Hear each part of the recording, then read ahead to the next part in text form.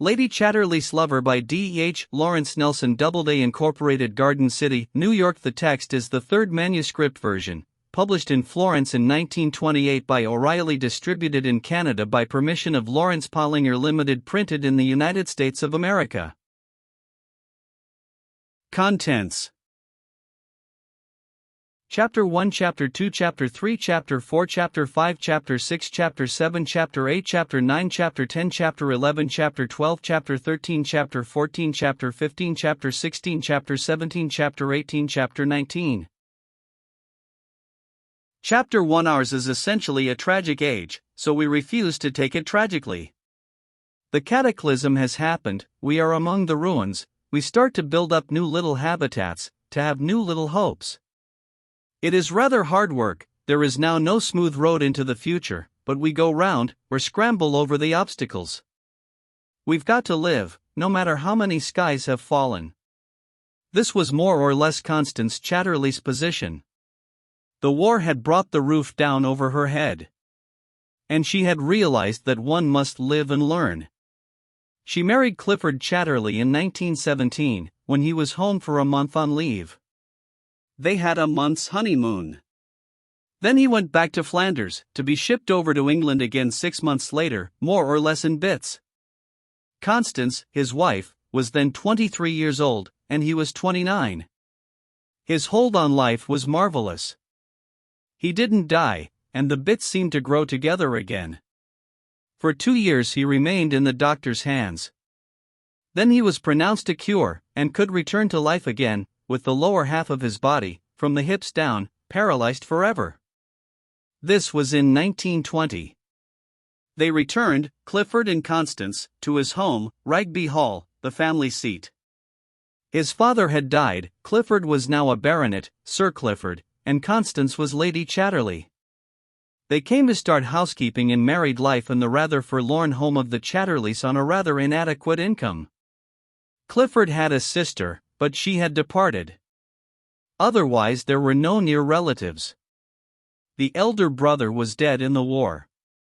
Crippled forever, knowing he could never have any children, Clifford came home to the smoky Midlands to keep the Chatterley name alive while he could. He was not really downcast. He could wheel himself about in a wheelchair, and he had a bath chair with a small motor attachment, so he could drive himself slowly round the garden and into the fine melancholy park, of which he was really so proud, though he pretended to be flippant about it. Having suffered so much, the capacity for suffering had to some extent left him. He remained strange and bright and cheerful, almost, one might say, chirpy, with his ruddy, healthy-looking face, and his pale blue, challenging bright eyes. His shoulders were broad and strong, his hands were very strong. He was expensively dressed, and wore handsome neckties from Bond Street. Yet still in his face one saw the watchful look, the slight vacancy of a cripple. He had so very nearly lost his life, that what remained was wonderfully precious to him. It was obvious in the anxious brightness of his eyes, how proud he was, after the great shock, of being alive. But he had been so much hurt that something inside him had perished, some of his feelings had gone. There was a blank of insentience. Constance, his wife, was a ruddy, country-looking girl with soft brown hair and sturdy body, and slow movements, full of unusual energy. She had big, wondering eyes, and a soft mild voice, and seemed just to have come from her native village. It was not so at all. Her father was the once well-known old Sir Malcolm Reed. Her mother had been one of the cultivated Fabians in the palmy, rather pre-Raphaelite days. Between artists and cultured socialists, Constance and her sister Hilda had what might be called an aesthetically unconventional upbringing. They had been taken to Paris and Florence and Rome to breathe in art, and they had been taken also in the other direction, to The Hague and Berlin, to great socialist conventions, where the speakers spoke in every civilized tongue, and no one was abashed. The two girls, therefore, were from an early age not the least daunted by either art or ideal politics. It was their natural atmosphere. They were at once cosmopolitan and provincial, with the cosmopolitan provincialism of art that goes with pure social ideals. They had been sent to Dresden at the age of 15, for music among other things. and they had had a good time there. They lived freely among the students, they argued with the men over philosophical, sociological, and artistic matters. They were just as good as the men themselves, only better, since they were women. And they tramped off to the forests with sturdy youths bearing guitars, twang twang. They sang the Wandervogel songs, and they were free. Free! That was the great word. Out in the open world, out in the forests of the morning, with lusty and splendid-throated young fellows, free to do as they liked, and, above all, to say what they liked. It was the talk that mattered supremely, the impassioned interchange of talk. Love was only a minor accompaniment. Both Hilda and Constance had had their tentative love affairs by the time they were 18. The young men with whom they talked so passionately and sang so lustily and camped under the trees in such freedom wanted, of course, the love connection. The girls were doubtful, but then the thing was so much talked about, it was supposed to be so important. And the men were so humble and craving. Why couldn't a girl be queenly, and give the gift of herself? So they had given the gift of themselves, each to the youth with whom she had the most subtle and intimate arguments. The arguments, the discussions were the great thing, the love-making and connection were only a sort of primitive reversion and a bit of an anticlimax. One was less in love with the boy afterwards, and a little inclined to hate him, as if he had trespassed on one's privacy and inner freedom. For, of course, being a girl, one's whole dignity and meaning in life consisted in the achievement of an absolute, a perfect, a pure and noble freedom. What else did a girl's life mean? To shake off the old and sordid connections and subjections. And however one might sentimentalize it, this sex business was one of the most ancient, sordid connections and subjections. Poets who glorified it were mostly men. Women had always known there was something better, something higher. And now they knew it more definitely than ever. The beautiful pure freedom of a woman was infinitely more wonderful than any sexual love. The only unfortunate thing was that men lagged so far behind women in the matter. They insisted on the sex thing like dogs. And a woman had to yield. A man was like a child with his appetites. A woman had to yield him what he wanted, or like a child he would probably turn nasty and flounce away and spoil what was a very pleasant connection. But a woman could yield to a man without yielding her inner, free self. That the poets and talkers about sex did not seem to have taken sufficiently into account. A woman could take a man without really giving herself away. Certainly she could take him without giving herself into his power. Rather she could use the sex thing to have power over him. For she only had to hold herself back in sexual intercourse, and let him finish and expend himself without herself coming to the crisis, and then she could prolong the connection and achieve her orgasm and her crisis while he was merely her tool. Both sisters had had their love experience by the time the war came, and they were hurried home. Neither was ever in love with a young man unless he and she were verbally very near, that is, unless they were profoundly interested, talking to one another.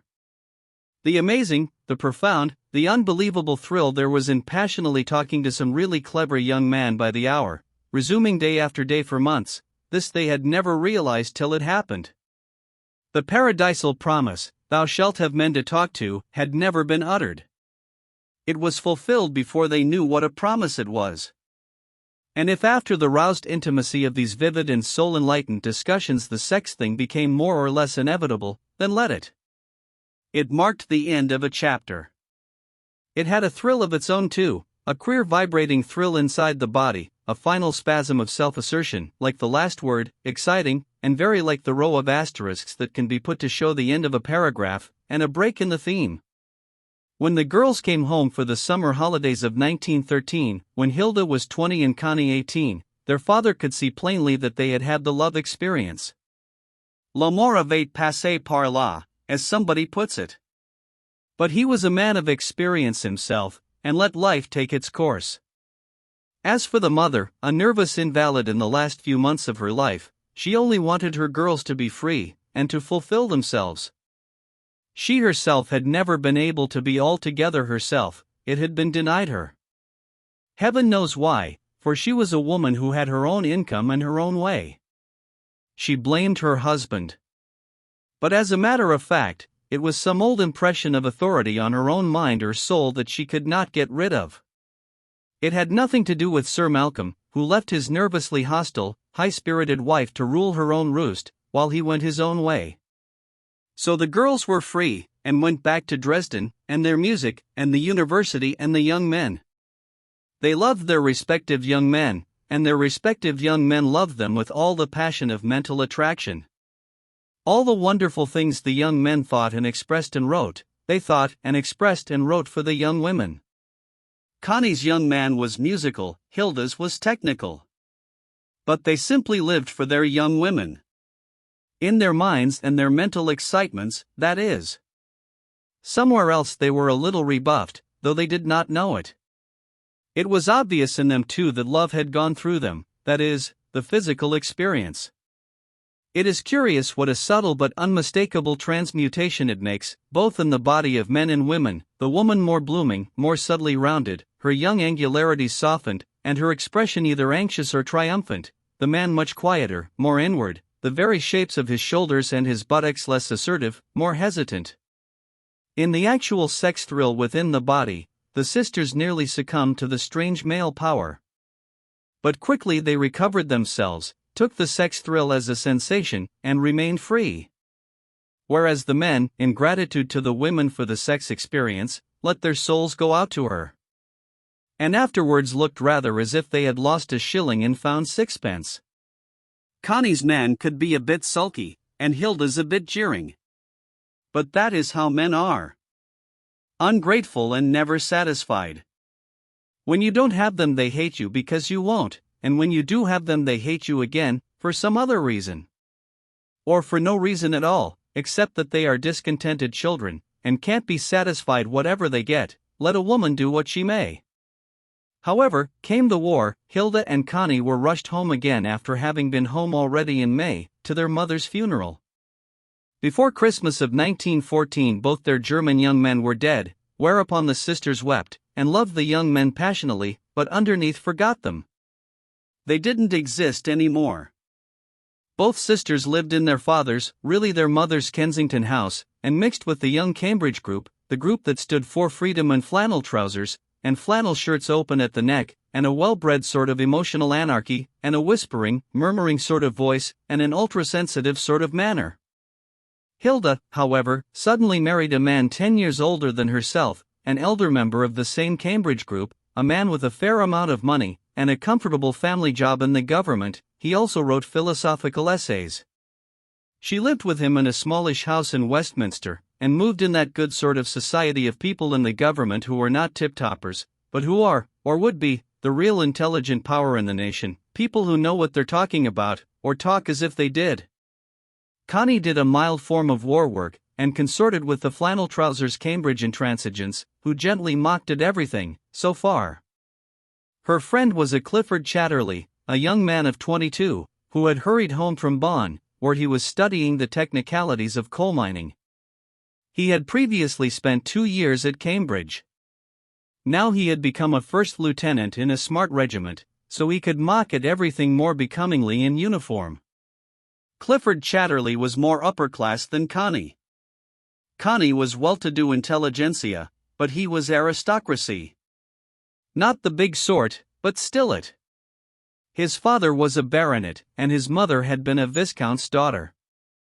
But Clifford, while he was better bred than Connie, and more society, was in his own way more provincial and more timid.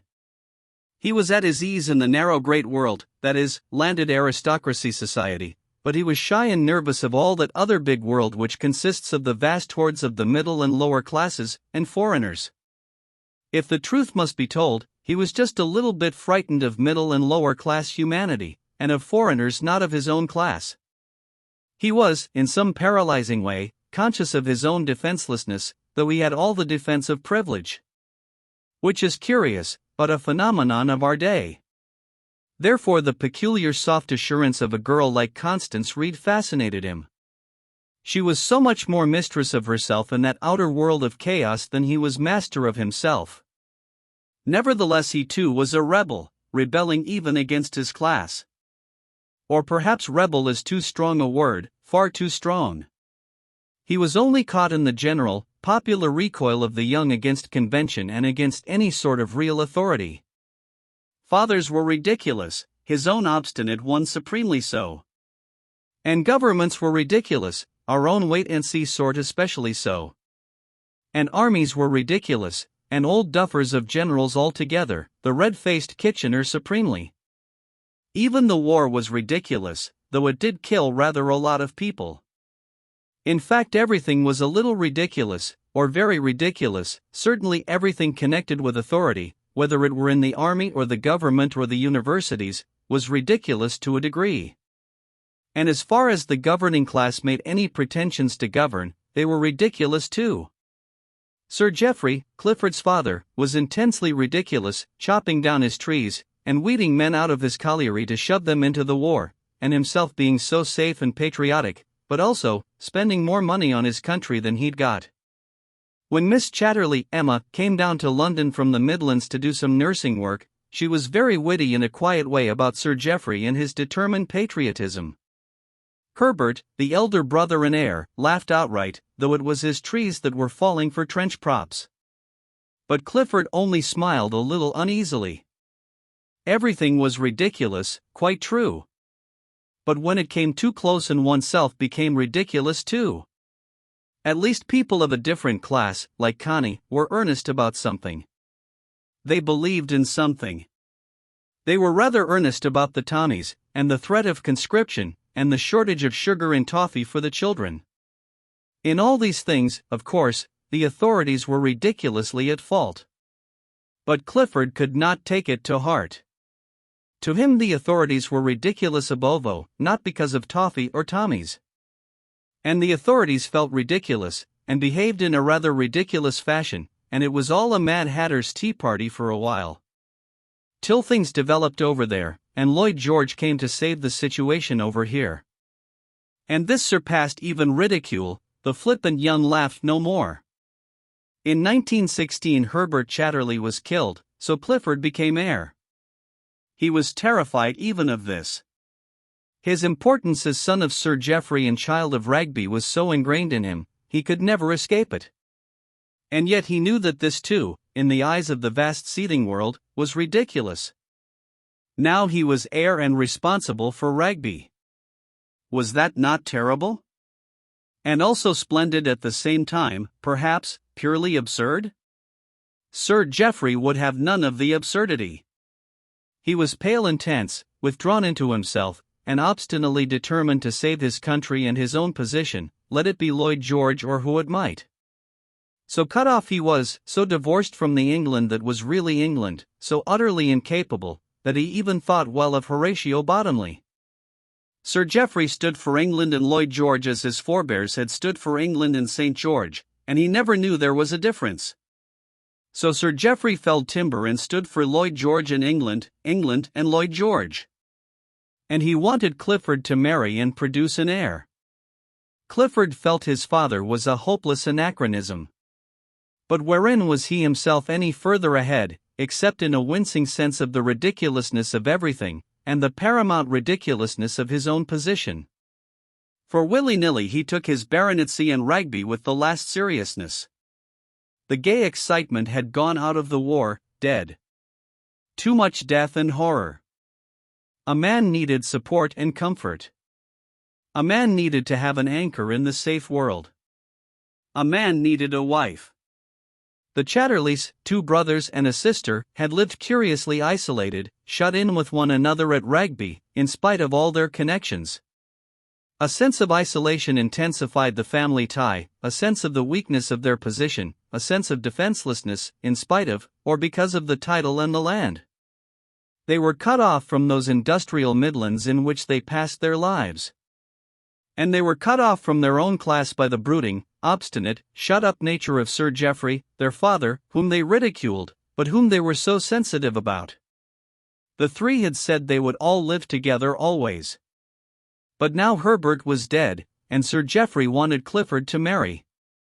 Sir Geoffrey barely mentioned it, he spoke very little. But his silent, brooding insistence that it should be so was hard for Clifford to bear up against. But Emma said no.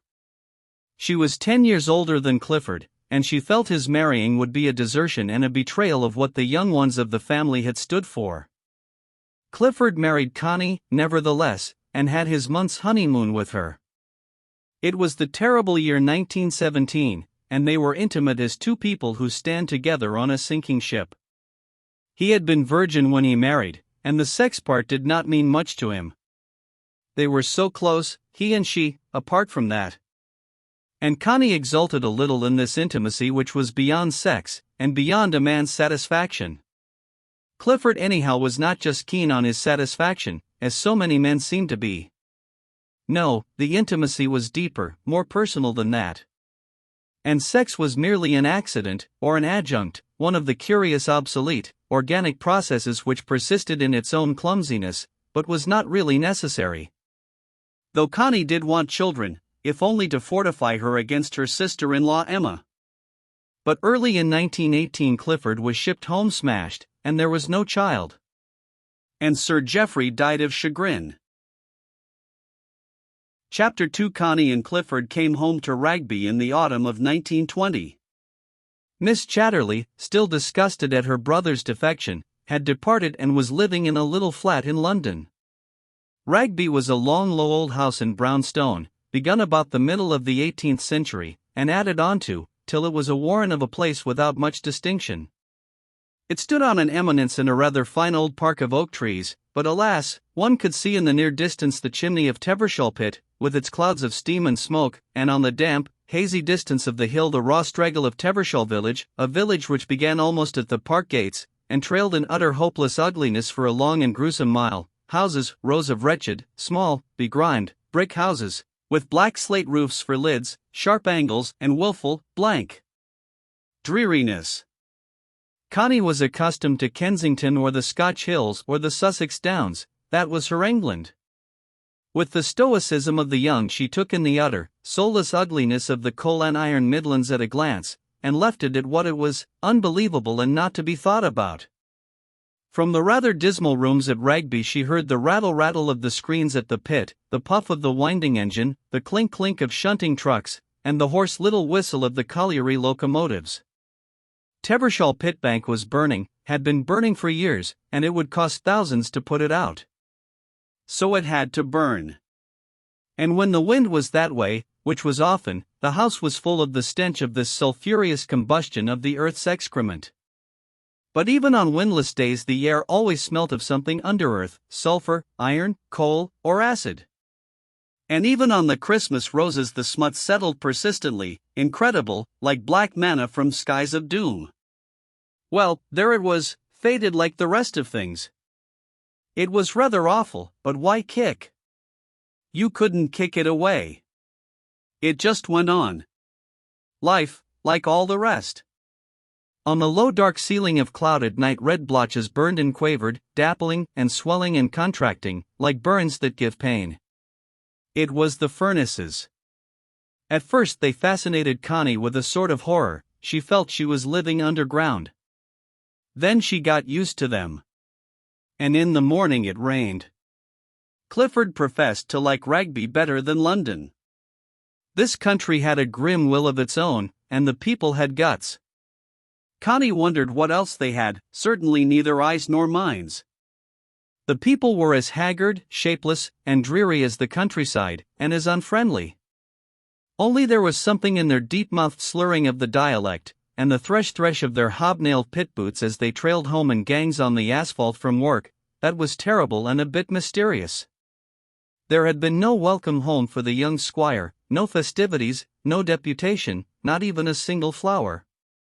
Only a dank ride in a motor car up a dark, damp drive, burrowing through gloomy trees, out to the slope of the park where grey damp sheep were feeding, to the knoll where the house spread its dark brown facade, and the housekeeper and her husband were hovering, like unsure tenants on the face of the earth, ready to stammer a welcome. There was no communication between Ragby Hall and Tevershall village, none. No caps were touched, no curtsies bobbed. The colliers merely stared, the tradesmen lifted their caps to Connie as to an acquaintance, and nodded awkwardly to Clifford, that was all. Gulf impassable, and a quiet sort of resentment on either side. At first Connie suffered from the steady drizzle of resentment that came from the village. Then she hardened herself to it, and it became a sort of tonic, something to live up to. It was not that she and Clifford were unpopular, they merely belonged to another species altogether from the colliers. Gulf impassable, breach indescribable, such as is perhaps non-existent south of the Trent. But in the Midlands and the industrial North Gulf impassable, across which no communication could take place. You stick to your side, I'll stick to mine. A strange denial of the common pulse of humanity. Yet the village sympathized with Clifford and Connie in the abstract. In the flesh it was, you leave me alone, on either side. The rector was a nice man of about 60, full of his duty, and reduced, personally, almost to a non-entity by the silent, you leave me alone, of the village. The miners' wives were nearly all Methodists. The miners were nothing. But even so much official uniform as the clergyman wore was enough to obscure entirely the fact that he was a man like any other man. No, he was Mr. Ashby, a sort of automatic preaching and praying concern. This stubborn, instinctive, we think ourselves as good as you, if you are Lady Chatterley, puzzled and baffled Connie at first extremely. The curious, suspicious, false amiability with which the miners' wives met her overtures, the curiously offensive tinge of "oh dear me, I am somebody now, with Lady Chatterley talking to me. But she needn't think I'm not as good as her for all that," which she always heard twanging in the women's half-fawning voices, was impossible. There was no getting past it. It was hopelessly and offensively nonconformist. Clifford left them alone, and she learned to do the same. She just went by without looking at them, and they stared as if she were a walking wax figure. When he had to deal with them, Clifford was rather haughty and contemptuous. One could no longer afford to be friendly. In fact, he was altogether rather supercilious and contemptuous of anyone not in his own class. He stood his ground, without any attempt at conciliation. And he was neither liked nor disliked by the people, he was just part of things, like the pit bank and Rugby itself. But Clifford was really extremely shy and self-conscious now he was Lamed. He hated seeing anyone except just the personal servants. For he had to sit in a wheeled chair or a sort of bath chair. Nevertheless, he was just as carefully dressed as ever, by his expensive tailors, and he wore the careful Bond Street neckties just as before, and from the top he looked just as smart and impressive as ever. He had never been one of the modern ladylike young men, rather bucolic even, with his ruddy face and broad shoulders.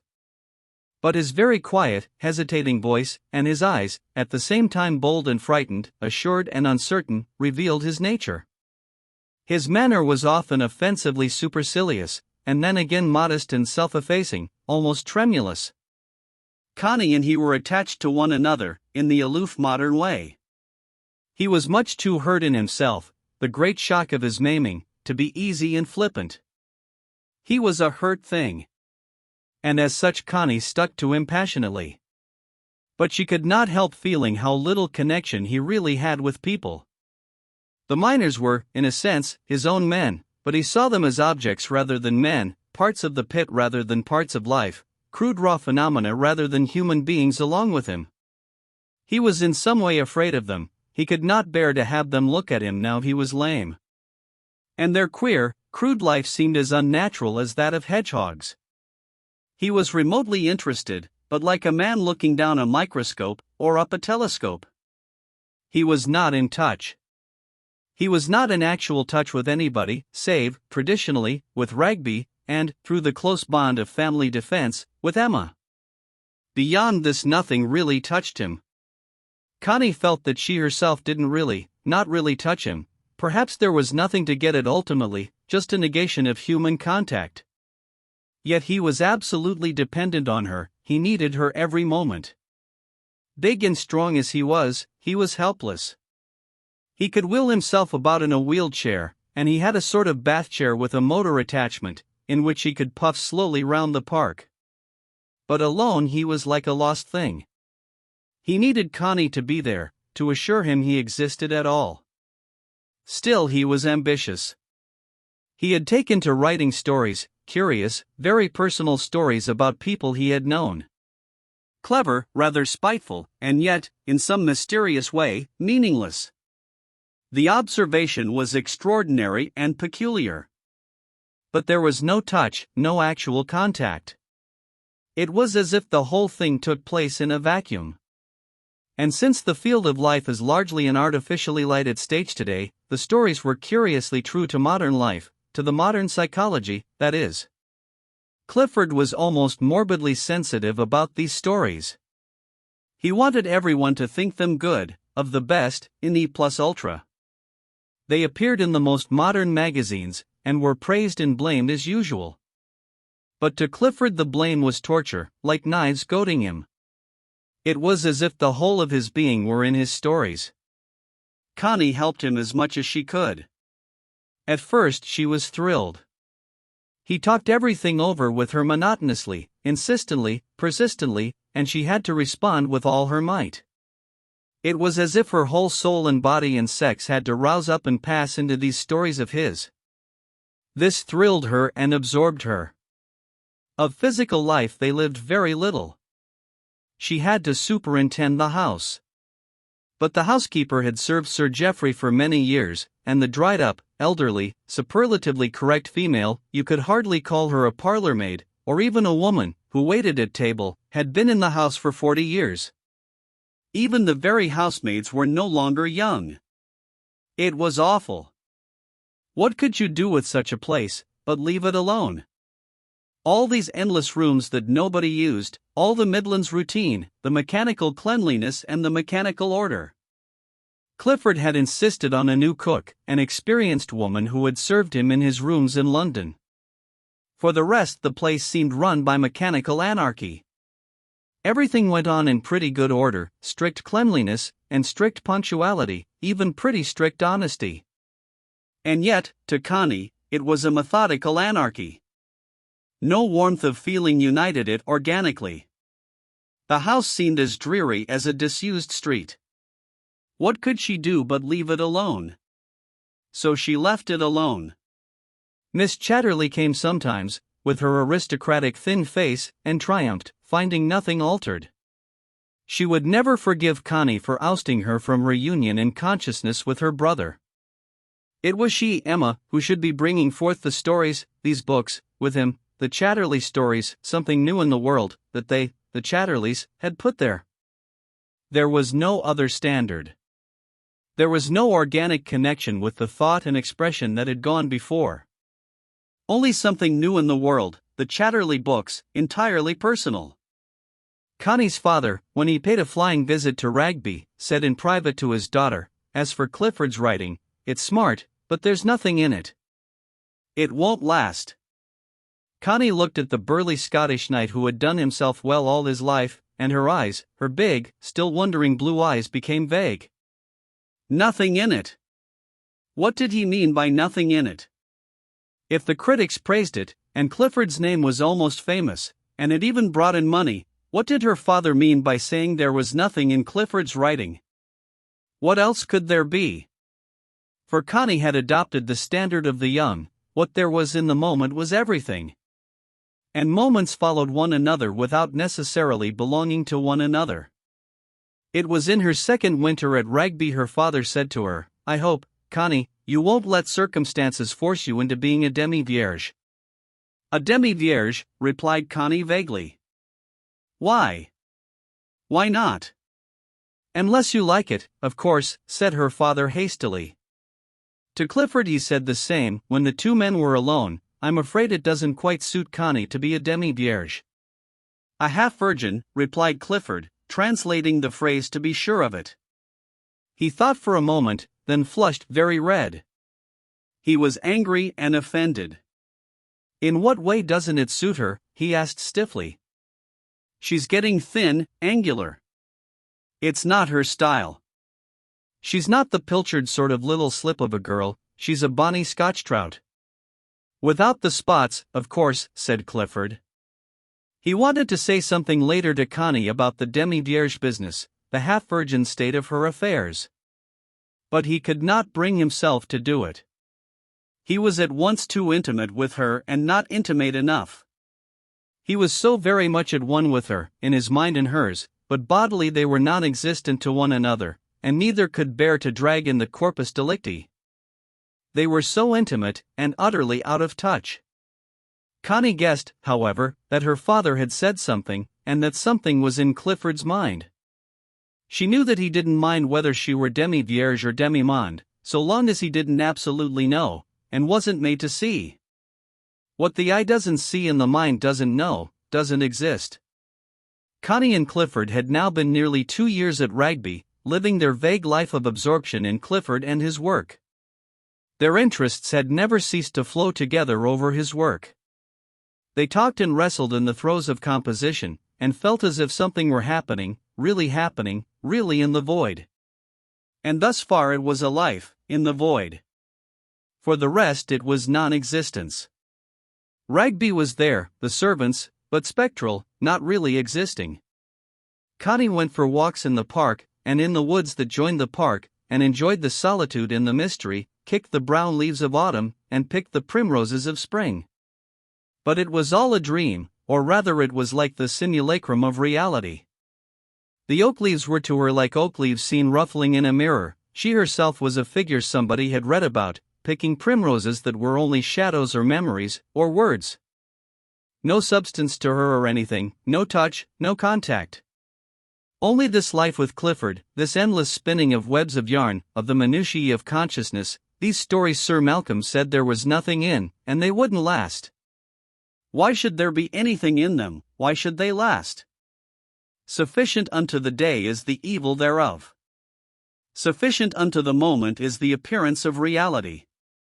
Clifford had quite a number of friends, acquaintances really, and he invited them to Ragby. He invited all sorts of people, critics and writers, people who would help to praise his books. And they were flattered at being asked to Ragby, and they praised. Connie understood it all perfectly. But why not? This was one of the fleeting patterns in the mirror. What was wrong with it? She was hostess to these people, mostly men. She was hostess also to Clifford's occasional aristocratic relations. Being a soft, ruddy, country-looking girl, inclined to freckles, with big blue eyes, and curling, brown hair, and a soft voice, and rather strong, female loin, she was considered a little old-fashioned and womanly. She was not a little pilchard sort of fish, like a boy, with a boy's flat breast and little buttocks. She was too feminine to be quite smart. So the men, especially those no longer young, were very nice to her indeed. But, knowing what torture poor Clifford would feel at the slightest sign of flirting on her part, she gave them no encouragement at all. She was quiet and vague, she had no contact with them and intended to have none. Clifford was extraordinarily proud of himself. His relatives treated her quite kindly. She knew that the kindliness indicated a lack of fear, and that these people had no respect for you unless you could frighten them a little. But again she had no contact. She let them be kindly and disdainful, she let them feel they had no need to draw their steel in readiness. She had no real connection with them. Time went on. Whatever happened, nothing happened, because she was so beautifully out of contact. She and Clifford lived in their ideas and his books. She entertained, there were always people in the house. Time went on as the clock does, 8:30 instead of 7:30. Chapter 3. Connie was aware, however, of a growing restlessness. Out of her disconnection, a restlessness was taking possession of her like madness. It twitched her limbs when she didn't want to twitch them. It jerked her spine when she didn't want to jerk upright but preferred to rest comfortably. It thrilled inside her body, in her womb, somewhere, till she felt she must jump into water and swim to get away from it, a mad restlessness. It made her heart beat violently for no reason. And she was getting thinner. It was just restlessness. She would rush off across the park, and abandon Clifford, and lie prone in the bracken. To get away from the house, she must get away from the house and everybody. The wood was her one refuge, her sanctuary. But it was not really a refuge, a sanctuary, because she had no connection with it. It was only a place where she could get away from the rest. She never really touched the spirit of the wood itself, if it had any such nonsensical thing. Vaguely she knew herself that she was going to pieces in some way. Vaguely she knew she was out of connection, she had lost touch with the substantial and vital world. Only Clifford and his books, which did not exist, which had nothing in them. Void to void. Vaguely she knew. But it was like beating her head against a stone. Her father warned her again, "Why don't you get yourself a beau, Connie? Do you all the good in the world?" That winter Michaelis came for a few days. He was a young Irishman who had already made a large fortune by his plays in America. He had been taken up quite enthusiastically for a time by Smart Society in London, for he wrote Smart Society plays. Then gradually Smart Society realized that it had been made ridiculous at the hands of a down-at-heel Dublin street rat, and revulsion came. Michaelis was the last word in what was caddish and boundarish. He was discovered to be anti-English, and to the class that made this discovery this was worse than the dirtiest crime. He was cut dead, and his corpse thrown into the refuse can. Nevertheless Michaelis had his apartment in Mayfair, and walked down Bond Street the image of a gentleman, for you cannot get even the best tailors to cut their low-down customers, when the customers pay. Clifford was inviting the young man of 30 at an inauspicious moment in that young man's career. Yet Clifford did not hesitate. Michaelis had the ear of a few million people, probably, and, being a hopeless outsider, he would no doubt be grateful to be asked down to Rugby at this juncture, when the rest of the smart world was cutting him. Being grateful, he would no doubt do Clifford good over there in America. Kudos. A man gets a lot of kudos, whatever that may be, by being talked about in the right way, especially over there. Clifford was a coming man, and it was remarkable what a sound publicity instinct he had. In the end Michaelis did him most nobly in a play, and Clifford was a sort of popular hero. Till the reaction, when he found he had been made ridiculous. Connie wondered a little over Clifford's blind, imperious instinct to become known, that is, to the vast amorphous world he did not himself know, and of which he was uneasily afraid, known as a writer, as a first-class modern writer. Connie was aware from successful, old, hearty, bluffing Sir Malcolm, that artists did advertise themselves, and exert themselves to put their goods over. But her father used channels ready-made, used by all the other RAs who sold their pictures. Whereas Clifford discovered new channels of publicity, all kinds. He had all kinds of people at Rugby, without exactly lowering himself. But, determined to build himself a monument of reputation quickly, he used any handy rubble in the making. Michaelis arrived duly, in a very neat car, with a chauffeur and a manservant. He was absolutely Bond Street. But at sight of him something in Clifford's country soul recoiled. He wasn't exactly, not exactly, in fact, he wasn't at all, well, what his appearance intended to imply. To Clifford this was final and enough. Yet he was very polite to the man, to the amazing success in him.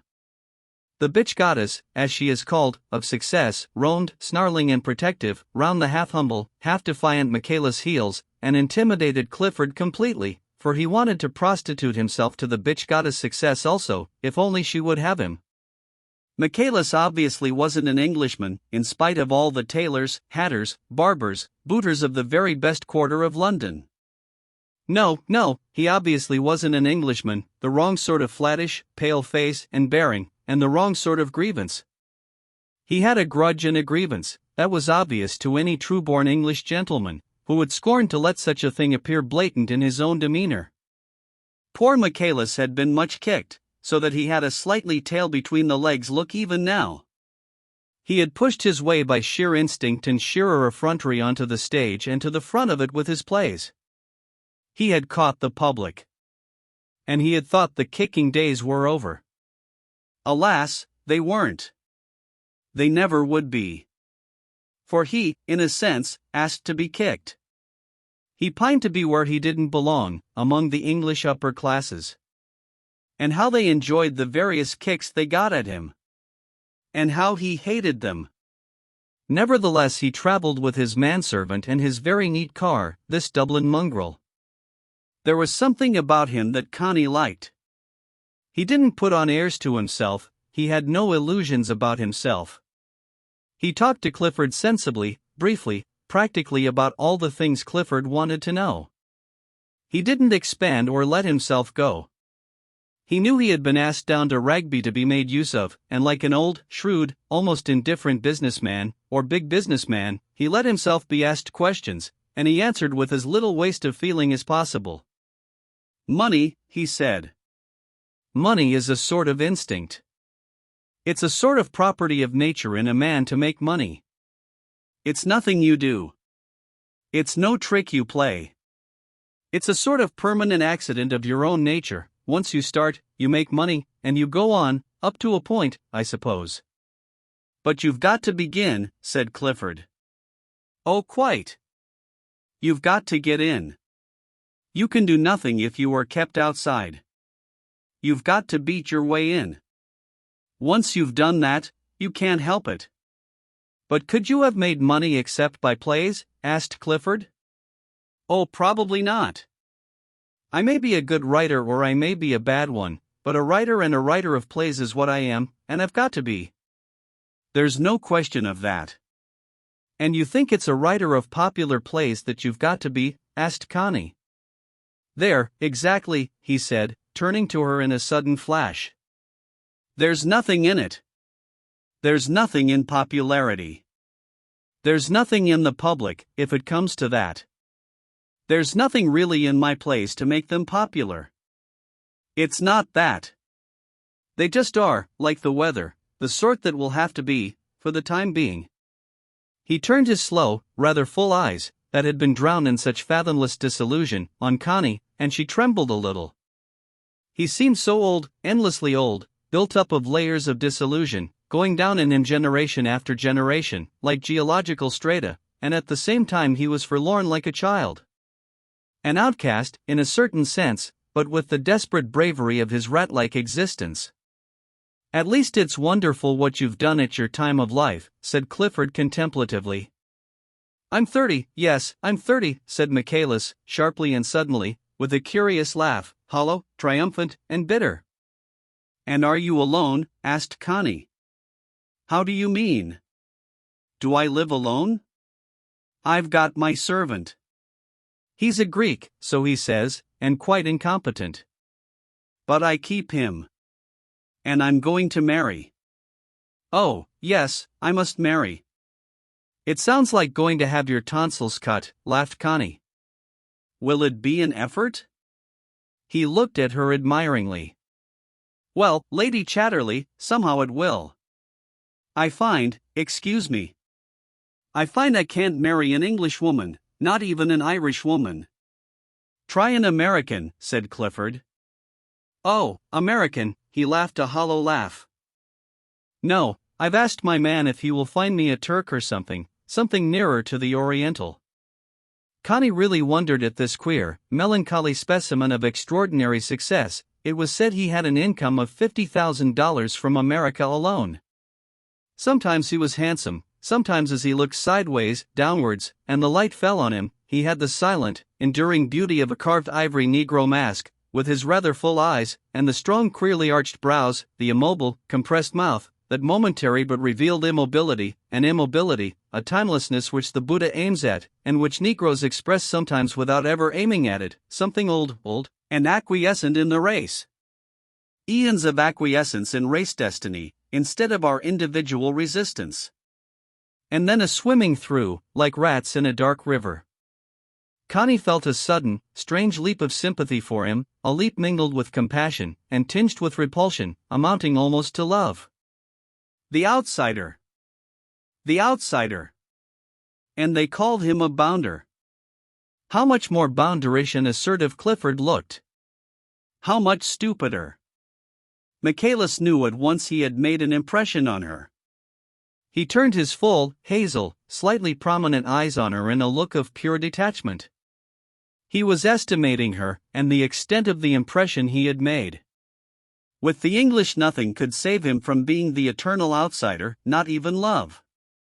Yet women sometimes fell for him. English women too. He knew just where he was with Clifford. They were two alien dogs which would have liked to snarl at one another, but which smiled instead, perforce. But with the woman he was not quite so sure. Breakfast was served in the bedrooms, Clifford never appeared before lunch, and the dining room was a little dreary.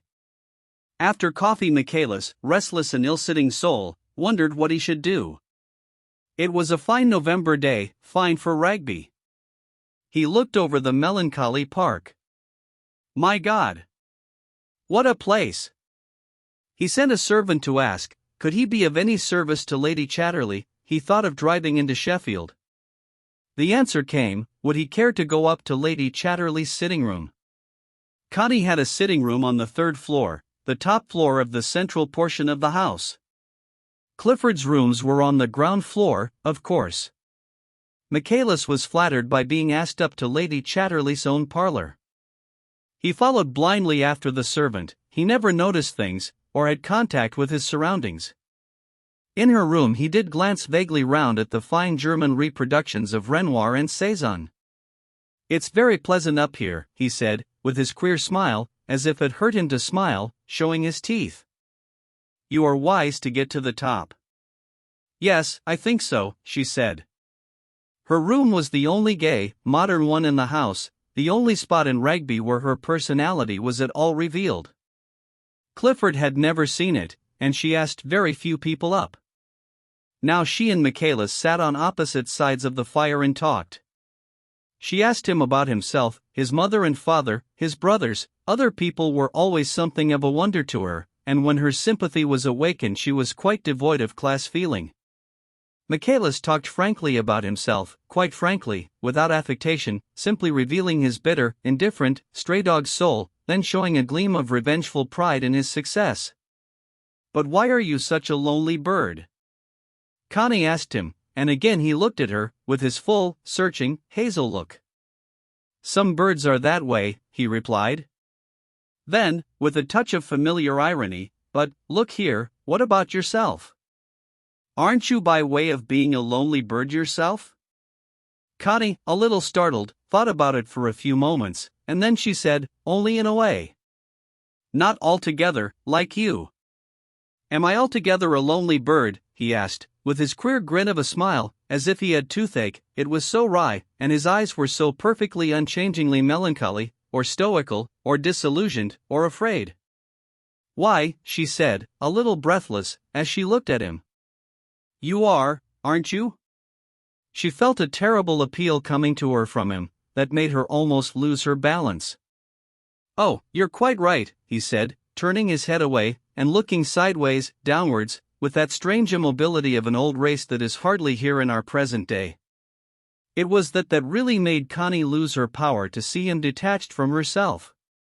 He looked up at her with the full glance that saw everything, registered everything. At the same time, the infant crying in the night was crying out of his breast to her in a way that affected her very womb. It's awfully nice of you to think of me, he said laconically. Why shouldn't I think of you? She exclaimed with hardly breath to utter it. He gave the wry, quick hiss of a laugh. Oh, in that way. May I hold your hand for a minute? He asked suddenly, fixing his eyes on her with almost hypnotic power, and sending out an appeal that affected her direct in the womb. She stared at him, dazed and transfixed, and he went over and kneeled beside her, and took her 2 feet close in his 2 hands, and buried his face in her lap, remaining motionless. She was perfectly dim and dazed, looking down in a sort of amazement at the rather tender nape of his neck, feeling his face pressing her thighs. In all her burning dismay, she could not help putting her hand, with tenderness and compassion, on the defenseless nape of his neck, and he trembled with a deep shudder.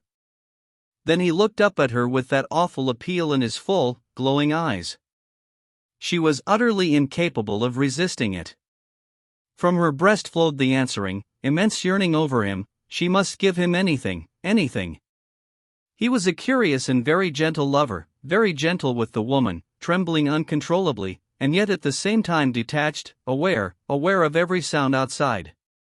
To her it meant nothing except that she gave herself to him. And at length he ceased to quiver any more, and lay quite still, quite still. Then, with dim, compassionate fingers, she stroked his head, that lay on her breast. When he rose, he kissed both her hands, then both her feet, in their suede slippers, and in silence went away to the end of the room, where he stood with his back to her. There was silence for some minutes. Then he turned and came to her again as she sat in her old place by the fire. "And now, I suppose you'll hate me," he said in a quiet, inevitable way. She looked up at him quickly. "Why should I?" she asked. "They mostly do," he said, then he caught himself up. "I mean, a woman is supposed to." "This is the last moment when I ought to hate you," she said resentfully. "I know. I know. It should be so. You're frightfully good to me." He cried miserably. She wondered why he should be miserable. "Won't you sit down again?" she said. He glanced at the door. "Sir Clifford," he said. Won't he be?" She paused a moment to consider. "Perhaps," she said. And she looked up at him. "I don't want Clifford to know, not even to suspect. It would hurt him so much. But I don't think it's wrong, do you?" "Wrong? Good God, no. You're only too infinitely good to me. I can hardly bear it." He turned aside, and she saw that in another moment he would be sobbing. "But we needn't let Clifford know, need we?" she pleaded. "It would hurt him so. And if he never knows, never suspects, it hurts nobody." "Me," he said, almost fiercely, "he'll know nothing from me." "You see if he does." "Me give myself away." "Ha! Ha!" He laughed hollowly, cynically at such an idea. She watched him in wonder. He said to her, "May I kiss your hand and go? I'll run into Sheffield, I think, and lunch there if I may, and be back to tea. May I do anything for you? May I be sure you don't hate me, and that you won't?" He ended with a desperate note of cynicism. "No, I don't hate you," she said. "I think you're nice." "Ah," he said to her fiercely, "I'd rather you said that to me than said you love me. It means such a lot more." "Till afternoon then." "I've plenty to think about till then." He kissed her hands humbly and was gone. "I don't think I can stand that young man," said Clifford at lunch. "Why?" asked Connie. "He's such a bounder underneath his veneer, just waiting to bounce us." "I think people have been so unkind to him," said Connie. "Do you wonder? And do you think he employs his shining hours doing deeds of kindness?" "I think he has a certain sort of generosity." "Towards whom?" "I don't quite know." "Naturally you don't. I'm afraid you mistake unscrupulousness for generosity." Connie paused. Did she? It was just possible. Yet the unscrupulousness of Michaelis had a certain fascination for her. He went whole lengths where Clifford only crept a few timid paces. In his way he had conquered the world, which was what Clifford wanted to do. Ways and means. Were those of Michaelis more despicable than those of Clifford? Was the way the poor outsider had shoved and bounced himself forward in person, and by the back doors, any worse than Clifford's way of advertising himself into prominence? The bitch goddess, Success, was trailed by thousands of gasping dogs with lolling tongues. The one that got her first was the real dog among dogs, if you go by Success. So Michaelis could keep his tail up. The queer thing was, he didn't. He came back towards tea time with a large handful of violets and lilies, and the same hangdog expression. Connie wondered sometimes if it were a sort of mask to disarm opposition, because it was almost too fixed. Was he really such a sad dog? His sad dog sort of extinguished self persisted all the evening, though through it Clifford felt the inner effrontery. Connie didn't feel it, perhaps because it was not directed against women, only against men, and their presumptions and assumptions. That indestructible, inward effrontery in the meager fellow was what made men so down on Michaelis. His very presence was an affront to a man of society, cloak it as he might in an assumed good manner. Connie was in love with him, but she managed to sit with her embroidery and let the men talk, and not give herself away.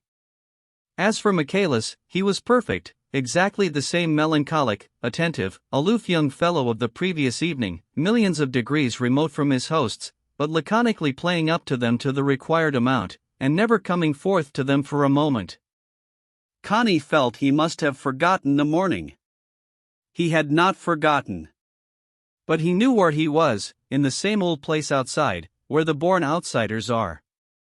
He didn't take the lovemaking altogether personally. He knew it would not change him from an ownerless dog, whom everybody begrudges its golden collar, into a comfortable society dog. The final fact being that at the very bottom of his soul he was an outsider, an antisocial, and he accepted the fact inwardly, no matter how Bond Streety he was on the outside. His isolation was a necessity to him, just as the appearance of conformity in mixing in with the smart people was also a necessity. But occasional love, as a comfort and soothing, was also a good thing, and he was not ungrateful. On the contrary, he was burningly, poignantly grateful for a piece of natural, spontaneous kindness, almost to tears. Beneath his pale, immobile, disillusioned face, his child's soul was sobbing with gratitude to the woman, and burning to come to her again, just as his outcast soul was knowing he would keep really clear of her. He found an opportunity to say to her, as they were lighting the candles in the hall, "May I come?" "I'll come to you," she said. "Oh, good." He waited for her a long time, but she came. He was the trembling, excited sort of lover, whose crisis soon came, and was finished. There was something curiously childlike and defenseless about his naked body, as children are naked. His defenses were all in his wits and cunning, his very instincts of cunning, and when these were in abeyance he seemed doubly naked and like a child, of unfinished, tender flesh, and somehow struggling helplessly. He roused in the woman a wild sort of compassion and yearning, and a wild, craving physical desire. The physical desire he did not satisfy in her, he was always come unfinished so quickly, then shrinking down on her breast, and recovering somewhat his effrontery while she lay dazed, disappointed, lost. But then she soon learnt to hold him, to keep him there inside her when his crisis was over. And there he was generous and curiously potent, he stayed firm inside her, given to her, while she was active, wildly, passionately active, coming to her own crisis. And as he felt the frenzy of her achieving her own orgasmic satisfaction from his hard, erect passivity, he had a curious sense of pride and satisfaction. "Ah, how good," she whispered tremulously, and she became quite still, clinging to him. And he lay there in his own isolation, but somehow proud. He stayed that time only the 3 days, and to Clifford was exactly the same as on the first evening, to Connie also. There was no breaking down his external man. He wrote to Connie with the same plaintive melancholy note as ever, sometimes witty, and touched with a queer, sexless affection. A kind of hopeless affection he seemed to feel for her, and the essential remoteness remained the same. He was hopeless at the very core of him, and he wanted to be hopeless. He rather hated hope. "Un immense espérance à travers la terre," he read somewhere, and his comment was, "and it's darn well drowned everything worth having." Connie never really understood him, but, in her way, she loved him. And all the time she felt the reflection of his hopelessness in her. She couldn't quite love in hopelessness. And he, being hopeless, couldn't ever quite love at all. So they went on for quite a time, writing, and meeting occasionally in London. She still wanted the physical, sexual thrill she could get with him by her own activity, his little orgasm being over. And he still wanted to give it her. Which was enough to keep them connected. And enough to give her a subtle sort of self-assurance, something blind and a little arrogant. It was an almost mechanical confidence in her own powers, and went with a great cheerfulness. She was terrifically cheerful at Rugby. And she used all her aroused cheerfulness and satisfaction to stimulate Clifford, so that he wrote his best at this time, and was almost happy in his strange blind way. He really reaped the fruits of the sensual satisfaction she got out of Michaela's male passivity erect inside her.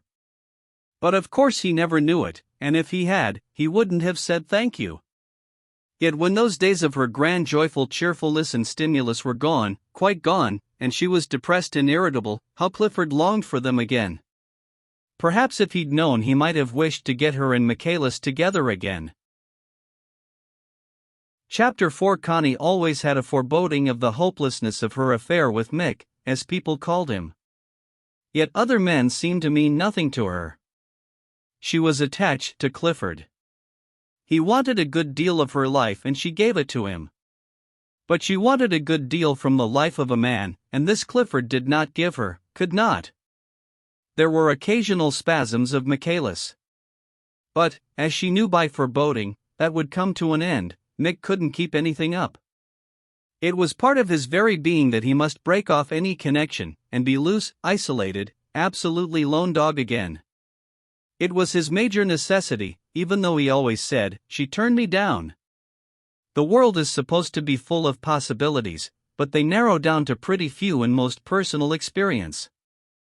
There's lots of good fish in the sea, maybe, but the vast masses seem to be mackerel or herring, and if you're not mackerel or herring yourself, you are likely to find very few good fish in the sea. Clifford was making strides into fame, and even money. People came to see him. Connie nearly always had somebody at Rugby. But if they weren't mackerel, they were herring, with an occasional catfish or conger eel. There were a few regular men, Constance, men who had been at Cambridge with Clifford. There was Tommy Dukes, who had remained in the army, and was a brigadier general. "The army leaves me time to think, and saves me from having to face the battle of life," he said. There was Charles May, an Irishman, who wrote scientifically about stars. There was Hammond, another writer. All were about the same age as Clifford, the young intellectuals of the day. They all believed in the life of the mind. What you did apart from that was your private affair, and didn't much matter. No one thinks of inquiring of another person at what hour he retires to the privy. It isn't interesting to anyone but the person concerned. And so with most of the matters of ordinary life, how you make your money, or whether you love your wife, or if you have affairs. All these matters concern only the person concerned, and, like going to the privy, have no interest for anyone else. The whole point about the sexual problem, said Hammond, who was a tall thin fellow with a wife and 2 children, but much more closely connected with a typewriter, is that there is no point to it. Strictly, there is no problem. We don't want to follow a man into the WC, so why should we want to follow him into bed with a woman? And therein lies the problem. If we took no more notice of the one thing than the other, there'd be no problem. It's all utterly senseless and pointless, a matter of misplaced curiosity. Quite, Hammond, quite. But if someone starts making love to Julia, you begin to simmer, and if he goes on, you are soon at boiling point. Julia was Hammond's wife. Why, exactly. So I should be if he began to urinate in a corner of my drawing room. There's a place for all these things. You mean you wouldn't mind if he made love to Julia in some discreet alcove?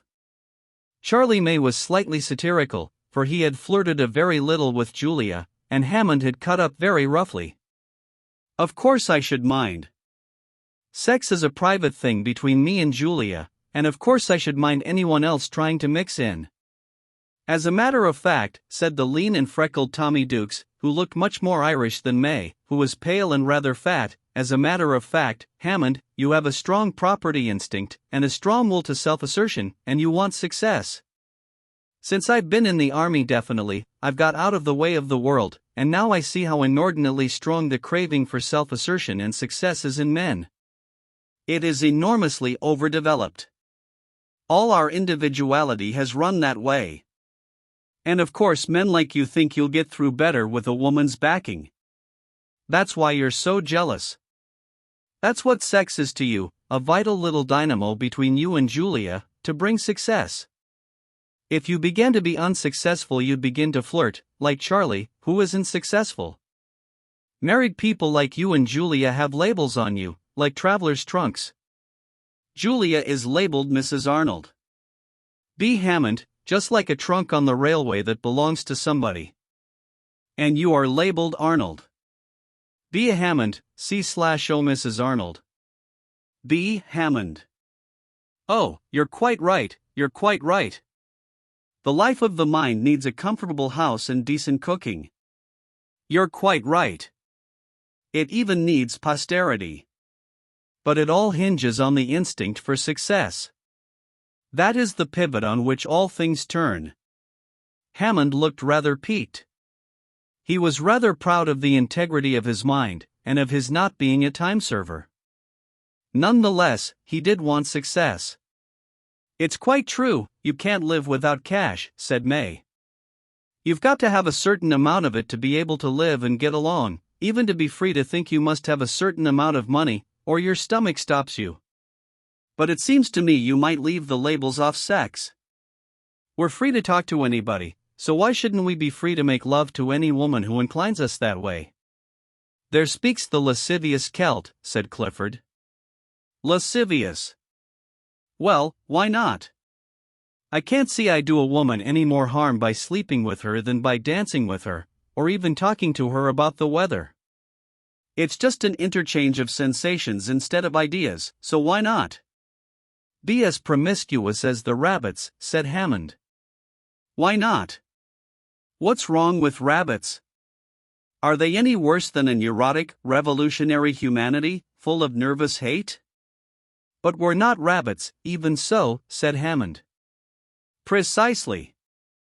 I have my mind, I have certain calculations to make in certain astronomical matters that concern me almost more than life or death. Sometimes indigestion interferes with me. Hunger would interfere with me disastrously. In the same way starved sex interferes with me. What then?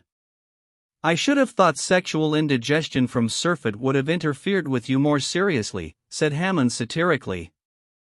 Not it. I don't overeat myself, and I don't overfuck myself. One has a choice about eating too much. But you would absolutely starve me. Not at all. You can marry. How do you know I can? It may not suit the process of my mind. Marriage might, and would, stultify my mental processes. I'm not properly pivoted that way, and so must I be chained in a kennel like a monk? All rot and funk, my boy. I must live and do my calculations. I need women sometimes. I refuse to make a mountain of it, and I refuse anybody's moral condemnation or prohibition. I'd be ashamed to see a woman walking round with my name label on her, address and railway station, like a wardrobe trunk. These two men had not forgiven each other about the Julia flirtation. It's an amusing idea, Charlie, said Dukes, that sex is just another form of talk, where you act the words instead of saying them. I suppose it's quite true. I suppose we might exchange as many sensations and emotions with women as we do ideas about the weather, and so on. Sex might be a sort of normal, physical conversation between a man and a woman. You don't talk to a woman unless you have ideas in common, that is, you don't talk with any interest. And in the same way, unless you had some emotion or sympathy in common with a woman, you wouldn't sleep with her. But if you have the proper sort of emotion or sympathy with a woman, you ought to sleep with her, said May. It's the only decent thing, to go to bed with her. Just as, when you are interested talking to someone, the only decent thing is to have the talk out. You don't prudishly put your tongue between your teeth and bite it. You just say out your say. And the same the other way. No, said Hammond. It's wrong. You, for example, May, you squander half your force with women. You'll never really do what you should do, with a fine mind such as yours. Too much of you goes the other way. Maybe it does, and too little of you goes that way, Hammond, my boy, married or not. You can keep the purity and integrity of your mind, but it's going damned dry. Your pure mind is going as dry as fiddlesticks, from what I see of it. You're simply talking it down. Tommy Dukes burst into a laugh. Go it you two minds, he said. Look at me. I don't do any high and pure mental work, nothing but jot down a few ideas. And yet I neither marry, or run after women. I think Charlie's quite right. If he wants to run after the women, he's quite free not to run too often. But I wouldn't prohibit him from running.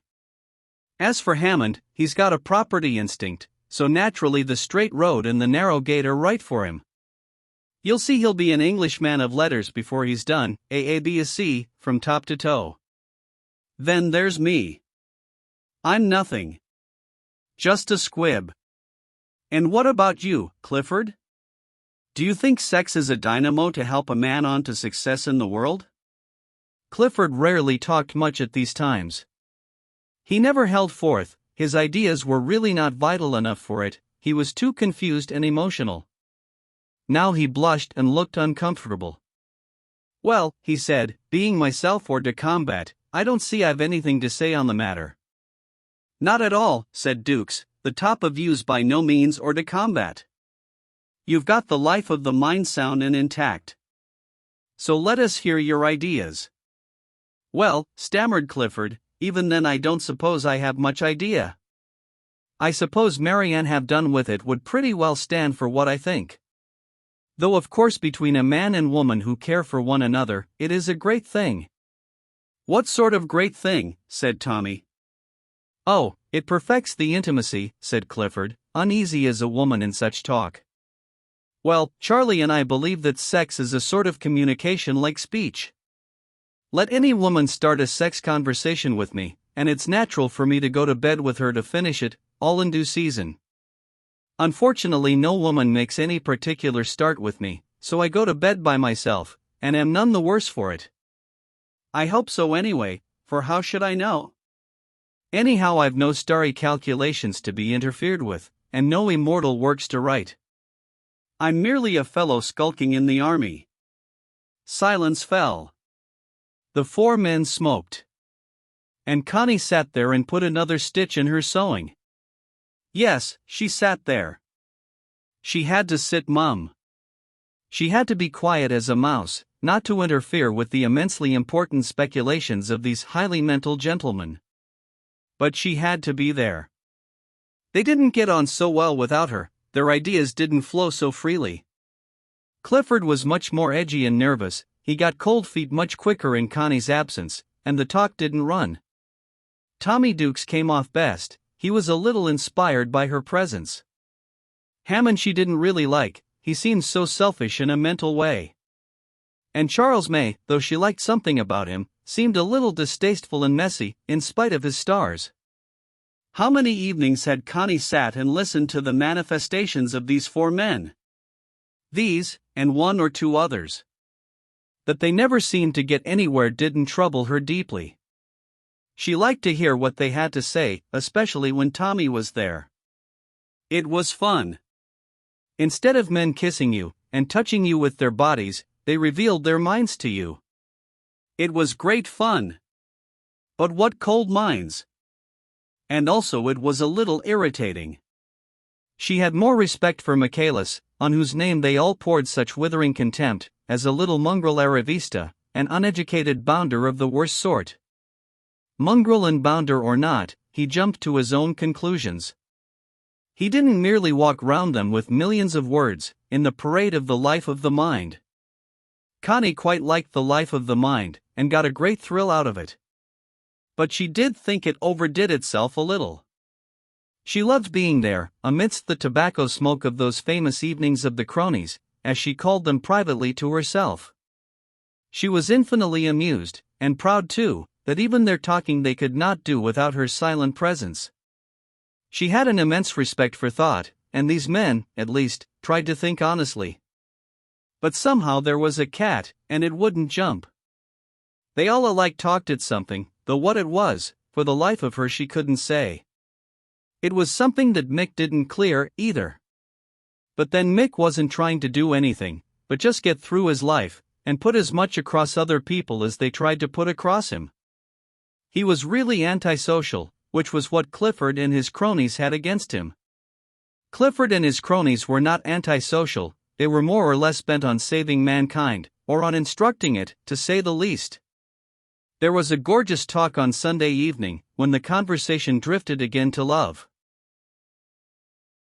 Blessed be the tie that binds our hearts in kindred something or other, said Tommy Dukes. I'd like to know what the tie is. The tie that binds us just now is mental friction on one another. And, apart from that, there's damned little tie between us. We bust apart, and say spiteful things about one another, like all the other damned intellectuals in the world. Damned everybody's, as far as that goes, for they all do it. Else we bust apart, and cover up the spiteful things we feel against one another by saying false sugaries. It's a curious thing that the mental life seems to flourish with its roots in spite, ineffable and fathomless spite. Always has been so. Look at Socrates, in Plato, and his bunch round him. The sheer spite of it all, just sheer joy in pulling somebody else to bits. Protagoras, or whoever it was. And Alcibiades, and all the other little disciple dogs joining in the fray. I must say it makes one prefer Buddha, quietly sitting under a bo tree, or Jesus, telling his disciples little Sunday stories, peacefully, and without any mental fireworks. No, there's something wrong with the mental life, radically. It's rooted in spite and envy and spite. Ye shall know the tree by its fruit. I don't think we're altogether so spiteful, protested Clifford. My dear Clifford, think of the way we talk each other over, all of us. I'm rather worse than anybody else, myself. Because I infinitely prefer the spontaneous spite to the concocted sugaries. Now they are poison. When I begin saying what a fine fellow Clifford is, etc., then poor Clifford is to be pitied. For God's sake, all of you, say spiteful things about me, then I shall know I mean something to you. Don't say sugaries, or I'm done. Oh, but I do think we honestly like one another, said Hammond. I tell you we say such spiteful things to one another, about one another, behind our backs. I'm the worst. And I do think you confuse the mental life with the critical activity. I agree with you, Socrates gave the critical activity a grand start, but he did more than that, said Charlie May, rather magisterially. The cronies had such a curious pomposity under their assumed modesty. It was all so ex cathedra, and it all pretended to be so humble. Dukes refused to be drawn about Socrates. That's quite true, criticism and knowledge are not the same thing, said Hammond. They aren't, of course, chimed in Barry, a brown, shy young man, who had called to see Dukes, and was staying the night. They all looked at him as if the ass had spoken. I wasn't talking about knowledge. I was talking about the mental life, laughed Dukes.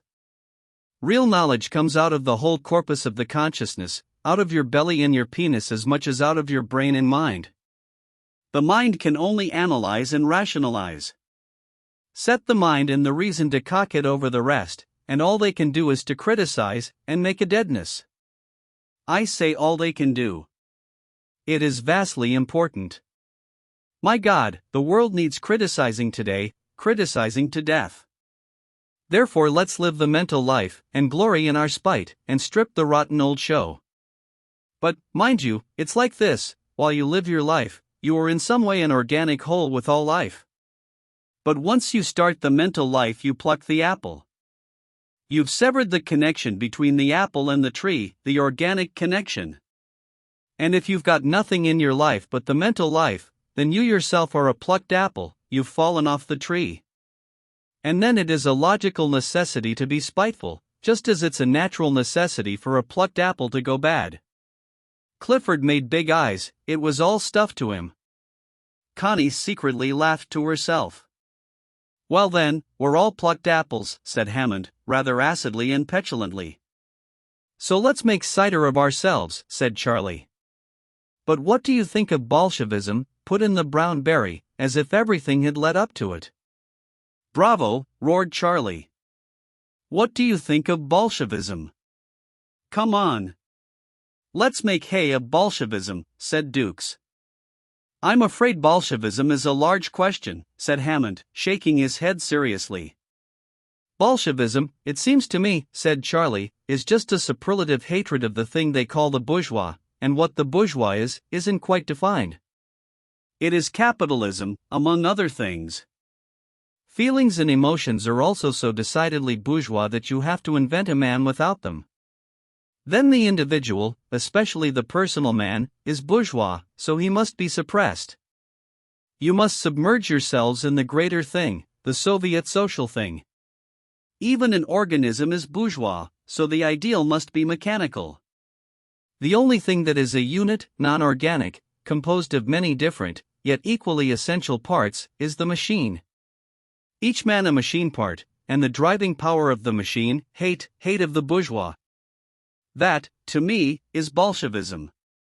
Absolutely, said Tommy, but also, it seems to me a perfect description of the whole of the industrial ideal. It's the factory owner's ideal in a nutshell, except that he would deny that the driving power was hate. Hate it is, all the same, hate of life itself. Just look at these Midlands, if it isn't plainly written up, but it's all part of the life of the mind, it's a logical development. I deny that Bolshevism is logical, it rejects the major part of the premises, said Hammond. My dear man, it allows the material premise, so does the pure mind, exclusively. At least Bolshevism has got down to rock bottom, said Charlie. Rock bottom. The bottom that has no bottom. The Bolshevists will have the finest army in the world in a very short time, with the finest mechanical equipment. But this thing can't go on, this hate business.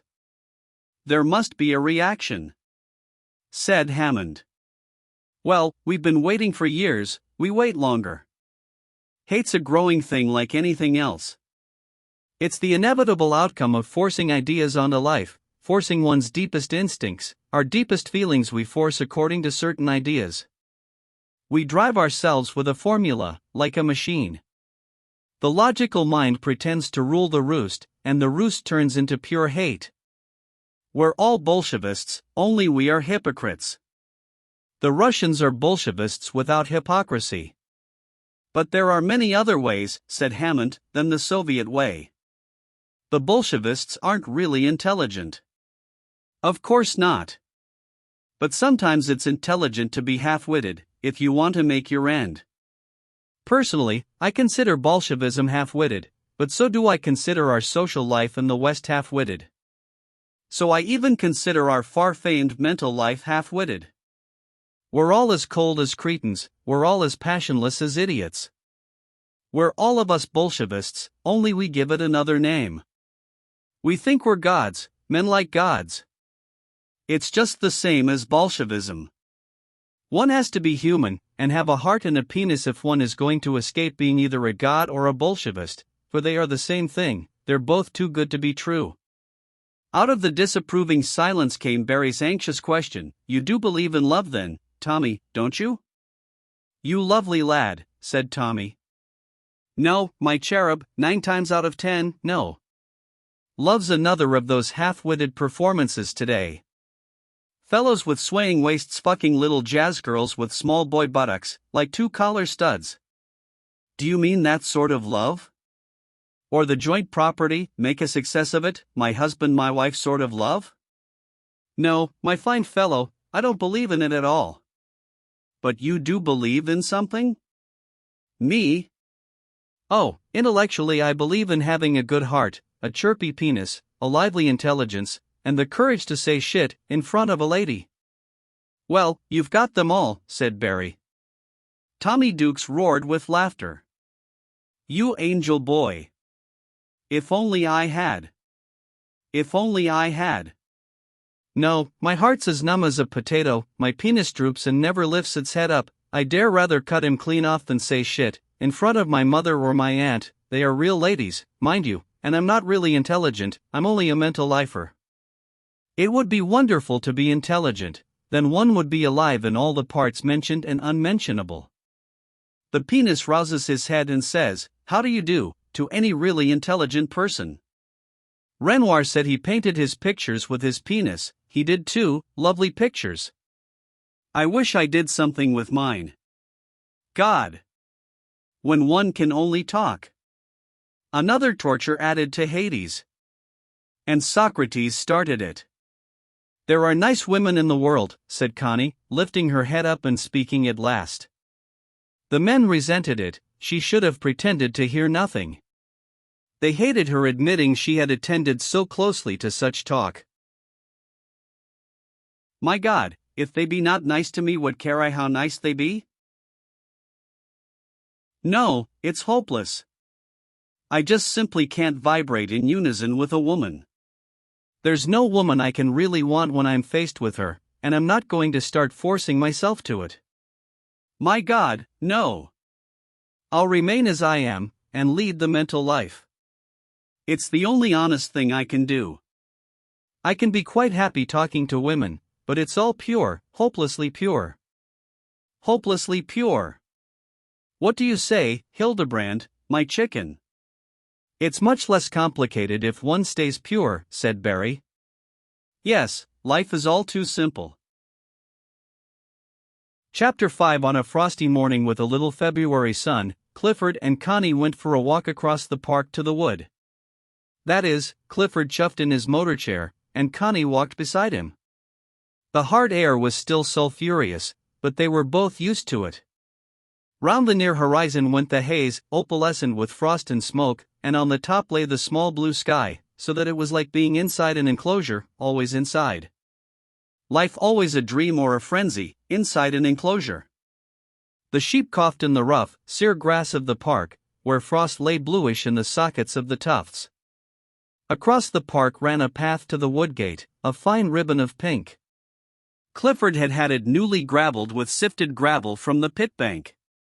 When the rock and refuse of the underworld had burned and given off its sulfur, it turned bright pink, shrimp-colored on dry days, darker, crab-colored on wet. Now it was pale shrimp color, with a bluish-white hoar of frost. It always pleased Connie, this underfoot of sifted, bright pink. It's an ill wind that brings nobody good.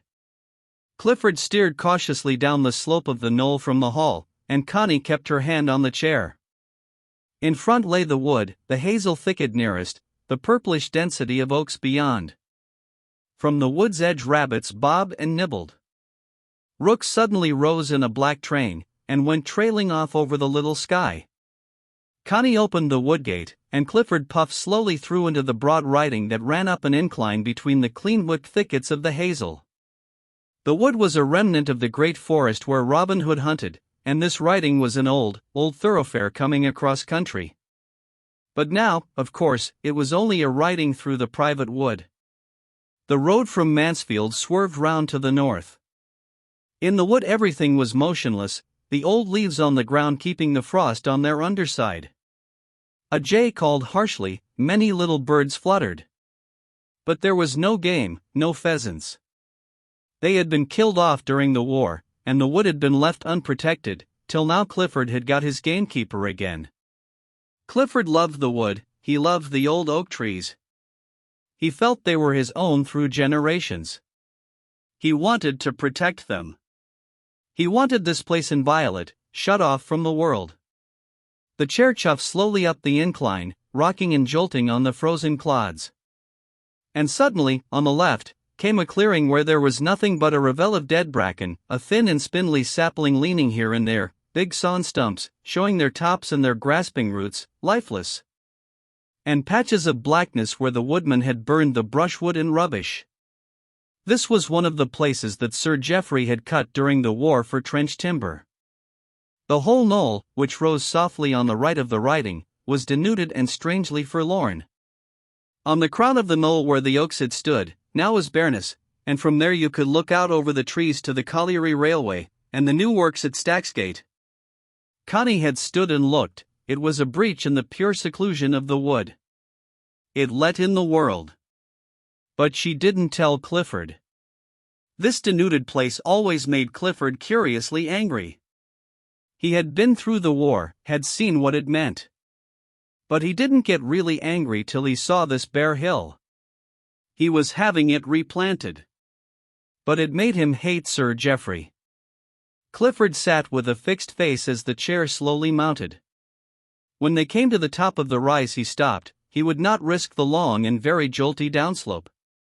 He sat looking at the greenish sweep of the riding downwards, a clear way through the bracken and oaks. It swerved at the bottom of the hill and disappeared, but it had such a lovely easy curve, of knights riding and ladies on palfreys. "I consider this is really the heart of England," said Clifford to Connie, as he sat there in the dim February sunshine. "Do you?" she said, seating herself, in her blue knitted dress, on a stump by the path. "I do. This is the old England, the heart of it, and I intend to keep it intact." "Oh yes," said Connie. But, as she said it, she heard the 11 o'clock hooters at Stacksgate Colliery. Clifford was too used to the sound to notice.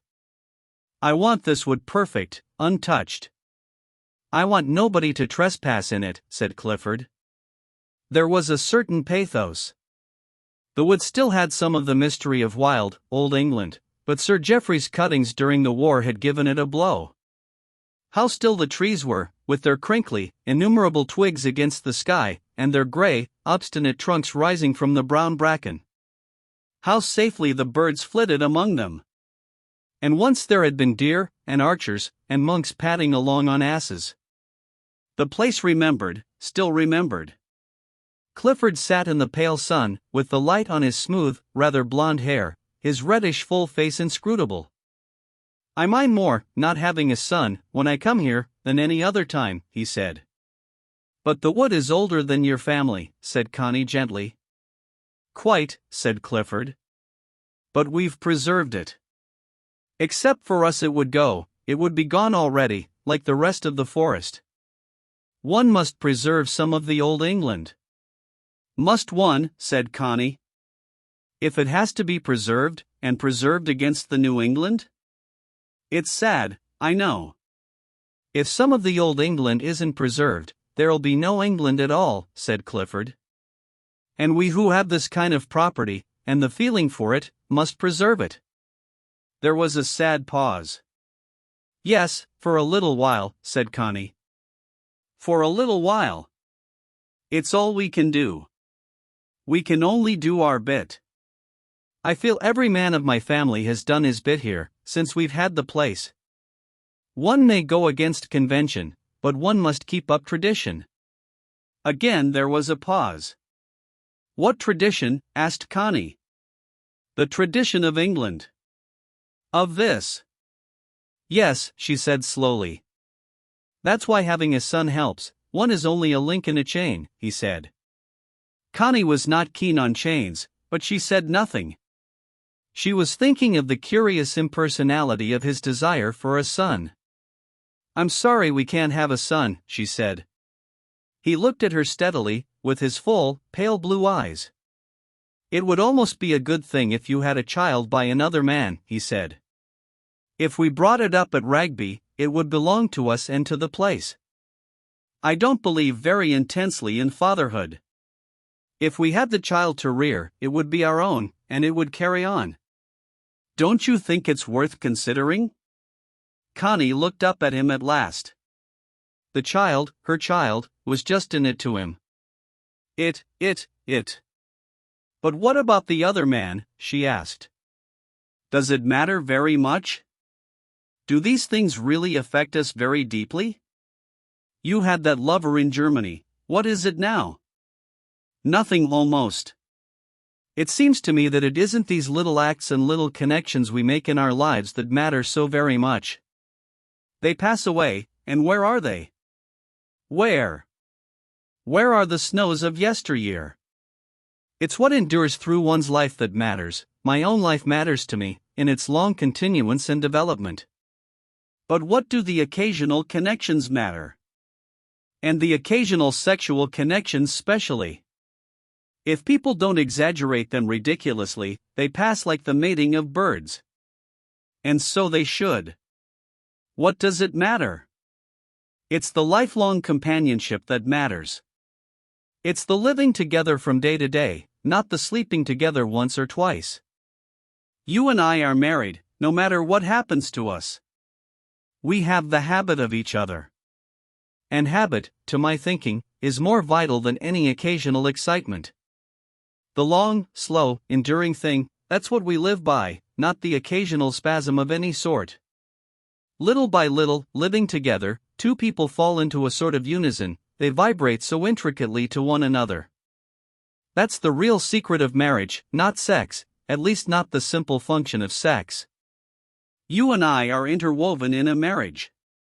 If we stick to that, we ought to be able to arrange the sex thing, as we arrange going to the dentist, since fate has given us a checkmate physically there. Connie sat and listened in a sort of wonder, and a sort of fear. She did not know if he was right or not. There was Michaelis, whom she loved, so she said to herself. But her love was somehow only an excursion from her marriage with Clifford, the long, slow habit of intimacy, formed through years of suffering and patience. Perhaps the human soul needs excursions, and must not be denied them. But the point of an excursion is that you come home again. And wouldn't you mind what man's child I had? She asked. Why, Connie, I should trust your natural instinct of decency and selection. You just wouldn't let the wrong sort of fellow touch you. She thought of Michaelis.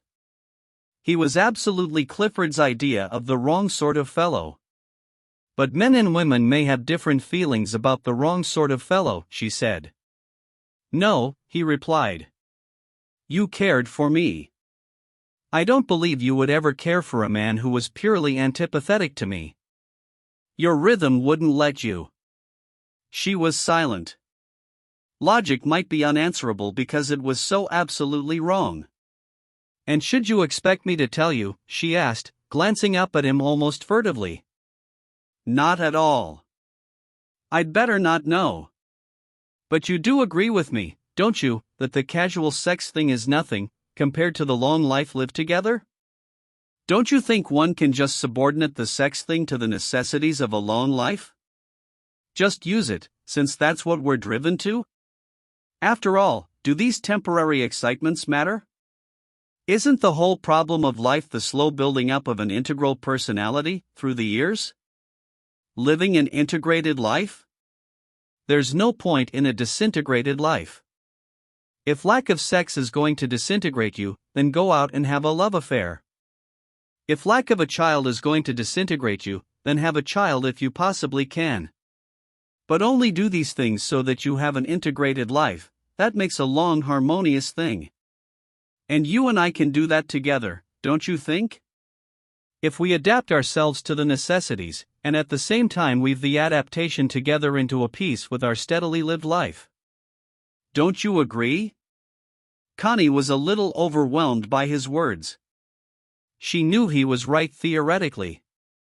But when she actually touched her steadily lived life with him, she hesitated. Was it actually her destiny to go on weaving herself into his life all the rest of her life? Nothing else? Was it just that?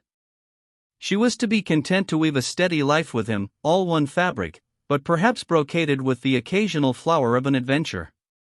But how could she know what she would feel next year? How could one ever know? How could one say yes? For years and years? The little yes, gone on a breath. Why should one be pinned down by that butterfly word? Of course it had to flutter away and be gone, to be followed by other yes and no's. Like the string of butterflies. I think you're right, Clifford.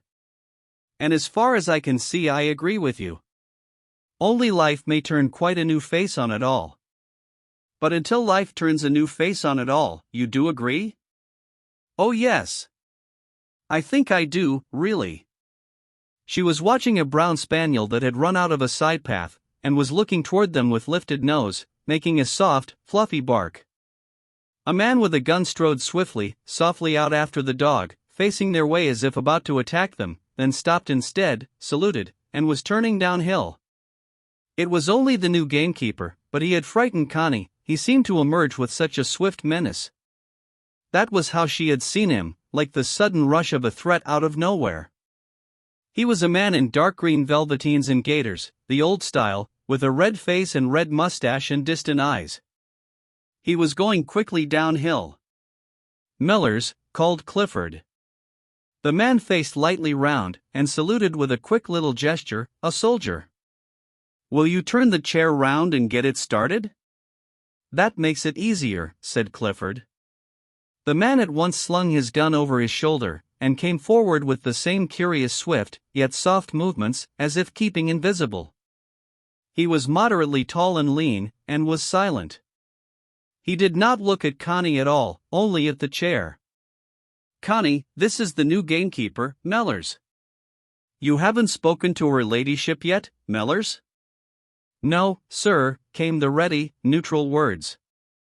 The man lifted his hat as he stood, showing his thick, almost fair hair. He stared straight into Connie's eyes, with a perfect, fearless, impersonal look, as if he wanted to see what she was like. He made her feel shy. She bent her head to him shyly, and he changed his hat to his left hand and made her a slight bow, like a gentleman, but he said nothing at all. He remained for a moment still, with his hat in his hand. "But you've been here some time, haven't you?" Connie said to him. "8 months, madam, your ladyship," he corrected himself calmly. "And do you like it?" She looked him in the eyes. His eyes narrowed a little, with irony, perhaps with impudence. "Why, yes, thank you, your ladyship. I was reared here." He gave another slight bow, turned, put his hat on, and strode to take hold of the chair. His voice on the last words had fallen into the heavy broad drag of the dialect, perhaps also in mockery, because there had been no trace of dialect before. He might almost be a gentleman. Anyhow, he was a curious, quick, separate fellow, alone, but sure of himself. Clifford started the little engine, the man carefully turned the chair, and set it nose forwards to the incline that curved gently to the dark hazel thicket. "Is that all then, Sir Clifford?" asked the man. "No, you'd better come along in case she sticks. The engine isn't really strong enough for the uphill work." The man glanced round for his dog, a thoughtful glance. The spaniel looked at him and faintly moved its tail. A little smile, mocking or teasing her, yet gentle, came into his eyes for a moment, then faded away, and his face was expressionless. They went fairly quickly down the slope, the man with his hand on the rail of the chair, steadying it. He looked like a free soldier rather than a servant. And something about him reminded Connie of Tommy Dukes. When they came to the hazel grove, Connie suddenly ran forward, and opened the gate into the park. As she stood holding it, the two men looked at her in passing, Clifford critically, the other man with a curious, cool wonder, impersonally wanting to see what she looked like. And she saw in his blue, impersonal eyes a look of suffering and detachment, yet a certain warmth. But why was he so aloof, apart? Clifford stopped the chair, once through the gate, and the man came quickly, courteously, to close it. "Why did you run to open?" asked Clifford in his quiet, calm voice, that showed he was displeased. "Mellors would have done it." "I thought you would go straight ahead," said Connie. "And leave you to run after us," said Clifford. "Oh, well, I like to run sometimes." Mellors took the chair again, looking perfectly unheeding, yet Connie felt he noted everything. As he pushed the chair up the steepish rise of the knoll in the park, he breathed rather quickly, through parted lips. He was rather frail really. Curiously full of vitality, but a little frail and quenched. Her woman's instinct sensed it. Connie fell back, let the chair go on. The day had grayed over, the small blue sky that had poised low on its circular rims of haze was closed in again, the lid was down, there was a raw coldness. It was going to snow. All gray, all gray. The world looked worn out. The chair waited at the top of the pink path. Clifford looked round for Connie. "Not tired, are you?" he asked. "Oh no," she said. But she was. A strange, weary yearning, a dissatisfaction had started in her. Clifford did not notice, those were not things he was aware of. But the stranger knew. To Connie, everything in her world and life seemed worn out, and her dissatisfaction was older than the hills. They came to the house, and round to the back, where there were no steps. Clifford managed to swing himself over onto the low-wheeled housechair. He was very strong and agile with his arms. Then Connie lifted the burden of his dead legs after him. The keeper, waiting at attention to be dismissed, watched everything narrowly, missing nothing. He went pale, with a sort of fear, when he saw Connie lifting the inert legs of the man in her arms into the other chair, Clifford pivoting round as she did so. He was frightened. "Thanks, then, for the help, Mellors," said Clifford casually, as he began to wheel down the passage to the servants' quarters. "Nothing else, sir," came the neutral voice, like one in a dream. "Nothing. Good morning." "Good morning, sir." "Good morning. It was kind of you to push the chair up that hill." "I hope it wasn't heavy for you," said Connie, looking back at the keeper outside the door. His eyes came to hers in an instant, as if wakened up. He was aware of her. "Oh no, not heavy," he said quickly. Then his voice dropped again into the broad sound of the vernacular. "Good mornin' to your ladyship. Who is your gamekeeper?" Connie asked at lunch. "Mellors." "You saw him," said Clifford. "Yes, but where did he come from?" "Nowhere. He was a Tevershall boy, son of a collier, I believe." "And was he a collier himself?" "Blacksmith on the pit bank, I believe, overhead smith. But he was keeper here for 2 years before the war, before he joined up. My father always had a good opinion of him, so when he came back, and went to the pit for a blacksmith's job, I just took him back here as keeper. I was really very glad to get him. It's almost impossible to find a good man round here, for a gamekeeper, and it needs a man who knows the people." "And isn't he married?" "He was. But his wife went off with various men, but finally with a collier at Stacksgate, and I believe she's living there still." "So this man is alone?" "More or less. He has a mother in the village, and a child, I believe." Clifford looked at Connie, with his pale, slightly prominent blue eyes, in which a certain vagueness was coming. He seemed alert in the foreground, but the background was like the Midlands atmosphere, haze, smoky mist. And the haze seemed to be creeping forward. So when he stared at Connie in his peculiar way, giving her his peculiar, precise information, she felt all the background of his mind filling up with mist, with nothingness. And it frightened her. It made him seem impersonal, almost to idiocy. And dimly she realized one of the great laws of the human soul, that when the emotional soul receives a wounding shock, which does not kill the body, the soul seems to recover as the body recovers. But this is only appearance. It is really only the mechanism of the reassumed habit. Slowly the wound to the soul begins to make itself felt, like a bruise, which only slowly deepens its terrible ache, till it fills all the psyche. And when we think we have recovered and forgotten, it is then that the terrible after-effects have to be encountered at their worst. So it was with Clifford. Once he was well, once he was back at Rugby, and writing his stories, and feeling sure of life, in spite of all, he seemed to forget, and to have recovered all his equanimity. But now, as the years went by, slowly, Connie felt the bruise of fear and horror coming up, and spreading in him. For a time it had been so deep as to be numb, as it were non-existent. Now slowly it began to assert itself in a spread of fear, almost paralysis. Mentally he still was alert. But the paralysis, the bruise of the too great shock, was gradually spreading in his affective self. And as it spread in him, Connie felt it spread in her. An inward dread, an emptiness, an indifference to everything gradually spread in her soul. When Clifford was roused, he could still talk brilliantly, and as it were, command the future, as when, in the wood, he talked about her having a child, and giving an heir to Rugby. But the day after, all the brilliant words seemed like dead leaves, crumpling up and turning to powder, meaning really nothing, blown away on any gust of wind. They were not the leafy words of an effective life, young with energy and belonging to the tree. They were the hosts of fallen leaves of a life that is ineffectual. So it seemed to her everywhere. The colliers at Tevershall were talking again of a strike, and it seemed to Connie there again it was not a manifestation of energy, it was the bruise of the war that had been in abeyance, slowly rising to the surface and creating the great ache of unrest and stupor of discontent. The bruise was deep, deep, deep, the bruise of the false inhuman war.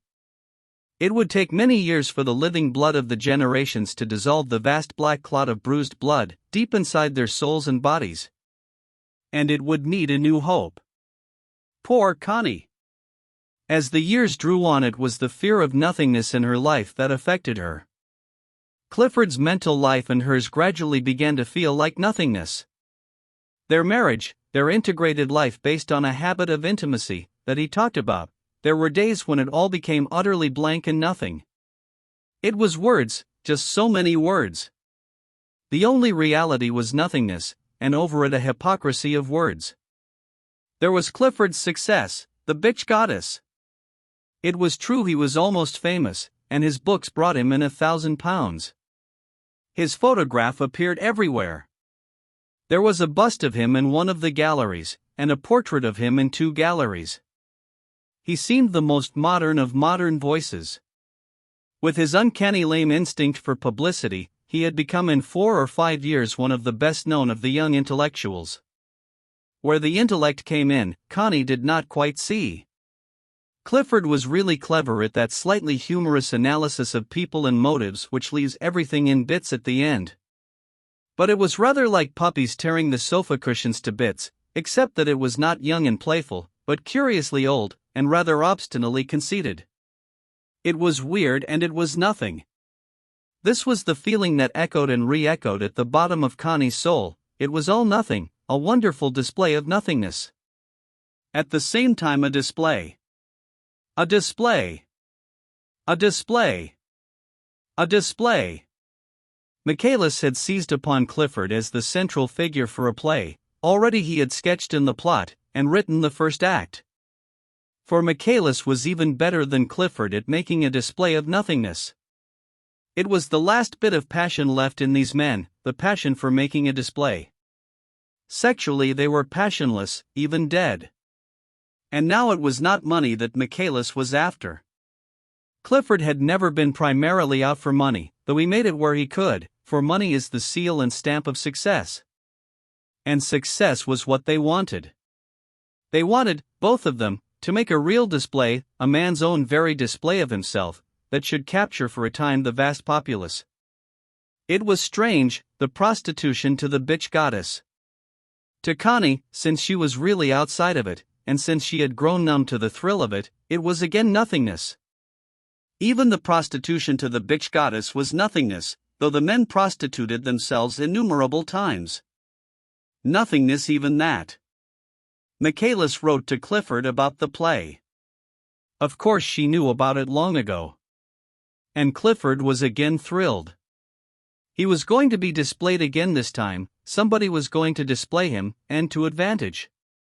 He invited Michaelis down to Rugby with Act 1. Michaelis came, in summer, in a pale-colored suit and white suede gloves, with mauve orchids for Connie, very lovely, and Act I was a great success.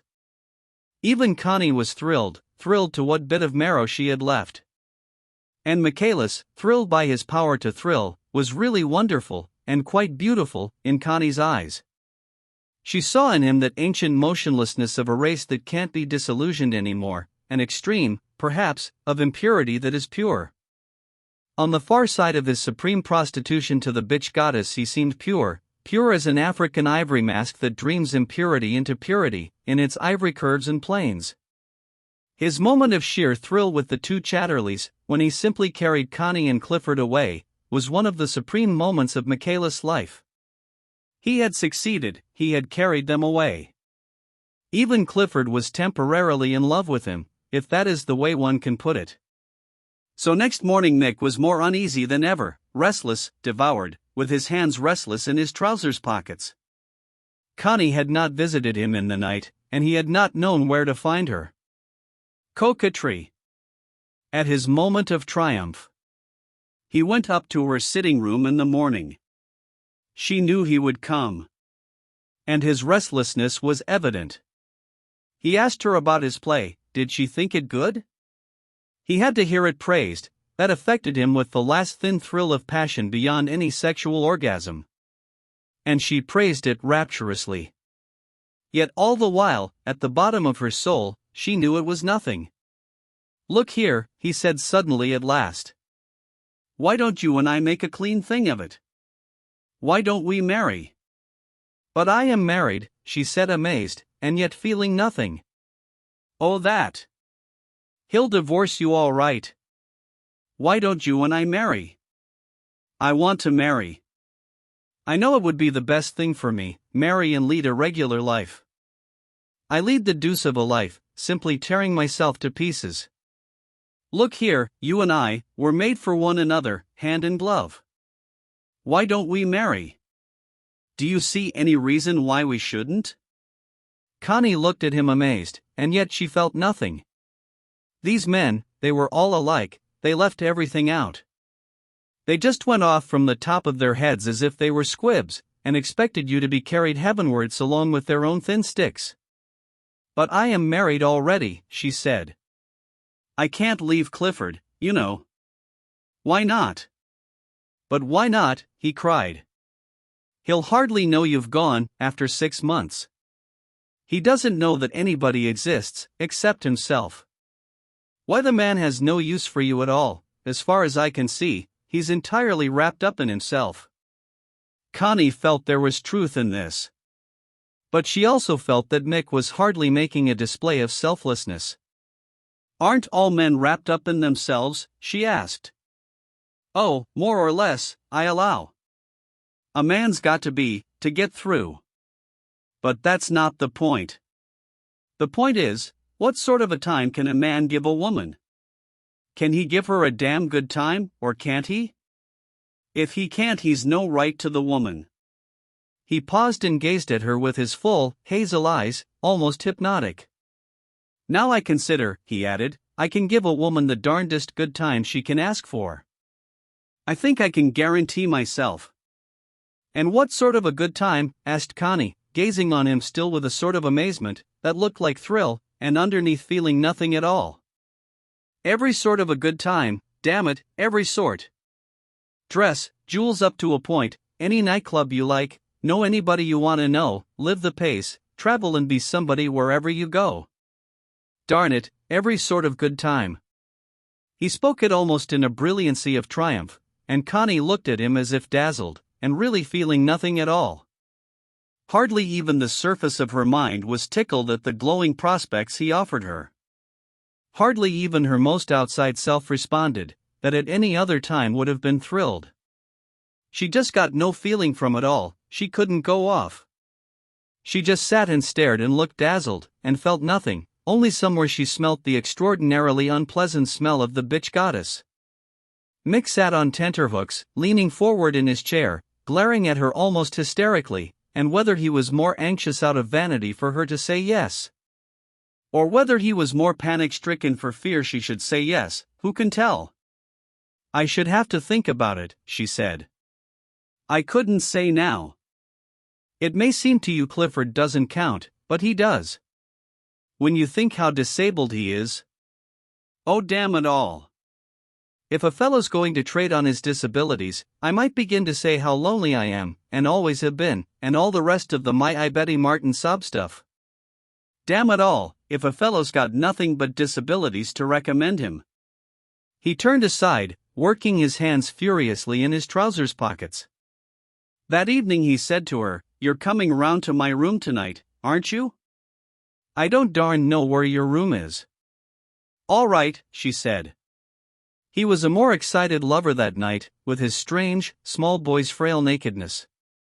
Connie found it impossible to come to her crisis before he had really finished his. And he roused a certain craving passion in her, with his little boy's nakedness and softness. She had to go on after he had finished, in the wild tumult and heaving of her loins, while he heroically kept himself up, and present in her, with all his will and self-offering, till she brought about her own crisis, with weird little cries. When at last he drew away from her, he said, in a bitter, almost sneering little voice, "You couldn't go off at the same time as a man, could you? You'd have to bring yourself off. You'd have to run the show. This little speech, at the moment, was one of the shocks of her life. Because that passive sort of giving himself was so obviously his only real mode of intercourse. "What do you mean?" she said. "You know what I mean. You keep on for hours after I've gone off, and I have to hang on with my teeth till you bring yourself off by your own exertions." She was stunned by this unexpected piece of brutality, at the moment when she was glowing with a sort of pleasure beyond words, and a sort of love for him. Because after all, like so many modern men, he was finished almost before he had begun. And that forced the woman to be active. "But you want me to go on, to get my own satisfaction," she said. He laughed grimly. "I want it," he said. "That's good. I want to hang on with my teeth clenched, while you go for me." "But don't you?" she insisted. He avoided the question. "All the darned women are like that," he said. "Either they don't go off at all, as if they were dead in there, or else they wait till a chap's really done, and then they start in to bring themselves off, and a chap's got to hang on. I never had a woman yet who went off just at the same moment as I did."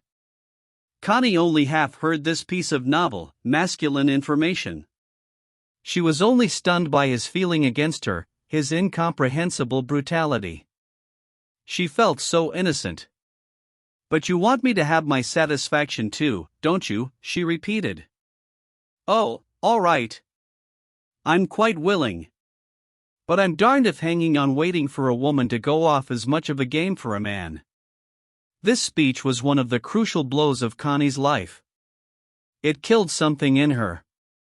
She had not been so very keen on Michaelis, till he started it. She did not want him. It was as if she never positively wanted him. But once he had started her, it seemed only natural for her to come to her own crisis with him.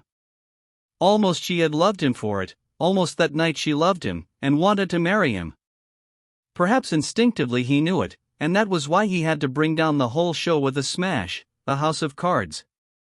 Her whole sexual feeling for him, or for any man, collapsed that night. Her life fell apart from his as completely as if he had never existed. And she went through the days drearily. There was nothing now but this empty treadmill of what Clifford called the integrated life, the long living together of two people, who are in the habit of being in the same house with one another. Nothingness. To accept the great nothingness of life seemed to be the one end of living. All the many busy and important little things that make up the grand sum total of nothingness. Chapter 6: Why don't men and women really like one another nowadays? Connie asked Tommy Dukes, who was more or less her oracle. "Oh, but they do. I don't think since the human species was invented, there has ever been a time when men and women have liked one another as much as they do today. Genuine liking. Take myself. I really like women better than men. They are braver, one can be more frank with them." Connie pondered this. "Ah, yes, but you never have anything to do with them," she said. What am I doing but talking perfectly sincerely to a woman at this moment?" "Yes, talking.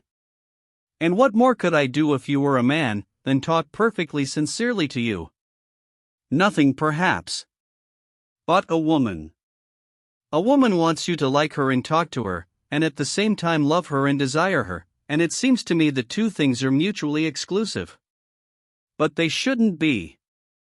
No doubt water ought not to be so wet as it is, it overdoes it in wetness. But there it is. I like women and talk to them, and therefore I don't love them and desire them. The two things don't happen at the same time in me. I think they ought to. All right. The fact that things ought to be something else than what they are is not my department." Connie considered this. "It isn't true," she said. "Men can love women and talk to them. I don't see how they can love them without talking, and being friendly and intimate. How can they?" "Well," he said, "I don't know. What's the use of my generalizing? I only know my own case. I like women, but I don't desire them. I like talking to them, but talking to them, though it makes me intimate in one direction, sets me poles apart from them as far as kissing is concerned. So there you are. But don't take me as a general example, probably I'm just a special case, one of the men who like women, but don't love women, and even hate them if they force me into a pretense of love, or an entangled appearance. But doesn't it make you sad? Why should it? Not a bit. I look at Charlie May, and the rest of the men who have affairs. No, I don't envy them a bit. If fate sent me a woman I wanted, well and good. Since I don't know any woman I want, and never see one, why, I presume I'm cold, and I really like some women very much. Do you like me? Very much. And you see there's no question of kissing between us, is there? None at all, said Connie. But oughtn't there to be? Why, in God's name? I like Clifford, but what would you say if I went and kissed him? But isn't there a difference? Where does it lie, as far as we're concerned? We're all intelligent human beings, and the male and female business is in abeyance. Just in abeyance. How would you like me to start acting up like a continental male at this moment, and parading the sex thing? I should hate it. Well then. I tell you, if I'm really a male thing at all, I never run across the female of my species. And I don't miss her, I just like women. Who's going to force me into loving, or pretending to love them, working up the sex game? No, I'm not. But isn't something wrong?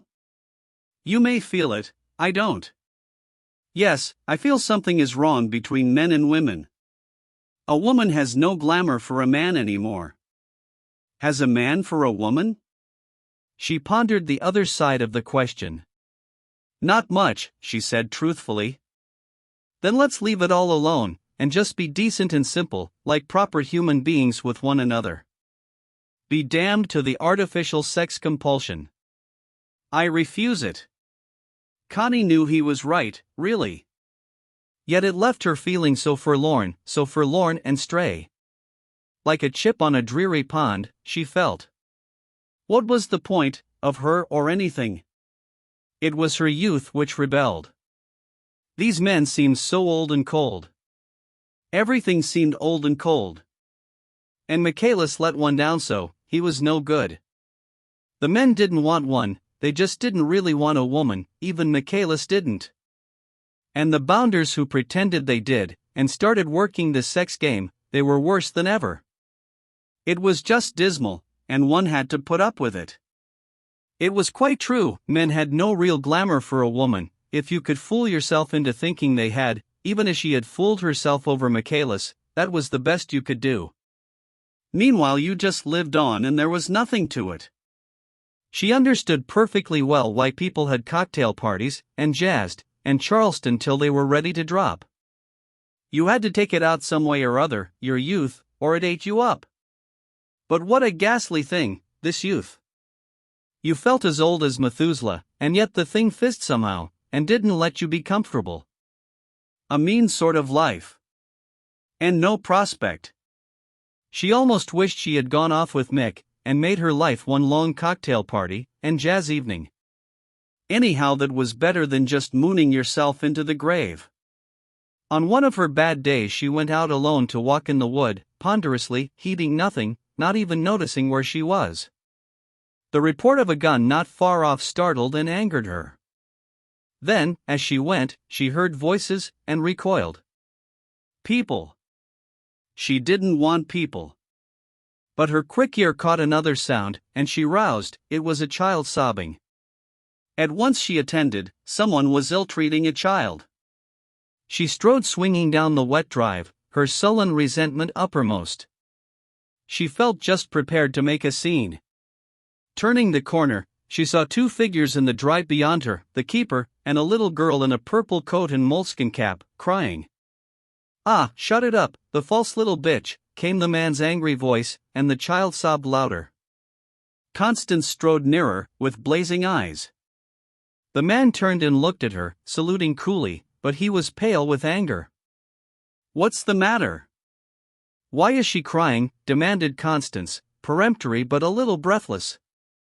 A faint smile like a sneer came on the man's face. "Nay, Yeoman Axer," he replied callously, in broad vernacular. Connie felt as if he had hit her in the face, and she changed color. Then she gathered her defiance, and looked at him, her dark blue eyes blazing rather vaguely. "I asked you," she panted. He gave a queer little bow, lifting his hat. "You did, your ladyship," he said, then, with a return to the vernacular, "but I canna tell yer." And he became a soldier, inscrutable, only pale with annoyance. Connie turned to the child, a ruddy, black-haired thing of 9 or 10. "What is it, dear? Tell me why you're crying," she said, with the conventionalized sweetness suitable. More violent sobs, self-conscious. Still more sweetness on Connie's part. There, don't you cry. Tell me what they've done to you," an intense tenderness of tone. At the same time she felt in the pocket of her knitted jacket, and luckily found a sixpence. "Don't you cry then," she said, bending in front of the child. "See what I've got for you." Sobs, snuffles, a fist taken from a blubbered face, and a black shroud I cast for a second on the sixpence. Then more sobs, but subduing. "There, tell me what's the matter, tell me," said Connie, putting the coin into the child's chubby hand, which closed over it. It's the pussy." Shudders of subsiding sobs. "What pussy, dear?" After a silence the shy fist, clenching on sixpence, pointed into the bramble brake. "There." Connie looked, and there, sure enough, was a big black cat, stretched out grimly, with a bit of blood on it. "Oh," she said in repulsion. "A poacher, your ladyship," said the man satirically. She glanced at him angrily. "No wonder the child cried," she said, "if you shot it when she was there." No wonder she cried. He looked into Connie's eyes, laconic, contemptuous, not hiding his feelings. And again Connie flushed. She felt she had been making a scene. The man did not respect her. "What is your name?" she said playfully to the child. "Won't you tell me your name?" Sniffs, then very affectedly in a piping voice, "Connie Mellors." "Connie Mellors. Well, that's a nice name. And did you come out with your daddy, and he shot a pussy?" "But it was a bad pussy." The child looked at her, with bold, dark eyes of scrutiny, sizing her up, and her condolence. "I wanted to stop with my gran," said the little girl. "Did you? But where is your gran?" The child lifted an arm, pointing down the drive. "At TH Cottage." "At the cottage. And would you like to go back to her?" Sudden, shuddering quivers of reminiscent sobs. "Yes." "Come then, shall I take you? Shall I take you to your gran? Then your daddy can do what he has to do." She turned to the man. "It is your little girl, isn't it?" He saluted, and made a slight movement of the head in affirmation. "I suppose I can take her to the cottage?" asked Connie. "If your ladyship wishes."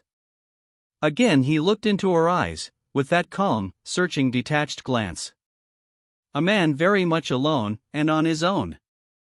"Would you like to come with me to the cottage, to your gran, dear?" The child peeped up again. "Yes," she simpered. Connie disliked her, the spoilt, false little female. Nevertheless she wiped her face, and took her hand. The keepers saluted in silence. "Good morning," said Connie. It was nearly a mile to the cottage, and Connie Sr. was well bored by Connie Jr. by the time the gamekeeper's picturesque little home was in sight. The child was already as full to the brim with tricks as a little monkey, and so self-assured. At the cottage the door stood open, and there was a rattling heard inside. Connie lingered, the child slipped her hand, and ran indoors. "Gran! Gran! Why, are you back already?" The grandmother had been black-leading the stove. It was Saturday morning.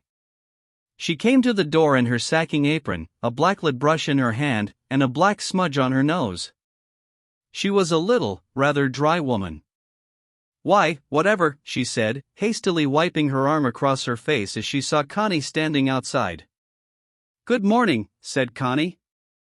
She was crying, so I just brought her home. The grandmother looked round swiftly at the child. Why, where was your dad? The little girl clung to her grandmother's skirts and simpered. He was there, said Connie, but he'd shot a poaching cat, and the child was upset. Oh, you'd no right to have bothered, Lady Chatterley, I'm sure. I'm sure it was very good of you, but you shouldn't have bothered. Why, did ever you see? And the old woman turned to the child. Fancy Lady Chatterley taking all that trouble over yer. Why, she shouldn't have bothered. It was no bother, just a walk, said Connie smiling.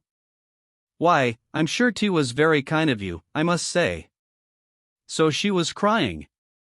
I knew there'd be something afore they got far. She's frightened of him, that's where it is. Seems he's almost a stranger to her, fair a stranger, and I don't think they're two as hit it off very easy. He's got funny ways. Connie didn't know what to say. Look, Gran, simpered the child. The old woman looked down at the sixpence in the little girl's hand. And sixpence and all. Oh, your ladyship, you shouldn't. Why, isn't Lady Chatterley good to yer? My word, you're a lucky girl this morning. She pronounced the name, as all the people did, Chatterley. Isn't Lady Chatterley good to you? Connie couldn't help looking at the old woman's nose, and the latter again vaguely wiped her face with the back of her wrist, but missed the smudge. Connie was moving away. Well, thank you ever so much, Lady Chatterley, I'm sure. Say thank you to Lady Chatterley. This last to the child. Thank you, piped the child. There's a dear, laughed Connie, and she moved away, saying good morning, heartily relieved to get away from the contact. Curious, she thought, that thin, proud man should have that little, sharp woman for a mother. And the old woman, as soon as Connie was gone, rushed to the bit of mirror in the scullery, and looked at her face. Seeing it, she stamped her foot with impatience. Of course she had to catch me in my coarse apron, and a dirty face. Nice idea she'd get of me. Connie went slowly home to Ragby. Home, it was a warm word to use for that great, weary Warren. But then it was a word that had had its day. It was somehow cancelled. All the great words, it seemed to Connie, were cancelled for her generation: love, joy, happiness, home, mother, father, husband. All these great, dynamic words were half dead now, and dying from day to day. Home was a place you lived in, love was a thing you didn't fool yourself about, joy was a word you applied to a good Charleston, happiness was a term of hypocrisy used to bluff other people, a father was an individual who enjoyed his own existence, a husband was a man you lived with and kept going in spirits. As for sex, the last of the great words, it was just a cocktail term for an excitement that bucked you up for a while, then left you more raggy than ever. Frayed. It was as if the very material you were made of was cheap stuff, and was fraying out to nothing. All that really remained was a stubborn stoicism, and in that there was a certain pleasure.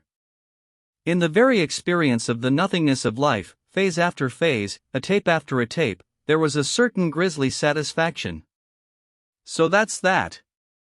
Always this was the last utterance: home, love, marriage, Michaelis, so that's that, and when one died, the last words to life would be, so that's that, money? Perhaps one couldn't say the same there. Money one always wanted. Money, success, the bitch goddess, as Tommy Dukes persisted in calling it, after Henry James, that was a permanent necessity.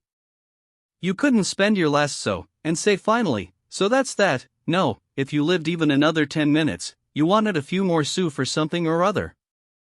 Just to keep the business mechanically going, you needed money. You had to have it. Money you have to have. You needn't really have anything else. So that's that, since, of course, it's not your own fault you are alive. Once you are alive, money is a necessity, and the only absolute necessity. All the rest you can get along without, at a pinch. But not money. Emphatically, that's that. She thought of Michaelis, and the money she might have had with him, and even that she didn't want. She preferred the lesser amount which she helped Clifford to make by his writing. That she actually helped to make. Clifford and I together, we make $1,200 a year out of writing, so she put it to herself. Make money. Make it. Out of nowhere. Wring it out of the thin air. The last feat to be humanly proud of. The rest all my Betty Martin. So she plodded home to Clifford, to join forces with him again, to make another story out of nothingness, and a story meant money. Clifford seemed to care very much whether his stories were considered first-class literature or not. Strictly, she didn't care. Nothing in it, said her father. £1,200 last year, was the retort, simple and final. If you were young, you just set your teeth, and bit on and held on, till the money began to flow from the invisible. It was a question of power. It was a question of will, a subtle, powerful emanation of will out of yourself brought back to you the mysterious nothingness of money, a word on a bit of paper. It was a sort of magic, certainly it was triumph. The bitch goddess. Well, if one had to prostitute oneself, let it be to a bitch goddess. One could always despise her even while one prostituted oneself to her, which was good. Clifford, of course, had still many childish taboos and fetishes.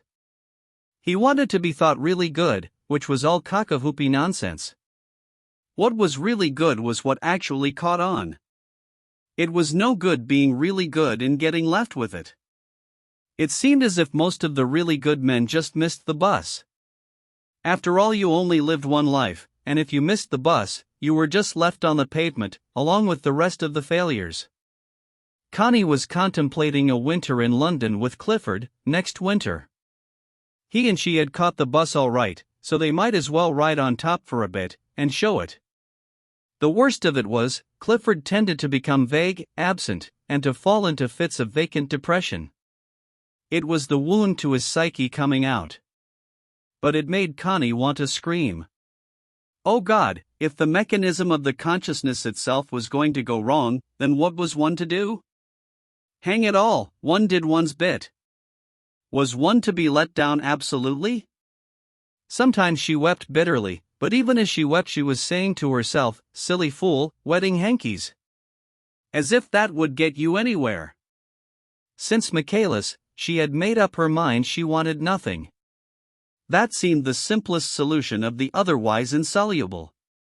She wanted nothing more than what she'd got, only she wanted to get ahead with what she'd got: Clifford, the stories, Ragby, the Lady Chatterley business, money, and fame, such as it was. She wanted to go ahead with it all. Love, sex, all that sort of stuff, just water ices. Lick it up and forget it. If you don't hang on to it in your mind, it's nothing. Sex especially, nothing. Make up your mind to it, and you've solved the problem. Sex and a cocktail, they both lasted about as long, had the same effect, and amounted to about the same thing. But a child, a baby. That was still one of the sensations. She would venture very gingerly on that experiment. There was the man to consider, and it was curious, there wasn't a man in the world whose children you wanted. Mixed children. Repulsive thought. As lief have a child to a rabbit. Tommy Dukes?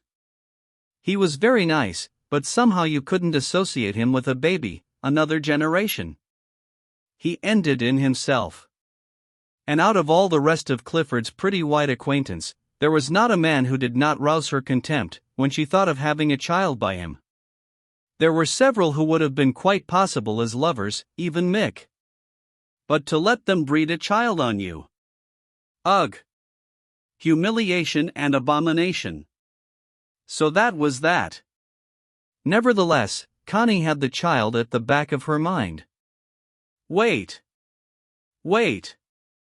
She would sift the generations of men through her sieve, and see if she couldn't find one who would do. Go ye into the streets and byways of Jerusalem, and see if ye can find a man. It had been impossible to find a man in the Jerusalem of the prophet, though there were thousands of male humans. But a man. C'est un autre chose. She had an idea that he would have to be a foreigner, not an Englishman, still less an Irishman. A real foreigner. But wait. Wait. Next winter she would get Clifford to London, the following winter she would get him abroad to the south of France, Italy. Wait. She was in no hurry about the child. That was her own private affair, and the one point on which, in her own queer, female way, she was serious to the bottom of her soul. She was not going to risk any chance comber, not she. One might take a lover almost at any moment, but a man who should beget a child on one, wait. Wait. It's a very different matter. Go ye into the streets and byways of Jerusalem.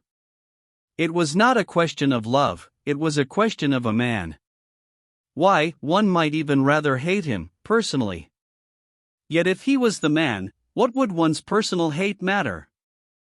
This business concerned another part of oneself.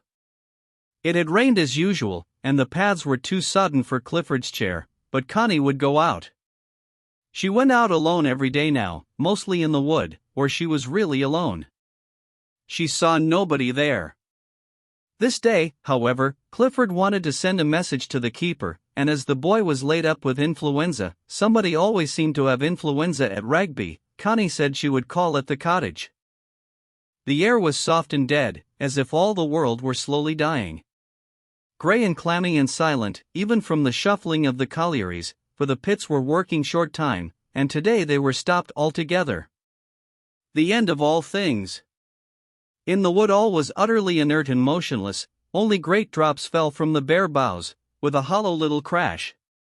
For the rest, among the old trees was depth within depth of grey, hopeless, inertia, silence, nothingness. Connie walked dimly on. From the old wood came an ancient melancholy, somehow soothing to her, better than the harsh insentience of the outer world. She liked the inwardness of the remnant of forest, the unspeaking reticence of the old trees. They seemed a very power of silence, and yet a vital presence. They, too, were waiting, obstinately, stoically waiting, and giving off a potency of silence. Perhaps they were only waiting for the end, to be cut down, cleared away, the end of the forest, for them the end of all things. But perhaps their strong and aristocratic silence, the silence of strong trees, meant something else. As she came out of the wood on the north side, the keeper's cottage, a rather dark, brownstone cottage, with gables and a handsome chimney, looked uninhabited, it was so silent and alone. But a thread of smoke rose from the chimney, and the little railed-in garden in the front of the house was dug and kept very tidy. The door was shut. Now she was here she felt a little shy of the man, with his curious far-seeing eyes. She did not like bringing him orders, and felt like going away again. She knocked softly, no one came. She knocked again, but still not loudly. There was no answer. She peeped through the window, and saw the dark little room, with its almost sinister privacy, not wanting to be invaded. She stood and listened, and it seemed to her she heard sounds from the back of the cottage. Having failed to make herself heard, her mettle was roused, she would not be defeated. So she went round the side of the house. At the back of the cottage the land rose steeply, so the backyard was sunken, and enclosed by a low stone wall. She turned the corner of the house and stopped. In the little yard 2 paces beyond her, the man was washing himself, utterly unaware. He was naked to the hips, his velveteen breeches slipping down over his slender loins. And his white slim back was curved over a big bowl of soapy water, in which he ducked his head, shaking his head with a queer, quick little motion, lifting his slender white arms, and pressing the soapy water from his ears, quick, subtle as a weasel playing with water, and utterly alone. Connie backed away round the corner of the house, and hurried away to the wood. In spite of herself, she had had a shock. After all, merely a man washing himself, commonplace enough, heaven knows. Yet in some curious way it was a visionary experience, it had hit her in the middle of the body. She saw the clumsy breeches slipping down over the pure, delicate, white loins, the bones showing a little, and the sense of aloneness, of a creature purely alone, overwhelmed her. perfect, white, solitary nudity of a creature that lives alone, and inwardly alone. And beyond that, a certain beauty of a pure creature. Not the stuff of beauty, not even the body of beauty, but a lambency, the warm, white flame of a single life, revealing itself in contours that one might touch, a body. Connie had received the shock of vision in her womb, and she knew it lay inside her. But with her mind she was inclined to ridicule. A man washing himself in a backyard. No doubt with evil-smelling yellow soap, she was rather annoyed. Why should she be made to stumble on these vulgar privacies? So she walked away from herself, but after a while she sat down on a stump. She was too confused to think. But in the coil of her confusion, she was determined to deliver her message to the fellow. She would not be balked. She must give him time to dress himself, but not time to go out. He was probably preparing to go out somewhere. So she sauntered slowly back, listening. As she came near, the cottage looked just the same. A dog barked, and she knocked at the door, her heart beating in spite of herself. She heard the man coming lightly downstairs. He opened the door quickly, and startled her. He looked uneasy himself, but instantly a laugh came on his face. "Lady Chatterley," he said. "Will you come in?"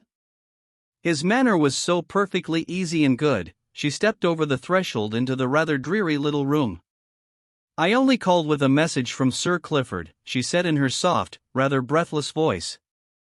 The man was looking at her with those blue, all-seeing eyes of his, which made her turn her face aside a little. He thought her comely, almost beautiful, in her shyness, and he took command of the situation himself at once. "Would you care to sit down?" he asked, presuming she would not. The door stood open. "No thanks. Sir Clifford wondered if you would." And she delivered her message, looking unconsciously into his eyes again. And now his eyes looked warm and kind, particularly to a woman, wonderfully warm, and kind, and at ease. "Very good, your ladyship. I will see to it at once." Taking an order, his whole self had changed, glazed over with a sort of hardness and distance. Connie hesitated. She ought to go. But she looked round the clean, tidy, rather dreary little sitting room with something like dismay. "Do you live here quite alone?" she asked. "Quite alone, your ladyship." "But your mother?" "She lives in her own cottage in the village." "With the child?" asked Connie. "With the child."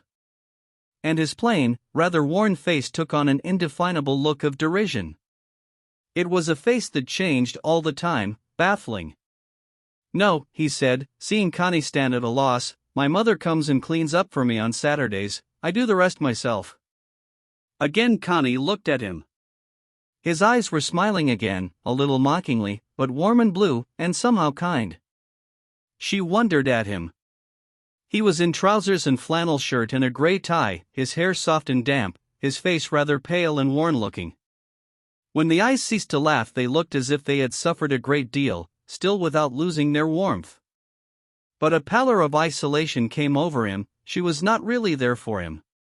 She wanted to say so many things, and she said nothing. Only she looked up at him again, and remarked, "I hope I didn't disturb you?" The faint smile of mockery narrowed his eyes. "Only combing my hair, if you don't mind." "I'm sorry I hadn't a coat on, but then I had no idea who was knocking." "Nobody knocks here, and the unexpected sounds ominous." He went in front of her down the garden path to hold the gate. In his shirt, without the clumsy velveteen coat, she saw again how slender he was, thin, stooping a little.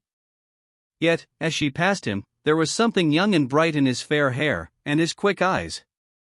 He would be a man about 37 or 8. She plodded on into the wood, knowing he was looking after her. He upset her so much, in spite of herself. And he, as he went indoors, was thinking, "She's nice, she's real. She's nicer than she knows." She wondered very much about him. He seemed so unlike a gamekeeper, so unlike a working man anyhow, although he had something in common with the local people. But also something very uncommon. The gamekeeper, Mellors, is a curious kind of person, she said to Clifford. He might almost be a gentleman. Might he? Said Clifford. I hadn't noticed. But isn't there something special about him? Connie insisted. I think he's quite a nice fellow, but I know very little about him. He only came out of the army last year, less than a year ago. From India, I rather think. He may have picked up certain tricks out there, perhaps he was an officer's servant, and improved on his position. Some of the men were like that. But it does them no good, they have to fall back into their old place when they get home again. Connie gazed at Clifford contemplatively. She saw in him the peculiar tight rebuff against any one of the lower classes who might be really climbing up, which she knew was characteristic of his breed. But don't you think there is something special about him? She asked. Frankly, no. Nothing I had noticed. He looked at her curiously, uneasily, half suspiciously. And she felt he wasn't telling her the real truth, he wasn't telling himself the real truth, that was it. He disliked any suggestion of a really exceptional human being. People must be more or less at his level, or below it.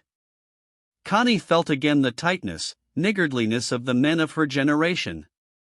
They were so tight, so scared of life. Chapter 7. When Connie went up to her bedroom, she did what she had not done for a long time, took off all her clothes, and looked at herself naked in the huge mirror. She did not know what she was looking for, or at, very definitely, yet she moved the lamp till it shone full on her. And she thought, as she had thought so often, what a frail, easily hurt, rather pathetic thing a human body is, naked, somehow a little unfinished, incomplete. She had been supposed to have rather a good figure, but now she was out of fashion, a little too female, not enough like an adolescent boy. She was not very tall, a bit Scottish and short, but she had a certain fluent, down-slipping grace that might have been beauty. Her skin was faintly tawny, her limbs had a certain stillness, her body should have had a full, down-slipping richness, but it lacked something. Instead of ripening its firm, down-running curves, her body was flattening and going a little harsh.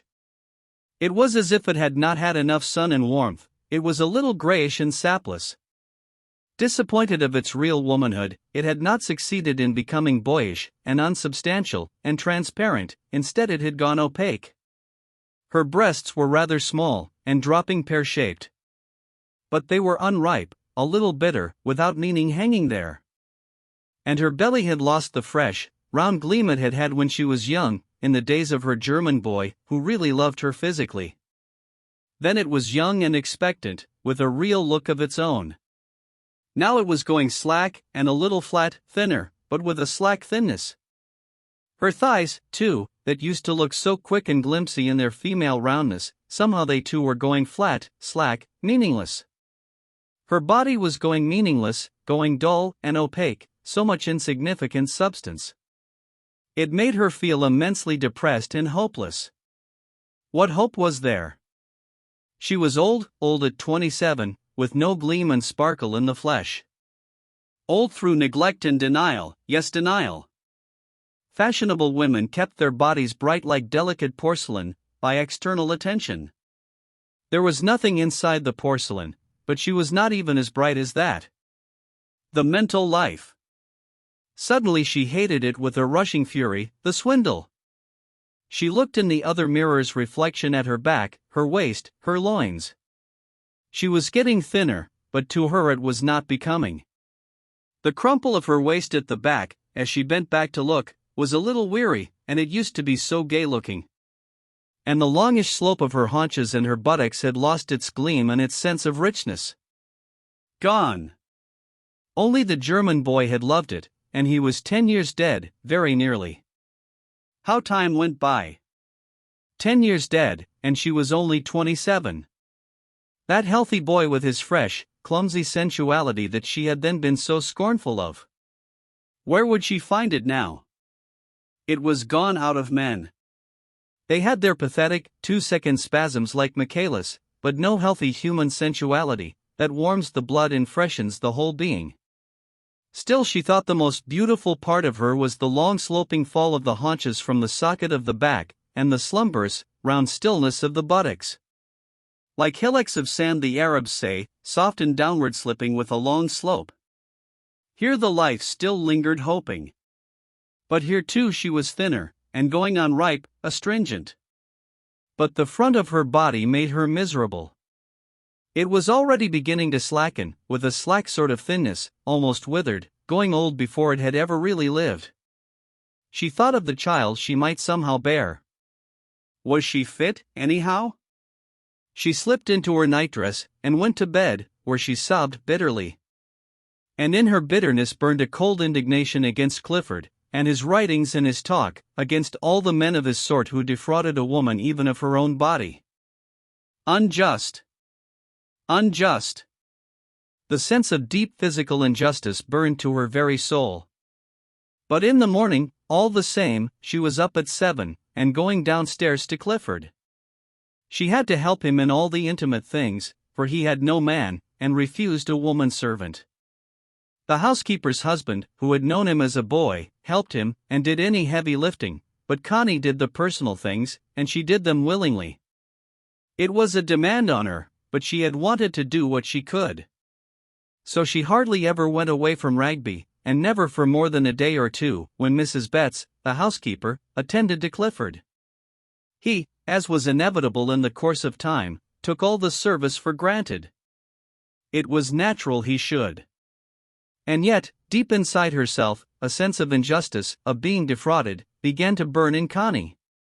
The physical sense of injustice is a dangerous feeling, once it is awakened. It must have outlet, or it eats away the one in whom it is aroused. Poor Clifford, he was not to blame. His was the greater misfortune. It was all part of the general catastrophe. And yet was he not in a way to blame? This lack of warmth, this lack of the simple, warm, physical contact, was he not to blame for that? He was never really warm, nor even kind, only thoughtful, considerate, in a well-bred, cold sort of way. But never warm as a man can be warm to a woman, as even Connie's father could be warm to her, with the warmth of a man who did himself well, and intended to, but who still could comfort a woman with a bit of his masculine glow. But Clifford was not like that. His whole race was not like that. They were all inwardly hard and separate, and warmth to them was just bad taste. You have to get on without it, and hold your own, which was all very well if you were of the same class and race. Then you could keep yourself cold and be very estimable, and hold your own, and enjoy the satisfaction of holding it. But if you were of another class and another race, it wouldn't do. There was no fun merely holding your own, and feeling you belonged to the ruling class. What was the point, when even the smartest aristocrats had really nothing positive of their own to hold, and their rule was really a farce, not rule at all? What was the point? It was all cold nonsense. A sense of rebellion smoldered in Connie. What was the good of it all? What was the good of her sacrifice, her devoting her life to Clifford? What was she serving, after all? A cold spirit of vanity that had no warm human contacts, and that was as corrupt as any low-born Jew, in craving for prostitution to the bitch goddess, success. Even Clifford's cool and contactless assurance that he belonged to the ruling class didn't prevent his tongue lolling out of his mouth, as he panted after the bitch goddess. After all, Michaelis was really more dignified in the matter, and far, far more successful. Really, if you looked closely at Clifford, he was a buffoon, and a buffoon is more humiliating than a bounder. As between the two men, Michaelis really had far more use for her than Clifford had. He had even more need of her. Any good nurse can attend to crippled legs. And as for the heroic effort, Michaelis was a heroic rat, and Clifford was very much of a poodle showing off. There were people staying in the house, among them Clifford's Aunt Eva, Lady Bennerley. She was a thin woman of 60, with a red nose, a widow, and still something of a grande dame. She belonged to one of the best families, and had the character to carry it off. Connie liked her, she was so perfectly simple and frank, as far as she intended to be frank, and superficially kind. Inside herself she was a past mistress in holding her own, and holding other people a little lower. She was not at all a snob, far too sure of herself. She was perfect at the social sport of coolly holding her own, and making other people defer to her. She was kind to Connie, and tried to worm into her woman's soul with the sharp gimlet of her well-born observations. "You're quite wonderful, in my opinion," she said to Connie. "You've done wonders for Clifford. I never saw any budding genius myself, and there he is all the rage." Aunt Eva was quite complacently proud of Clifford's success. Another feather in the family cap. She didn't care a straw about his books, but why should she? "Oh, I don't think it's my doing," said Connie. "It must be. Can't be anybody else's. And it seems to me you don't get enough out of it." "How?" "Look at the way you are shut up here. I said to Clifford, if that child rebels one day you'll have yourself to thank." "But Clifford never denies me anything," said Connie. "Look here, my dear child," and Lady Bennerley laid her thin hand on Connie's arm. "A woman has to live her life, or live to repent not having lived it. Believe me." And she took another sip of brandy, which maybe was her form of repentance. "But I do live my life, don't I?" "Not in my idea. Clifford should bring you to London, and let you go about. His sort of friends are all right for him, but what are they for you? If I were you, I should think it wasn't good enough. You'll let your youth slip by, and you'll spend your old age, and your middle age too, repenting it." Her ladyship lapsed into contemplative silence, soothed by the brandy. But Connie was not keen on going to London, and being steered into the smart world by Lady Bennerley. She didn't feel really smart, it wasn't interesting. And she did feel the peculiar, withering coldness under it all, like the soil of Labrador, which has gay little flowers on its surface, and a foot down is frozen. Tommy Dukes was at Rugby, and another man, Harry Winterslow, and Jack Strangeways with his wife Olive. The talk was much more desultory than when only the cronies were there, and everybody was a bit bored, for the weather was bad, and there was only billiards, and the pianola to dance to. Olive was reading a book about the future, when babies would be bred in bottles, and women would be immunized. "Jolly good thing too," she said. "Then a woman can live her own life." Strangeways wanted children, and she didn't. "How'd you like to be immunized?" Winterslow asked her, with an ugly smile. "I hope I am, naturally," she said. "Anyhow, the future's going to have more sense, and a woman needn't be dragged down by her functions." "Perhaps she'll float off into space altogether," said Dukes. "I do think sufficient civilization ought to eliminate a lot of the physical disabilities," said Clifford. "All the love business, for example, it might just as well go." "I suppose it would if we could breed babies in bottles." "No," cried Olive. "That might leave all the more room for fun." "I suppose," said Lady Bennerley, contemplatively, "if the love business went, something else would take its place. Morphia, perhaps. A little morphine in all the air. It would be wonderfully refreshing for everybody. The government releasing ether into the air on Saturdays, for a cheerful weekend," said Jack. "Sounds all right, but where should we be by Wednesday?" "So long as you can forget your body you are happy," said Lady Bennerley. "And the moment you begin to be aware of your body, you are wretched. So, if civilization is any good, it has to help us to forget our bodies, and then time passes happily without our knowing it." "Help us to get rid of our bodies altogether," said Winterslow. "It's quite time man began to improve on his own nature, especially the physical side of it." "Imagine if we floated like tobacco smoke," said Connie. "It won't happen," said Dukes. "Our old show will come flop, our civilization is going to fall. It's going down the bottomless pit, down the chasm. And believe me, the only bridge across the chasm will be the phallus." "Oh, do be impossible, General," cried Olive. "I believe our civilization is going to collapse," said Aunt Eva. "And what will come after it?" asked Clifford. I haven't the faintest idea, but something, I suppose, said the elderly lady. Connie says people like wisps of smoke, and Olive says immunized women, and babies in bottles, and Dukes says the phallus is the bridge to what comes next. I wonder what it will really be, said Clifford. Oh, don't bother. Let's get on with today, said Olive. Only hurry up with the breeding bottle, and let us poor women off. There might even be real men in the next phase, said Tommy. Real, intelligent, wholesome men, and wholesome nice women. Wouldn't that be a change, an enormous change from us? We're not men, and the women aren't women. We're only cerebrating makeshifts, mechanical and intellectual experiments.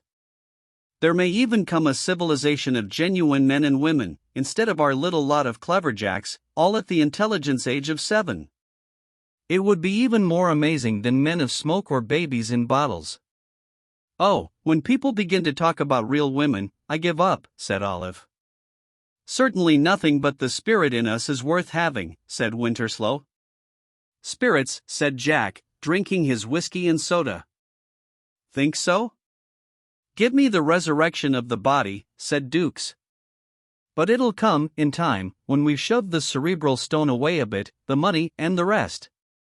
Then we'll get a democracy of touch, instead of a democracy of pocket. Something echoed inside Connie. Give me the democracy of touch, the resurrection of the body. She didn't at all know what it meant, but it comforted her, as meaningless things may do. Anyhow, everything was terribly silly, and she was exasperatedly bored by it all, by Clifford, by Aunt Eva, by Olive and Jack, and Winterslow, and even by Dukes. Talk, talk, talk. What hell it was, the continual rattle of it. Then, when all the people went, it was no better. She continued plodding on, but exasperation and irritation had got hold of her lower body. She couldn't escape. The days seemed to grind by, with curious painfulness, yet nothing happened. Only she was getting thinner. Even the housekeeper noticed it, and asked her about herself. Even Tommy Dukes insisted she was not well, though she said she was all right. Only she began to be afraid of the ghastly white tombstones, that peculiar loathsome whiteness of Carrara marble, detestable as false teeth, which stuck up on the hillside, under Tevershall Church, and which she saw with such grim plainness from the park. The bristling of the hideous false teeth of tombstones on the hill affected her with a grisly kind of horror. She felt the time not far off when she would be buried there, added to the ghastly host under the tombstones and the monuments, in these filthy Midlands.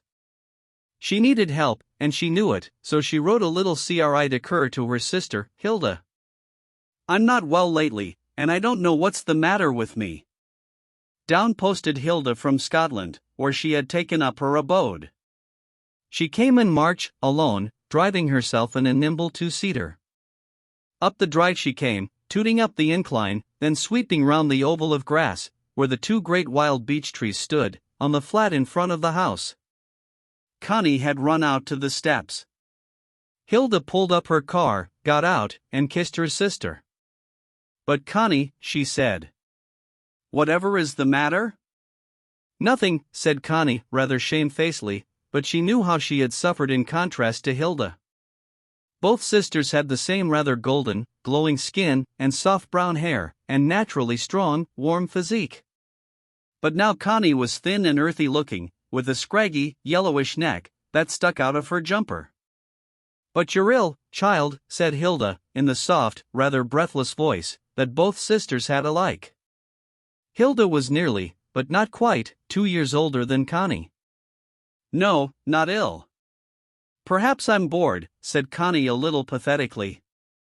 The light of battle glowed in Hilda's face. She was a woman, soft and still as she seemed, of the old Amazon sort, not made to fit with men. This wretched place, she said softly, looking at poor old, lumbering Ragby with real hate. She looked soft and warm herself, as a ripe pear, and she was an Amazon of the real old breed. She went quietly in to Clifford. He thought how handsome she looked, but also he shrank from her. His wife's family did not have his sort of manners, or his sort of etiquette. He considered them rather outsiders, but once they got inside they made him jump through the hoop. He sat square and well-groomed in his chair, his hair sleek and blonde, and his face fresh, his blue eyes pale, and a little prominent, his expression inscrutable, but well-bred. Hilda thought it sulky and stupid, and he waited. He had an air of aplomb, but Hilda didn't care what he had an air of. She was up in arms, and if he'd been Pope or Emperor it would have been just the same. "Connie's looking awfully unwell," she said in her soft voice, fixing him with her beautiful, glowering gray eyes. She looked so maidenly, so did Connie, but he well knew the stone of Scottish obstinacy underneath. "She's a little thinner," he said. "Haven't you done anything about it?" "Do you think it necessary?" he asked, with his suavest English stiffness, for the two things often go together. Hilda only glowered at him without replying. Repartee was not her forte, nor Connie's, so she glowered, and he was much more uncomfortable than if she had said things. "I'll take her to a doctor," said Hilda at length. "Can you suggest a good one round here?" "I'm afraid I can't." "Then I'll take her to London, where we have a doctor we trust." Though boiling with rage, Clifford said nothing. "I suppose I may as well stay the night," said Hilda, pulling off her gloves, "and I'll drive her to town tomorrow." Clifford was yellow at the gills with anger, and at evening the whites of his eyes were a little yellow too. He ran to liver. But Hilda was consistently modest and maidenly. "You must have a nurse or somebody to look after you personally. You should really have a manservant," said Hilda as they sat, with apparent calmness, at coffee after dinner. She spoke in her soft, seemingly gentle way, but Clifford felt she was hitting him on the head with a bludgeon. "You think so?" he said coldly. "I'm sure. It's necessary. Either that, or Father and I must take Connie away for some months. This can't go on." "What can't go on?"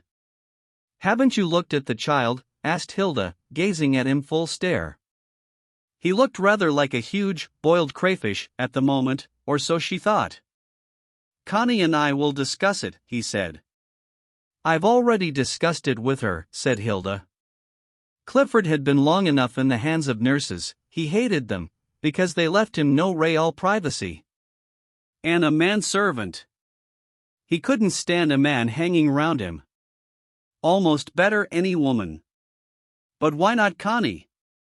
The two sisters drove off in the morning, Connie looking rather like an Easter lamb, rather small beside Hilda, who held the wheel. Sir Malcolm was away, but the Kensington house was open. The doctor examined Connie carefully, and asked her all about her life. "I see your photograph, and Sir Clifford's, in the illustrated papers sometimes. Almost notorieties, aren't you? That's how the quiet little girls grow up, though you're only a quiet little girl even now, in spite of the illustrated papers." "No, no. There's nothing organically wrong, but it won't do. It won't do. Tell Sir Clifford he's got to bring you to town, or take you abroad, and amuse you. You've got to be amused, got to. Your vitality is much too low, no reserves, no reserves. The nerves of the heart a bit queer already, oh, yes. Nothing but nerves. I'd put you right in a month at Cannes or Biarritz. But it mustn't go on, mustn't, I tell you, or I won't be answerable for consequences. You're spending your life without renewing it. You've got to be amused, properly, healthily amused. You're spending your vitality without making any. Can't go on, you know. Depression. Avoid depression." Hilda set her jaw, and that meant something. Michaelis heard they were in town, and came running with roses. "Why, whatever's wrong?" he cried. "You're a shadow of yourself. Why, I never saw such a change. Why ever didn't you let me know? Come to Nice with me. Come down to Sicily. Go on, come to Sicily with me, it's lovely there just now. You want sun. You want life. Why, you're wasting away. Come away with me. Come to Africa. Oh, hang Sir Clifford. Chuck him, and come along with me. I'll marry you the minute he divorces you. Come along and try a life. God's love. That place Ragby would kill anybody. Beastly place. Foul place. Kill anybody. Come away with me into the sun. It's the sun you want, of course, and a bit of normal life. But Connie's heart simply stood still at the thought of abandoning Clifford there and then. She couldn't do it. No. She just couldn't. She had to go back to Ragby. Michaelis was disgusted. Hilda didn't like Michaelis, but she almost preferred him to Clifford. Back went the sisters to the Midlands. Hilda talked to Clifford, who still had yellow eyeballs when they got back. He, too, in his way, was overwrought, but he had to listen to all Hilda said, to all the doctor had said, not what Michaelis had said, of course, and he sat mum through the ultimatum. Here is the address of a good manservant, who was with an invalid patient of the doctor's till he died last month. He is really a good man, and fairly sure to come. But I'm not an invalid, and I will not have a manservant, said Clifford, poor devil. And here are the addresses of 2 women, I saw one of them, she would do very well, a woman of about 50, quiet, strong, kind, and in her way cultured. Clifford only sulked, and would not answer. Very well, Clifford. If we don't settle something by tomorrow, I shall telegraph to father, and we shall take Connie away. Will Connie go? Asked Clifford. She doesn't want to, but she knows she must. Mother died of cancer, brought on by fretting. We're not running any risks. So next day Clifford suggested Mrs. Bolton, Tevershall parish nurse. Apparently Mrs. Betts had thought of her. Mrs. Bolton was just retiring from her parish duties to take up private nursing jobs. Clifford had a queer dread of delivering himself into the hands of a stranger, but this Mrs. Bolton had once nursed him through scarlet fever, and he knew her. The 2 sisters at once called on Mrs. Bolton, in a newish house in a row, quite select for Tevershall. They found a rather good-looking woman of 40-odd, in a nurse's uniform, with a white collar and apron, just making herself tea, in a small, crowded sitting room. Mrs. Bolton was most attentive and polite, seemed quite nice, spoke with a bit of a broad slur, but in heavily correct English, and from having bossed the sick colliers for a good many years, had a very good opinion of herself, and a fair amount of assurance. In short, in her tiny way, one of the governing class in the village, very much respected. Yes, Lady Chatterley's not looking at all well. Why, she used to be that bonny, didn't she now? But she's been failing all winter. Oh, it's hard, it is. Poor Sir Clifford. That war, it's a lot to answer for. And Mrs. Bolton would come to Ragby at once, if Dr. Shardlow would let her off. She had another fortnight's parish nursing to do, by rights, but they might get a substitute, you know. Hilda posted off to Dr. Shardlow, and on the following Sunday Mrs. Bolton drove up in Liver's cab to Ragby, with 2 trunks. Hilda had talks with her, Mrs. Bolton was ready at any moment to talk. And she seemed so young. The way the passion would flush in her rather pale cheek. She was 47. Her husband, Ted Bolton, had been killed in the pit, 22 years ago, 22 years last Christmas, just at Christmas time, leaving her with 2 children, one a baby in arms. Oh, the baby was married now, Edith, to a young man in Boots Cash Chemists in Sheffield.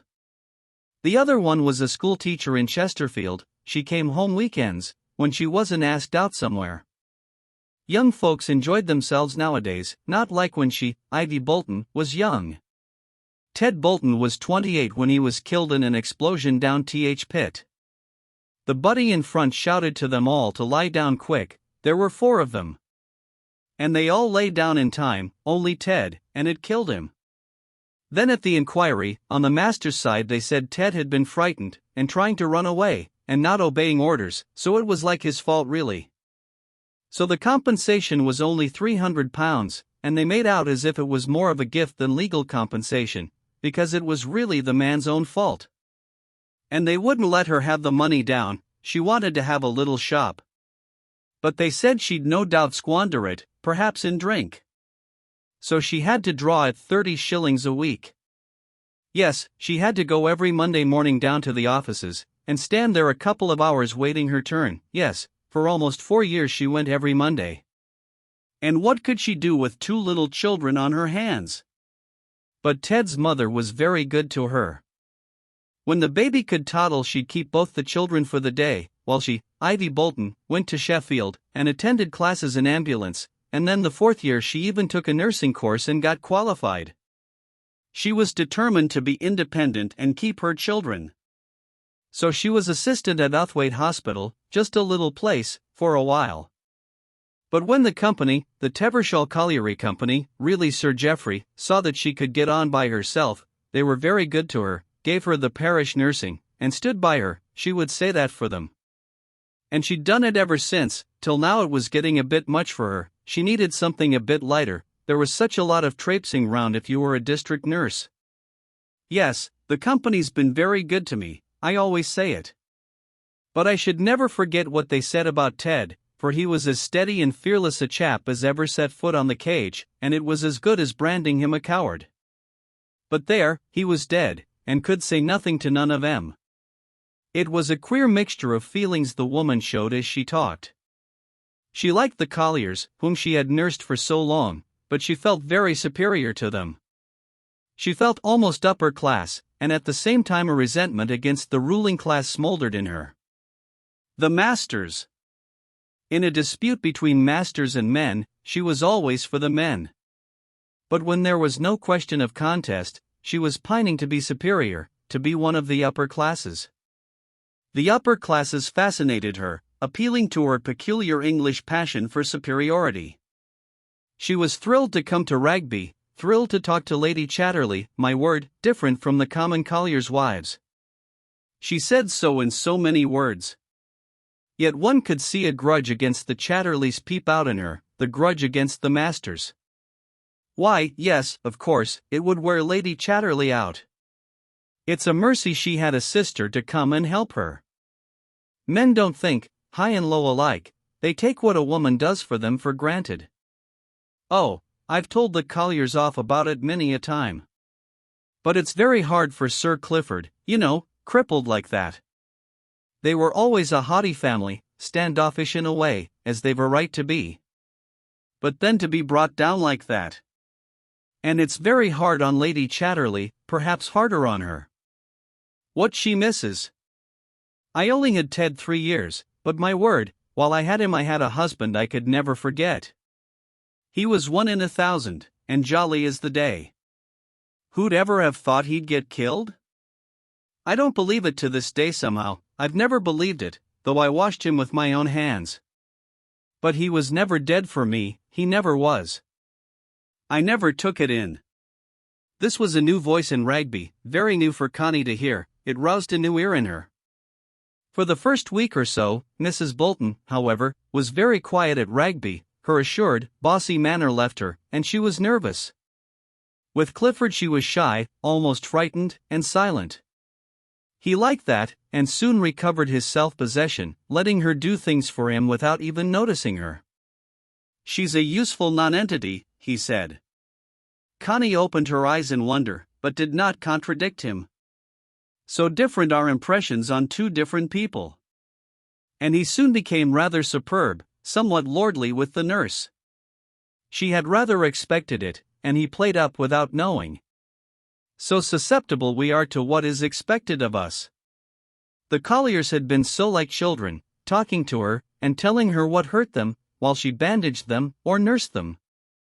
They had always made her feel so grand, almost superhuman in her administrations. Now Clifford made her feel small, and like a servant, and she accepted it without a word, adjusting herself to the upper classes. She came very mute, with her long, handsome face, and downcast eyes, to administer to him. And she said very humbly, "Shall I do this now, Sir Clifford? Shall I do that?"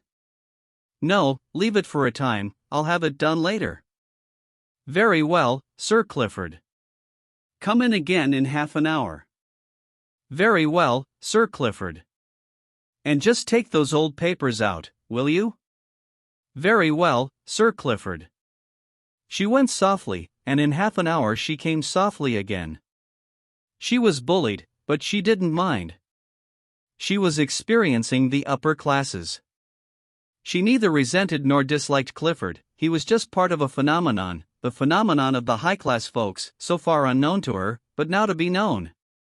She felt more at home with Lady Chatterley, and after all it's the mistress of the house matters most. Mrs. Bolton helped Clifford to bed at night, and slept across the passage from his room, and came if he rang for her in the night. She also helped him in the morning, and soon valeted him completely, even shaving him, in her soft, tentative woman's way. She was very good and competent, and she soon knew how to have him in her power. He wasn't so very different from the colliers after all, when you lathered his chin, and softly rubbed the bristles. The standoffishness and the lack of frankness didn't bother her, she was having a new experience. Clifford, however, inside himself, never quite forgave Connie for giving up her personal care of him to a strange hired woman.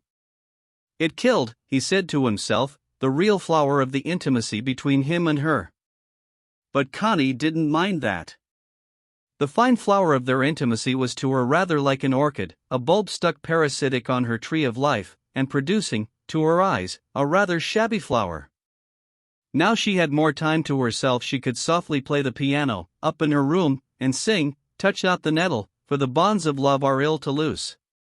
She had not realized till lately how ill to loose they were, these bonds of love. But thank heaven she had loosened them. She was so glad to be alone, not always to have to talk to him. When he was alone he tapped on a typewriter, to infinity. But when he was not working, and she was there, he talked, always talked, infinite small analysis of people and motives, and results, characters and personalities, till now she had had enough. For years she had loved it, until she had enough, and then suddenly it was too much. She was thankful to be alone. It was as if thousands and thousands of little roots and threads of consciousness in him and her had grown together into a tangled mass, till they could crowd no more, and the plant was dying. Now quietly, subtly she was unraveling the tangle of his consciousness and hers, breaking the threads gently, one by one, with patience and impatience to get clear. But the bonds of such love are more ill to loose even than most bonds, though Mrs. Bolton's coming had been a great help. But he still wanted the old intimate evenings of talk with Connie, talk or reading aloud. But now she could arrange that Mrs. Bolton should come at 10 to disturb them. At 10 o'clock Connie could go upstairs and be alone. Clifford was in good hands with Mrs. Bolton. Mrs. Bolton ate with Mrs. Betts in the housekeeper's room, since they were all agreeable. And it was curious how much closer the servants' quarters seemed to have come, right up to the doors of Clifford's study, when before they were so remote. For Mrs. Betts would sometimes sit in Mrs. Bolton's room, and Connie heard their lowered voices, and felt somehow the strong, other vibration of the working people almost invading the sitting room, when she and Clifford were alone. So changed was Ragby merely by Mrs. Bolton's coming. And Connie felt herself released, in another world, she felt she breathed differently. But still she was afraid of how many of her roots, perhaps mortal ones, were tangled with Clifford's. Yet still, she breathed freer, a new phase was going to begin in her life. Chapter 8 Mrs. Bolton also kept a cherishing eye on Connie, feeling she must extend to her female and professional protection. She was always urging her ladyship to walk out, to drive to Uthwaite, to be in the air. For Connie had got into the habit of sitting still by the fire, pretending to read, or to sew feebly, and hardly going out at all. It was a blowy day soon after Hilda had gone, that Mrs. Bolton said, "Now why don't you go for a walk through the wood, and look at the daffs behind the keeper's cottage? They're the prettiest sight you'd see in a day's march. And you could put some in your room, wild daffs are always so cheerful looking, aren't they?" Connie took it in good part, even daffs for daffodils. Wild daffodils. After all, one should not stew in one's own juice. The spring came back. Seasons return, but not to me returns day, or the sweet approach of even or morn. And the keeper, his thin, white body, like a lonely pistil of an invisible flower. She had forgotten him in her unspeakable depression. But now something roused. Pale beyond porch and portal, the thing to do was to pass the porches and the portals.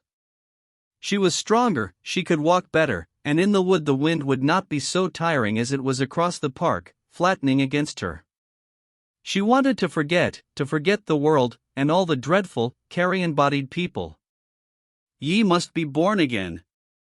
I believe in the resurrection of the body. Except a grain of wheat fall into the earth and die, it shall by no means bring forth. When the crocus cometh forth, I too will emerge and see the sun. In the wind of March endless phrases swept through her consciousness. Little gusts of sunshine blew, strangely bright, and lit up the celandines at the wood's edge. Under the hazel rods, they spangled out bright and yellow. And the wood was stiller, but yet gusty with crossing sun. The first windflowers were out, and all the wood seemed pale with the pallor of endless little anemones, sprinkling the shaken floor. The world has grown pale with thy breath. But it was the breath of Persephone. This time, she was out of hell on a cold morning. Cold breaths of wind came, and overhead there was an anger of entangled wind caught among the twigs. It, too, was caught in trying to tear itself free, the wind, like Absalom. How cold the anemones looked, bobbing their naked white shoulders over crinoline skirts of green. But they stood it. A few first bleached little primroses too, by the path, and yellow buds unfolding themselves. The roaring and swaying was overhead, only cold currents came down below. Connie was strangely excited in the wood, and the color flew in her cheeks, and burned blue in her eyes. She walked ploddingly, picking a few primroses and the first violets, that smelled sweet and cold. And she drifted on without knowing where she was. Till she came to the clearing, at the far end of the wood, and saw the green-stained stone cottage, looking almost rosy, like the flesh underneath a mushroom, its stone warmed in a burst of sun. And there was a sparkle of yellow jasmine by the door, the closed door. But no sound, no smoke from the chimney, no dog barking. She went quietly round to the back, where the bank rose up. She had an excuse to see the daffodils. And they were there, the short-stemmed flowers, rustling and fluttering and shivering, so bright and alive, but with nowhere to hide their faces, as they turned them away from the wind. They shook their bright, sunny little rags in bouts of distress. But perhaps they liked it really, perhaps they really liked the tossing. Constance sat down with her back to a young pine tree, that swayed against her with curious life, elastic and powerful, rising up. The erect, alive thing, with its top in the sun. And she watched the daffodils turn golden, in a burst of sun that was warm on her hands and lap. Even she caught the faint, tarry scent of the flowers. And then, being so still and alone, she seemed to get into the current of her own proper destiny. She had been fastened by a rope, and jagging and snaring like a boat at its moorings. Now she was loose and adrift. The sunshine gave way to chill, the daffodils were in shadow, dipping silently. So they would dip through the day and the long cold night. So strong in their frailty. She rose, a little stiff, took a few daffodils, and went down. She hated breaking the flowers, but she wanted just one or two to go with her. She would have to go back to Ragby and its walls, and now she hated it, especially its thick walls. Walls. Always walls. Yet one needed them in this wind. When she got home, Clifford asked her, "Where did you go?" "Right across the wood." "Look, aren't the little daffodils adorable? To think they should come out of the earth." "Just as much out of the air and sunshine," he said. "But modeled in the earth," she retorted, with a prompt contradiction that surprised her a little. The next afternoon she went to the wood again. She followed the broad writing that swerved round and up through the larches to a spring called John's Well. It was cold on this hillside, and not a flower in the darkness of larches. But the icy little spring softly pressed upwards from its tiny well-bed of pure, reddish-white pebbles. How icy and clear it was! Brilliant! The new keeper had no doubt put in fresh pebbles. She heard the faint tinkle of water, as the tiny overflow trickled over and downhill. Even above the hissing boom of the larchwood, that spread its bristling, leafless, wolfish darkness on the downslope, she heard the tinkle as of tiny water bells. This place was a little sinister, cold, damp. Yet the well must have been a drinking place for hundreds of years. Now no more. Its tiny cleared space was lush and cold and dismal. She rose and went slowly towards home. As she went, she heard a faint tapping away on the right, and stood still to listen. Was it hammering, or a woodpecker? It was surely hammering. She walked on, listening. And then she noticed a narrow track between young fir trees, a track that seemed to lead nowhere. But she felt it had been used. She turned down it adventurously, between the thick young firs, which gave way soon to the old oak wood. She followed the track, and the hammering grew nearer, in the silence of the windy wood, for trees make a silence even in their noise of wind. She saw a secret little clearing, and a secret little hut made of rustic poles. And she had never been here before. She realized it was the quiet place where the growing pheasants were reared. The keeper in his shirt-sleeves was kneeling, hammering. The dog trotted forward with a short, sharp bark, and the keeper lifted his face suddenly and saw her. He had a startled look in his eyes. He straightened himself and saluted, watching her in silence, as she came forward with weakening limbs. He resented the intrusion. He cherished his solitude as his only and last freedom in life. I wondered what the hammering was, she said, feeling weak and breathless, and a little afraid of him, as he looked so straight at her.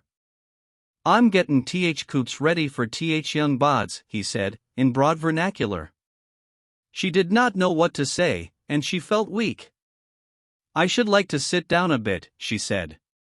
Come and sit ere I thut, he said, going in front of her to the hut, pushing aside some timber and stuff, and drawing out a rustic chair, made of hazel sticks. Am light your a little fire, he asked, with the curious naivete of the dialect. Oh, don't bother, she replied. But he looked at her hands, they were rather blue. So he quickly took some larch twigs to the little brick fireplace in the corner, and in a moment the yellow flame was running up the chimney. He made a place by the brick hearth. Sit ere then a bit, and warm your, he said. She obeyed him. He had that curious kind of protective authority. She obeyed at once. So she sat and warmed her hands at the blaze, and dropped logs on the fire, whilst outside he was hammering again. She did not really want to sit, poked in a corner by the fire. She would rather have watched from the door, but she was being looked after, so she had to submit. The hut was quite cozy, paneled with unvarnished deal, having a little rustic table and stool beside her chair, and a carpenter's bench, then a big box, tools, new boards, nails, and many things hung from pegs, axe, hatchet, traps, things in sacks, his coat. It had no window, the light came in through the open door. It was a jumble, but also it was a sort of little sanctuary. She listened to the tapping of the man's hammer. It was not so happy. He was oppressed. Here was a trespass on his privacy, and a dangerous one. A woman. He had reached the point where all he wanted on earth was to be alone. And yet he was powerless to preserve his privacy. He was a hired man, and these people were his masters. Especially he did not want to come into contact with a woman again. He feared it, for he had a big wound from old contacts. He felt if he could not be alone, and if he could not be left alone, he would die. His recoil away from the outer world was complete. His last refuge was this wood, to hide himself there. Connie grew warm by the fire, which she had made too big, then she grew hot. She went and sat on the stool in the doorway, watching the man at work. He seemed not to notice her, but he knew. Yet he worked on, as if absorbedly, and his brown dog sat on her tail near him, and surveyed the untrustworthy world. Slender, quiet and quick, the man finished the coop he was making, turned it over, tried the sliding door, then set it aside. Then he rose, went for an old coop, and took it to the chopping log where he was working. Crouching, he tried the bars, some broke in his hands. He began to draw the nails. Then he turned the coop over and deliberated, and he gave absolutely no sign of awareness of the woman's presence. So Connie watched him fixedly. And the same solitary aloneness she had seen in him naked, she now saw in him clothed, solitary, and intent, like an animal that works alone, but also brooding, like a soul that recoils away from all human contact. Silently, patiently, he was recoiling away from her even now. It was the stillness, and the timeless sort of patience, in a man impatient and passionate, that touched Connie's womb. She saw it in his bent head, the quick, quiet hands, the crouching of his slender, sensitive loins, something patient and withdrawn. She felt his experience had been deeper and wider than her own, much deeper and wider, and perhaps more deadly. And this relieved her of herself. She felt almost irresponsible. So she sat in the doorway of the hut in a dream, utterly unaware of time and of particular circumstances. She was so drifted away that he glanced up at her quickly, and saw the utterly still, waiting look on her face. To him it was a look of waiting. And a little thin tongue of fire suddenly flickered in his loins, at the root of his back, and he groaned in spirit. He dreaded with a repulsion almost of death, any further close human contact. He wished above all things she would go away, and leave him to his own privacy. He dreaded her will, her female will, and her modern female insistency. And above all he dreaded her cool, upper-class impudence of having her own way. For after all he was only a hired man. He hated her presence there. Connie came to herself with sudden uneasiness. She rose. The afternoon was turning to evening, yet she could not go away. She went over to the man, who stood up at attention, his worn face stiff and blank, his eyes watching her. "It is so nice here, so restful," she said. "I have never been here before." "No? I think I shall come and sit here sometimes." "Yes." "Do you lock the hut when you're not here?" "Yes, your ladyship." "Do you think I could have a key too, so that I could sit here sometimes?" "Are there 2 keys?" "Not as I know on, there isna." He had lapsed into the vernacular. Connie hesitated. He was putting up an opposition. Was it his hut, after all? "Couldn't we get another key?" she asked in her soft voice, that underneath had the ring of a woman determined to get her way. "Another," he said, glancing at her with a flash of anger, touched with derision. "Yes, a duplicate," she said, flushing. "'Appen Sir Clifford you know," he said, putting her off. "Yes," she said, "he might have another. Otherwise we could have one made from the one you have. It would only take a day or so, I suppose. You could spare your key for so long." "I canna tell yer, lady. No knob dy is my keys round air." Connie suddenly flushed with anger. "Very well," she said. "I'll see to it." "All right, your ladyship." Their eyes met. His had a cold, ugly look of dislike and contempt, and indifference to what would happen. Hers were hot with rebuff. But her heart sank. She saw how utterly he disliked her, when she went against him. And she saw him in a sort of desperation. "Good afternoon." "Afternoon, my lady." He saluted and turned abruptly away. She had wakened the sleeping dogs of old voracious anger in him, anger against the self-willed female. And he was powerless. He knew it. And she was angry against the self-willed male. A servant too. She walked sullenly home.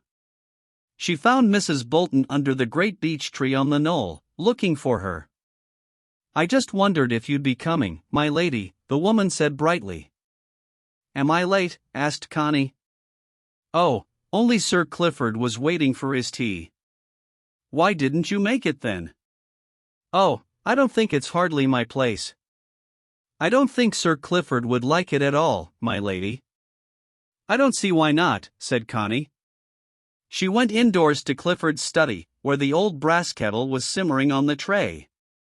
"Am I late, Clifford?" she said, putting down the few flowers and taking up the tea caddy, as she stood before the tray in her hat and scarf. "I'm sorry." "Why didn't you let Mrs. Bolton make the tea?" "I didn't think of it," he said ironically. I don't quite see her presiding at the tea table. Oh, there's nothing sacrosanct about a silver teapot, said Connie. He glanced up at her curiously. What did you do all afternoon? He said. Walked and sat in a sheltered place. Do you know there are still berries on the big holly tree? She took off her scarf, but not her hat, and sat down to make tea. The toast would certainly be leathery. She put the tea cozy over the teapot, and rose to get a little glass for her violets. The poor flowers hung over, limp on their stalks. They'll revive again, she said, putting them before him in their glass for him to smell. Sweeter than the lids of Juno's eyes, he quoted. I don't see a bit of connection with the actual violets, she said. The Elizabethans are rather upholstered. She poured him his tea. Do you think there is a second key to that little hut not far from John's well, where the pheasants are reared? She said. There may be. Why? I happened to find it today, and I'd never seen it before. I think it's a darling place. I could sit there sometimes, couldn't I? Was Mellors there? Yes. That's how I found it, his hammering. He didn't seem to like my intruding at all. In fact, he was almost rude when I asked about a second key. What did he say? Oh, nothing, just his manner, and he said he knew nothing about keys. There may be one in Father's study. Betts knows them all, they're all there. I'll get him to look. Oh, do, she said. So Mellors was almost rude? Oh, nothing, really. But I don't think he wanted me to have the freedom of the castle, quite. I don't suppose he did. Still, I don't see why he should mind. It's not his home, after all. It's not his private abode. I don't see why I shouldn't sit there if I want to. Quite, said Clifford. He thinks too much of himself, that man. Do you think he does? Oh, decidedly. He thinks he's something exceptional. You know, he had a wife he didn't get on with, so he joined up in 1915 and was sent out to India, I believe. Anyhow, he was blacksmith to the cavalry in Egypt for a time, always was connected with horses, a clever fellow that way. Then some Indian colonel took a fancy to him, and he was made a lieutenant. Yes, they gave him a commission. I believe he went back to India with his colonel, and up to the northwest frontier. He was ill, he has a pension. He didn't come out of the army till last year, I believe, and then, naturally, it isn't easy for a man like that to get back to his own level. He's bound to flounder. But he does his duty all right, as far as I'm concerned. Only I'm not having any of the Lieutenant Mellors touch. How could they make him an officer when he speaks broad Derbyshire? He doesn't, except by fits and starts. He can speak perfectly well, for him. I suppose he has an idea if he's come down to the ranks again, he'd better speak as the ranks speak. Why didn't you tell me about him before? Oh, I've no patience with these romances. They're the ruin of all order. It's 1,000 pities they ever happened. Connie was inclined to agree. What was the good of discontented people who fitted in nowhere? In the spell of fine weather, Clifford, too, decided to go to the wood. The wind was cold, but not so tiresome, and the sunshine was like life itself, warm and full. It's amazing, said Connie, how different one feels when there's a really fresh fine day. Usually one feels the very air is half dead. People are killing the very air. Do you think people are doing it? He asked. I do. The steam of so much boredom, and discontent and anger out of all the people, just kills the vitality in the air. I'm sure of it. Perhaps some condition of the atmosphere lowers the vitality of the people, he said. No, it's man that poisons the universe, she asserted. Fouls his own nest, remarked Clifford. The chair puffed on. In the hazel tops catkins were hanging pale gold, and in sunny places the wood anemones were wide open, as if exclaiming with the joy of life, just as good as in past days, when people could exclaim along with them. They had a faint scent of apple blossom. Connie gathered a few for Clifford. He took them and looked at them curiously. "Thou still unravished bride of quietness," he quoted. "It seems to fit flowers so much better than Greek vases." "Ravished is such a horrid word," she said. "It's only people who ravish things." "Oh, I don't know, snails and things," he said. "Even snails only eat them, and bees don't ravish." She was angry with him, turning everything into words. Violets were Juno's eyelids, and windflowers were unravished brides. How she hated words, always coming between her and life. They did the ravishing, if anything did, ready-made words and phrases, sucking all the life sap out of living things. The walk with Clifford was not quite a success.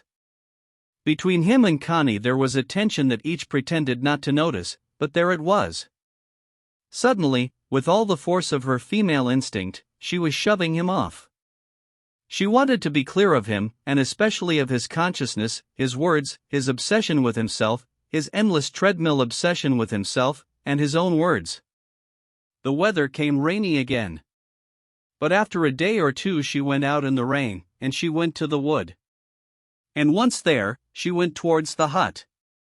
It was raining, but not so cold, and the wood felt so silent and remote, inaccessible in the dusk of rain.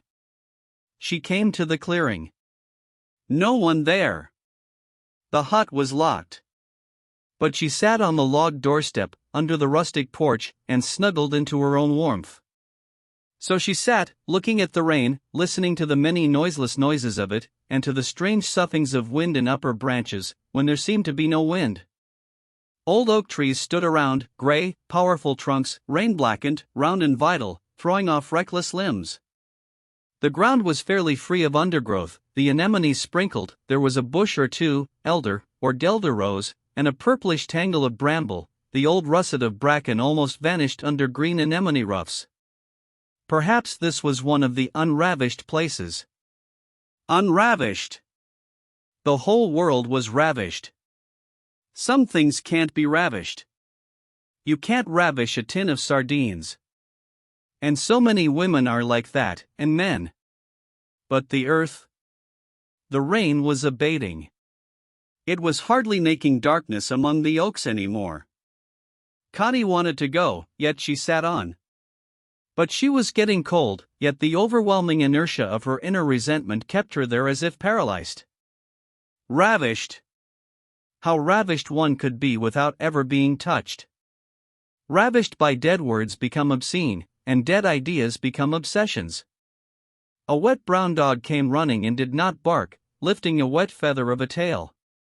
The man followed in a wet black oilskin jacket, like a chauffeur, and face flushed a little. She felt him recoil in his quick walk, when he saw her. She stood up in the handbreadth of dryness under the rustic porch. He saluted without speaking, coming slowly near. She began to withdraw. "I'm just going," she said. "Was you waitin' to get in?" he asked, looking at the hut, not at her.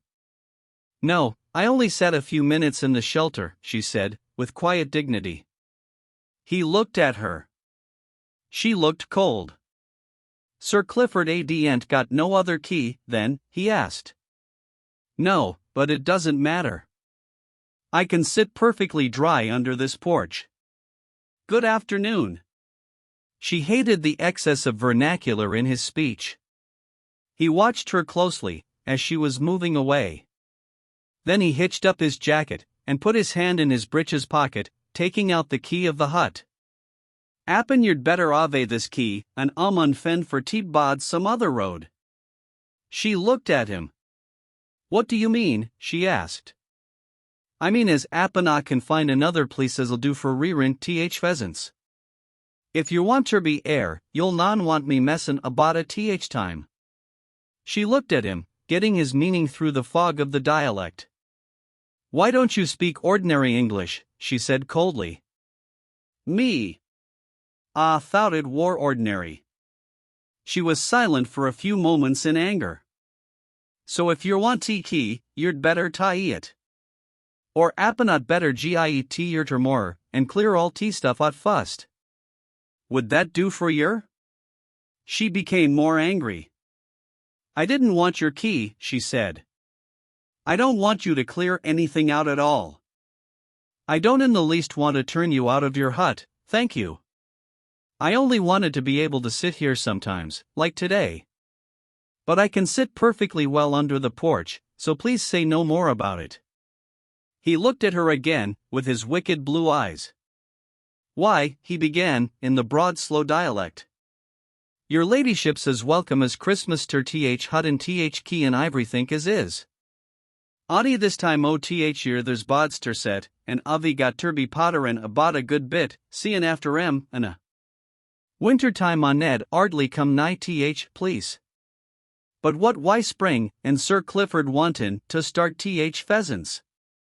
And your ladyship non want me tinkerin' aroundin' about when she was air, all th time. She listened with a dim kind of amazement. Why should I mind your being here, she asked. He looked at her curiously. Nuisance on me, he said briefly, but significantly. She flushed. Very well, she said finally. I won't trouble you. But I don't think I should have minded at all sitting and seeing you look after the birds. I should have liked it. But since you think it interferes with you, I won't disturb you, don't be afraid.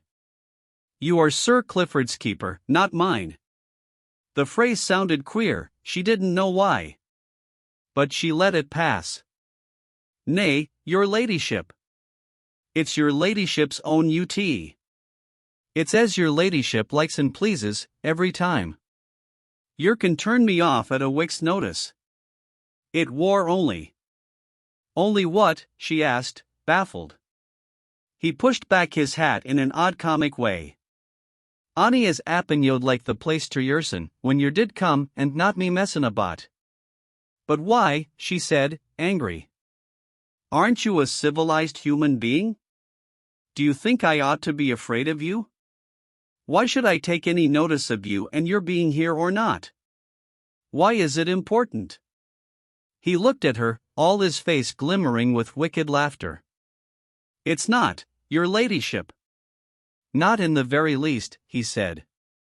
Well, why then? She asked. Shall I get your ladyship another key then? No thank you.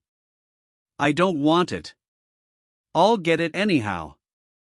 We'd best have a 2 keys ter th place. And I consider you are insolent, said Connie, with her color up, panting a little. Nay, nay, he said quickly. Dunna yer say that. Nay, nay. I niver meant nothink. Annie thought as if yo come ere, I st ave ter clear out, and it'd mean a lot o' work, settin' up somewheres else.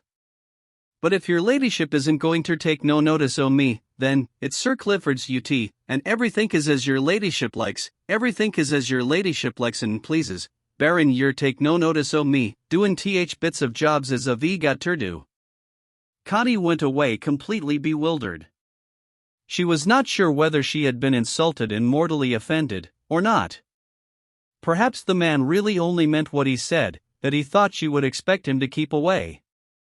As if she would dream of it. And as if he could possibly be so important, he and his stupid presence. She went home in a confusion, not knowing what she thought or felt. Chapter 9. Connie was surprised at her own feeling of aversion from Clifford. What is more, she felt she had always really disliked him. Not hate, there was no passion in it. But a profound physical dislike. Almost it seemed to her, she had married him because she disliked him in a secret, physical sort of way. But of course, she had married him really because in a mental way he attracted her and excited her. He had seemed, in some way, her master, beyond her. Now the mental excitement had worn itself out and collapsed, and she was aware only of the physical aversion. It rose up in her from her depths, and she realized how it had been eating her life away. She felt weak and utterly forlorn. She wished some help would come from outside. But in the whole world there was no help. Society was terrible because it was insane.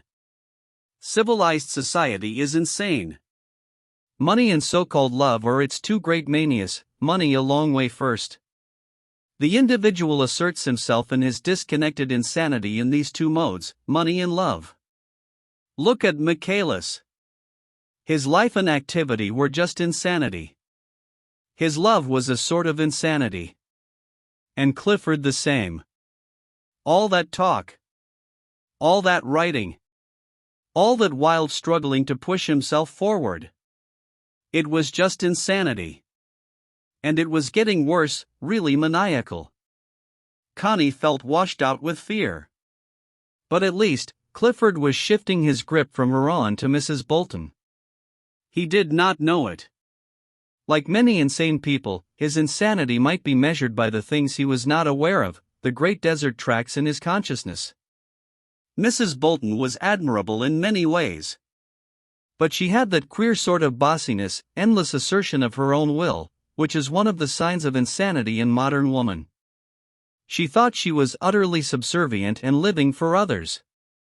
Clifford fascinated her because he always, or so often, frustrated her will, as if by a finer instinct. He had a finer, subtler will of self-assertion than herself. This was his charm for her. Perhaps that had been his charm, too, for Connie.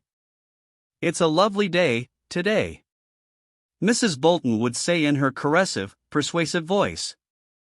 "I should think you'd enjoy a little run in your chair today, the sun's just lovely." "Yes? Will you give me that book there, that yellow one? And I think I'll have those hyacinths taken out. Why, they're so beautiful." She pronounced it with the Y sound, beautiful. "And the scent is simply gorgeous." "The scent is what I object to," he said. "It's a little funereal." "Do you think so?" she exclaimed in surprise, just a little offended, but impressed. And she carried the hyacinths out of the room, impressed by his higher fastidiousness. "Shall I shave you this morning, or would you rather do it yourself?" Always the same soft, caressive, subservient, yet managing voice. "I don't know. Do you mind waiting a while? I'll ring when I'm ready." "Very good, Sir Clifford," she replied, so soft and submissive, withdrawing quietly. But every rebuff stored up new energy of will in her. When he rang, after a time, she would appear at once. And then he would say, "I think I'd rather you shave me this morning." Her heart gave a little thrill, and she replied with extra softness, "Very good, Sir Clifford." She was very deft, with a soft, lingering touch, a little slow. At first he had resented the infinitely soft touch of her fingers on his face. But now he liked it, with a growing voluptuousness. He let her shave him nearly every day, her face near his, her eyes so very concentrated, watching that she did it right. And gradually her fingertips knew his cheeks and lips, his jaw and chin and throat perfectly. He was well-fed and well-liking, his face and throat were handsome enough, and he was a gentleman. She was handsome too, pale, her face rather long and absolutely still, her eyes bright, but revealing nothing. Gradually, with infinite softness, almost with love, she was getting him by the throat, and he was yielding to her.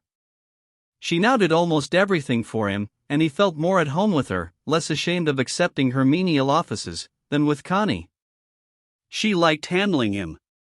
She loved having his body in her charge, absolutely, to the last menial offices. She said to Connie one day, "All men are babies, when you come to the bottom of them. Why, I've handled some of the toughest customers as ever went down Tevershall pit. But let anything ail them so that you have to do for them, and they're babies, just big babies. Oh, there's not much difference in men." At first Mrs. Bolton had thought there really was something different in a gentleman, a real gentleman, like Sir Clifford. So Clifford had got a good start of her. But gradually, as she came to the bottom of him, to use her own term, she found he was like the rest, a baby grown to a man's proportions, but a baby with a queer temper and a fine manner and power in its control, and all sorts of odd knowledge that she had never dreamed of, with which he could still bully her.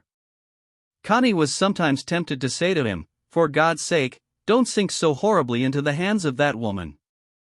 But she found she didn't care for him enough to say it, in the long run. It was still their habit to spend the evening together, till 10 o'clock. Then they would talk, or read together, or go over his manuscript. But the thrill had gone out of it. She was bored by his manuscripts. But she still dutifully typed them out for him. But in time Mrs. Bolton would do even that. For Connie had suggested to Mrs. Bolton that she should learn to use a typewriter. And Mrs. Bolton, always ready, had begun at once, and practiced assiduously. So now Clifford would sometimes dictate a letter to her, and she would take it down rather slowly, but correctly. And he was very patient spelling for her the difficult words, or the occasional phrases in French. She was so thrilled, it was almost a pleasure to instruct her. Now Connie would sometimes plead a headache as an excuse for going up to her room after dinner. "Perhaps Mrs. Bolton will play piquet with you," she said to Clifford. "Oh, I shall be perfectly all right. You go to your own room and rest, darling." But no sooner had she gone, than he rang for Mrs. Bolton, and asked her to take a hand at piquet or bezique, or even chess. He had taught her all these games. And Connie found it curiously objectionable to see Mrs. Bolton, flushed and tremulous like a little girl, touching her queen or her knight with uncertain fingers, then drawing away again. And Clifford, faintly smiling with a half-teasing superiority, saying to her, "You must say J-a-doob." She looked up at him with bright, startled eyes, then murmured shyly, obediently, "Jadoob." Yes, he was educating her. And he enjoyed it, it gave him a sense of power. And she was thrilled. She was coming bit by bit into possession of all that the gentry knew, all that made them upper class, apart from the money. That thrilled her. And at the same time, she was making him want to have her there with him. It was a subtle deep flattery to him, her genuine thrill. To Connie, Clifford seemed to be coming out in his true colors, a little vulgar, a little common, and uninspired, rather fat. Ivy Bolton's tricks and humble bossiness were also only too transparent. But Connie did wonder at the genuine thrill which the woman got out of Clifford. To say she was in love with him would be putting it wrongly. She was thrilled by her contact with a man of the upper class, this titled gentleman, this author who could write books and poems, and whose photograph appeared in the illustrated newspapers. She was thrilled to a weird passion. And his educating her roused in her a passion of excitement and response much deeper than any love affair could have done. In truth, the very fact that there could be no love affair left her free to thrill to her very marrow with this other passion, the peculiar passion of knowing as he knew. There was no mistake that the woman was in some way in love with him, whatever force we give to the word love. She looked so handsome and so young, and her gray eyes were sometimes marvelous. At the same time, there was a lurking soft satisfaction about her, even of triumph and private satisfaction. Ugh, that private satisfaction! How Connie loathed it! But no wonder Clifford was caught by the woman. She absolutely adored him, in her persistent fashion, and put herself absolutely at his service, for him to use as he liked. No wonder he was flattered. Connie heard long conversations going on between the two. Or rather, it was mostly Mrs. Bolton talking. She had unloosed to him the stream of gossip about Tevershall village. It was more than gossip. It was Mrs. Gaskell and George Eliot and Miss Mitford all rolled in one with a great deal more, that these women left out. Once started, Mrs. Bolton was better than any book, about the lives of the people. She knew them all so intimately, and had such a peculiar, flamy zest in all their affairs, it was wonderful, if just a trifle humiliating to listen to her. At first she had not ventured to talk Tevershall, as she called it, to Clifford. But once started, it went. Clifford was listening for material, and he found it in plenty. Connie realized that his so-called genius was just this, a perspicuous talent for personal gossip, clever and apparently detached. Mrs. Bolton, of course, was very warm when she talked Tevershall. Carried away, in fact. And it was marvelous, the things that happened and that she knew about. She would have run to dozens of volumes. Connie was fascinated, listening to her. But afterwards always a little ashamed. She ought not to listen with this queer rabid curiosity.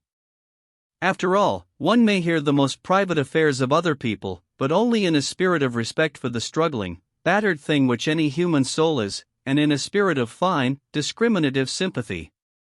For even satire is a form of sympathy. It is the way our sympathy flows and recoils that really determines our lives. And here lies the vast importance of the novel, properly handled. It can inform and lead into new places the flow of our sympathetic consciousness, and it can lead our sympathy away and recoil from things gone dead. Therefore, the novel, properly handled, can reveal the most secret places of life, for it is in the passional secret places of life, above all, that the tide of sensitive awareness needs to ebb and flow, cleansing and freshening. But the novel, like gossip, can also excite spurious sympathies and recoils, mechanical and deadening to the psyche. The novel can glorify the most corrupt feelings, so long as they are conventionally pure. Then the novel, like gossip, becomes at last vicious, and, like gossip, all the more vicious because it is always ostensibly on the side of the angels. Mrs. Bolton's gossip was always on the side of the angels. And he was such a bad fellow, and she was such a nice woman. Whereas, as Connie could see even from Mrs. Bolton's gossip, the woman had been merely a mealy-mouthed sort, and the man angrily honest. But angry honesty made a bad man of him, and mealy-mouthness made a nice woman of her, in the vicious, conventional channeling of sympathy by Mrs. Bolton. For this reason, the gossip was humiliating. And for the same reason, most novels, especially popular ones, are humiliating too. The public responds now only to an appeal to its vices. Nevertheless, one got a new vision of Tevershall village from Mrs. Bolton's talk. A terrible, seething welter of ugly life it seemed, not at all the flat drabness it looked from outside. Clifford of course knew by sight most of the people mentioned, Connie knew only one or two. But it sounded really more like a Central African jungle than English village. I suppose you heard as Miss Alsop was married last week. Would you ever? Miss Alsop, old James's daughter, the boot and shoe Alsop. You know they built a house up at Pycroft. The old man died last year from a fall, 83, he was, and nimble as a lad. And then he slipped on Bestwood Hill, on a slide as the lads 'ad made last winter, and broke his thigh, and that finished him, poor old man, it did seem a shame. Well, he left all his money to Tat-Tai, didn't leave the boys a penny. And Tat-Tai, I know, is 5 years, yes, she's 53 last autumn. And you know they were such chapel people, my word. She taught Sunday school for 30 years, till her father died. And then she started carrying on with a fellow from Kinbrook, I don't know if you know him, an oldish fellow with a red nose, rather dandified, Wilcock, as works in Harrison's woodyard. Well, he's 65 if he's a day, yet you'd have thought they were a pair of young turtle doves, to see them, arm in arm, and kissing at the gate. Yes, and she's sitting on his knee right in the bay window on Pycroft Road, for anybody to see. And he's got sons over 40, only lost his wife 2 years ago. If old James Alsop hasn't risen from his grave, it's because there is no rising, for he kept her that strict. Now they're married and gone to live down at Kinbrook, and they say she goes round in a dressing gown from morning to night, a veritable sight. I'm sure it's awful, the way the old ones go on. Why, they're a lot worse than the young, and a sight more disgusting. I lay it down to the pictures, myself. But you can't keep them away. I was always saying, go to a good instructive film, but do for goodness sake keep away from these melodramas and love films. Anyhow, keep the children away. But there you are, the grown-ups are worse than the children, and the old ones beat the band. Talk about morality. Nobody cares a thing. Folks does as they like, and much better off they are for it, I must say. But they're having to draw their horns in nowadays, now pits are working so bad, and they haven't got the money. And the grumbling they do, it's awful, especially the women. The men are so good and patient. What can they do, poor chaps? But the women, oh, they do carry on. They go and show off, giving contributions for a wedding present for Princess Mary, and then when they see all the grand things that's been given, they simply rave, who's she, any better than anybody else? Why doesn't Swan and Edgar give me one fur coat, instead of giving her 6? I wish I'd kept my 10 shillings. What's she going to give me, I should like to know? Here I can't get a new spring coat, my dad's working that bad, and she gets vanloads. It's time us poor folks had some money to spend, rich ones has had it long enough. I want a new spring coat, I do, and where am I going to get it? I say to them, be thankful you're well fed and well clothed, without all the new finery you want, and they fly back at me, why isn't Princess Mary thankful to go about in her old rags, then, and have nothing? Folks like her get vanloads, and I can't have a new spring coat. It's a damned shame. Princess. Bloomin' rot about Princess. It's money as matters, and 'cause she's got lots, they give her more. Nobody's given me any, and I've as much right as anybody else. Don't talk to me about education. It's money as matters. I want a new spring coat, I do, and I shan't get it, 'cause there's no money. That's all they care about, clothes. They think nothing of giving 7 and 8 guineas for a winter coat, collier's daughters, mind you, and 2 guineas for a child's summer hat. And then they go to the primitive chapel in their 2-guinea hat, girls as would have been proud of a 3 and 6-penny one in my day. I heard that at the Primitive Methodist anniversary this year, when they have a built-up platform for the Sunday school children, like a grandstand going almost up to th ceiling, I heard Miss Thompson, who has the first class of girls in the Sunday school, say there'd be over £1,000 in new Sunday clothes sitting on that platform. And times are what they are. But you can't stop them. They're mad for clothes. And boys the same. The lads spend every penny on themselves, clothes, smoking, drinking in the miners' welfare, jaunting off to Sheffield 2 or 3 times a week. Why, it's another world. And they fear nothing, and they respect nothing, the young don't. The older men are that patient and good, really, they let the women take everything. And this is what it leads to. The women are positive demons. But the lads aren't like their dads. They're sacrificing nothing, they aren't, they're all for self. If you tell them they ought to be putting a bit by, for a home, they say, that'll keep, that will, I'm going to enjoy mysen while I can. Out else'll keep, oh, they're rough and selfish, if you like. Everything falls on the older man, and it's a bad lookout all round. Clifford began to get a new idea of his own village. The place had always frightened him, but he had thought it more or less stable. Now, is there much socialism, Bolshevism, among the people? He asked. Oh, said Mrs. Bolton. You hear a few loudmouthed ones. But they're mostly women who've got into debt. The men take no notice. I don't believe you'll ever turn our Tevershaw men into Reds. They're too decent for that. But the young ones blethers sometimes. Not that they care for it really. They only want a bit of money in their pocket, to spend at the welfare, or go gaddying to Sheffield. That's all they care. When they've got no money, they'll listen to the Reds spouting. But nobody believes in it, really. So you think there's no danger? Oh no. Not if trade was good, there wouldn't be. But if things were bad for a long spell, the young ones might go funny. I tell you, they're a selfish, spoilt lot. But I don't see how they'd ever do anything. They aren't ever serious about anything, except showing off on motorbikes and dancing at the Paletta dance in Sheffield. You can't make them serious. The serious ones dress up in evening clothes and go off to the Pally to show off before a lot of girls and dance these new Charlestons and what not. I'm sure sometimes the bus'll be full of young fellows in evening suits, collier lads, off to the Pally, let alone those that have gone with their girls in motors or on motorbikes. They don't give a serious thought to a thing, save Doncaster races, and the Derby, for they all of them bet on every race. And football. But even football's not what it was, not by a long chalk.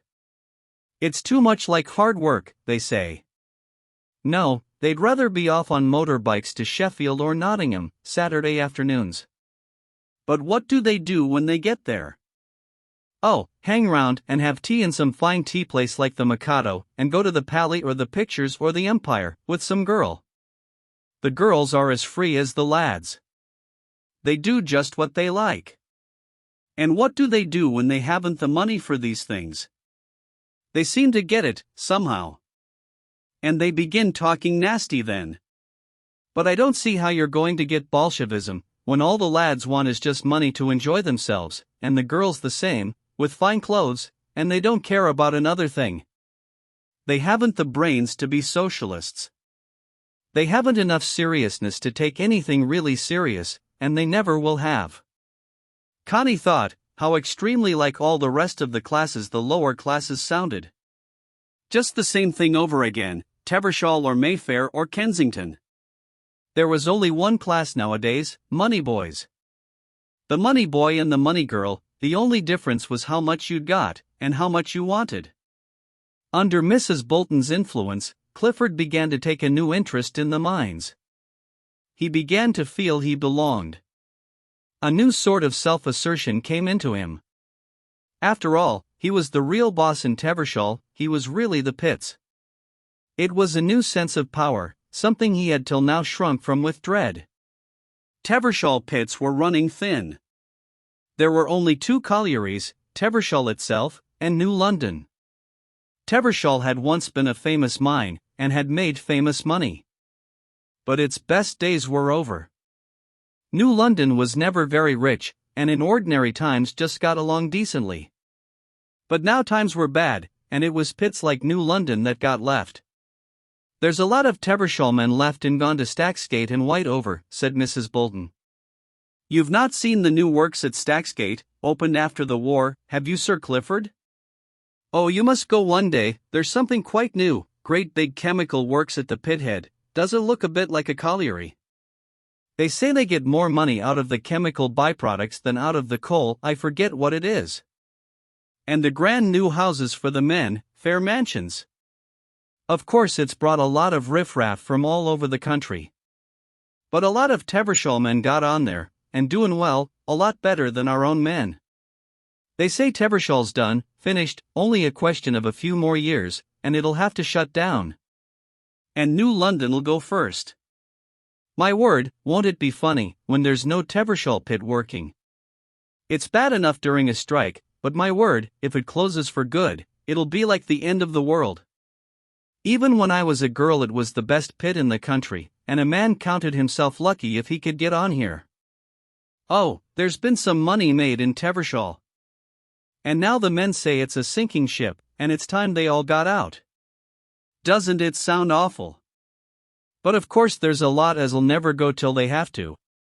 They don't like these newfangled mines, such a depth, and all machinery to work them. Some of them simply dreads those iron men, as they call them, those machines for hewing the coal, where men always did it before. And they say it's wasteful as well. But what goes in waste is saved in wages, and a lot more. It seems soon there'll be no use for men on the face of the earth, it'll be all machines. But they say that's what folks said when they had to give up the old stocking frames. I can remember one or two. But my word, the more machines, the more people, that's what it looks like. They say you can't get the same chemicals out of Tevershall coal as you can out of Stacksgate, and that's funny, they're not 3 miles apart. But they say so.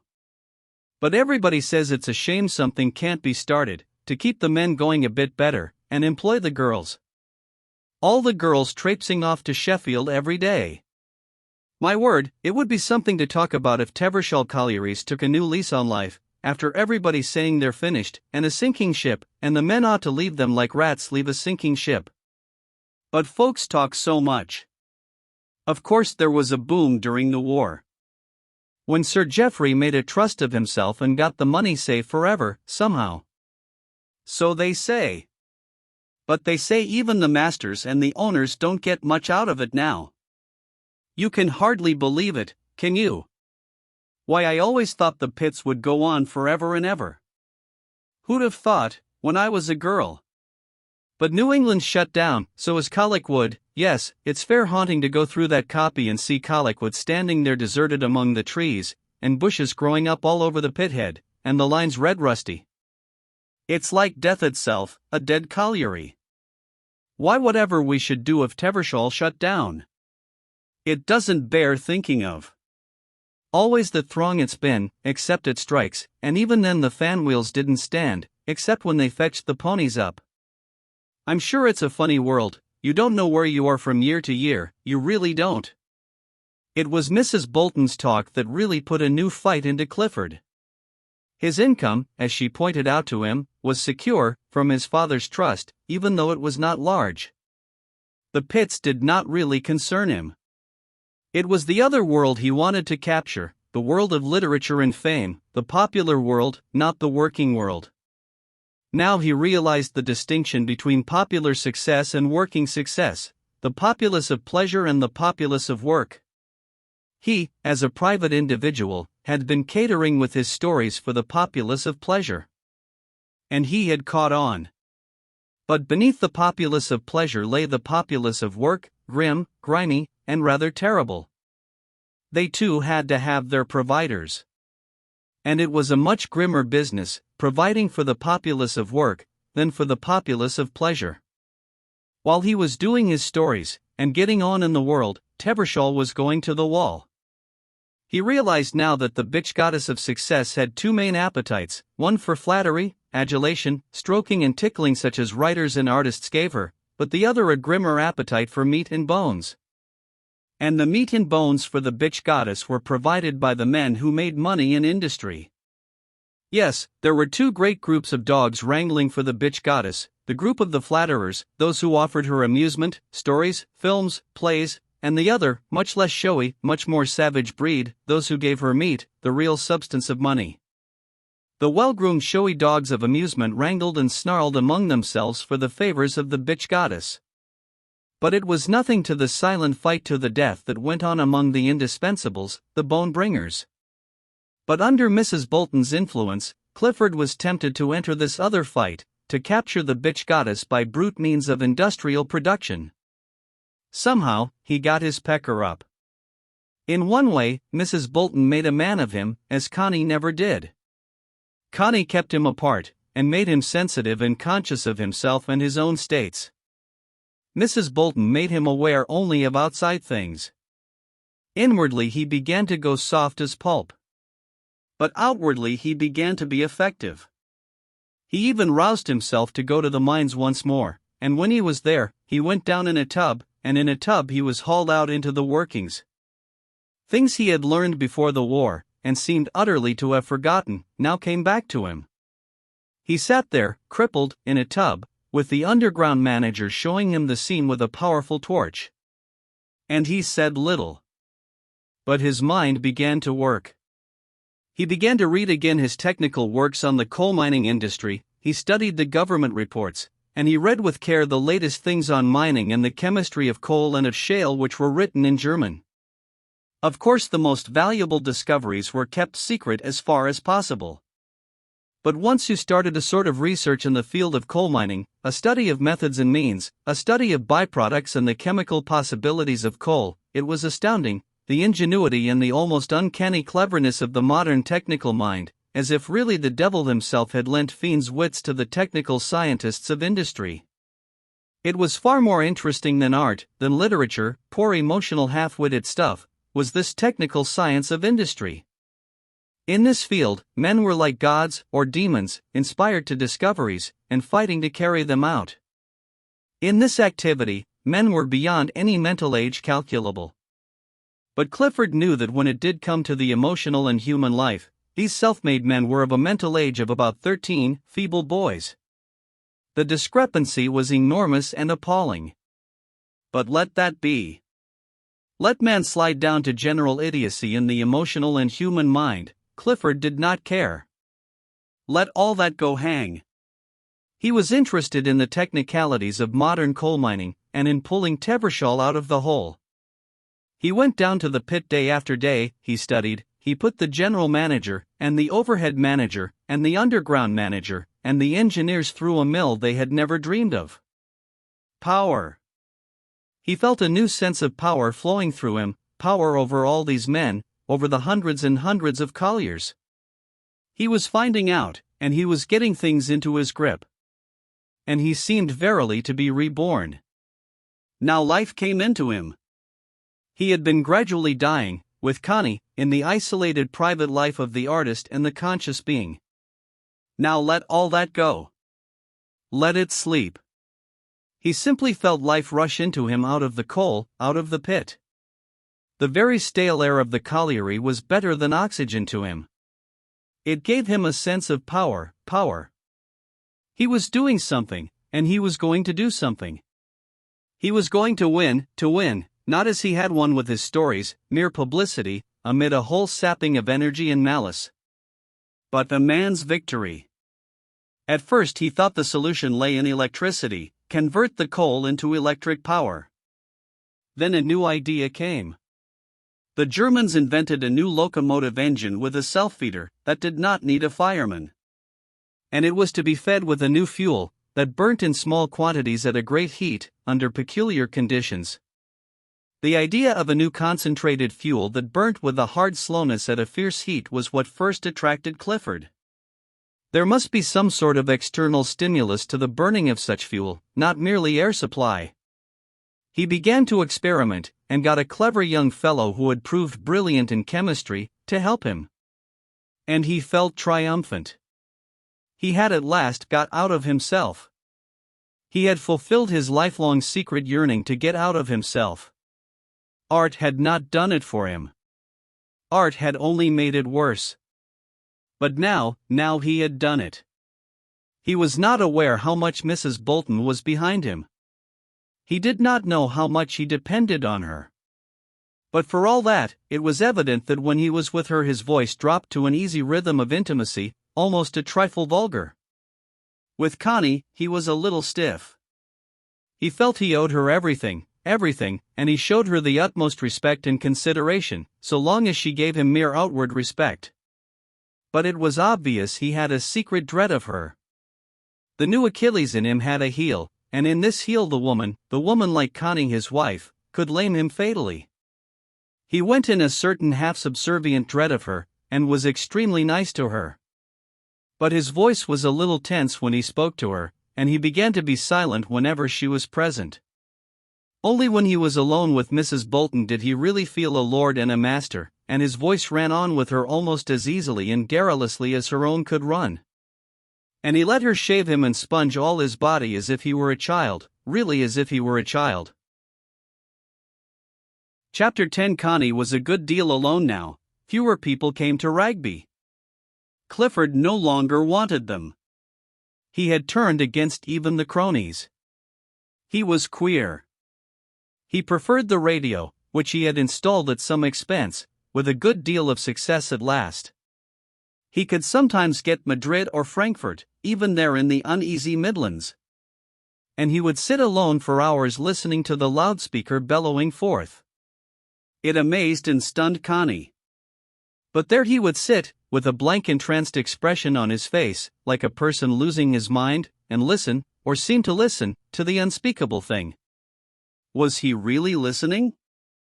Or was it a sort of soporific he took, whilst something else worked on underneath in him? Connie did not know. She fled up to her room, or out of doors to the wood. A kind of terror filled her sometimes, a terror of the incipient insanity of the whole civilized species. But now that Clifford was drifting off to this other weirdness of industrial activity, becoming almost a creature, with a hard, efficient shell of an exterior and a pulpy interior, one of the amazing crabs and lobsters of the modern, industrial, and financial world, invertebrates of the crustacean order, with shells of steel, like machines, and inner bodies of soft pulp, Connie herself was really completely stranded. She was not even free, for Clifford must have her there.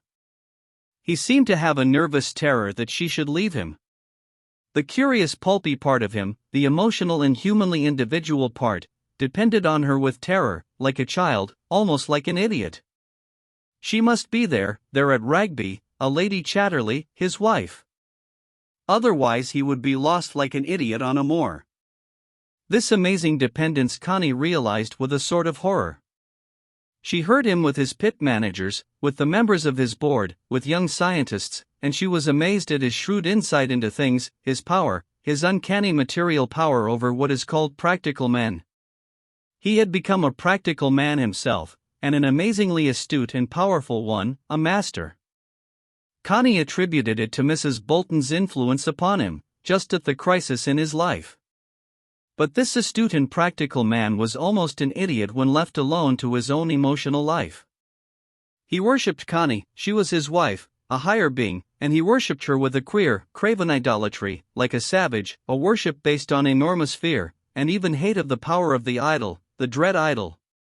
All he wanted was for Connie to swear not to leave him, not to give him away. "Clifford," she said to him, but this was after she had the key to the hut, "would you really like me to have a child one day?" He looked at her with a furtive apprehension in his rather prominent pale eyes. "I shouldn't mind, if it made no difference between us," he said. "No difference to what?" she asked. "To you and me, to our love for one another. If it's going to affect that, then I'm all against it. Why, I might even one day have a child of my own." She looked at him in amazement.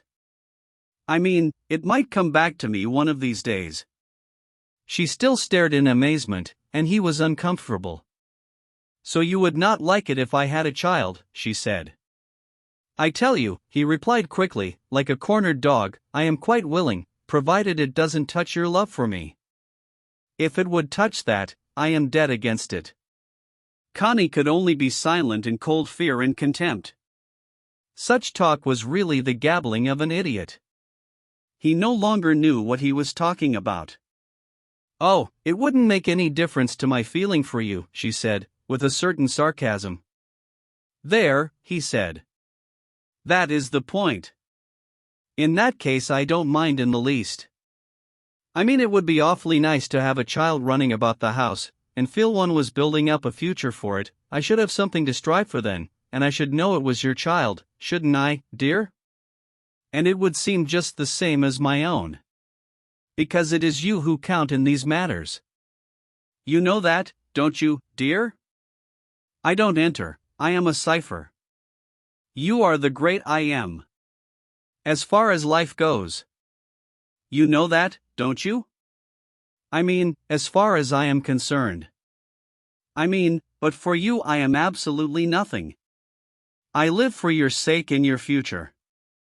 I am nothing to myself." Connie heard it all with deepening dismay and repulsion. It was one of the ghastly half-truths that poison human existence. What man in his senses would say such things to a woman? But men aren't in their senses. What man with a spark of honor would put this ghastly burden of life responsibility upon a woman, and leave her there, in the void? Moreover, in half an hour's time, Connie heard Clifford talking to Mrs. Bolton, in a hot, impulsive voice, revealing himself in a sort of passionless passion to the woman, as if she were half mistress, half foster mother to him. And Mrs. Bolton was carefully dressing him in evening clothes, for there were important business guests in the house. Connie really sometimes felt she would die at this time. She felt she was being crushed to death by weird lies, and by the amazing cruelty of idiocy. Clifford's strange business efficiency in a way overawed her, and his declaration of private worship put her into a panic. There was nothing between them. She never even touched him nowadays, and he never touched her. He never even took her hand and held it kindly. No, and because they were so utterly out of touch, he tortured her with his declaration of idolatry. It was the cruelty of utter impotence. And she felt her reason would give way, or she would die. She fled as much as possible to the wood. One afternoon, as she sat brooding, watching the water bubbling coldly in John's well, the keeper had strode up to her. "I got you a key made, my lady," he said, saluting, and he offered her the key. "Thank you so much," she said, startled. "The hut's not very tidy, if you don't mind," he said. "I cleared it what I could." "But I didn't want you to trouble," she said. "Oh, it wasn't any trouble. I am setting the hens in about a week. but they won't be scared of you. I s'll have to see to them morning and night, but I shan't bother you any more than I can help." "But you wouldn't bother me," she pleaded. "I'd rather not go to the hut at all, if I am going to be in the way." He looked at her with his keen blue eyes. He seemed kindly, but distant. But at least he was sane and wholesome, if even he looked thin and ill. A cough troubled him. "You have a cough," she said. "Nothing, a cold. The last pneumonia left me with a cough, but it's nothing." He kept distant from her, and would not come any nearer. She went fairly off into the hut, in the morning or in the afternoon, but he was never there. No doubt he avoided her on purpose. He wanted to keep his own privacy. He had made the hut tidy, put the little table and chair near the fireplace, left a little pile of kindling and small logs, and put the tools and traps away as far as possible, effacing himself. Outside, by the clearing, he had built a low little roof of boughs and straw, a shelter for the birds, and under it stood the 5 coops. And, one day when she came, she found 2 brown hens sitting alert and fierce in the coops, sitting on pheasants' eggs, and fluffed out so proud and deep in all the heat of the pondering female blood. This almost broke Connie's heart. She, herself, was so forlorn and unused, not a female at all, just a mere thing of terrors. Then all the 5 coops were occupied by hens, 3 brown and a gray and a black. All alike, they clustered themselves down on the eggs in the soft nestling ponderosity of the female urge, the female nature, fluffing out feathers. And with brilliant eyes they watched Connie, as she crouched before them, and they gave short sharp clucks of anger and alarm, but chiefly of female anger at being approached. Connie found corn in the corn bin in the hut. She offered it to the hens in her hand. They would not eat it. Only one hen pecked at her hand with a fierce little jab, so Connie was frightened. But she was pining to give them something, the brooding mothers who neither fed themselves nor drank. She brought water in a little tin, and was delighted when one of the hens drank. Now she came every day to the hens, they were the only things in the world that warmed her heart. Clifford's protestations made her go cold from head to foot. Mrs. Bolton's voice made her go cold, and the sound of the businessmen who came.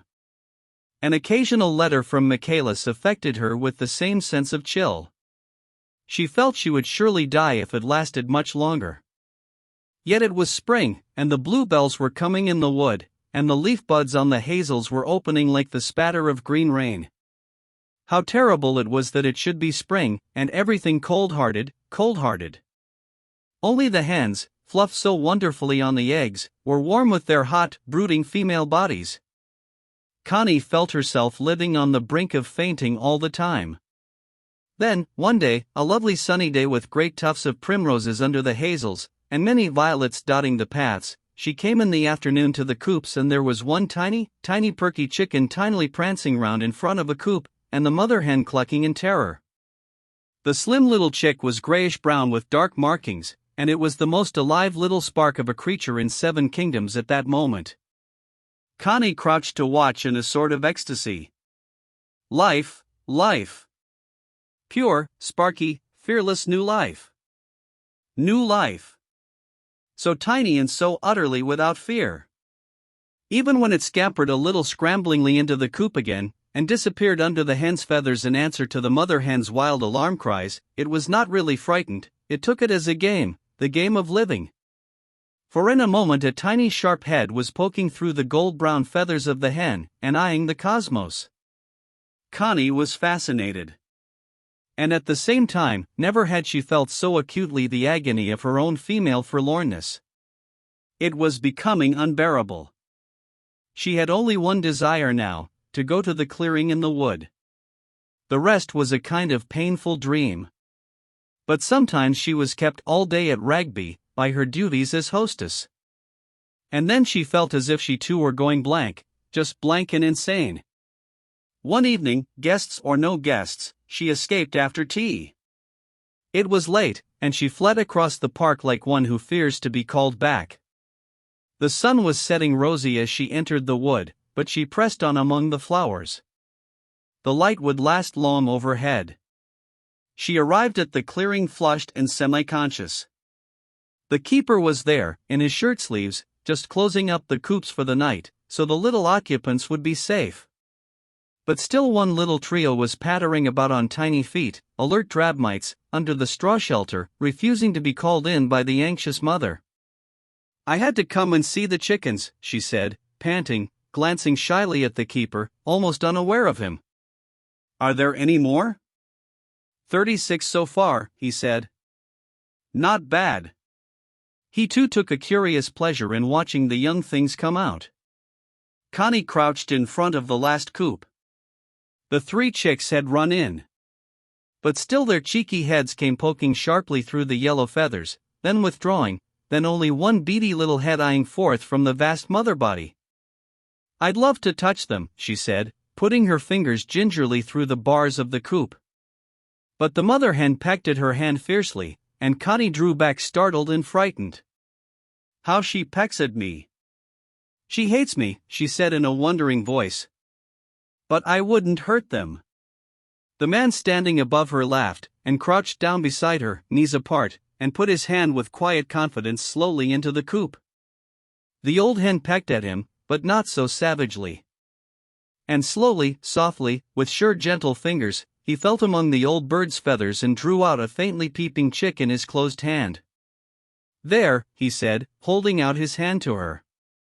She took the little drab thing between her hands, and there it stood, on its impossible little stalks of legs, its atom of balancing life trembling through its almost weightless feet into Connie's hands.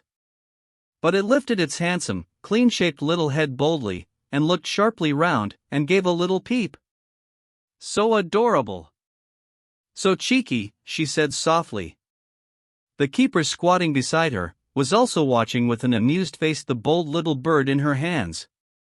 Suddenly he saw a tear fall onto her wrist. And he stood up, and stood away, moving to the other coop.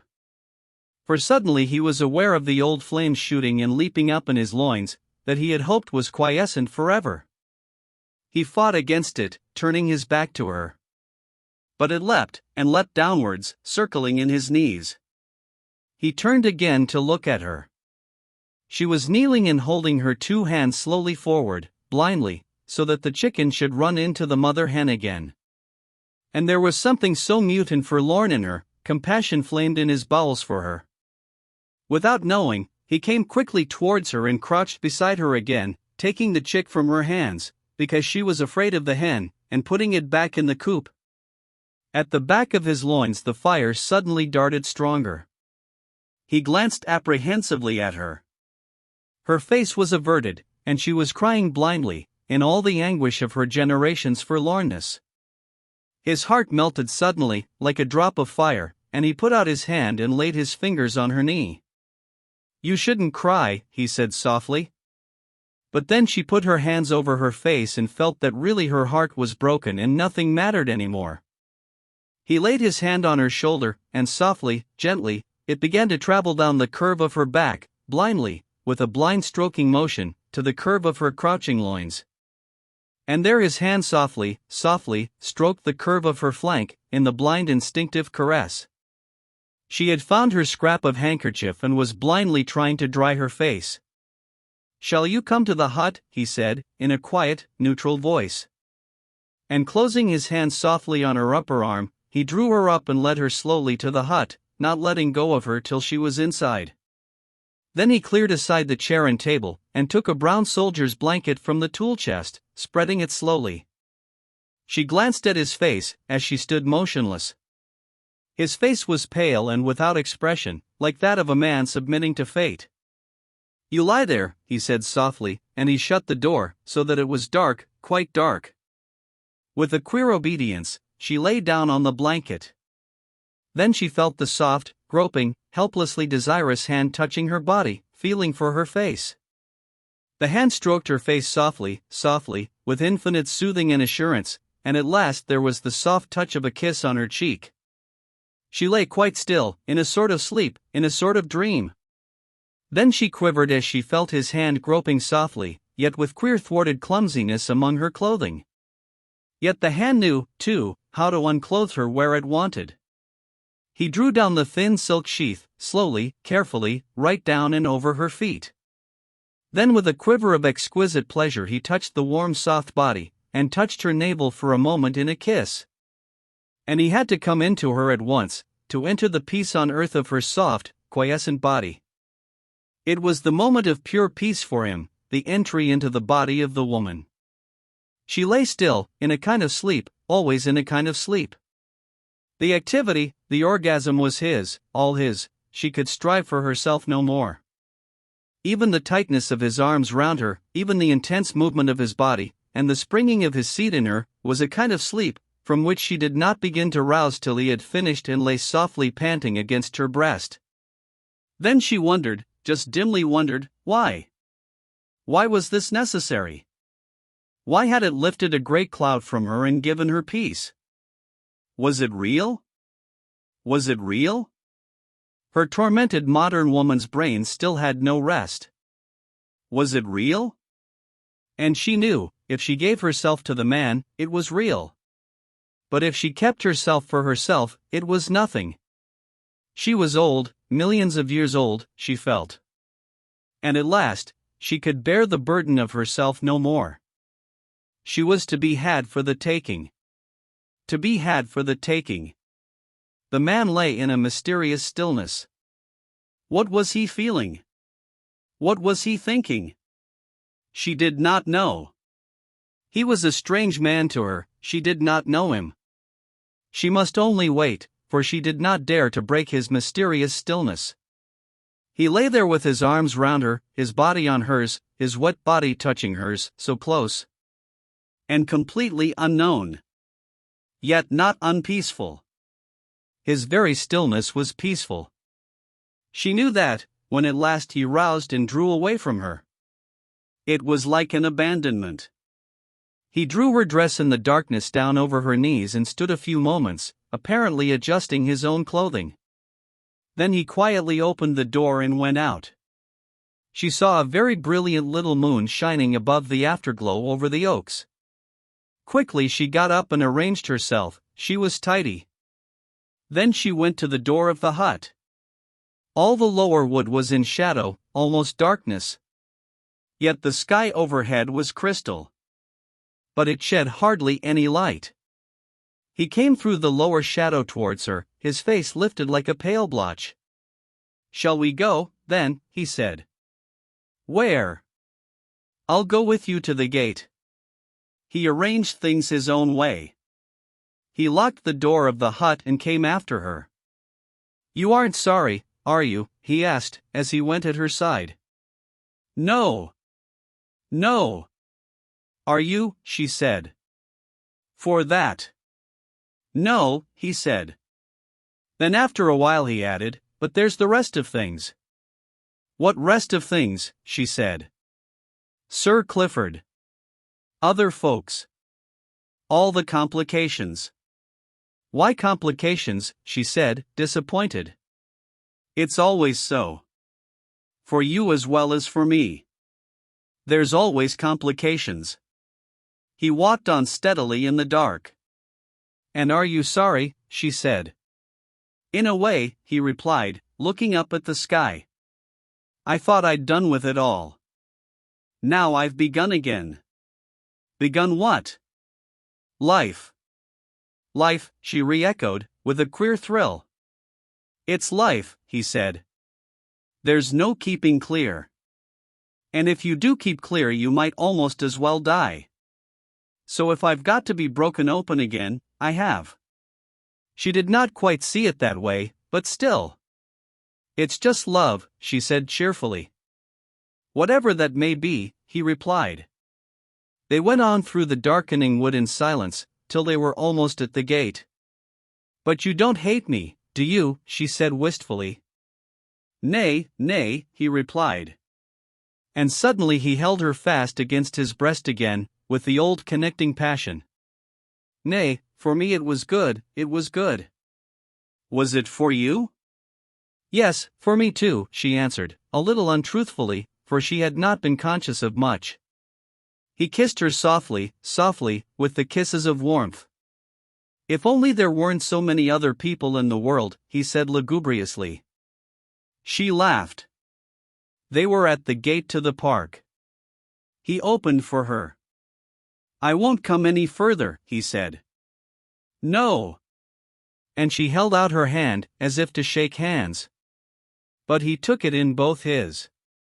Shall I come again? She asked wistfully. Yes.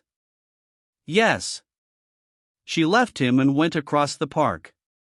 He stood back and watched her going into the dark, against the pallor of the horizon.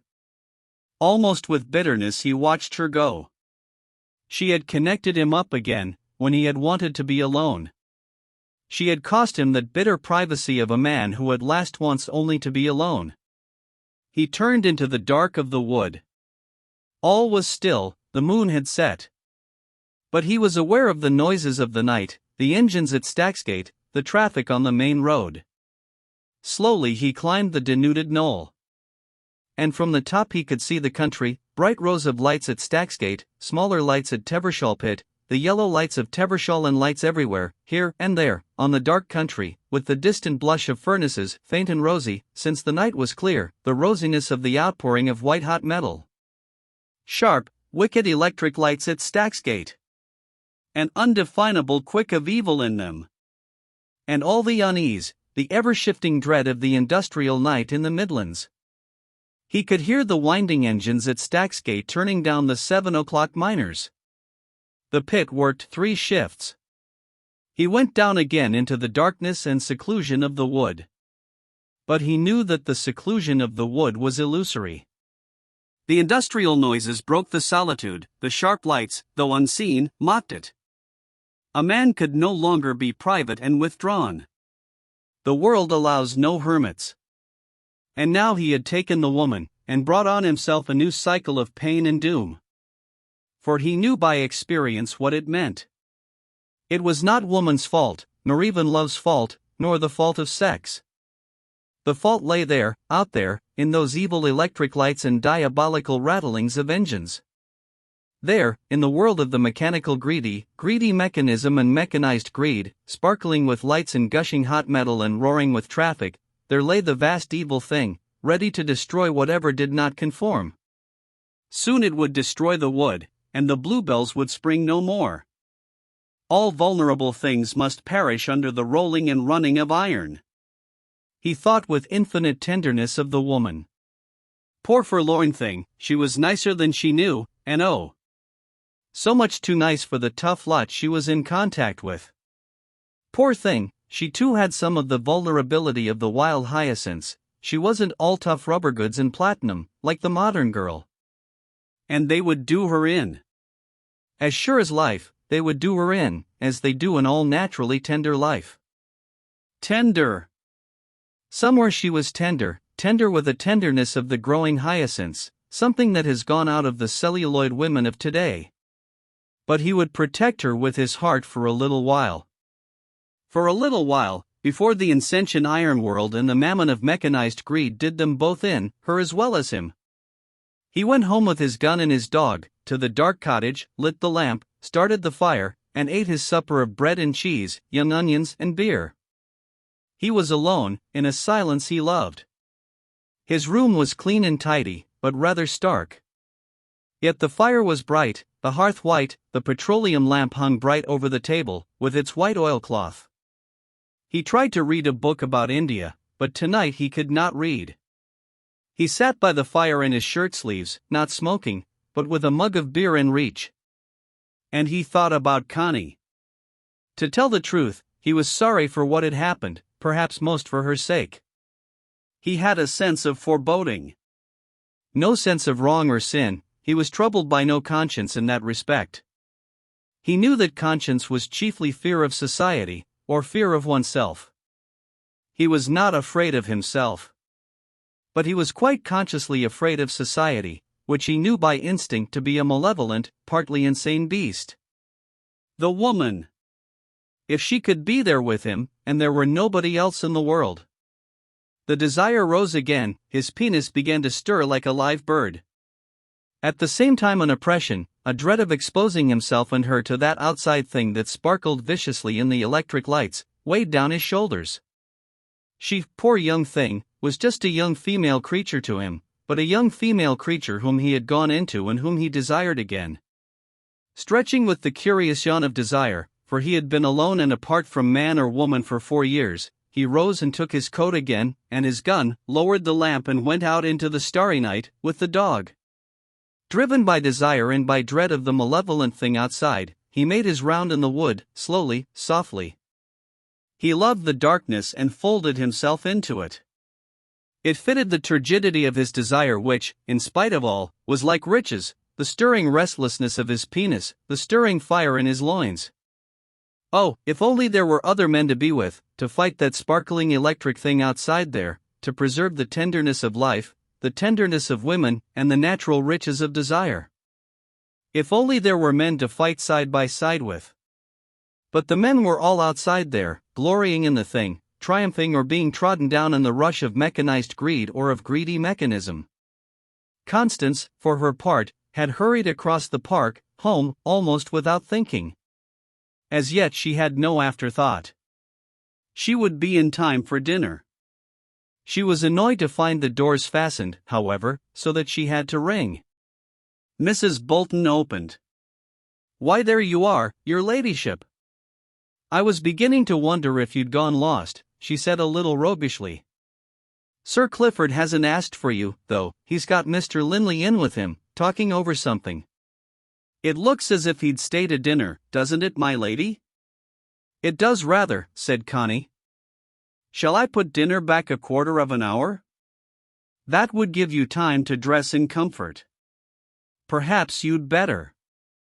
Mr. Linley was the general manager of the collieries, an elderly man from the north, with not quite enough punch to suit Clifford, not up to post-war conditions, nor post-war colliers either, with their C.A. canny creed.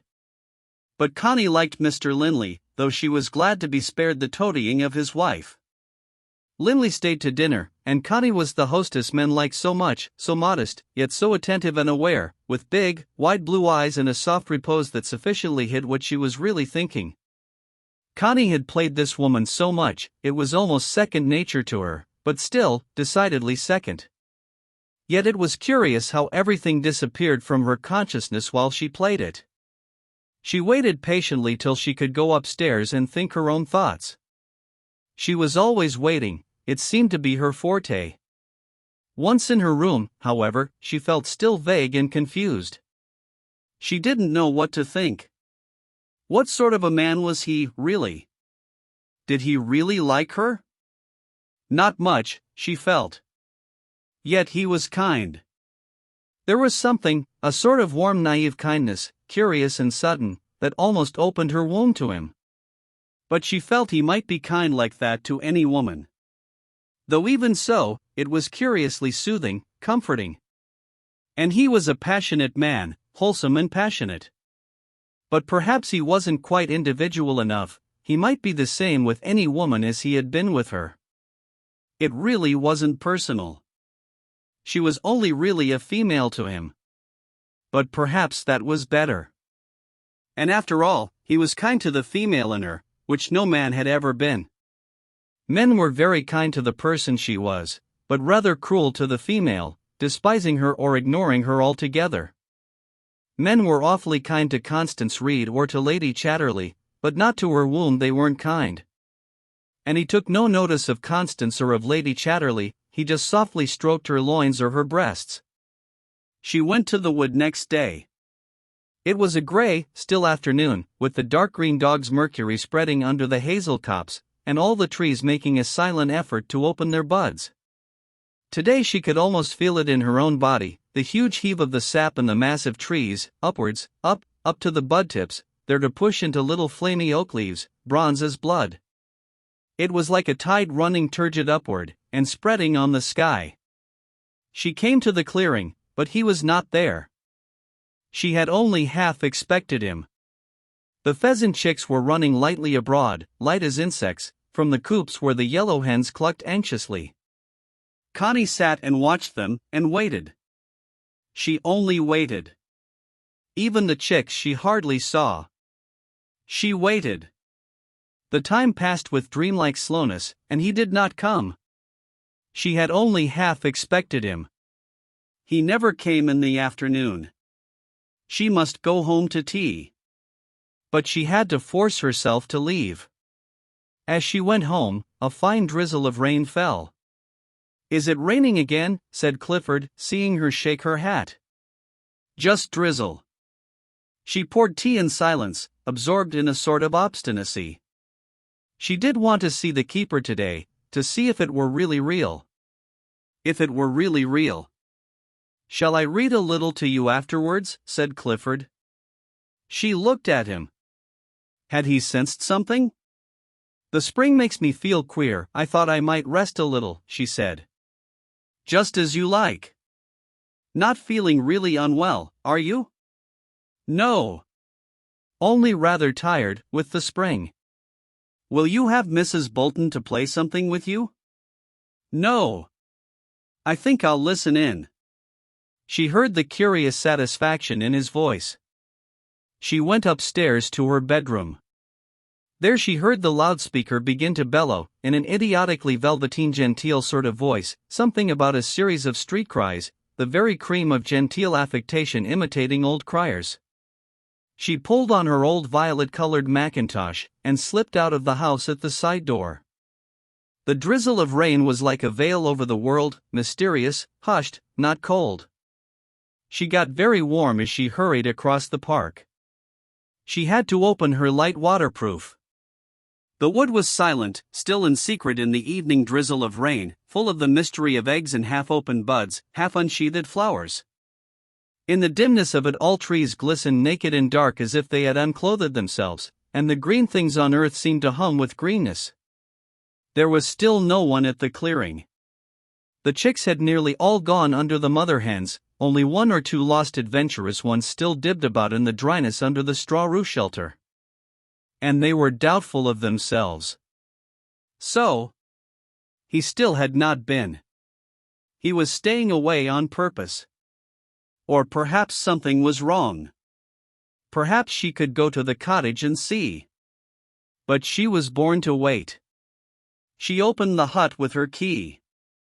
It was all tidy, the corn put in the bin, the blankets folded on the shelf, the straw neat in a corner, a new bundle of straw. The hurricane lamp hung on a nail. The table and chair had been put back where she had lain. She sat down on a stool in the doorway. How still everything was. The fine rain blew very softly, filmily, but the wind made no noise. Nothing made any sound. The trees stood like powerful beings, dim, twilit, silent and alive. How alive everything was. Night was drawing near again, she would have to go. He was avoiding her. But suddenly he came striding into the clearing, in his black oilskin jacket like a chauffeur, shining with wet. He glanced quickly at the hut, half saluted, then veered aside and went on to the coops. There he crouched in silence, looking carefully at everything, then carefully shutting the hens and chicks up safe against the night. At last he came slowly towards her. She still sat on her stool. He stood before her under the porch. "You come then," he said, using the intonation of the dialect. "Yes," she said, looking up at him. "You're late." He replied, looking away into the wood. She rose slowly, drawing aside her stool. "Did you want to come in?" she asked. He looked down at her shrewdly. "Won't folks be thinkin' you comin' here every night?" he said. "Why?" She looked up at him, at a loss. "I said I'd come. Nobody knows." "They soon will, though," he replied. "In what then?" She was at a loss for an answer. "Why should they know?" she said. "Folks always does," he said fatally. Her lip quivered a little. "Well, I can't help it," she faltered. "Nay," he said. "You can help it by not comin' if you want to," he added, in a lower tone. "But I don't want to," she murmured. He looked away into the wood, and was silent. But what when folks find out? He asked at last.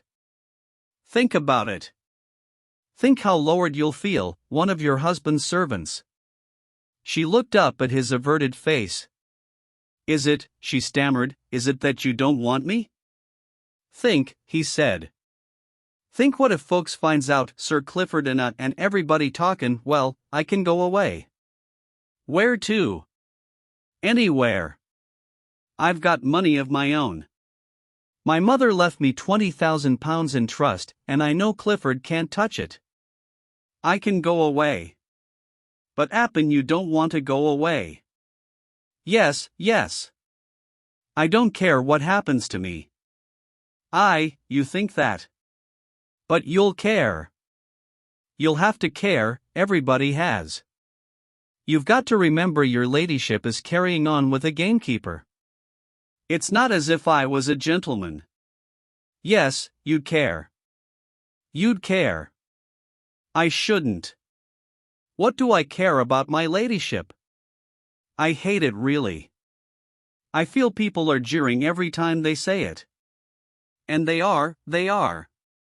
Even you jeer when you say it. Me. For the first time he looked straight at her, and into her eyes.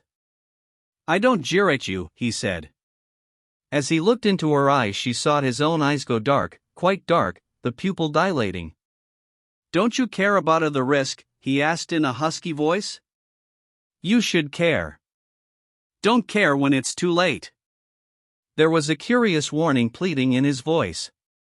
But I've nothing to lose, she said fretfully. If you knew what it is, you'd think I'd be glad to lose it. But are you afraid for yourself? He said briefly. I am. I'm afraid. I'm afraid. I'm afraid of things. What things? She asked. He gave a curious backward jerk of his head, indicating the outer world. Things. Everybody. The lot of 'em. Then he bent down and suddenly kissed her unhappy face. Nay, I don't care, he said. Let's have it, and damn the rest. But if you was to feel sorry you'd ever done it. Don't put me off, she pleaded. He put his fingers to her cheek and kissed her again suddenly. Let me come in then, he said softly. And take off your mackintosh. He hung up his gun, slipped out of his wet leather jacket, and reached for the blankets. I brought another blanket, he said, so we can put one over us if we like. I can't stay long, she said. Dinner is 7:30. He looked at her swiftly, then at his watch. All right, he said. He shut the door, and lit a tiny light in the hanging hurricane lamp. One time we'll have a long time, he said. He put the blankets down carefully, one folded for her head. Then he sat down a moment on the stool, and drew her to him, holding her close with one arm, feeling for her body with his free hand. She heard the catch of his intoken breath as he found her. Under her frail petticoat she was naked. What it is to touch thee, he said, as his finger caressed the delicate, warm, secret skin of her waist and hips. He put his face down and rubbed his cheek against her belly and against her thighs again and again. And again she wondered a little over the sort of rapture it was to him. She did not understand the beauty he found in her, through touch upon her living secret body, almost the ecstasy of beauty. For passion alone is awake to it. And when passion is dead, or absent, then the magnificent throb of beauty is incomprehensible and even a little despicable, warm, light beauty of contact, so much deeper than the beauty of wisdom. She felt the glide of his cheek on her thighs and belly and buttocks, and the close brushing of his mustache and his soft thick hair, and her knees began to quiver. Far down in her she felt a new stirring, a new nakedness emerging. And she was half afraid. Half she wished he would not caress her so. He was encompassing her somehow. Yet she was waiting. And when he came into her, with an intensification of relief and consummation, that was pure peace to him, still she was waiting. She felt herself a little left out.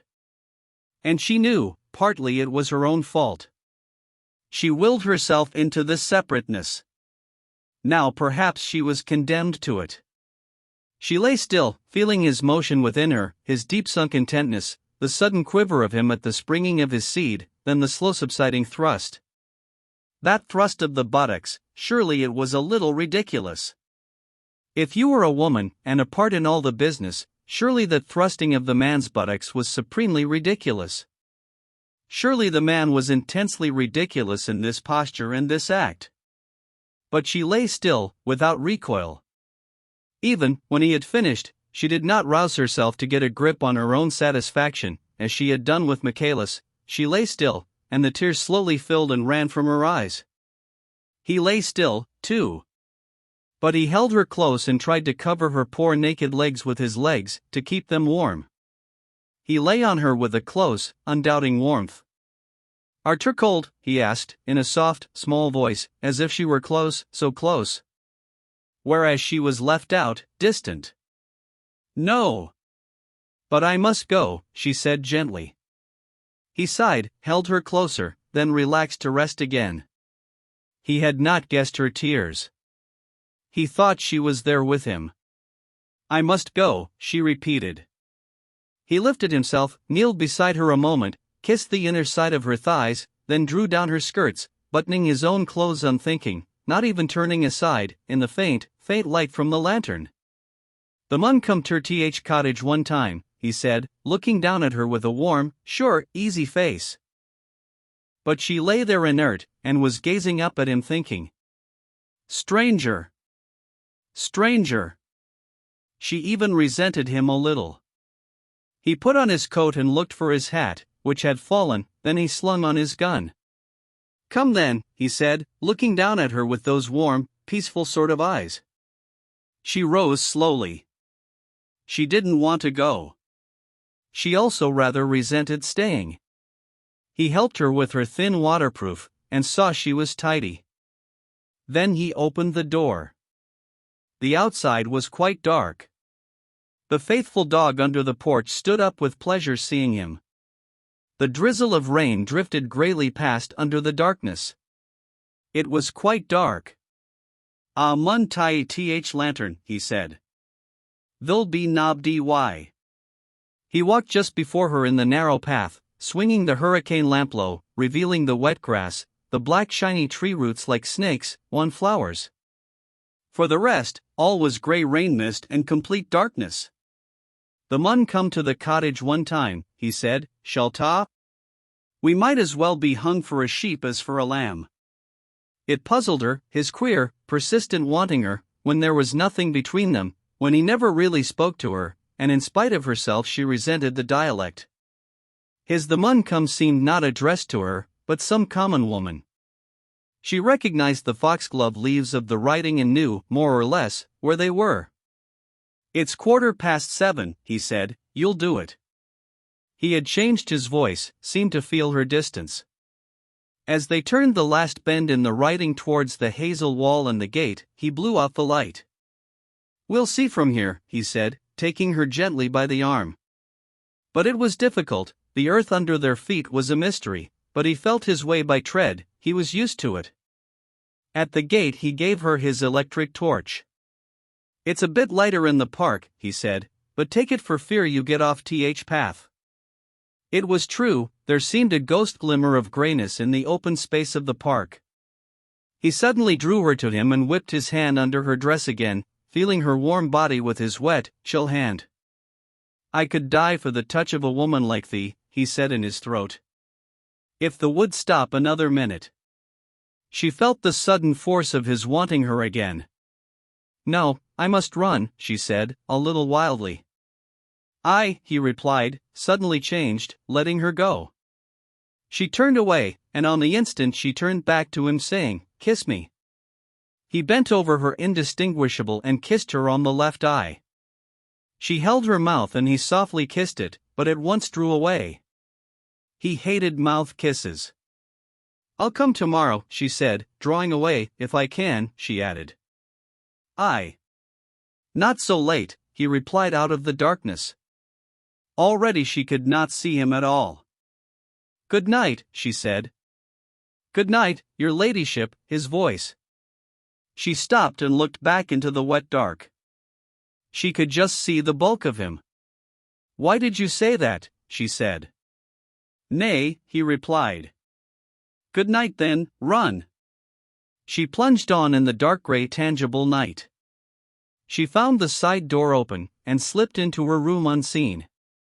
As she closed the door the gong sounded, but she would take her bath all the same, she must take her bath. But I won't be late any more, she said to herself, it's too annoying. The next day she did not go to the wood. She went instead with Clifford to Uthwaite. He could occasionally go out now in the car, and had a strong young man as chauffeur, who could help him out of the car if need be. He particularly wanted to see his godfather, Leslie Winter, who lived at Shipley Hall, not far from Uthwaite. Winter was an elderly gentleman now, wealthy, one of the wealthy coal owners who had had their heyday in King Edward's time. King Edward had stayed more than once at Shipley, for the shooting. It was a handsome old stucco hall, very elegantly appointed, for Winter was a bachelor and prided himself on his style, but the place was beset by collieries. Leslie Winter was attached to Clifford, but personally did not entertain a great respect for him, because of the photographs in illustrated papers and the literature. The old man was a buck of the King Edward school, who thought life was life and the scribbling fellows were something else. Towards Connie the squire was always rather gallant. He thought her an attractive demure maiden and rather wasted on Clifford, and it was 1,000 pities she stood no chance of bringing forth an heir to Ragby. He himself had no heir. Connie wondered what he would say if he knew that Clifford's gamekeeper had been having intercourse with her, and saying to her, "The mun come to Th Cottage one time." He would detest and despise her, for he had come almost to hate the shoving forward of the working classes. A man of her own class he would not mind, for Connie was gifted from nature with this appearance of demure, submissive maidenliness, and perhaps it was part of her nature. Winter called her dear child and gave her a rather lovely miniature of an 18th-century lady, rather against her will. But Connie was preoccupied with her affair with the keeper. After all, Mr. Winter, who was really a gentleman and a man of the world, treated her as a person and a discriminating individual. He did not lump her together with all the rest of his female womanhood in his the and the. She did not go to the wood that day nor the next, nor the day following. She did not go so long as she felt, or imagined she felt, the man waiting for her, wanting her. But the fourth day she was terribly unsettled and uneasy. She still refused to go to the wood and open her thighs once more to the man. She thought of all the things she might do: drive to Sheffield, pay visits, and the thought of all these things was repellent. At last she decided to take a walk, not towards the wood, but in the opposite direction. She would go to Mare Hay, through the little iron gate in the other side of the park fence. It was a quiet grey day of spring, almost warm. She walked on unheeding, absorbed in thoughts she was not even conscious of. She was not really aware of anything outside her, till she was startled by the loud barking of the dog at Mare Hay Farm. Mare Hay Farm. Its pastures ran up to Ragby Park fence, so they were neighbors, but it was some time since Connie had called. "Belle," she said to the big white bull terrier. "Belle. Have you forgotten me? Don't you know me?" She was afraid of dogs, and Belle stood back and bellowed, and she wanted to pass through the farmyard onto the Warren path. Mrs. Flint appeared. She was a woman of Constance's own age, had been a schoolteacher, but Connie suspected her of being rather a false little thing. "Why, it's Lady Chatterley." "Why?" And Mrs. Flint's eyes glowed again, and she flushed like a young girl. "Belle, Belle." "Why?" "Barking at Lady Chatterley." "Belle. Be quiet." She darted forward and slashed at the dog with a white cloth she held in her hand, then came forward to Connie. "She used to know me," said Connie, shaking hands. The Flints were Chatterley tenants. "Of course she knows your ladyship." "She's just showing off," said Mrs. Flint, blowing and looking up with a sort of flushed confusion, "but it's so long since she's seen you." "I do hope you are better." "Yes, thanks, I'm all right. We've hardly seen you all winter." Will you come in and look at the baby? Well. Connie hesitated. Just for a minute. Mrs. Flint flew wildly in to tidy up, and Connie came slowly after her, hesitating in the rather dark kitchen where the kettle was boiling by the fire. Back came Mrs. Flint. I do hope you'll excuse me, she said. Will you come in here? They went into the living room, where a baby was sitting on the rag hearthrug, and the table was roughly set for tea. A young servant girl backed down the passage, shy and awkward. The baby was a perky little thing of about a year, with red hair like its father, and cheeky pale blue eyes.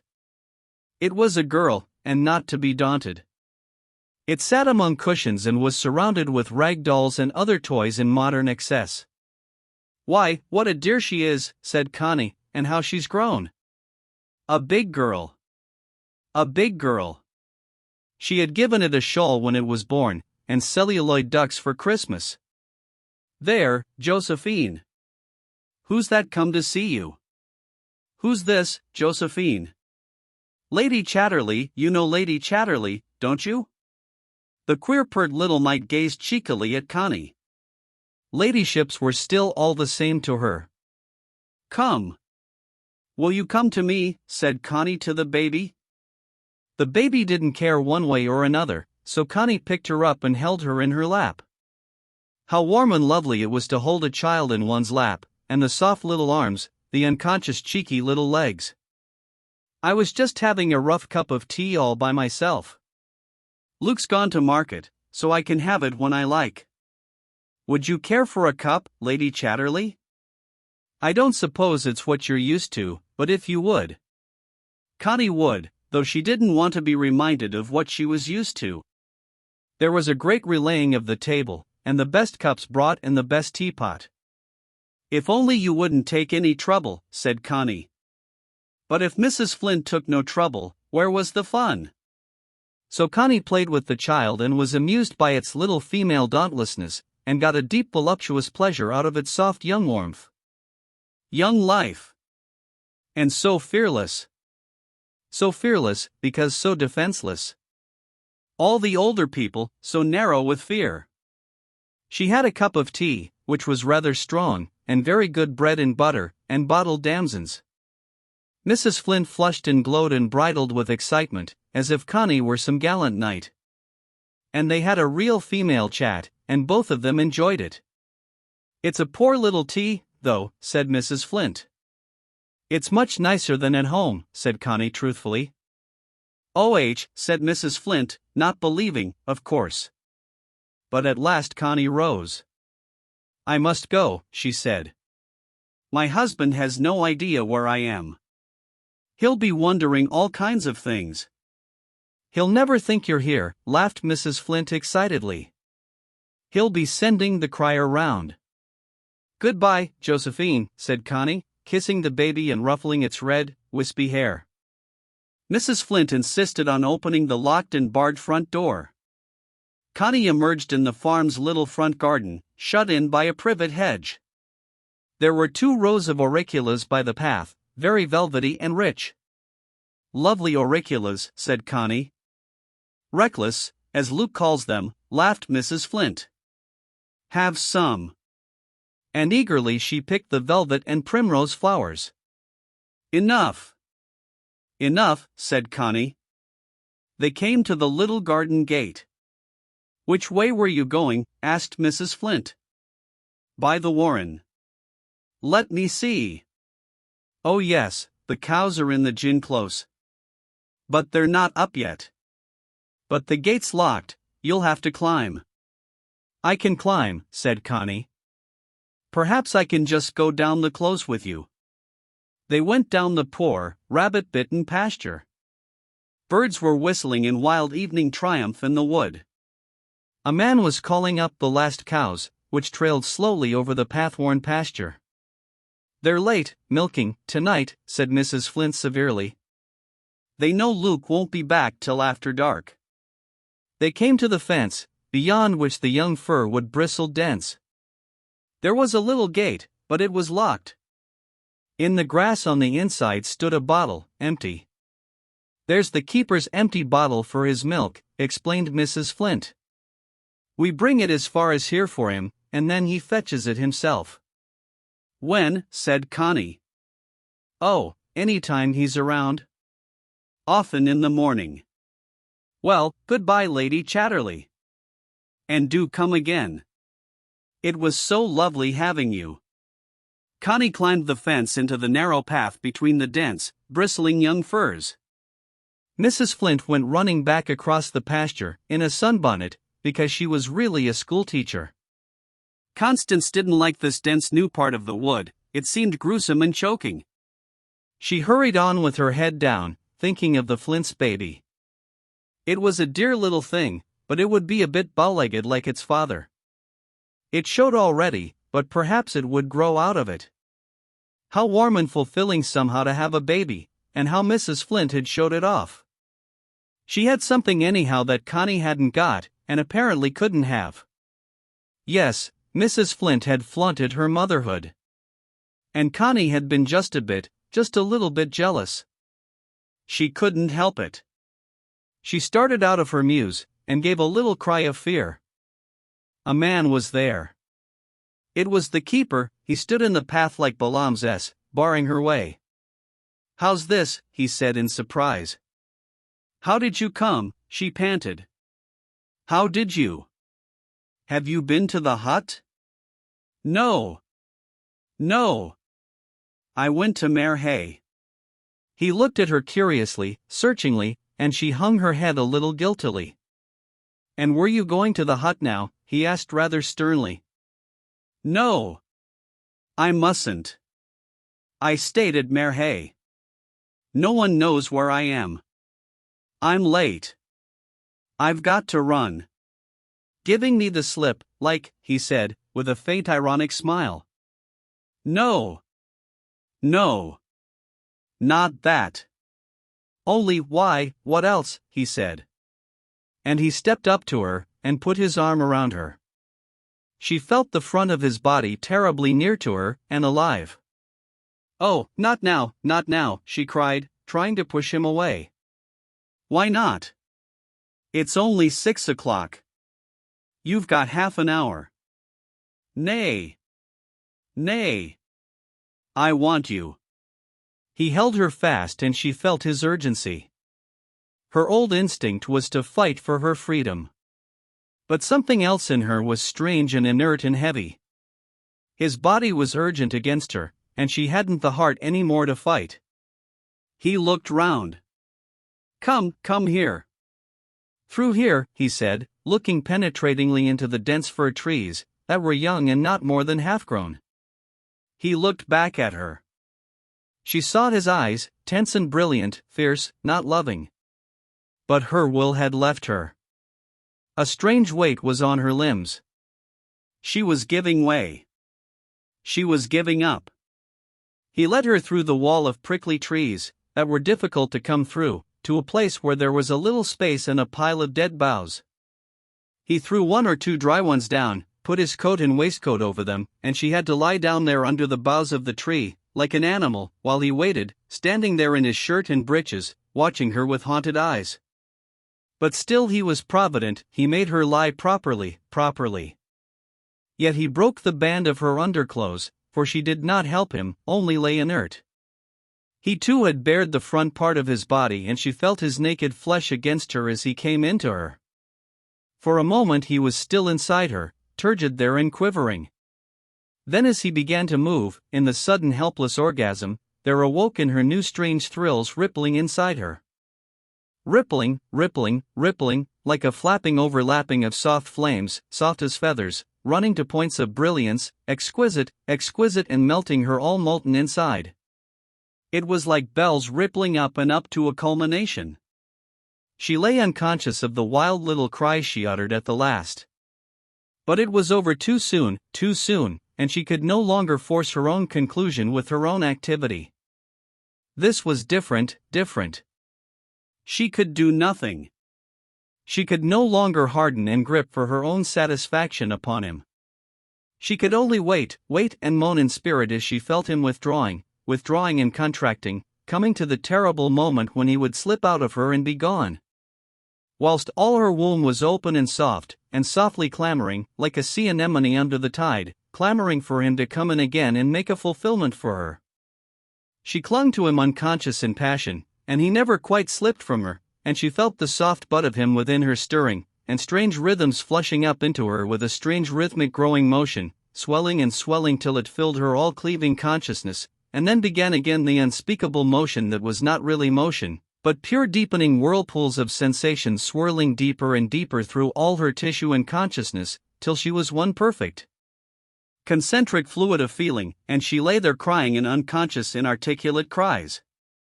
The voice out of the uttermost night, the life. The man heard it beneath him with a kind of awe, as his life sprang out into her. And as it subsided, he subsided too and lay utterly still, unknowing, while her grip on him slowly relaxed, and she lay inert. And they lay and knew nothing, not even of each other, both lost. Till at last he began to rouse and become aware of his defenseless nakedness, and she was aware that his body was loosening its clasp on her. He was coming apart, but in her breast she felt she could not bear him to leave her uncovered. He must cover her now forever. But he drew away at last, and kissed her and covered her over, and began to cover himself. She lay looking up to the boughs of the tree, unable as yet to move. He stood and fastened up his breeches, looking round. All was dense and silent, save for the odd dog that lay with its paws against its nose. He sat down again on the brushwood and took Connie's hand in silence. She turned and looked at him. "We came off together that time," he said. She did not answer. "It's good when it's like that. Most folks lives their lives through and they never know it," he said, speaking rather dreamily. She looked into his brooding face. "Do they?" she said. "Are you glad?" He looked back into her eyes. "Glad," he said. But never mind." He did not want her to talk. And he bent over her and kissed her, and she felt, so he must kiss her forever. At last she sat up. "Don't people often come off together?" she asked with naive curiosity. "A good many of them never. You can see by the raw look of them." He spoke unwittingly, regretting he had begun. "Have you come off like that with other women?" He looked at her amused. "I don't know," he said, "I don't know." And she knew he would never tell her anything he didn't want to tell her. She watched his face, and the passion for him moved in her bowels. She resisted it as far as she could, for it was the loss of herself to herself. He put on his waistcoat and his coat, and pushed away through to the path again. The last level rays of the sun touched the wood. "I won't come with you," he said, "better not." She looked at him wistfully before she turned. His dog was waiting so anxiously for him to go, and he seemed to have nothing whatever to say. Nothing left. Connie went slowly home, realizing the depth of the other thing in her. Another self was alive in her, burning molten and soft in her womb and bowels, and with this self she adored him. She adored him till her knees were weak as she walked. In her womb and bowels she was flowing and alive now and vulnerable, and helpless in adoration of him as the most naive woman. "It feels like a child," she said to herself, "it feels like a child in need," and so it did, as if her womb, that had always been shut, had opened and filled with new life, almost a burden, yet lovely. "If I had a child," she thought to herself, "if I had him inside me as a child." And her limbs turned molten at the thought, and she realized the immense difference between having a child to oneself, and having a child to a man whom one's bowels yearn towards. The former seemed in a sense ordinary, but to have a child to a man whom one adored in one's bowels and one's womb, it made her feel she was very different from her old self, and as if she was sinking deep, deep to the center of all womanhood and the sleep of creation. It was not the passion that was new to her, it was the yearning adoration. She knew she had always feared it, for it left her helpless. She feared it still, lest if she adored him too much, then she would lose herself, become effaced, and she did not want to be effaced, a slave, like a savage woman. She must not become a slave. She feared her adoration, yet she would not at once fight against it. she knew she could fight it. She had a devil of self-will in her breast that could have fought the full soft heaving adoration of her womb and crushed it. She could even now do it, or she thought so, and she could then take up her passion with her own will. Ah yes, to be passionate like a bacchante, like a bacchanal fleeing through the woods, to call on Iachos, the bright phallus that had no independent personality behind it, but was pure godservant to the woman. The man, the individual, let him not dare intrude. He was but a temple servant, the bearer and keeper of the bright phallus, her own. So, in the flux of new awakening, the old hard passion flamed in her for a time, and the man dwindled to a contemptible object, the mere phallus-bearer, to be torn to pieces when his service was performed. She felt the force of the Bacchae in her limbs and her body, the woman gleaming and rapid, beating down the male, but while she felt this, her heart was heavy. She did not want it, it was known and barren, birthless, the adoration was her treasure. It was so fathomless, so soft, so deep and so unknown. No, no, she would give up her hard bright female power, she was weary of it, stiffened with it, she would sink in the new bath of life, in the depths of her womb and her bowels that sang the voiceless song of adoration. It was early yet to begin to fear the man. I walked over by Mare Hay, and I had tea with Mrs. Flint, she said to Clifford. I wanted to see the baby. It's so adorable, with hair like red cobwebs. Such a dear. Mr. Flint had gone to market, so she and I and the baby had tea together. Did you wonder where I was? Well, I wondered, but I guessed you had dropped in somewhere to tea, said Clifford jealously. With a sort of second sight he sensed something new in her, something to him quite incomprehensible, but he ascribed it to the baby. He thought that all that ailed Connie was that she did not have a baby, automatically bring one forth, so to speak. I saw you go across the park to the iron gate, my lady, said Mrs. Bolton, so I thought perhaps you'd called at the rectory. I nearly did, then I turned towards Mare Hay instead. The eyes of the two women met, Mrs. Bolton's grey and bright and searching, Connie's blue and veiled and strangely beautiful. Mrs. Bolton was almost sure she had a lover, yet how could it be, and who could it be? Where was there a man? Oh, it's so good for you, if you go out and see a bit of company sometimes, said Mrs. Bolton. I was saying to Sir Clifford, it would do her ladyship a world of good if she'd go out among people more.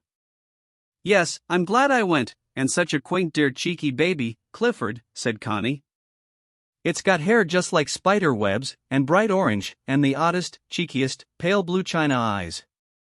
Of course it's a girl, or it wouldn't be so bold, bolder than any little Sir Francis Drake. You're right, my lady, a regular little Flint. They were always a forward sandy-headed family, said Mrs. Bolton. Wouldn't you like to see it, Clifford? I've asked them to tea for you to see it. Who? He asked, looking at Connie in great uneasiness. Mrs. Flint and the baby, next Monday. You can have them to tea up in your room, he said. Why, don't you want to see the baby? She cried. Oh, I'll see it, but I don't want to sit through a tea time with them. Oh, said Connie, looking at him with wide-veiled eyes. She did not really see him, he was somebody else. You can have a nice cozy tea up in your room, my lady, and Mrs. Flint will be more comfortable than if Sir Clifford was there, said Mrs. Bolton. She was sure Connie had a lover, and something in her soul exulted. But who was he? Who was he? Perhaps Mrs. Flint would provide a clue. Connie would not take her bath this evening. The sense of his flesh touching her, his very stickiness upon her, was dear to her, and in a sense holy. Clifford was very uneasy. He would not let her go after dinner, and she had wanted so much to be alone. She looked at him, but was curiously submissive. Shall we play a game, or shall I read to you, or what shall it be? He asked uneasily. You read to me, said Connie. What shall I read, verse or prose? Or drama? Read Racine, she said.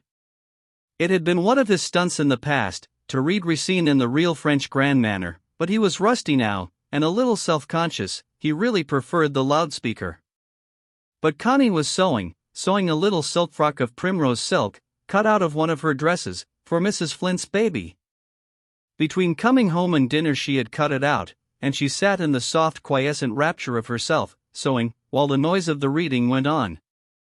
Inside herself she could feel the humming of passion, like the after-humming of deep bells. Clifford said something to her about the Racine. She caught the sense after the words had gone. Yes. Yes, she said, looking up at him. It is splendid. Again he was frightened at the deep blue blaze of her eyes, and of her soft stillness, sitting there. She had never been so utterly soft and still. She fascinated him helplessly, as if some perfume about her intoxicated him. So he went on helplessly with his reading, and the throaty sound of the French was like the wind in the chimneys to her. Of the Racine she heard not one syllable. She was gone in her own soft rapture, like a forest soughing with the dim, glad moan of spring moving into bud. She could feel in the same world with her the man, the nameless man, moving on beautiful feet, beautiful in the phallic mystery. And in herself, in all her veins, she felt him and his child. His child was in all her veins, like a twilight. For hands she hath none, nor eyes, nor feet, nor golden treasure of hair. She was like a forest, like the dark interlacing of the oakwood, humming inaudibly with myriad unfolding buds. Meanwhile the birds of desire were asleep in the vast interlaced intricacy of her body. But Clifford's voice went on, clapping and gurgling with unusual sounds. How extraordinary it was! How extraordinary he was, bent there over the book, queer and rapacious and civilized, with broad shoulders and no real legs. What a strange creature, with the sharp, cold inflexible will of some bird, and no warmth at all. One of those creatures of the afterwards, that have no soul, but an extra-alert will, cold will. She shuddered a little, afraid of him. But then, the soft warm flame of life was stronger than he, and the real things were hidden from him. The reading finished. She was startled. She looked up, and was more startled still to see Clifford watching her with pale, uncanny eyes, like hate. Thank you so much. You do read Racine beautifully, she said softly. Almost as beautifully as you listen to him, he said cruelly. What are you making? He asked. I'm making a child's dress, for Mrs. Flint's baby.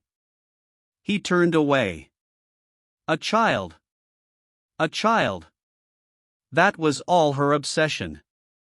After all, he said, in a declamatory voice, one gets all one wants out of Racine.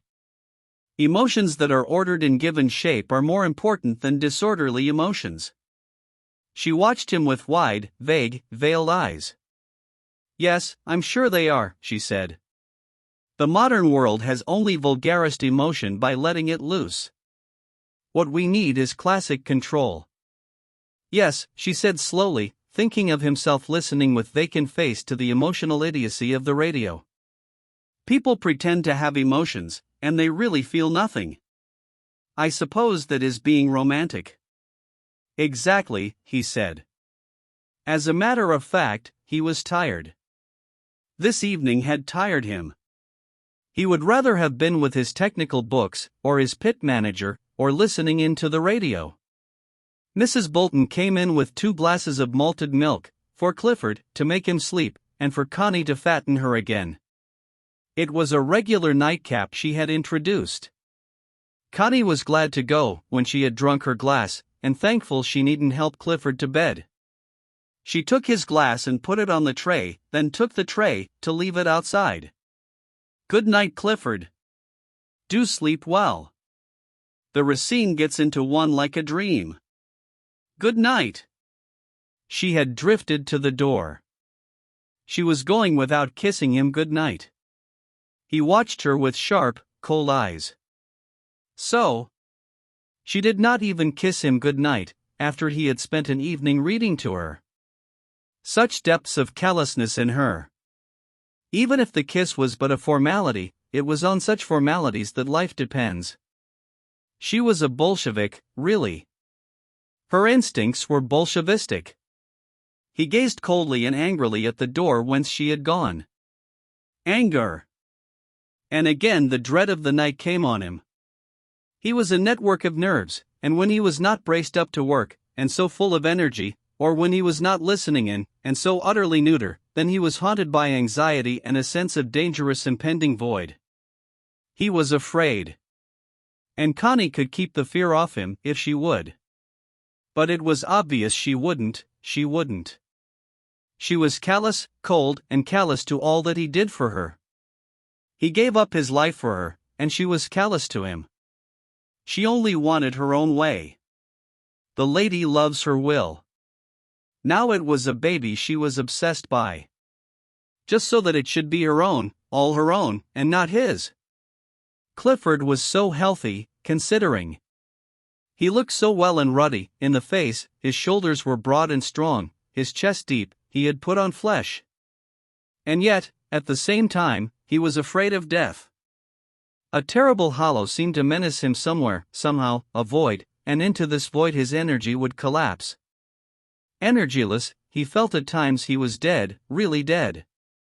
So his rather prominent pale eyes had a queer look, furtive, and yet a little cruel, so cold, and at the same time, almost impudent. It was a very odd look, this look of impudence, as if he were triumphing over life in spite of life. Who knoweth the mysteries of the will, for it can triumph even against the angels, but his dread was the nights when he could not sleep.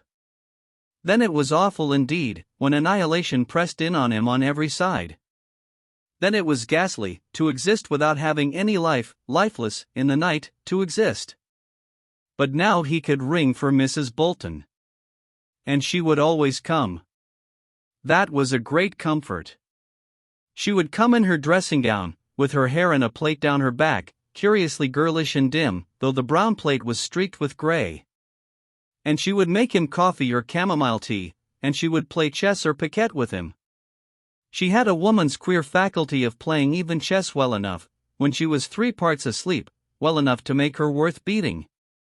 So, in the silent intimacy of the night, they sat, or she sat and he lay on the bed, with the reading lamp shedding its solitary light on them, she almost gone in sleep, he almost gone in a sort of fear, and they played together, then they had a cup of coffee and a biscuit together, hardly speaking, in the silence of night, but being a reassurance to one another.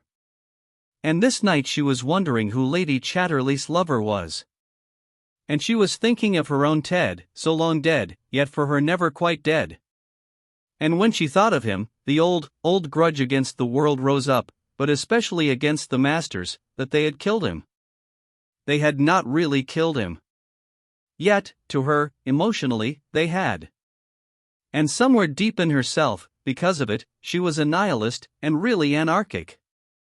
In her half-sleep, thoughts of her Ted and thoughts of Lady Chatterley's unknown lover commingled, and then she felt she shared with the other woman a great grudge against Sir Clifford and all he stood for. At the same time she was playing piquet with him, and they were gambling sixpences. And it was a source of satisfaction to be playing piquet with a baronet, and even losing sixpences to him. When they played cards, they always gambled. It made him forget himself. And he usually won. Tonight too he was winning. So he would not go to sleep till the first dawn appeared.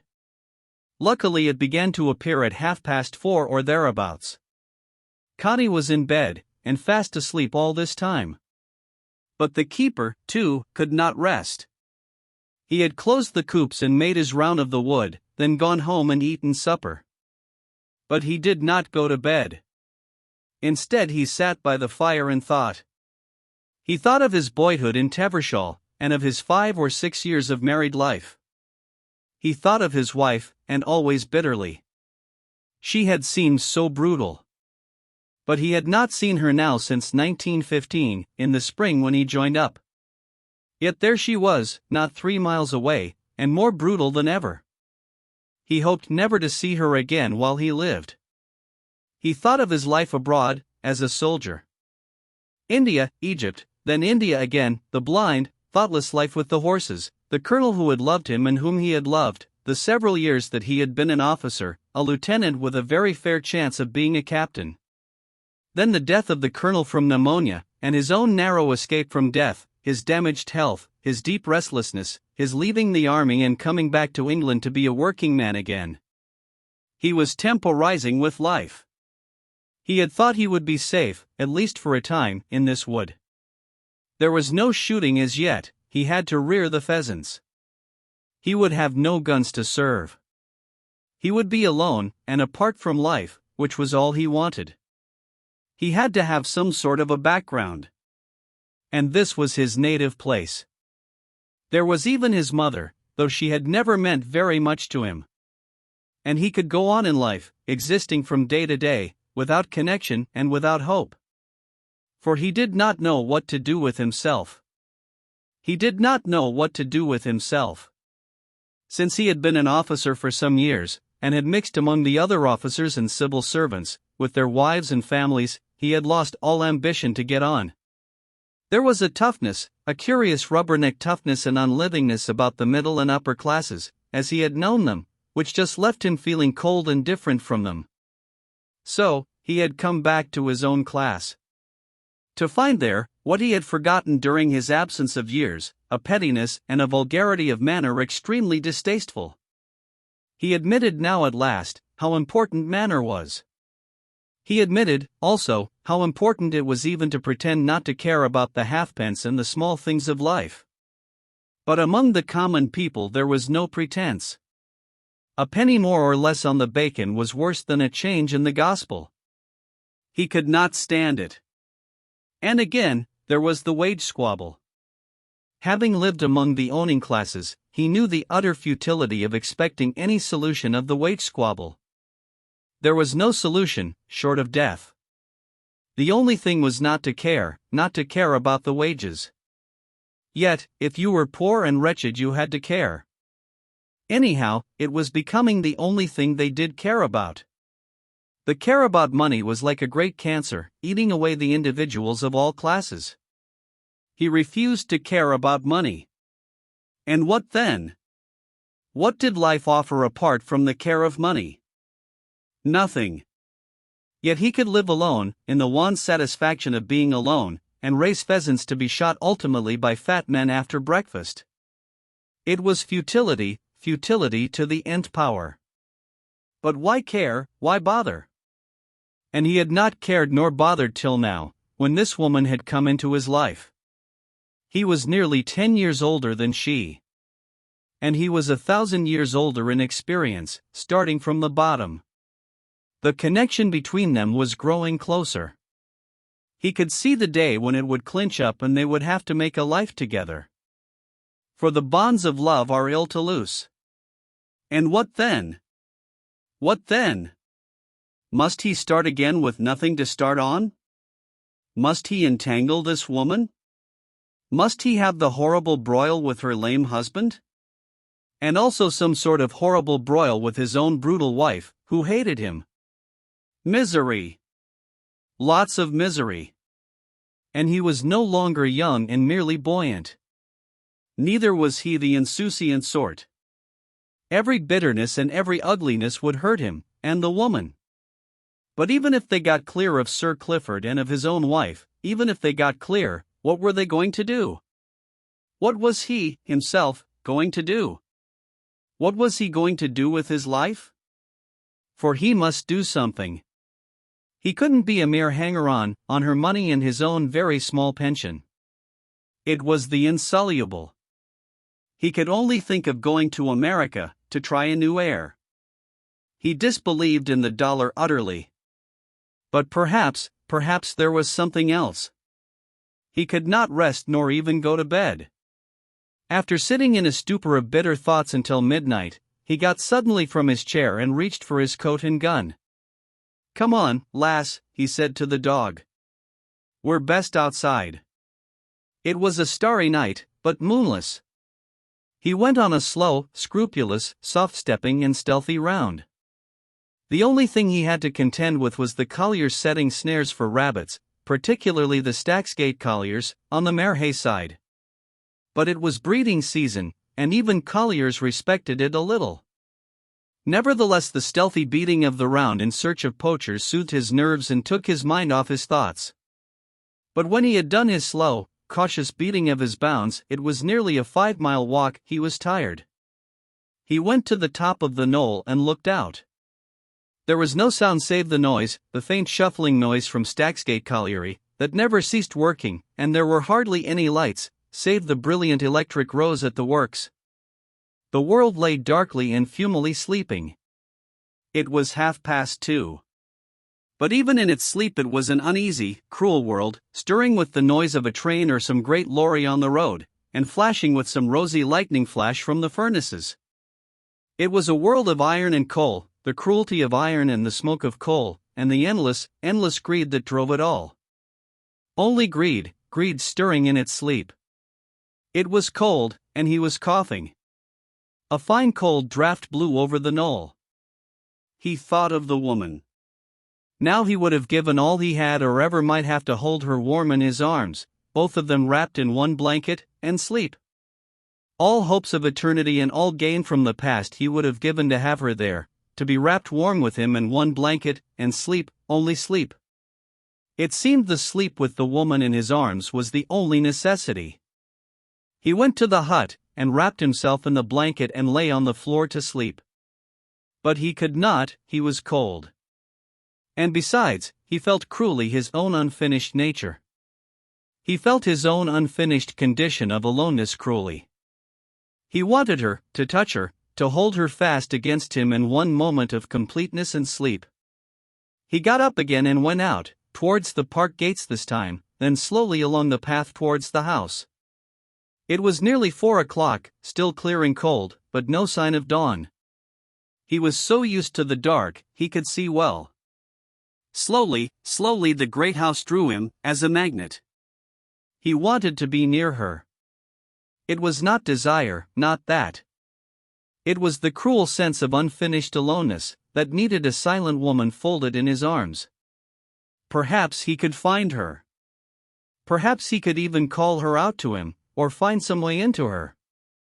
For the need was imperious. He slowly, silently climbed the incline to the hall.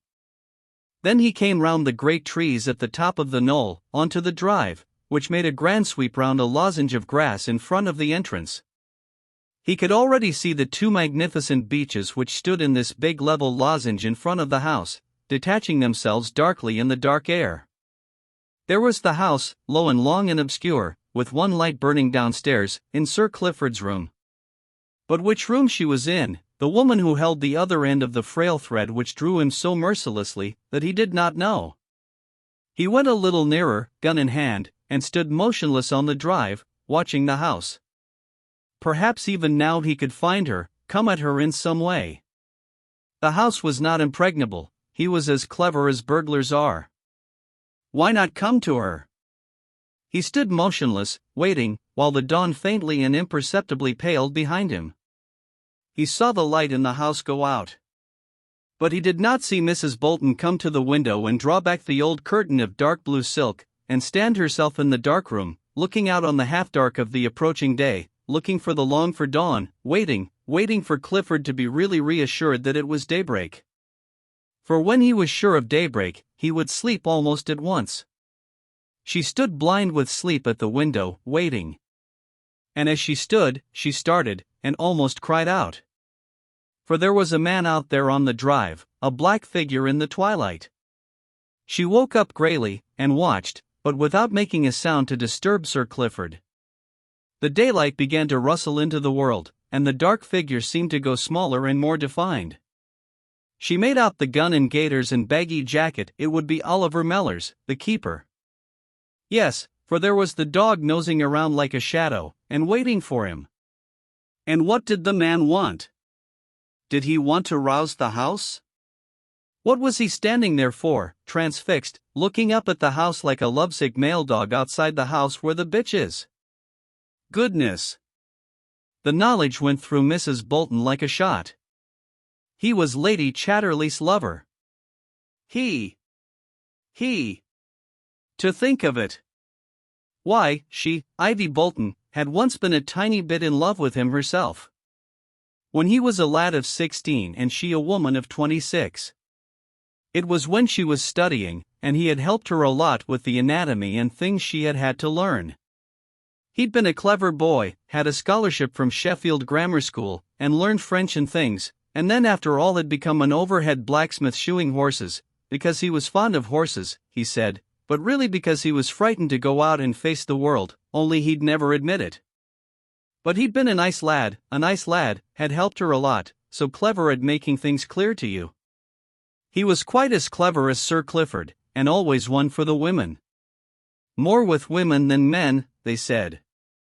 Till he'd gone and married that Bertha Coutts, as if to spite himself. Some people do marry to spite themselves, because they're disappointed of something. And no wonder it had been a failure. For years he was gone, all the time of the war, and a lieutenant and all, quite the gentleman, really quite the gentleman, then to come back to Tevershall and go as a gamekeeper. Really, some people can't take their chances when they've got them. And talking broad Derbyshire again like the worst, when she, Ivy Bolton, knew he spoke like any gentleman, really. Well, well.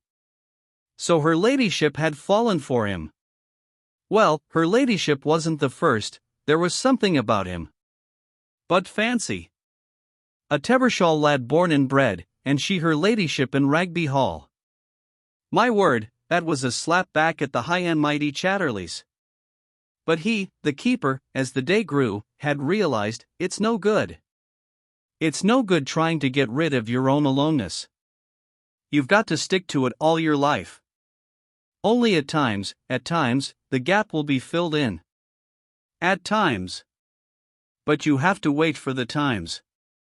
Accept your own aloneness and stick to it, all your life. And then accept the times when the gap is filled in, when they come. But they've got to come. You can't force them. With a sudden snap, the bleeding desire that had drawn him after her broke. He had broken it, because it must be so. There must be a coming together on both sides. And if she wasn't coming to him, he wouldn't track her down. He mustn't. He must go away, till she came. He turned slowly, ponderingly, accepting again the isolation. He knew it was better so. She must come to him, it was no use his trailing after her. No use. Mrs. Bolton saw him disappear, saw his dog run after him. Well, well, she said. He's the one man I never thought of, and the one man I might have thought of. He was nice to me when he was a lad, after I lost Ted. Well, well. Whatever would he say if he knew? And she glanced triumphantly at the already sleeping Clifford, as she stepped softly from the room. Chapter 11. Connie was sorting out one of the Rugby lumber rooms. There were several, the house was a warren, and the family never sold anything. Sir Geoffrey's father had liked pictures and Sir Geoffrey's mother had liked Cinquecento furniture. Sir Geoffrey himself had liked old carved oak chests, vestry chests. So it went on through the generations. Clifford collected very modern pictures, at very moderate prices. So in the lumber room there were bad Sir Edwin Landseers and pathetic William Henry Hunt birds' nests, and other academy stuff, enough to frighten the daughter of an REA. She determined to look through it one day, and clear it all. And the grotesque furniture interested her. Wrapped up carefully to preserve it from damage and dry rot was the old family cradle, of rosewood. She had to unwrap it, to look at it. It had a certain charm, she looked at it a long time. It's 1,000 pities it won't be called for, sighed Mrs. Bolton, who was helping. Though cradles like that are out of date nowadays. It might be called for. I might have a child, said Connie casually, as if saying she might have a new hat. You mean if anything happened to Sir Clifford, stammered Mrs. Bolton. No. I mean as things are. It's only muscular paralysis with Sir Clifford, it doesn't affect him, said Connie, lying as naturally as breathing. Clifford had put the idea into her head. He had said, of course I may have a child yet. I'm not really mutilated at all. The potency may easily come back, even if the muscles of the hips and legs are paralyzed. And then the seed may be transferred. He really felt, when he had his periods of energy and worked so hard at the question of the mines, as if his sexual potency were returning. Connie had looked at him in terror. But she was quick-witted enough to use his suggestion for her own preservation. For she would have a child if she could, but not his. Mrs. Bolton was for a moment breathless, flabbergasted. Then she didn't believe it, she saw in it a ruse. Yet doctors could do such things nowadays. They might sort of graft seed. Well, my lady, I only hope and pray you may. It would be lovely for you, and for everybody. My word, a child in Rugby, what a difference it would make. Wouldn't it, said Connie. And she chose 3 Erica pictures of 60 years ago, to send to the Duchess of Shortlands for the ladies' next charitable bazaar.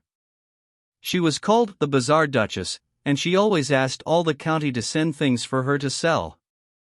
She would be delighted with 3 framed RAS. She might even call, on the strength of them. How furious Clifford was when she called. But oh my dear. Mrs. Bolton was thinking to herself. Is it Oliver Meller's child you're preparing us for?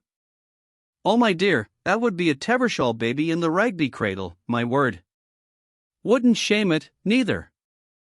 Among other monstrosities in this lumber room was a largish black japanned box, excellently and ingeniously made some 60 or 70 years ago, and fitted with every imaginable object. On top was a concentrated toilet set, brushes, bottles, mirrors, combs, boxes, even 3 beautiful little razors and safety sheets, shaving bowl and all. Underneath came a sort of escritoire outfit, blotters, pens, ink bottles, paper, envelopes, memorandum books, and then a perfect sewing outfit with 3 different-sized scissors, thimbles, needles, silks and cottons, darning egg, all of the very best quality and perfectly finished. Then there was a little medicine store, with bottles labeled laudanum, tincture of myrrh, cloves and so on, but empty.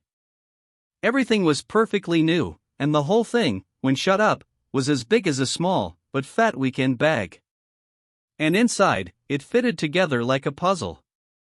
The bottles could not possibly have spilled, there wasn't room. The thing was wonderfully made and contrived, excellent craftsmanship of the Victorian order. But somehow it was monstrous. Some Chatterley must even have felt it, for the thing had never been used. It had a peculiar soullessness. Yet Mrs. Bolton was thrilled. Look what beautiful brushes, so expensive, even the shaving brushes, 3 perfect ones. No. And those scissors. They're the best that money could buy. Oh, I call it lovely. Do you? Said Connie. Then you have it. Oh no, my lady. Of course. It will only lie here till doomsday. If you won't have it, I'll send it to the Duchess as well as the pictures, and she doesn't deserve so much. Do have it. Oh, your ladyship. Why, I shall never be able to thank you. You needn't try, laughed Connie.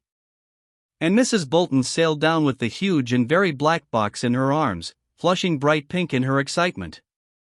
Mr. Betts drove her in the trap to her house in the village, with the box. And she had to have a few friends in, to show it, the schoolmistress, the chemist's wife, Mrs. Whedon the under-cashier's wife. They thought it marvelous. And then started the whisper of Lady Chatterley's child. Wonders'll never cease, said Mrs. Whedon.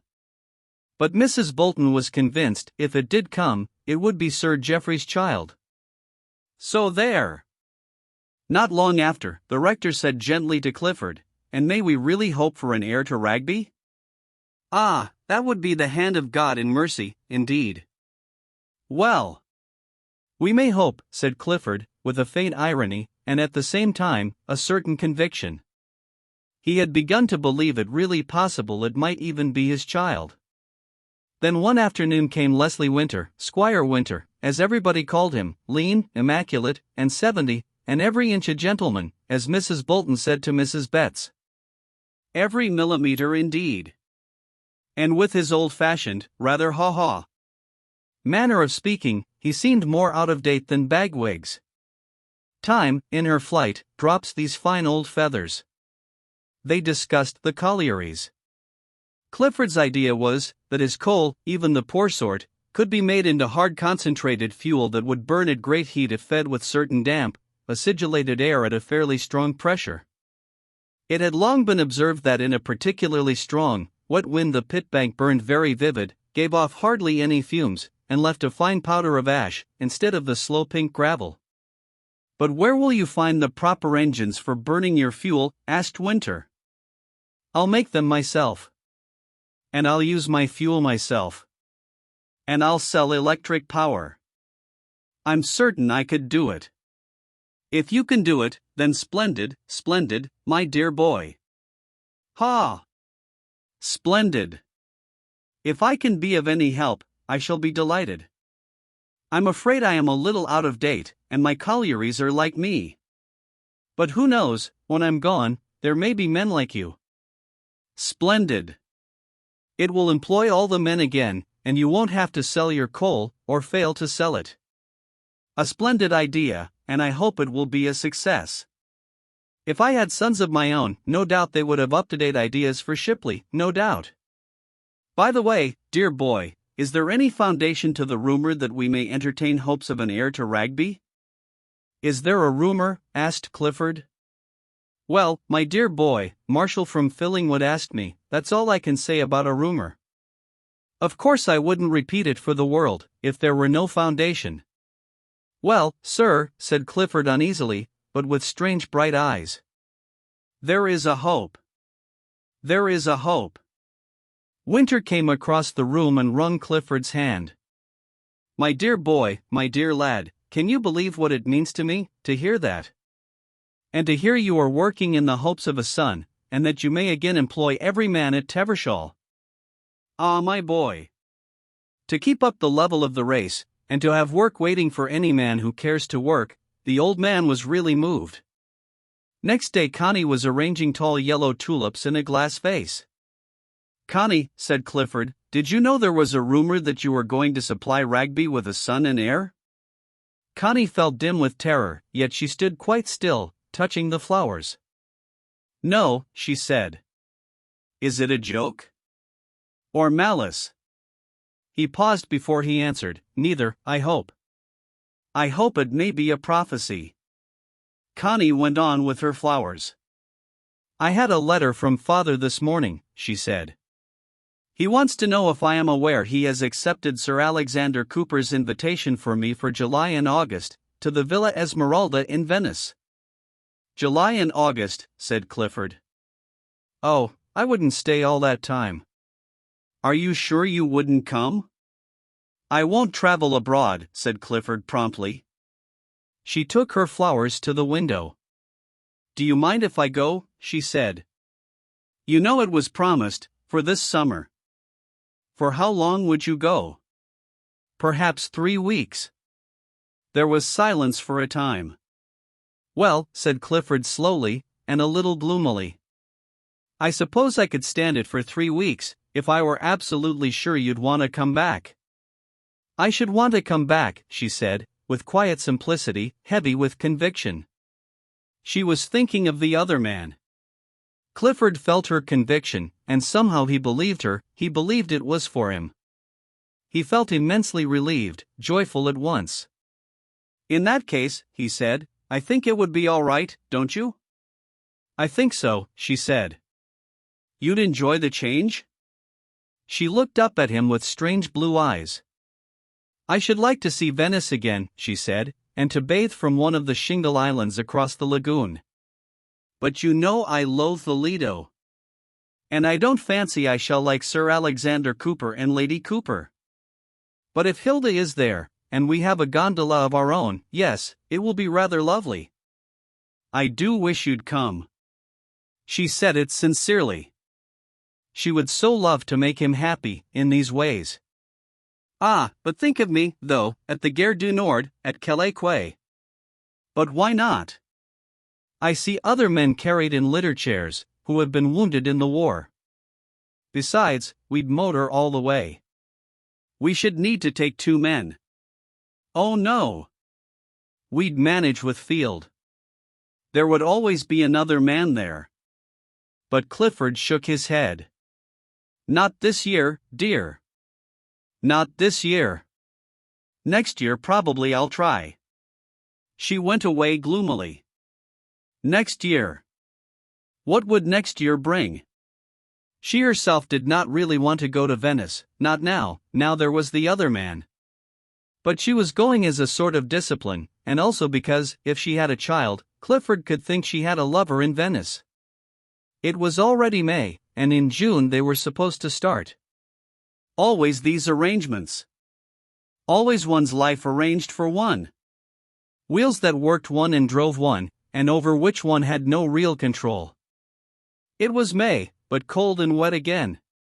A cold wet May, good for corn and hay. Much the corn and hay matter nowadays. Connie had to go into Uthwaite, which was their little town, where the Chatterleys were still the Chatterleys.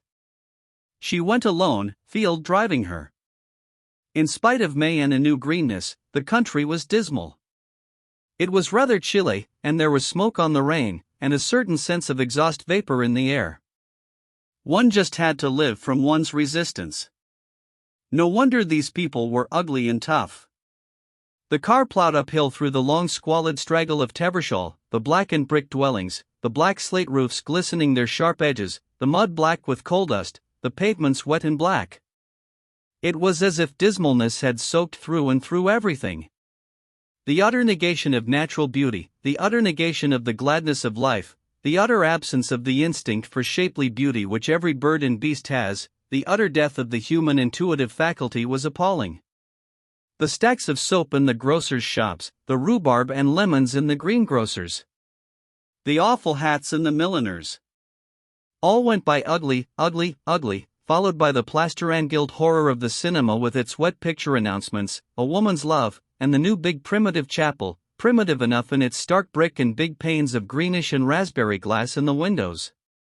The Wesleyan chapel, higher up, was of blackened brick and stood behind iron railings and blackened shrubs. The Congregational chapel, which thought itself superior, was built of rusticated sandstone and had a steeple, but not a very high one. Just beyond were the new school buildings, expensive pink brick, and gravelled playground inside iron railings, all very imposing, and mixing the suggestion of a chapel and a prison.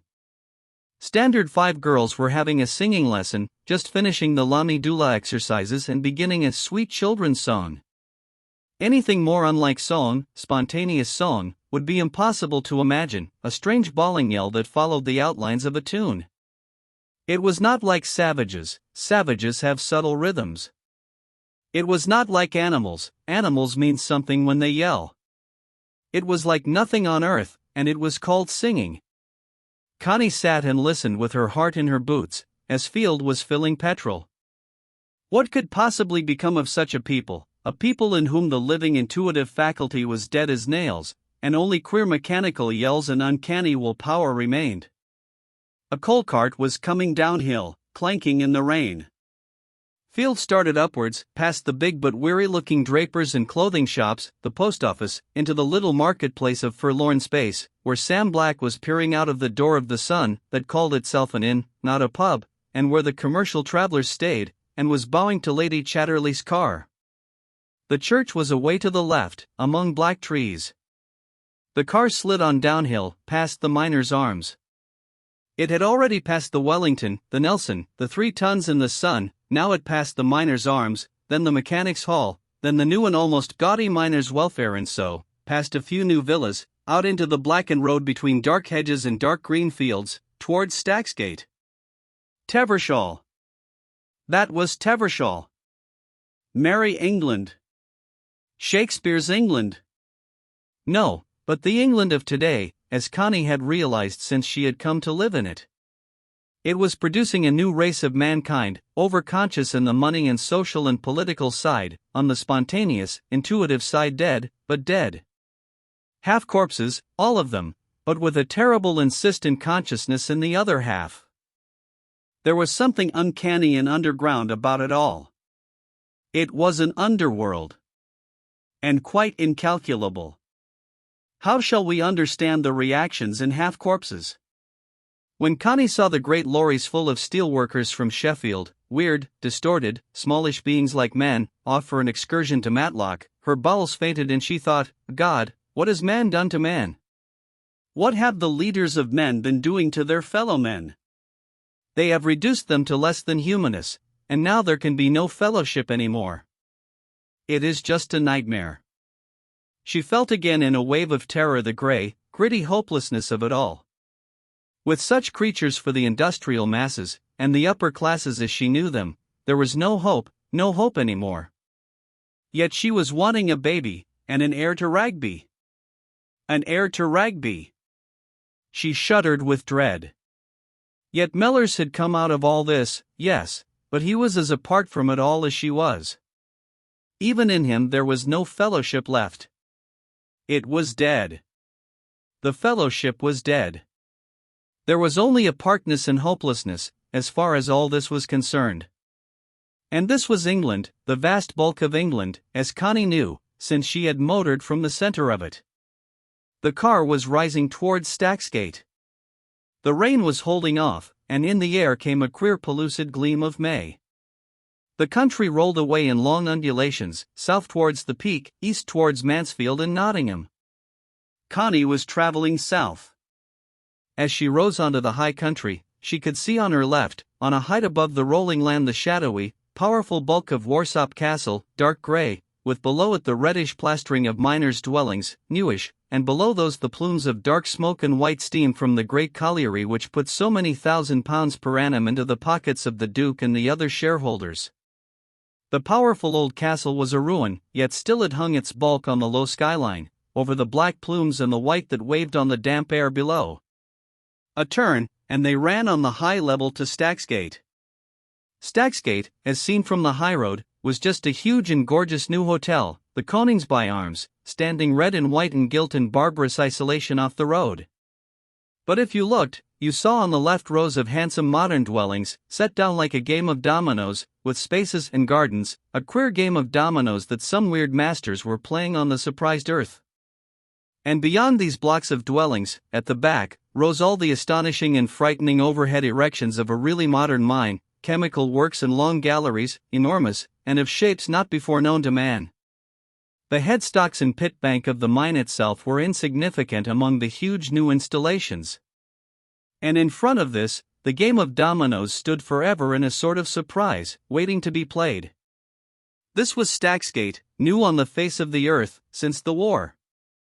But as a matter of fact, though even Connie did not know it, downhill half a mile below the hotel was old Stacksgate, with a little old colliery and blackish old brick dwellings, and a chapel or two and a shop or two and a little pub or two. But that didn't count anymore. The vast plumes of smoke and vapor rose from the new works up above, and this was now Stacksgate, no chapels, no pubs, even no shops. Only the great works, which are the modern Olympia with temples to all the gods, then the model dwellings, then the hotel. The hotel in actuality was nothing but a miner's pub, though it looked first-classy. Even since Connie's arrival at Ragby this new place had arisen on the face of the earth, and the model dwellings had filled with riffraff drifting in from anywhere, to poach Clifford's rabbits among other occupations. The car ran on along the uplands, seeing the rolling country spread out. The country! It had once been a proud and lordly country. In front, looming again and hanging on the brow of the skyline, was the huge and splendid bulk of Chadwick Hall, more window than wall, one of the most famous Elizabethan houses. Noble, it stood alone above a great park, but out of date, passed over. It was still kept up, but as a showplace. Look how our ancestors lorded it. That was the past. The present lay below. God alone knows where the future lies. The car was already turning, between little old blackened miners' cottages, to descend to Uthwaite. And Uthwaite, on a damp day, was sending up a whole array of smoke plumes and steam, to whatever gods there be.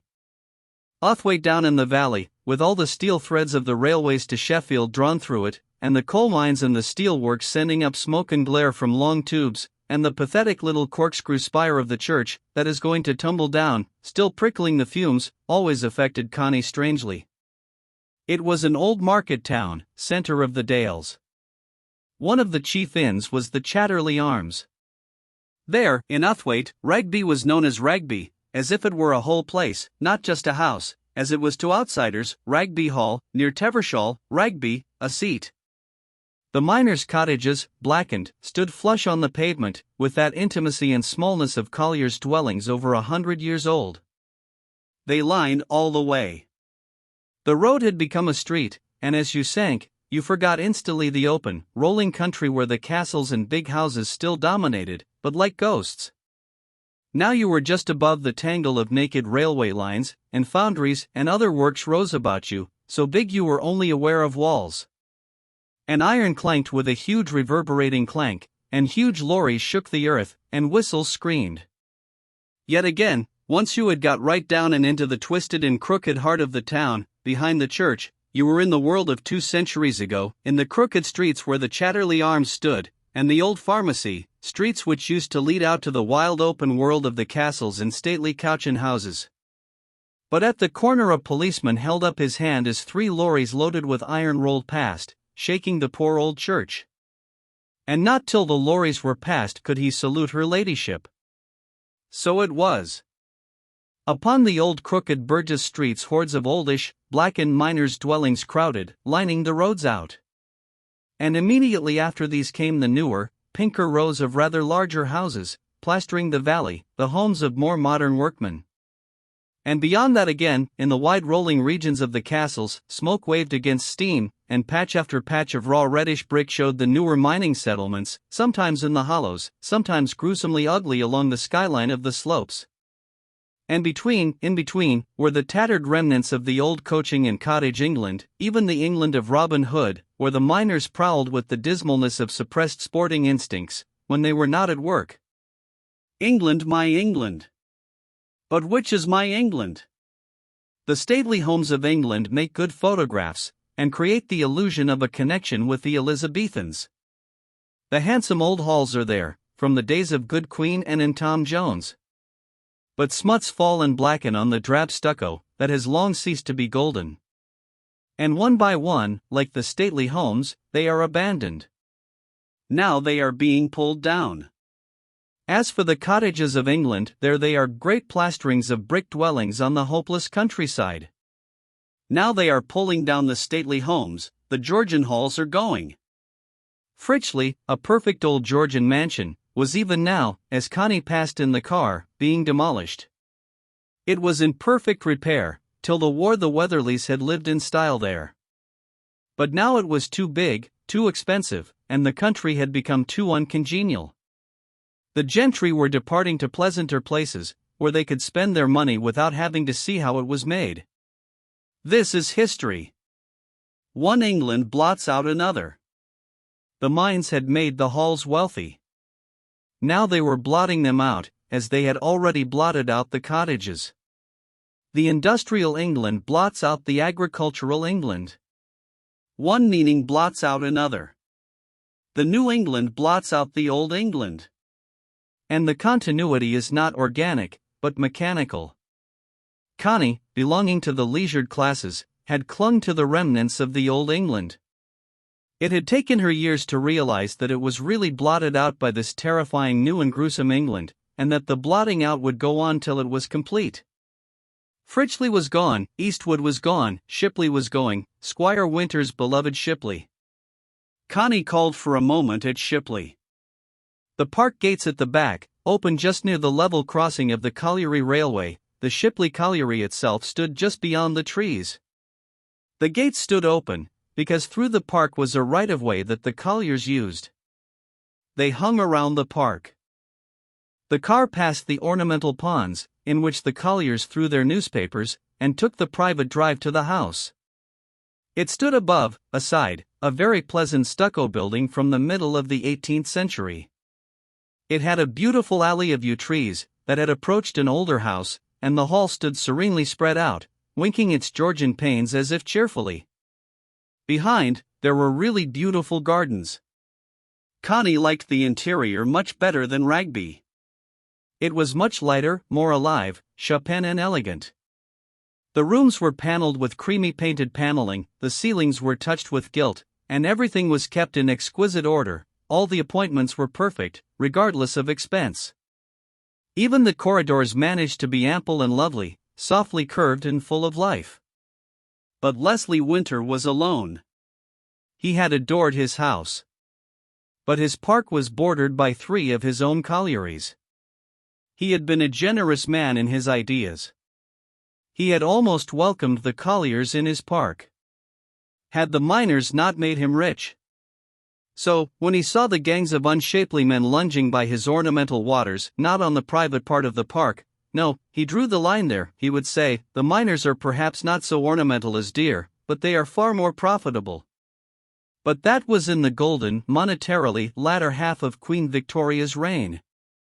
Miners were then good working men. Winter had made this speech, half apologetic, to his guest, the then Prince of Wales. And the prince had replied, in his rather guttural English, "You are quite right. If there were coal under Sandringham, I would open a mine on the lawns, and think it first-rate landscape gardening. Oh, I am quite willing to exchange roe deer for colliers, at the price. Your men are good men too, I hear." But then, the prince had perhaps an exaggerated idea of the beauty of money, and the blessings of industrialism. However, the prince had been a king, and the king had died, and now there was another king, whose chief function seemed to be to open soup kitchens. And the good working men were somehow hemming Shipley in. New mining villages crowded on the park, and the squire felt somehow that the population was alien. He used to feel, in a good-natured but quite grand way, lord of his own domain and of his own colliers. Now, by a subtle pervasion of the new spirit, he had somehow been pushed out. It was he who did not belong anymore. There was no mistaking it. The mines, the industry had a will of its own, and this will was against the gentleman owner. All the colliers took part in the will, and it was hard to live up against it. It either shoved you out of the place, or out of life altogether. Squire Winter, a soldier, had stood it out. But he no longer cared to walk in the park after dinner. He almost hid, indoors. Once he had walked, bareheaded, and in his patent leather shoes and purple silk socks, with Connie down to the gate, talking to her in his well-bred rather ha-ha fashion. But when it came to passing the little gangs of colliers who stood and stared without either salute or anything else, Connie felt how the lean, well-bred old man winced as an elegant antelope stag in a cage winces from the vulgar stare. The colliers were not personally hostile, not at all. But their spirit was cold, and shoving him out. And deep down, there was a profound grudge.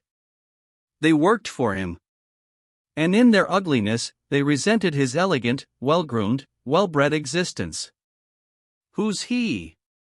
It was the difference they resented. And somewhere, in his secret English heart, being a good deal of a soldier, he believed they were right to resent the difference. He felt himself a little in the wrong, for having all the advantages. Nevertheless, he represented a system, and he would not be shoved out. Except by death.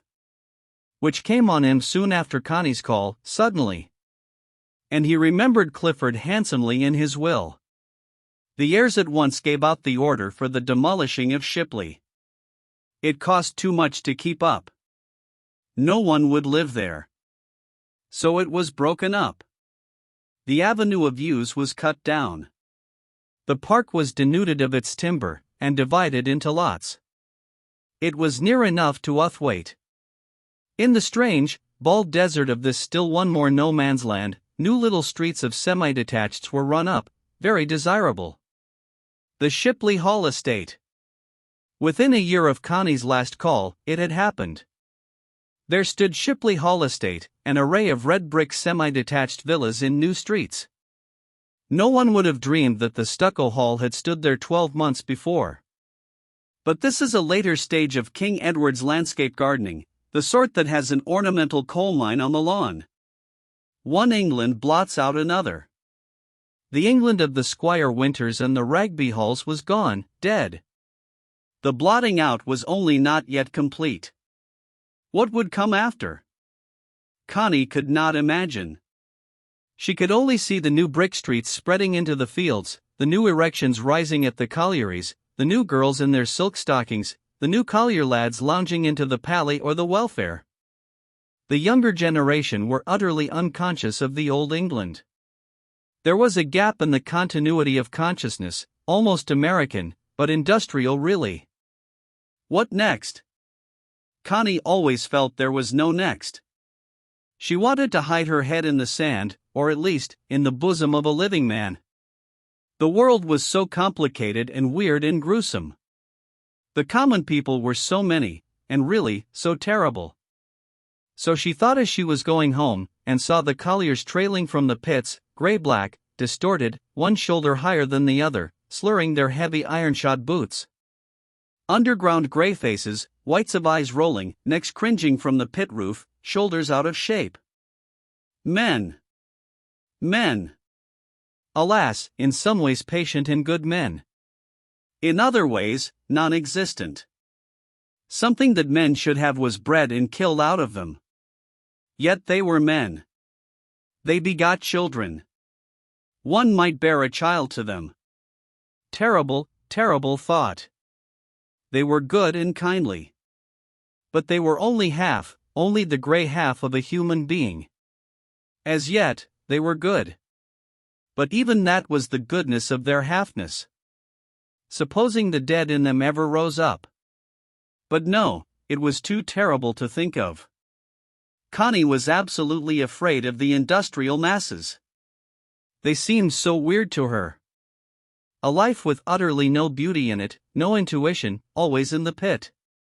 Children from such men. Oh God, oh God. Yet Mellors had come from such a father. Not quite. 40 years had made a difference, an appalling difference in manhood. The iron and the coal had eaten deep into the bodies and souls of the men. Incarnate ugliness, and yet alive. What would become of them all? Perhaps with the passing of the coal they would disappear again, off the face of the earth. They had appeared out of nowhere in their thousands, when the coal had called for them. Perhaps they were only weird fauna of the coal seams. Creatures of another reality, they were elementals, serving the elements of coal, as the metal workers were elementals, serving the element of iron. Men not men, but animus of coal and iron and clay. Fauna of the elements, carbon, iron, silicon, elementals. They had perhaps some of the weird inhuman beauty of minerals, the luster of coal, the weight and blueness and resistance of iron, the transparency of glass. Elemental creatures, weird and distorted, of the mineral world. They belonged to the coal, the iron, the clay, as fish belong to the sea and worms to deadwood. The anima of mineral disintegration. Connie was glad to be home, to bury her head in the sand. She was glad even to babble to Clifford. For her fear of the mining and iron Midlands affected her with a queer feeling that went all over her, like influenza. Of course I had to have tea in Miss Bentley's shop, she said. Really? Winter would have given you tea. Oh yes, but I daren't disappoint Miss Bentley. Miss Bentley was a sallow old maid with a rather large nose and romantic disposition, who served tea with a careful intensity worthy of a sacrament. Did she ask after me? Said Clifford. Of course. May I ask your ladyship how Sir Clifford is? I believe she ranks you even higher than Nurse Cavell. And I suppose you said I was blooming. Yes. And she looked as rapt as if I had said the heavens had opened to you. I said if she ever came to Tevershall she was to come and see you. Me? Whatever for? See me? Why yes, Clifford. You can't be so adored without making some slight return. St. George of Cappadocia was nothing to you, in her eyes. And do you think she'll come? Oh, she blushed. And looked quite beautiful for a moment, poor thing. Why don't men marry the women who would really adore them? The women start adoring too late. But did she say she'd come? Oh. Connie imitated the breathless Miss Bentley. Your ladyship, if ever I should dare to presume. Dare to presume. How absurd. But I hope to God she won't turn up. And how was her tea? Oh, Lipton's, and very strong. But Clifford, Do you realize you are the Roman de la Rose of Miss Bentley and lots like her? I'm not flattered, even then. They treasure up every one of your pictures in the illustrated papers, and probably pray for you every night. It's rather wonderful. She went upstairs to change. That evening he said to her, "You do think, don't you, that there is something eternal in marriage?" She looked at him. "But Clifford, you make eternity sound like a lid or a long, long chain that trailed after one, no matter how far one went." He looked at her, annoyed. "What I mean," he said, "is that if you go to Venice, you won't go in the hopes of some love affair that you can take au grand sérieux, will you?" A love affair in Venice au grand sérieux? No, I assure you. No, I'd never take a love affair in Venice more than au très petit sérieux. She spoke with a queer kind of contempt. He knitted his brows, looking at her. Coming downstairs in the morning, she found the keeper's dog Flossie sitting in the corridor outside Clifford's room, and whimpering very faintly. "Why, Flossie," she said softly, "what are you doing here?" And she quietly opened Clifford's door. Clifford was sitting up in bed, with the bed table and typewriter pushed aside, and the keeper was standing attention at the foot of the bed. Flossie ran in. With a faint gesture of head and eyes, Mellors ordered her to the door again, and she slunk out. "Oh, good morning, Clifford," Connie said. "I didn't know you were busy." Then she looked at the keeper, saying good morning to him. He murmured his reply, looking at her as if vaguely. But she felt a whiff of passion touch her, from his mere presence. "Did I interrupt you, Clifford?" "I'm sorry." "No, it's nothing of any importance." She slipped out of the room again, and up to the blue boudoir on the first floor. She sat in the window, and saw him go down the drive, with his curious, silent motion effaced. He had a natural sort of quiet distinction, an aloof pride, and also a certain look of frailty. A hireling. One of Clifford's hirelings. The fault, dear Brutus, is not in our stars, but in ourselves, that we are underlings. Was he an underling? Was he? What did ye think of her? It was a sunny day, and Connie was working in the garden, and Mrs. Bolton was helping her. For some reason, the two women had drawn together, in one of the unaccountable flows and ebbs of sympathy that exist between people. They were pegging down carnations, and putting in small plants for the summer. It was work they both liked. Connie especially felt a delight in putting the soft roots of young plants into a soft black puddle, and cradling them down. On this spring morning she felt a quiver in her womb too, as if the sunshine had touched it and made it happy. "It is many years since you lost your husband," she said to Mrs. Bolton, as she took up another little plant and laid it in its hole. 23, said Mrs. Bolton, as she carefully separated the young columbines into single plants. 23 years since they brought him home. Connie's heart gave a lurch at the terrible finality of it. Brought him home. "Why did he get killed, do you think?" she asked. "He was happy with you?" It was a woman's question to a woman. Mrs. Bolton put aside a strand of hair from her face, with the back of her hand. "I don't know, my lady. He sort of wouldn't give in to things, he wouldn't really go with the rest. And then he hated ducking his head for anything on earth. A sort of obstinacy that gets itself killed. You see, he didn't really care. I lay it down to the pit. He ought never to have been down pit. But his dad made him go down as a lad, and then, when you're over 20, it's not very easy to come out." "Did he say he hated it?" "Oh no. Never. He never said he hated anything. He just made a funny face. He was one of those who wouldn't take care, like some of the first lads as went off so blithe to the war and got killed right away. He wasn't really weasel-brained. But he wouldn't care. I used to say to him, 'You care for not nor nobody.' But he did. The way he sat when my first baby was born, motionless, and the sort of fatal eyes he looked at me with, when it was over. I had a bad time, but I had to comfort him. "It's all right, lad, it's all right," I said to him.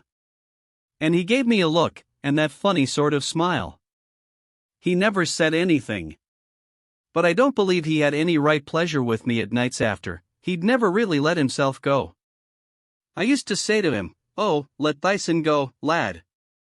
I'd talk broad to him sometimes. And he said nothing. But he wouldn't let himself go, or he couldn't. He didn't want me to have any more children.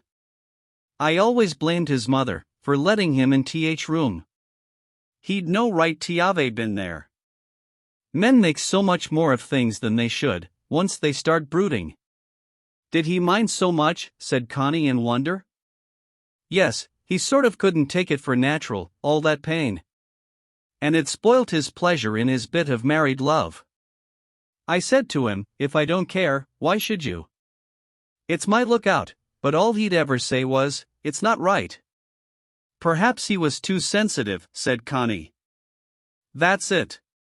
When you come to know men, that's how they are, too sensitive in the wrong place.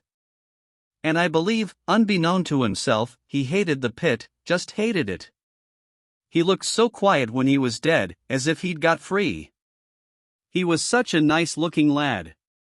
It just broke my heart to see him, so still and pure-looking, as if he'd wanted to die. Oh, it broke my heart, that did. But it was the pit. She wept a few bitter tears, and Connie wept more. It was a warm spring day, with a perfume of earth and of yellow flowers, many things rising to bud, and the garden still with the very sap of sunshine. "It must have been terrible for you," said Connie. "Oh, my lady! I never realized at first. I could only say, 'Oh my lad, what did you want to leave me for?' That was all my cry. But somehow I felt he'd come back." "But he didn't want to leave you," said Connie. "Oh, no, my lady. That was only my silly cry. And I kept expecting him back. Especially at nights. I kept waking up thinking, why he's not in bed with me. It was as if my feelings wouldn't believe he'd gone. I just felt he'd have to come back and lie against me, so I could feel him with me. That was all I wanted, to feel him there with me, warm. And it took me 1,000 shocks before I knew he wouldn't come back. It took me years." "The touch of him," said Connie. "That's it, my lady. The touch of him. I've never got over it to this day, and never shall. And if there's a heaven above, he'll be there, and will lie up against me so I can sleep." Connie glanced at the handsome, brooding face in fear. Another passionate one out of Tevershall. The touch of him. For the bonds of love are ill to loose. "It's terrible, once you've got a man into your blood," she said. "Oh, my lady! And that's what makes you feel so bitter. You feel folks wanted him killed. You feel the pit fair wanted to kill him. Oh, I felt, if it hadn't been for the pit, and them as runs the pit, there'd have been no leaving me. But they all want to separate a woman and a man, if they're together." "If they're physically together," said Connie. "That's right, my lady. There's a lot of hard-hearted folks in the world. And every morning when he got up and went to th pit, I felt it was wrong, wrong. But what else could he do? What can a man do?" A queer hate flared in the woman. "But can a touch last so long?" Connie asked suddenly. "That you could feel him so long? Oh my lady, what else is there to last? Children grows away from you. But the man, well. But even that they'd like to killing you, the very thought of the touch of him. Even your own children. Ah well. We might have drifted apart, who knows? But the feeling's something different. It's 'appen better never to care. But there, when I look at women who's never really been warmed through by a man, well, they seem to me poor doolalls after all, no matter how they may dress up and gad. No, I'll abide by my own. I've not much respect for people." Chapter 12. Connie went to the wood directly after lunch. It was really a lovely day, the first dandelions making suns, the first daisies so white. The hazel thicket was a lacework of half-open leaves, and the last dusty perpendicular of the catkins. Yellow celandines now were in crowds, flat open, pressed back in urgency, and the yellow glitter of themselves. It was the yellow, the powerful yellow of early summer. And primroses were broad, and full of pale abandon, thick-clustered primroses no longer shy. The lush, dark green of hyacinths was a sea, with buds rising like pale corn, while in the writing the forget-me-nots were fluffing up, and columbines were unfolding their ink-purple riches, and there were bits of bluebird's eggshell under a bush. Everywhere the bud knots and the leap of life. The keeper was not at the hut. Everything was serene, brown chickens running lustily. Connie walked on towards the cottage, because she wanted to find him. The cottage stood in the sun, off the wood's edge. In the little garden the double daffodils rose in tufts, near the wide open door, and red double daisies made a border to the path. There was the bark of a dog, and Flossie came running. The wide open door. So he was at home. And the sunlight falling on the red brick floor. As she went up the path, she saw him through the window, sitting at the table in his shirt sleeves, eating. The dog whuffed softly, slowly wagging her tail. He rose, and came to the door, wiping his mouth with a red handkerchief, still chewing. "May I come in?" she said. "Come in." The sun shone into the bare room, which still smelled of a mutton chop, done in a Dutch oven before the fire, because the Dutch oven still stood on the fender, with the black potato saucepan on a piece of paper beside it on the white hearth. The fire was red, rather low, the bar dropped, the kettle singing. On the table was his plate, with potatoes, and the remains of the chop, also bread in a basket, salt, and a blue mug with beer. The tablecloth was white oilcloth. He stood in the shade. "You are very late," she said. "Do go on eating." She sat down on a wooden chair, in the sunlight by the door. "I had to go to Uthwaite," he said, sitting down at table but not eating. "Do eat," she said. But he did not touch the food. "Shall I have something?" he asked her. "Shall I have a cup of tea?" "Tea kettles on tea boil." He half rose again from his chair. "If you'll let me make it myself," she said, rising. He seemed sad, and she felt she was bothering him. "Well, teapots in there," he pointed to a little, drab corner cupboard, "and cups. And tea's on tea mantel our ad." She got the black teapot, and the tin of tea from the mantel shelf. She rinsed the teapot with hot water, and stood a moment wondering where to empty it. "Thrown it out," he said, aware of her. "It's clean." She went to the door and threw the drop of water down the path. How lovely it was here, so still, so really woodland. The oaks were putting out ochre yellow leaves, in the garden the red daisies were like red plush buttons. She glanced at the big, hollow sandstone slab of the threshold, now crossed by so few feet. "But it's lovely here," she said. Such a beautiful stillness, everything alive and still. He was eating again, rather slowly and unwillingly, and she could feel he was discouraged. She made the tea in silence, and set the teapot on the hob, as she knew the people did.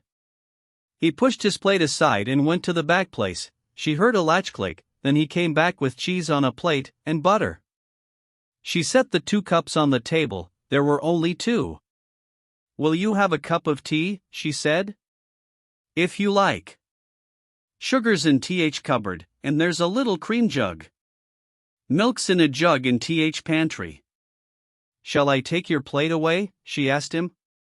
He looked up at her with a faint ironical smile. "Why, if you like," he said, slowly eating bread and cheese. She went to the back, into the penthouse scullery, where the pump was. On the left was a door, no doubt the pantry door. She unlatched it, and almost smiled at the place he called a pantry, a long narrow whitewashed slip of a cupboard. But it managed to contain a little barrel of beer, as well as a few dishes and bits of food. She took a little milk from the yellow jug. "How do you get your milk?" she asked him, when she came back to the table. "Flints. They leave me a bottle at the Warren end. You know, where I met you." But he was discouraged. She poured out the tea, poising the cream jug. "No milk," he said, then he seemed to hear a noise, and looked keenly through the doorway. "'Appen we'd better shut," he said. "It seems a pity," she replied. "Nobody will come, will they?" "No, unless it's 1 in 1,000, but you never know." "And even then it's no matter," she said. "It's only a cup of tea. Where are the spoons?" He reached over and pulled open the table drawer. Connie sat at table in the sunshine of the doorway. "Flossie," he said to the dog, who was lying on a little mat at the stair foot. "Go and hark, hark." He lifted his finger, and his hark was very vivid. The dog trotted out to reconnoiter. "Are you sad today?" she asked him. He turned his blue eyes quickly, and gazed direct on her. "Sad? No, bored. I had to go getting summonses for 2 poachers I caught, and oh well, I don't like people." He spoke cold, good English, and there was anger in his voice. "Do you hate being a gamekeeper?" she asked. "Being a gamekeeper, no. So long as I'm left alone. But when I have to go messing around at the police station, and various other places, and waiting for a lot of fools to attend to me, oh well, I get mad." And he smiled, with a certain faint humor. "Couldn't you be really independent?" she asked. "Me? I suppose I could, if you mean manage to exist on my pension." "I could. But I've got to work, or I should die. That is, I've got to have something that keeps me occupied. And I'm not in a good enough temper to work for myself. It's got to be a sort of job for somebody else, or I should throw it up in a month, out of bad temper. So altogether I'm very well off here, especially lately." He laughed at her again, with mocking humor. "But why are you in a bad temper?" she asked. "Do you mean you are always in a bad temper?" "Pretty well," he said, laughing. "I don't quite digest my bile." "But what bile?" she said. "Bile," he said. "Don't you know what that is?" She was silent and disappointed. He was taking no notice of her. "I'm going away for a while next month," she said. "You are? Where to?" "Venice." "Venice? With Sir Clifford? For how long?" "For a month or so," she replied. "Clifford won't go." "He'll stay here?" he asked. "Yes. He hates to travel as he is." Poor devil," he said, with sympathy. There was a pause. "You won't forget me when I'm gone, will you?" she asked. Again he lifted his eyes and looked full at her. "Forget," he said. "You know nobody forgets. It's not a question of memory." She wanted to say, "What then?" but she didn't. Instead, she said in a mute kind of voice, "I told Clifford I might have a child." Now he really looked at her, intense and searching. "You did," he said at last. "And what did he say?" "Oh, he wouldn't mind. He'd be glad, really, so long as it seemed to be his." She dared not look up at him. He was silent a long time, then he gazed again on her face. "No mention of me, of course," he said. "No. No mention of you," she said. "No, he'd hardly swallow me as a substitute breeder. Then where are you supposed to be getting the child?" "I might have a love affair in Venice," she said. "You might," he replied slowly. "So that's why you're going?" "Not to have the love affair," she said, looking up at him, pleading. "Just the appearance of one," he said. There was silence. He sat staring out of the window, with a faint grin, half mockery, half bitterness, on his face. She hated his grin. "You've not taken any precautions against having a child then?" he asked her suddenly. "Because I haven't." "No," she said faintly. I should hate that. He looked at her, then again with the peculiar subtle grin out of the window. There was a tense silence. At last he turned to her and said satirically, "That was why you wanted me then, to get a child?" She hung her head. "No. Not really," she said. "What then, really?" he asked rather bitingly. She looked up at him reproachfully, saying, "I don't know." He broke into a laugh. "Then I'm damned if I do," he said. There was a long pause of silence, a cold silence. "Well," he said at last, "it's as your ladyship likes. If you get the baby, Sir Clifford's welcome to it. I shan't have lost anything. On the contrary, I've had a very nice experience, very nice indeed," and he stretched in a half-suppressed sort of yawn. "If you've made use of me," he said, "it's not the first time I've been made use of, and I don't suppose it's ever been as pleasant as this time, though of course one can't feel tremendously dignified about it." He stretched again, curiously, his muscles quivering, and his jaw oddly set. "But I didn't make use of you," she said, pleading. "At your ladyship's service," he replied. "No," she said. "I liked your body." "Did you?" he replied, and he laughed. "Well then, we're quits, because I liked yours." He looked at her with queer darkened eyes. "Would you like to go upstairs now?" he asked her, in a strangled sort of voice. "No, not here." "Not now," she said heavily, though if he had used any power over her, she would have gone, for she had no strength against him. He turned his face away again, and seemed to forget her. "I want to touch you like you touch me," she said. "I've never really touched your body." He looked at her, and smiled again. "Now," he said. "No. No. Not here. At the hut. Would you mind?" "How do I touch you?" he asked. "When you feel me." He looked at her, and met her heavy, anxious eyes. "And do you like it when I feel you?" he asked, laughing at her still. "Yes, do you?" she said. "Oh, me." Then he changed his tone. "Yes," he said. "You know without asking." Which was true. She rose and picked up her hat. "I must go," she said. "Will you go?" he replied politely. She wanted him to touch her, to say something to her, but he said nothing, only waited politely. "Thank you for the tea," she said. "I haven't thanked your ladyship for doing me the honors of my teapot," he said. She went down the path, and he stood in the doorway, faintly grinning. Flossie came running with her tail lifted.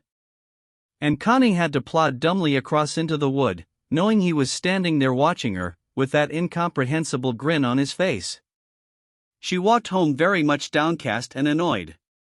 She didn't at all like his saying he had been made use of, because in a sense it was true. But he oughtn't to have said it. Therefore, again, she was divided between two feelings, resentment against him, and a desire to make it up with him. She passed a very uneasy and irritated tea time, and at once went up to her room. But when she was there it was no good, she could neither sit nor stand. She would have to do something about it. She would have to go back to the hut. If he was not there, well and good. She slipped out of the side door, and took her way direct and a little sullen. When she came to the clearing she was terribly uneasy. But there he was again, in his shirt-sleeves, stooping, letting the hens out of the coops, among the chicks that were now growing a little gawky, but were much more trim than hen chickens. She went straight across to him. "You see I've come," she said. I see it," he said, straightening his back, and looking at her with a faint amusement.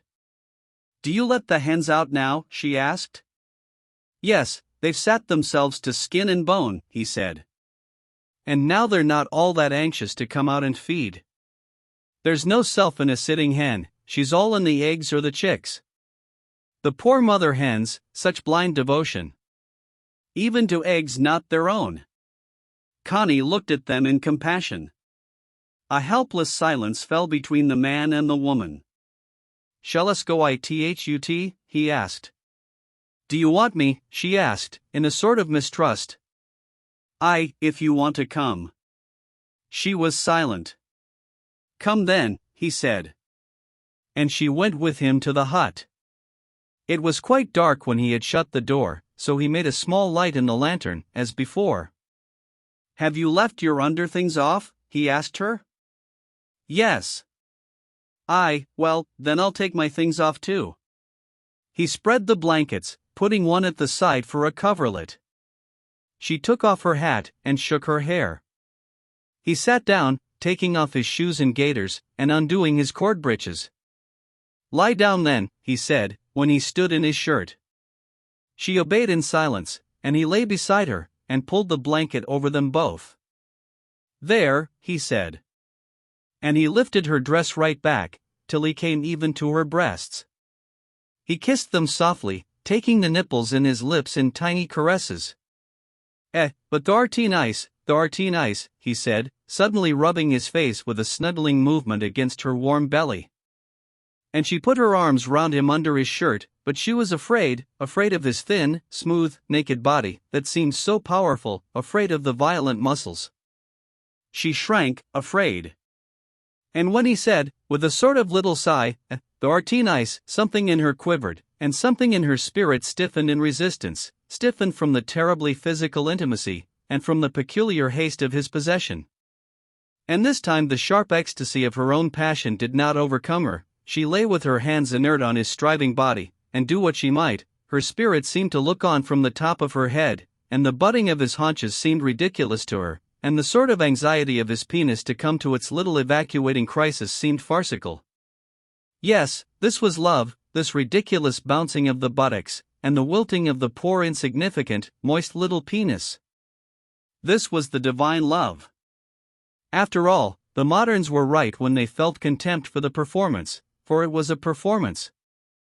It was quite true, as some poets said, that the God who created man must have had a sinister sense of humor, creating him a reasonable being, yet forcing him to take this ridiculous posture, and driving him with blind craving for this ridiculous performance. Even a Maupassant found it a humiliating anticlimax. Men despised the intercourse act, and yet did it. Cold and derisive her queer female mind stood apart, and though she lay perfectly still, her impulse was to heave her loins, and throw the man out, escape his ugly grip, and the butting overriding of his absurd haunches. His body was a foolish, impudent, imperfect thing, a little disgusting in its unfinished clumsiness. For surely a complete evolution would eliminate this performance, this function. And yet when he had finished, soon over, and lay very, very still, receding into silence, and a strange, motionless distance, farther than the horizon of her awareness, her heart began to weep. She could feel him ebbing away, leaving her there like a stone on a shore. He was withdrawing, his spirit was leaving her. He knew. And in real grief, tormented by her own double consciousness and reaction, she began to weep. He took no notice, or did not even know. The storm of weeping swelled and shook her, and shook him. He said, it was no good that time. You wasn't there. So he knew. Her sobs became violent. But what's amiss, he said. It's once in a while that way. I can't love you, she sobbed, suddenly feeling her heart breaking. Can't her? Well, dunna fret. There's no law says as there's got to. Tie it for what it is. He still lay with his hand on her breast. But she had drawn both her hands from him. His words were small comfort. She sobbed aloud. Nay, he said. Tie the thick yth thin. This wore a bit o' thin for once. She wept bitterly, sobbing, but I want to love you, and I can't. It only seems horrid. He laughed a little, half bitter, half amused. It isna horrid, he said, even if the thinks it is. And the canna mai it horrid. Dunna fret thysen about lovin' me. They'll niver force thysen to tea. There's sure to be a bad nut in a basketful. The mun tai th rough yth smooth. He took his hand away from her breast, not touching her. And now she was untouched, she took an almost perverse satisfaction in it. She hated the dialect, the ye and the that and the thysen. He could get up if he liked, and stand there above her buttoning down those absurd corduroy breeches, straight in front of her. After all, Michaelis had had the decency to turn away. This man was so assured in himself, he didn't know what a clown other people found him, a half-bred fellow. Yet, as he was drawing away, to rise silently and leave her, she clung to him in terror. Don't! Don't go! Don't leave me! Don't be cross with me! Hold me! Hold me fast, she whispered in blind frenzy, not even knowing what she said, and clinging to him with uncanny force. It was from herself she wanted to be saved, from her own inward anger and resistance. Yet how powerful was that inward resistance that possessed her? He took her in his arms again and drew her to him, and suddenly she became small in his arms, small and nestling. It was gone, the resistance was gone, and she began to melt in a marvelous peace. And as she melted small and wonderful in his arms, she became infinitely desirable to him. All his blood vessels seemed to scald with intense yet tender desire, for her softness, for the penetrating beauty of her in his arms, passing into his blood. And softly, with that marvelous swoon-like caress of his hand in pure soft desire, softly he stroked the silky slope of her loins, down between her soft warm buttocks, coming nearer and nearer to the very quick of her. And she felt him like a flame of desire, yet tender, and she felt herself melting in the flame. She let herself go. She felt his penis risen against her with silent amazing force and assertion, and she let herself go to him. She yielded with a quiver that was like death, she went all open to him. And oh, if he were not tender to her now, how cruel, for she was all open to him and helpless. She quivered again at the potent inexorable entry inside her, so strange and terrible. It might come with the thrust of a sword in her softly opened body, and that would be death. She clung in a sudden anguish of terror. But it came with a strange slow thrust of peace, the dark thrust of peace and a ponderous, primordial tenderness, such as made the world in the beginning. And her terror subsided in her breast dared to be gone in peace, she held nothing. She dared to let go everything, all herself, and be gone in the flood. And it seemed she was like the sea, nothing but dark waves rising and heaving with a great swell, so that slowly her whole darkness was in motion, and she was ocean rolling its dark, dumb mass. Oh, and far down inside her the deeps parted and rolled asunder, in long, far-traveling billows, and ever, at the quick of her, the depths parted and rolled asunder, from the center of soft plunging, as the plunger went deeper and deeper, touching lower, and she was deeper and deeper and deeper disclosed, and heavier the billows of her rolled away to some shore, uncovering her, and closer plunged the palpable unknown, and further rolled the waves of herself away from herself, leaving her, till suddenly, in a soft, shuddering convulsion, the quick of all her plasm was touched, she knew herself touched, the consummation was upon her, and she was gone. She was gone, she was not, and she was born, a woman. Ah, too lovely, too lovely. In the ebbing she realized all the loveliness. Now all her body clung with tender love to the unknown man, and blinding to the wilting penis, as it so tenderly, frailly, unknowingly withdrew, after the fierce thrust of its potency. As it drew out and left her body, the secret, sensitive thing, she gave an unconscious cry of pure loss, and she tried to put it back. It had been so perfect. And she loved it so. And only now she became aware of the small, bud-like reticence and tenderness of the penis, and a little cry of wonder and poignancy escaped her again, her woman's heart crying out over the tender frailty of that which had been the power. It was so lovely, she moaned. It was so lovely. But he said nothing, only softly kissed her, lying still above her. And she moaned with a sort of bliss, as a sacrifice, and a newborn thing. And now in her heart the queer wonder of him was awakened. A man! The strange potency of manhood upon her. Her hands strayed over him, still a little afraid. Afraid of that strange, hostile, slightly repulsive thing that he had been to her, a man. And now she touched him, and it was the sons of God with the daughters of men. How beautiful he felt, how pure in tissue. How lovely, strong, and yet pure and delicate, such stillness of the sensitive body. Such utter stillness of potency and delicate flesh. How beautiful! How beautiful!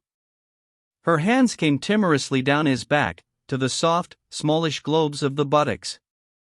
Beauty! What beauty! A sudden little flame of new awareness went through her. How was it possible, this beauty here, where she had previously only been repelled? The unspeakable beauty to the touch of the warm, living buttocks. The life within life, the sheer warm, potent loveliness. And the strange weight of the balls between his legs. What a mystery! What a strange heavy weight of mystery, that could lie soft and heavy in one's hand. The root of all that is lovely, the primeval root of all full beauty. She clung to him, with a hiss of wonder that was almost awe, terror. He held her close, but he said nothing. He would never say anything.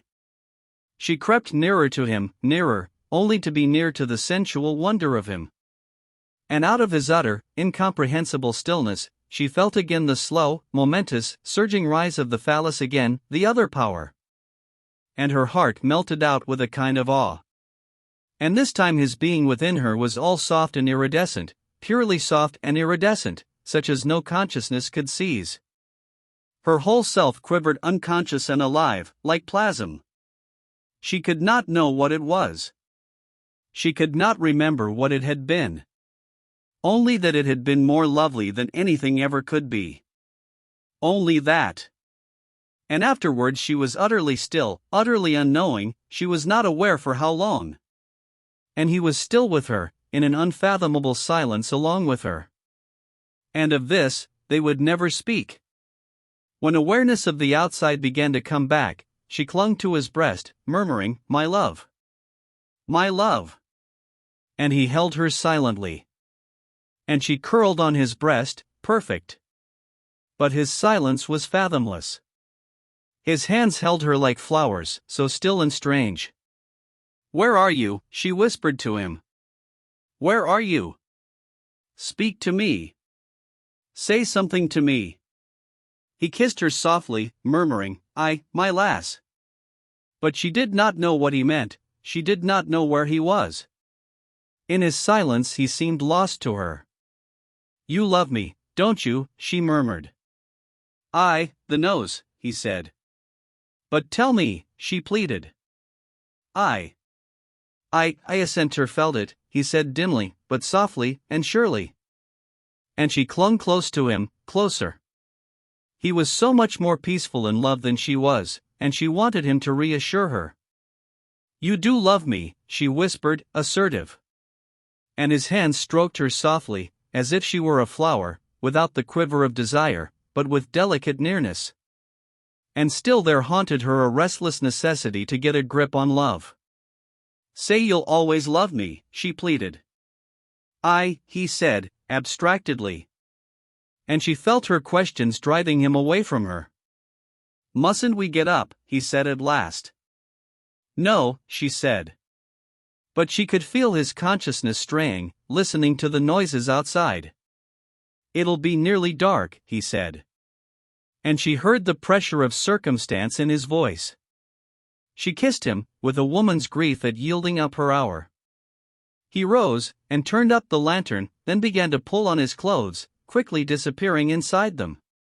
Then he stood there, above her, fastening his breeches and looking down at her with dark, wide eyes, his face a little flushed and his hair ruffled, curiously warm and still and beautiful in the dim light of the lantern, so beautiful, she would never tell him how beautiful.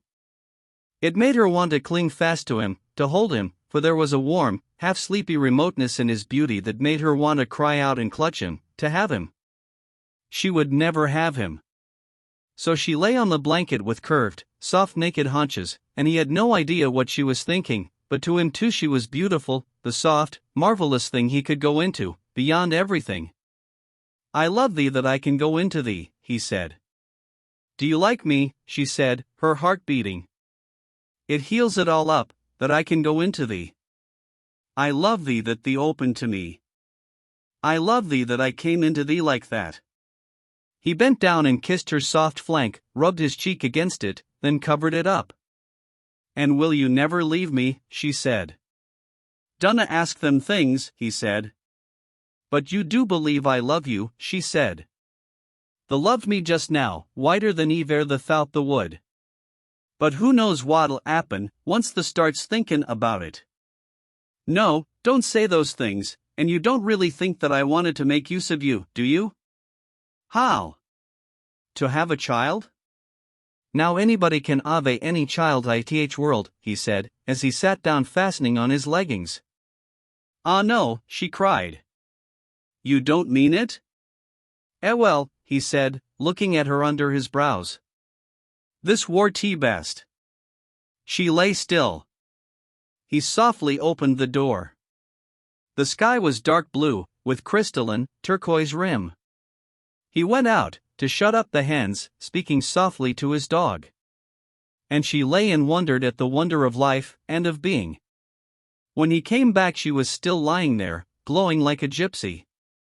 He sat on the stool by her. The mun come one night ter th cottage, afore the goose, shall ter, he asked, lifting his eyebrows as he looked at her, his hands dangling between his knees. Shall ter, she echoed, teasing. He smiled. I, shall ter, he repeated. I, she said, imitating the dialect sound. E, he said. E, she repeated.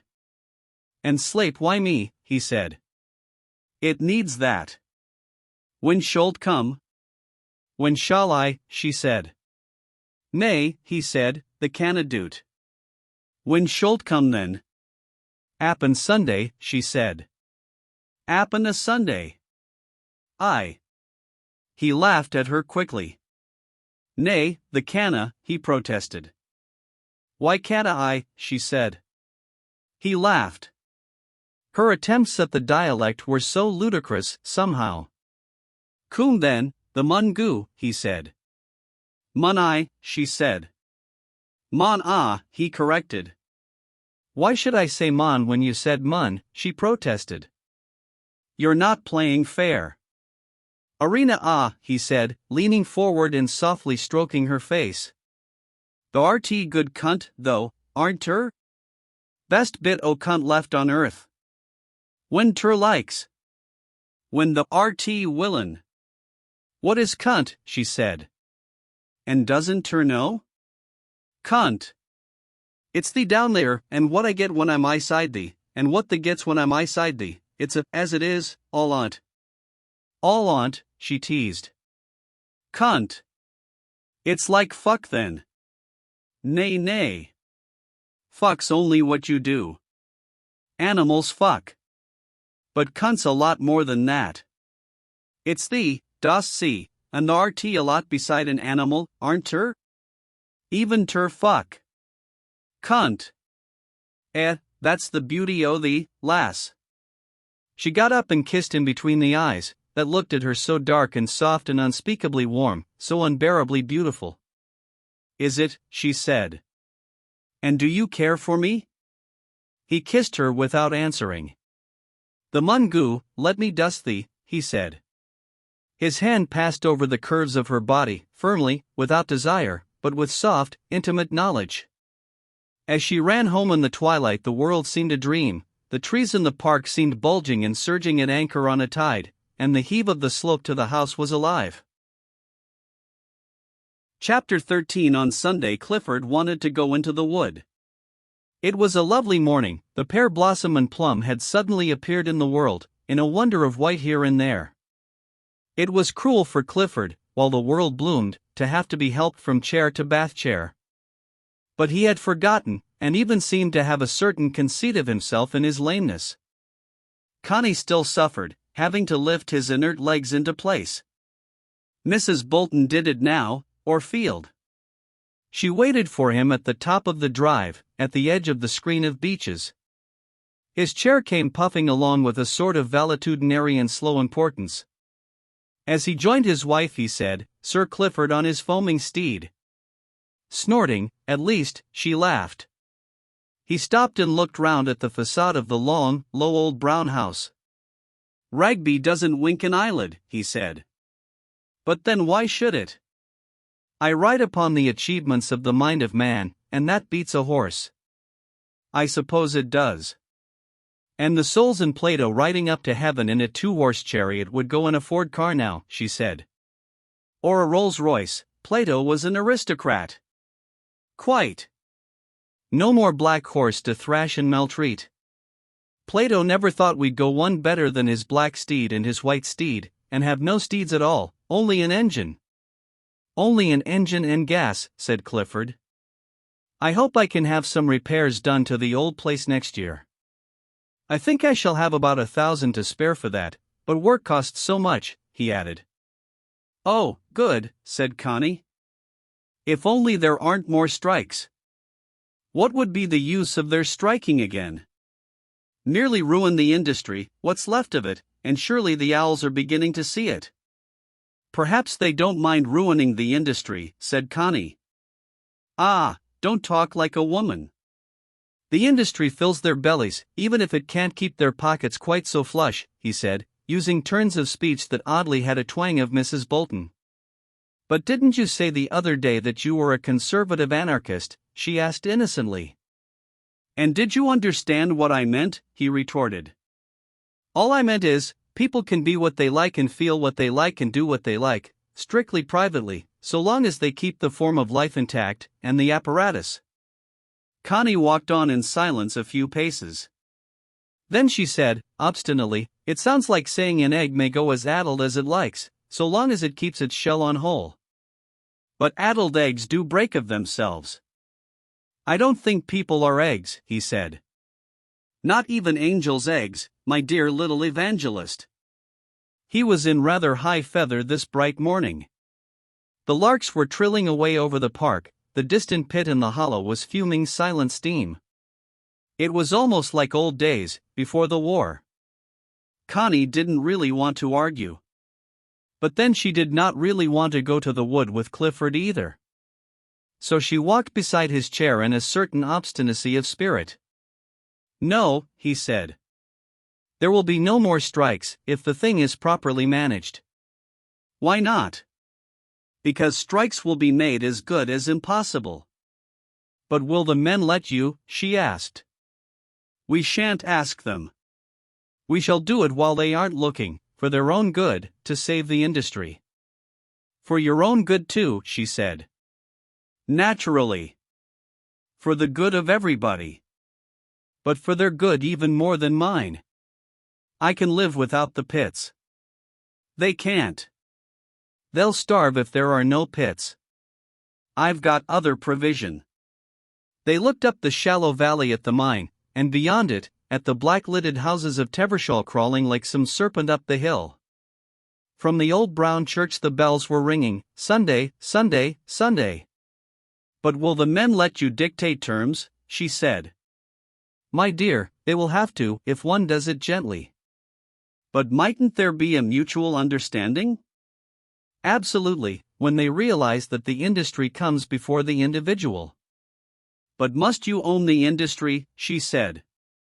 I don't. But to the extent I do own it, yes, most decidedly. The ownership of property has now become a religious question, as it has been since Jesus and St. Francis. The point is not, take all thou hast and give to the poor, but use all thou hast to encourage the industry and give work to the poor. It's the only way to feed all the mouths and clothe all the bodies. Giving away all we have to the poor spells starvation for the poor just as much as for us. And universal starvation is no high aim.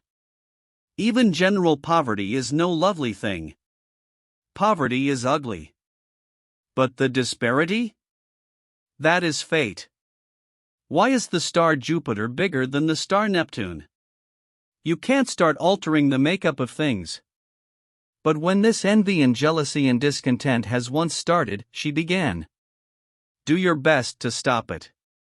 Somebody's got to be boss of the show. But who is boss of the show? She asked. The men who own and run the industries. There was a long silence. It seems to me they're a bad boss, she said. Then you suggest what they should do. They don't take their bossship seriously enough, she said. They take it far more seriously than you take your ladyship, he said.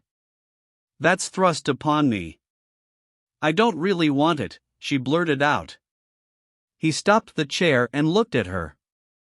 Who's shirking their responsibility now, he said. Who is trying to get away now from the responsibility of their own bossship, as you call it? But I don't want any bossship, she protested. Ah! But that is funk. You've got it, fated to it. And you should live up to it. Who has given the colliers all they have that's worth having, all their political liberty, and their education, such as it is, their sanitation, their health conditions, their books, their music, everything? Who has given it them? Have colliers given it to colliers? No. All the Ragbys and Shipleys in England have given their part, and must go on giving. There's your responsibility. Connie listened, and flushed very red. I'd like to give something, she said. But I'm not allowed. Everything is to be sold and paid for now, and all the things you mention now, Ragby and Shipley sells them to the people, at a good profit. Everything is sold. You don't give one heartbeat of real sympathy. And besides, who has taken away from the people their natural life and manhood, and given them this industrial horror? Who has done that? And what must I do, he asked, green. Ask them to come and pillage me? Why is Tevershall so ugly, so hideous? Why are their lives so hopeless? They built their own Tevershall, that's part of their display of freedom. They built themselves their pretty Tevershall, and they live their own pretty lives. I can't live their lives for them. Every beetle must live its own life. But you make them work for you. They live the life of your coal mine. Not at all. Every beetle finds its own food. Not one man is forced to work for me. Their lives are industrialist and hopeless, and so are ours, she cried. I don't think they are. That's just a romantic figure of speech, a relic of the swooning and die-away romanticism. You don't look at all a hopeless figure standing there, Connie my dear. Which was true. For her dark blue eyes were flashing, her color was hot in her cheeks, she looked full of a rebellious passion far from the dejection of hopelessness. She noticed, in the tussocky places of the grass, cottony young cowslips standing up still bleared in their down. And she wondered with rage, why it was she felt Clifford was so wrong, yet she couldn't say it to him, she could not say exactly where he was wrong. No wonder the men hate you, she said. They don't, he replied. And don't fall into errors, in your sense of the word, they are not men. They are animals you don't understand, and never could. Don't thrust your illusions on other people. The masses were always the same, and will always be the same. Nero's slaves were extremely little different from our colliers or the Ford motor car workmen. I mean Nero's mine slaves and his field slaves. It is the masses, they are the unchangeable. An individual may emerge from the masses. But the emergence doesn't alter the mass. The masses are unalterable. It is one of the most momentous facts of social science. Panem et circenses. Only today education is one of the bad substitutes for a circus. What is wrong today is that we've made a profound hash of the circus as part of the program, and poisoned our masses with a little education. When Clifford became really roused in his feelings about the common people, Connie was frightened. There was something devastatingly true in what he said. But it was a truth that killed. Seeing her pale and silent, Clifford started the chair again, and no more was said till he halted again at the wood gate, which she opened. And what we need to take up now, he said, is whips, not swords. The masses have been ruled since time began, and till time ends, ruled they will have to be. It is sheer hypocrisy and farce to say they can rule themselves. But can you rule them, she asked. Oh yes. Neither my mind nor my will is crippled, and I don't rule with my legs. I can do my share of ruling, absolutely, my share, and give me a son, and he will be able to rule his portion after me. But he wouldn't be your own son, of your own ruling class, or perhaps not, she stammered. I don't care who his father may be, so long as he is a healthy man not below normal intelligence. Give me the child of any healthy, normally intelligent man, and I will make a perfectly competent Chatterley of him.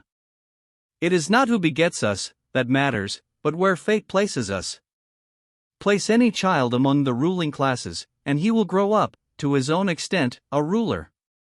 Put kings' and dukes' children among the masses, and they'll be little plebeians, mass products. It is the overwhelming pressure of environment. Then the common people aren't a race, and the aristocrats aren't blood, she said. No, my child. All that is romantic illusion. Aristocracy is a function, a part of fate. And the masses are a functioning of another part of fate. The individual hardly matters. It is a question of which function you are brought up to and adapted to. It is not the individuals that make an aristocracy, it is the functioning of the aristocratic whole. And it is the functioning of the whole mass that makes the common man what he is. Then there is no common humanity between us all. Just as you like. We all need to fill our bellies. But when it comes to expressive or executive functioning, I believe there is a gulf, and an absolute one, between the ruling and the serving classes. The two functions are opposed. And the function determines the individual. Connie looked at him with dazed eyes. Won't you come on, she said. And he started his chair. He had said his say. Now he lapsed into his peculiar and rather vacant apathy, that Connie found so trying. In the wood, anyhow, she was determined not to argue. In front of them ran the open cleft of the writing, between the hazel walls and the gay gray trees. The chair puffed slowly on, slowly surging into the forget-me-nots that rose up in the drive like milk froth, beyond the hazel shadows. Clifford steered the middle course, where feet passing had kept a channel through the flowers. But Connie, walking behind, had watched the wheels jolt over the woodruff and the bugle, and squashed the little yellow cups of the creeping jenny. Now they made a wake through the forget-me-nots. All the flowers were there, the first bluebells in blue pools, like standing water. You are quite right about its being beautiful, said Clifford. It is so amazingly. What is quite so lovely as an English spring? Connie thought it sounded as if even the spring bloomed by Act of Parliament. An English spring? Why not an Irish one? Or Jewish? The chair moved slowly ahead, past tufts of sturdy bluebells that stood up like wheat, and over gray burdock leaves. When they came to the open place where the trees had been felled, the light flooded in rather stark. And the bluebells made sheets of bright blue color, here and there, shearing off into lilac and purple. And between, the bracken was lifting its brown curled heads, like legions of young snakes with a new secret to whisper to Eve. Clifford kept the chair going till he came to the brow of the hill. Connie followed slowly behind. The oak buds were opening soft and brown. Everything came tenderly out of the old hardness. Even the snaggy craggy oak trees put out the softest young leaves, spreading thin, brown little wings like young bat wings in the light. Why had men never any newness in them, any freshness to come forth with? Stale men. Clifford stopped the chair at the top of the rise and looked down.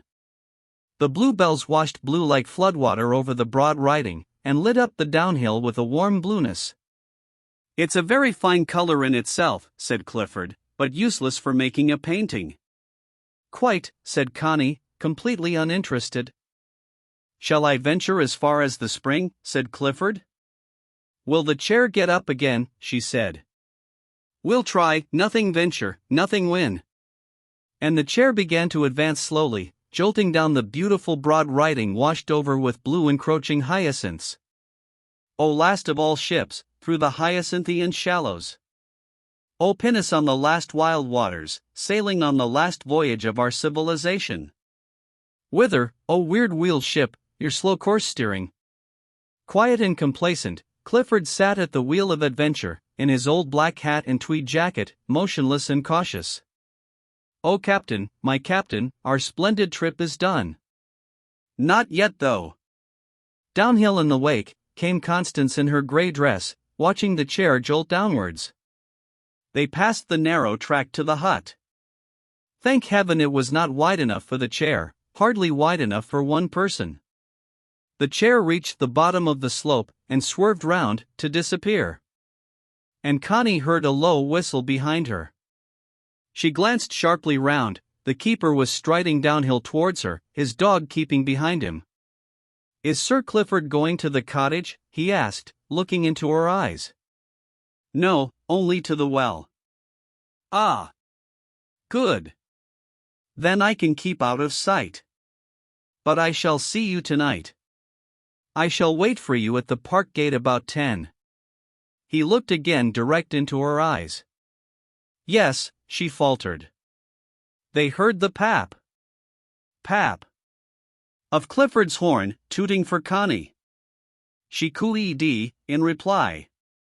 The keeper's face flickered with a little grimace, and with his hand he softly brushed her breast upwards, from underneath.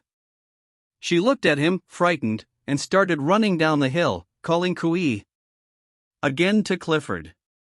The man above watched her, then turned, grinning faintly, back into his path. She found Clifford slowly mounting to the spring, which was halfway up the slope of the dark larch wood. He was there by the time she caught him up. "She did that all right," he said, referring to the chair. Connie looked at the great grey leaves of burdock that grew out ghostly from the edge of the larch wood. "The people call it Robin Hood's rhubarb." How silent and gloomy it seemed by the well. Yet the water bubbled so bright, wonderful. And there were bits of eyebright and strong blue bugle. And there, under the bank, the yellow earth was moving. A mole. It emerged, rowing its pink hands, and waving its blind gimlet of a face, with the tiny pink nose tip uplifted. "It seems to see with the end of its nose," said Connie. "Better than with its eyes," he said. "Will you drink? Will you?" She took an enamel mug from a twig on a tree, and stooped to fill it for him. He drank in sips. Then she stooped again, and drank a little herself. "So icy," she said, gasping. "Good, isn't it? Did you wish? Did you?" "Yes, I wished. But I won't tell." She was aware of the rapping of a woodpecker, then of the wind, soft and eerie through the larches. She looked up. White clouds were crossing the blue. "Clouds," she said. "White lambs only," he replied. A shadow crossed the little clearing. The mole had swum out onto the soft yellow earth. "Unpleasant little beast, we ought to kill him," said Clifford. "Look. He's like a parson in a pulpit," said she. She gathered some sprigs of woodruff and brought them to him. "New mown hay," he said. "Doesn't it smell like the romantic ladies of the last century, who had their heads screwed on the right way after all?" She was looking at the white clouds. "I wonder if it will rain," she said. "Rain? Why? Do you want it to?" They started on the return journey, Clifford jolting cautiously downhill. They came to the dark bottom of the hollow, turned to the right, and after 100 yards swerved up the foot of the long slope, where bluebells stood in the light. "Now, old girl," said Clifford, putting the chair to it. It was a steep and jolty climb. The chair plugged slowly, in a struggling, unwilling fashion. Still, she nosed her way up unevenly, till she came to where the hyacinths were all around her. Then she balked, struggled, jerked a little way out of the flowers, then stopped. "We'd better sound the horn and see if the keeper will come," said Connie. He could push her a bit. "For that matter, I will push. It helps." "We'll let her breathe," said Clifford. "Do you mind putting a scotch under the wheel?" Connie found a stone, and they waited. After a while, Clifford started his motor again, then set the chair in motion. It struggled and faltered like a sick thing, with curious noises. "Let me push," said Connie, coming up behind. "No. Don't push," he said angrily. "What's the good of the damned thing, if it has to be pushed? Put the stone under." There was another pause, then another start, but more ineffectual than before. "You must let me push," she said. "Or sound the horn for the keeper." "Wait." She waited, and he had another try, doing more harm than good. "Sound the horn then, if you won't let me push," she said. "Hell! Be quiet a moment." She was quiet a moment. He made shattering efforts with the little motor. "You'll only break the thing down altogether, Clifford," she remonstrated, "besides wasting your nervous energy." "If I could only get out and look at the damn thing," he said, exasperated. And he sounded the horn stridently. "Perhaps Mellors can see what's wrong." They waited, among the mashed flowers under a sky softly curdling with cloud. In the silence a wood pigeon began to coo, "Roo-hoo-hoo. Roo-hoo-hoo." Clifford shut her up with a blast on the horn. The keeper appeared directly, striding inquiringly round the corner. He saluted. "Do you know anything about motors?" asked Clifford sharply. "I am afraid I don't." "Has she gone wrong?" "Apparently," snapped Clifford. The man crouched solicitously by the wheel, and peered at the little engine. "I'm afraid I know nothing at all about these mechanical things, Sir Clifford," he said calmly. "If she has enough petrol and oil, just look carefully and see if you can see anything broken," snapped Clifford. The man laid his gun against a tree, took off his coat and threw it beside it. The brown dog sat guard. Then he sat down on his heels and peered under the chair, poking with his finger at the greasy little engine, and resenting the grease marks on his clean Sunday shirt. "Doesn't seem anything broken," he said. And he stood up, pushing back his hat from his forehead, rubbing his brow and apparently studying. "Have you looked at the rods underneath?" asked Clifford. "See if they are all right." The man lay flat on his stomach on the floor, his neck pressed back, wriggling under the engine and poking with his finger. Connie thought what a pathetic sort of thing a man was, feeble and small-looking, when he was lying on his belly on the big earth. "Seems all right as far as I can see," came his muffled voice. "I don't suppose you can do anything," said Clifford. "Seems as if I can't." And he scrambled up and sat on his heels again, collier fashion. "There's certainly nothing obviously broken." Clifford started his engine, then put her in gear. She would not move. "Run her a bit hard, like," suggested the keeper. Clifford resented the interference, but he made his engine buzz like a blue bottle. Then she coughed and snarled and seemed to go better. "Sounds as if she'd come clear," said Mellors. But Clifford had already jerked her into gear. She gave a sick lurch and ebbed weakly forwards. "If I give her a push, she'll do it," said the keeper, going behind. "Keep off," snapped Clifford. "She'll do it by herself." "But Clifford, putting Connie from the bank, you know it's too much for her." "Why are you so obstinate?" Clifford was pale with anger. He jabbed at his levers. The chair gave a sort of scurry, reeled on a few more yards, and came to her end amid a particularly promising patch of bluebells. "She's done," said the keeper. "Not power enough." "She's been up here before," said Clifford coldly. "She won't do it this time," said the keeper. Clifford did not reply. He began doing things with his engine, running her fast and slow as if to get some sort of tune out of her. The wood re-echoed with weird noises. Then he put her in gear with a jerk, having jerked off his brake. "You'll rip her inside out," murmured the keeper. The chair charged in a sick lurch sideways at the ditch. "Clifford!" cried Connie, rushing forward. But the keeper had got the chair by the rail. Clifford, however, putting on all his pressure, managed to steer into the riding, and with a strange noise the chair was fighting the hill. Mellors pushed steadily behind, and up she went, as if to retrieve herself. "You see she's doing it," said Clifford victorious, glancing over his shoulder. There he saw the keeper's face. "Are you pushing her? She won't do it without. Leave her alone. I ask you not. She won't do it." "Let her try," snarled Clifford, with all his emphasis. The keeper stood back, then turned to fetch his coat and gun. The chair seemed to strangle immediately. She stood inert. Clifford, seated a prisoner, was white with vexation. He jerked at the levers with his hand, his feet were no good. He got queer noises out of her. In savage impatience he moved little handles and got more noises out of her.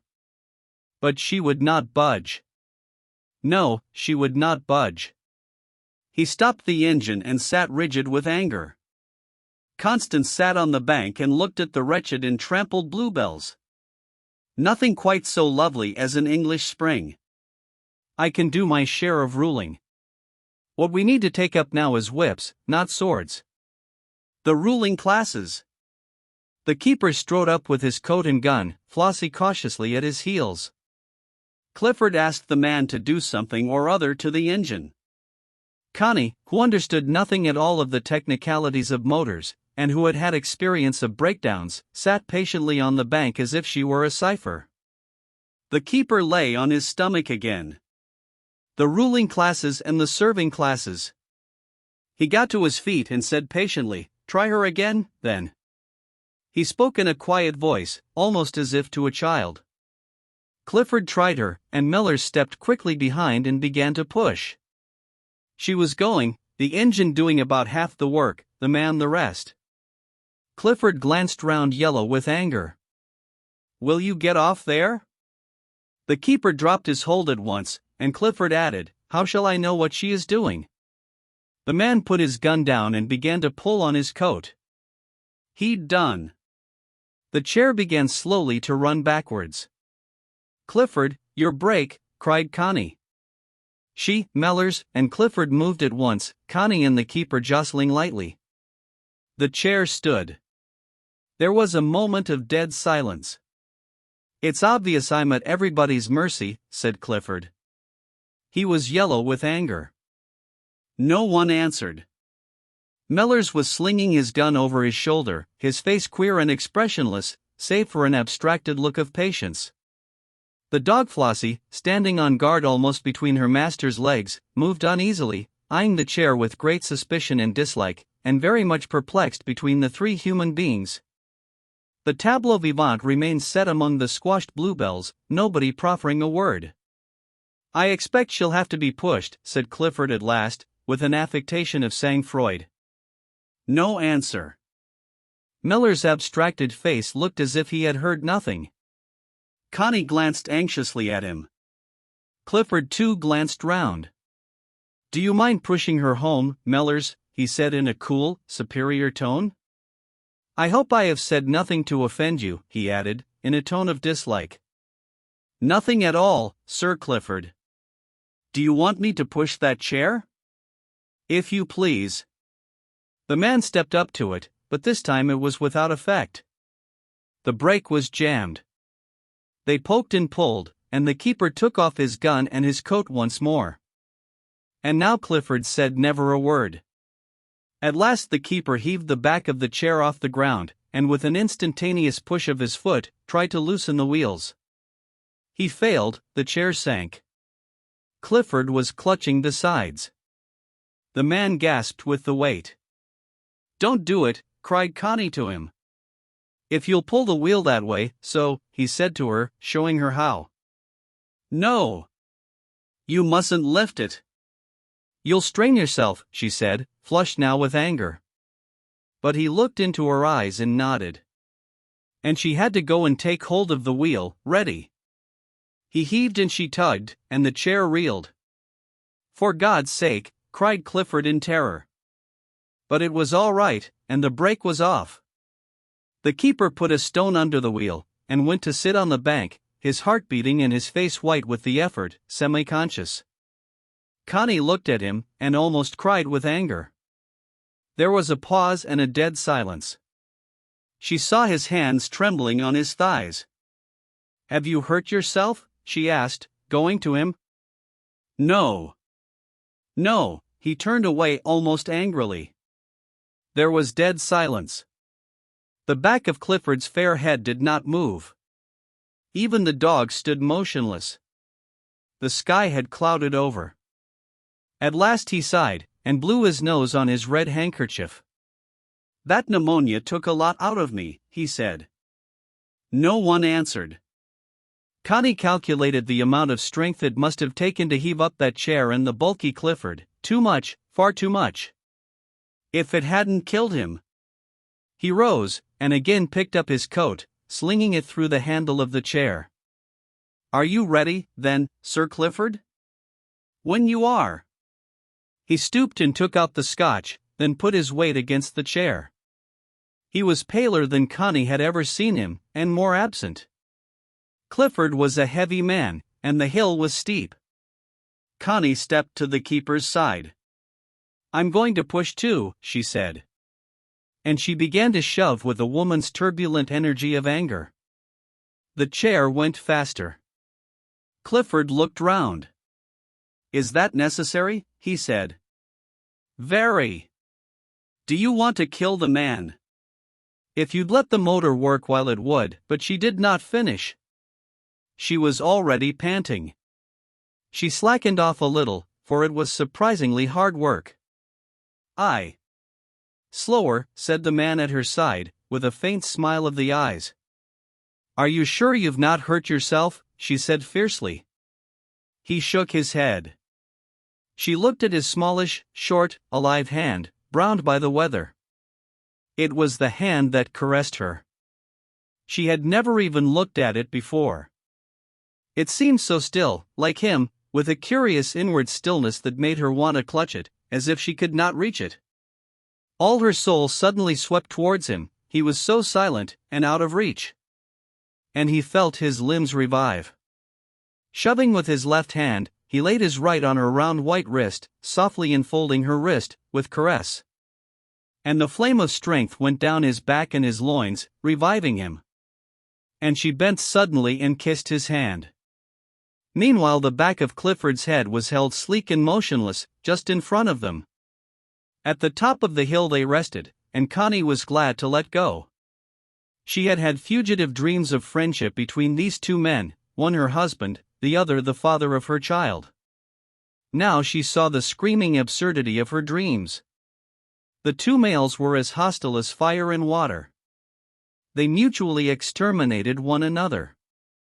And she realized for the first time what a queer subtle thing hate is. For the first time, she had consciously and definitely hated Clifford, with vivid hate, as if he ought to be obliterated from the face of the earth. And it was strange, how free and full of life it made her feel, to hate him and to admit it fully to herself. "Now I've hated him, I shall never be able to go on living with him," came the thought into her mind. On the level the keeper could push the chair alone. Clifford made a little conversation with her, to show his complete composure, about Aunt Eva, who was at Dieppe, and about Sir Malcolm, who had written to ask would Connie drive with him in his small car, to Venice, or would she and Hilda go by train. "I'd much rather go by train," said Connie. "I don't like long motor drives, especially when there's dust. But I shall see what Hilda wants." "She will want to drive her own car, and take you with her," he said. "Probably. I must help up here. You've no idea how heavy this chair is." She went to the back of the chair, and plodded side by side with the keeper, shoving up the pink path. She did not care who saw. "Why not let me wait, and fetch Field?" "He is strong enough for the job," said Clifford. "It's so near," she panted. But both she and Mellors wiped the sweat from their faces when they came to the top. It was curious, but this bit of work together had brought them much closer than they had been before. "Thanks so much, Mellors," said Clifford, when they were at the house door. "I must get a different sort of motor, that's all." "Won't you go to the kitchen and have a meal?" It must be about time. Thank you, Sir Clifford. I was going to my mother for dinner today, Sunday. As you like. Mellors slung into his coat, looked at Connie, saluted, and was gone. Connie, furious, went upstairs. At lunch she could not contain her feeling. "Why are you so abominably inconsiderate, Clifford?" she said to him. Of whom? Of the keeper. If that is what you call the ruling classes, I'm sorry for you. Why? A man who's been ill, and isn't strong. My word, if I were the serving classes, I'd let you wait for service. I'd let you whistle. I quite believe it. If he'd been sitting in a chair with paralyzed legs, and behaved as you behaved, what would you have done for him? My dear evangelist, this confusing of persons and personalities is in bad taste. And your nasty, sterile want of common sympathy is in the worst taste imaginable. Noblesse oblige. You and your ruling class. And to what should it oblige me? To have a lot of unnecessary emotions about my gamekeeper? I refuse. I leave it all to my evangelist. As if he weren't a man as much as you are, my word. My gamekeeper to boot, and I pay him £2 a week and give him a house.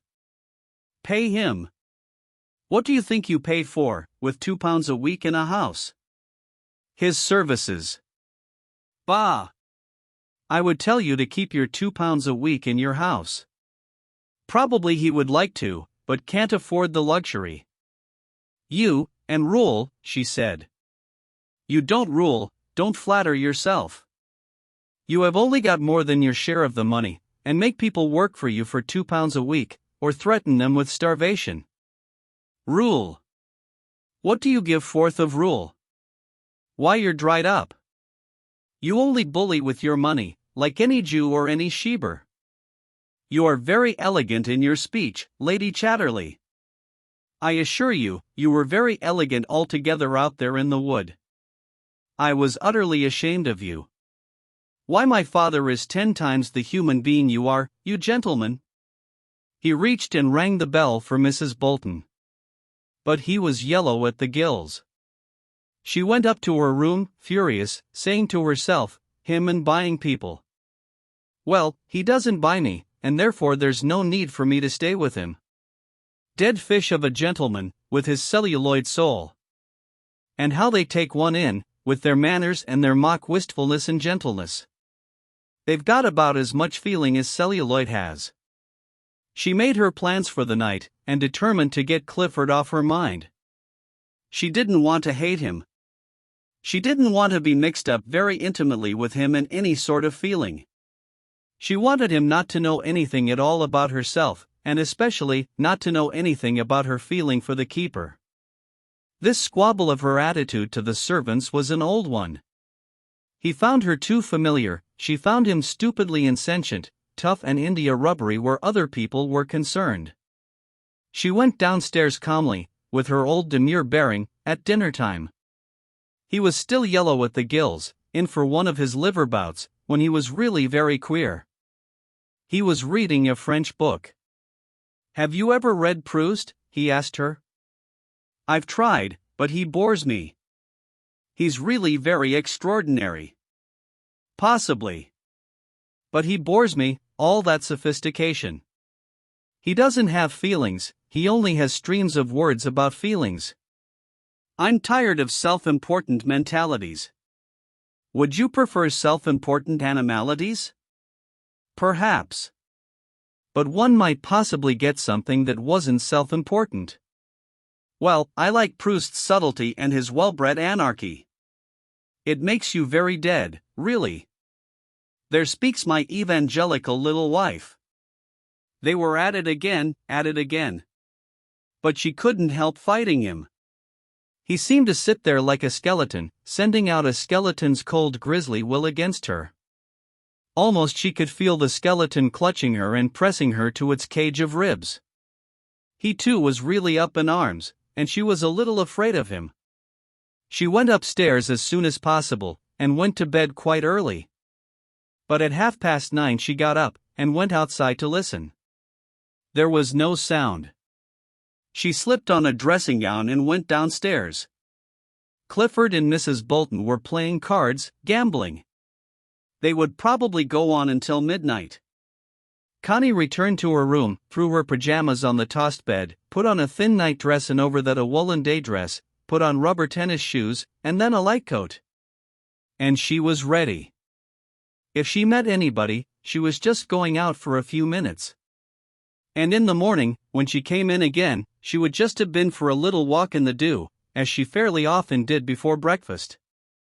For the rest, the only danger was that someone should go into her room during the night.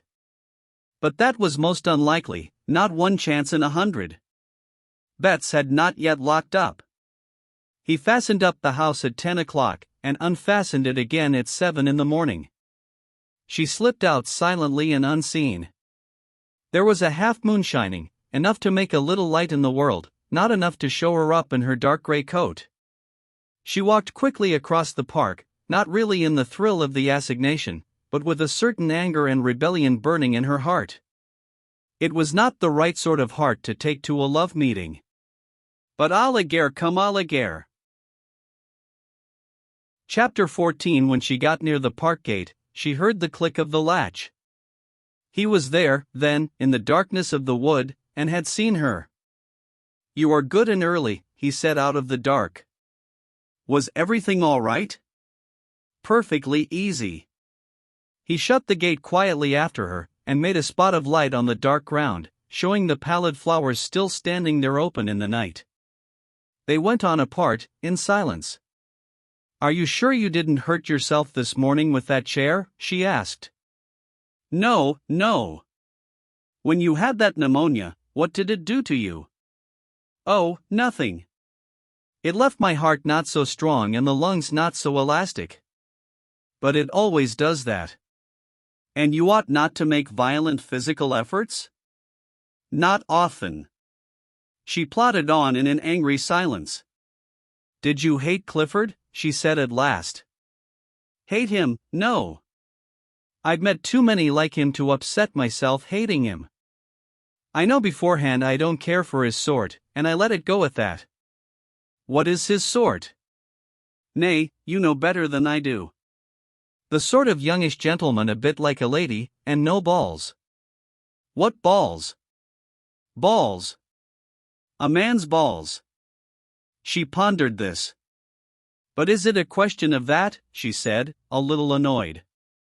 "You say a man's got no brain when he's a fool, and no heart when he's mean, and no stomach when he's a funker. And when he's got none of that spunky wild bit of a man in him, you say he's got no balls." "When he's sort of tame." She pondered this. "And is Clifford tame?" she asked. "Tame, and nasty with it, like most such fellows, when you come up against them." "And do you think you're not tame?" "Maybe not quite." At length she saw in the distance a yellow light. She stood still. "There is a light," she said. "I always leave a light in the house," he said. She went on again at his side, but not touching him, wondering why she was going with him at all. He unlocked, and they went in, he bolting the door behind them. As if it were a prison, she thought. The kettle was singing by the red fire, there were cups on the table. She sat in the wooden armchair by the fire. It was warm after the chill outside. "I'll take off my shoes, they are wet," she said. She sat with her stockinged feet on the bright steel fender. He went to the pantry, bringing food, bread and butter and pressed tongue. She was warm, she took off her coat. He hung it on the door. "Shall you have cocoa or tea or coffee to drink?" he asked.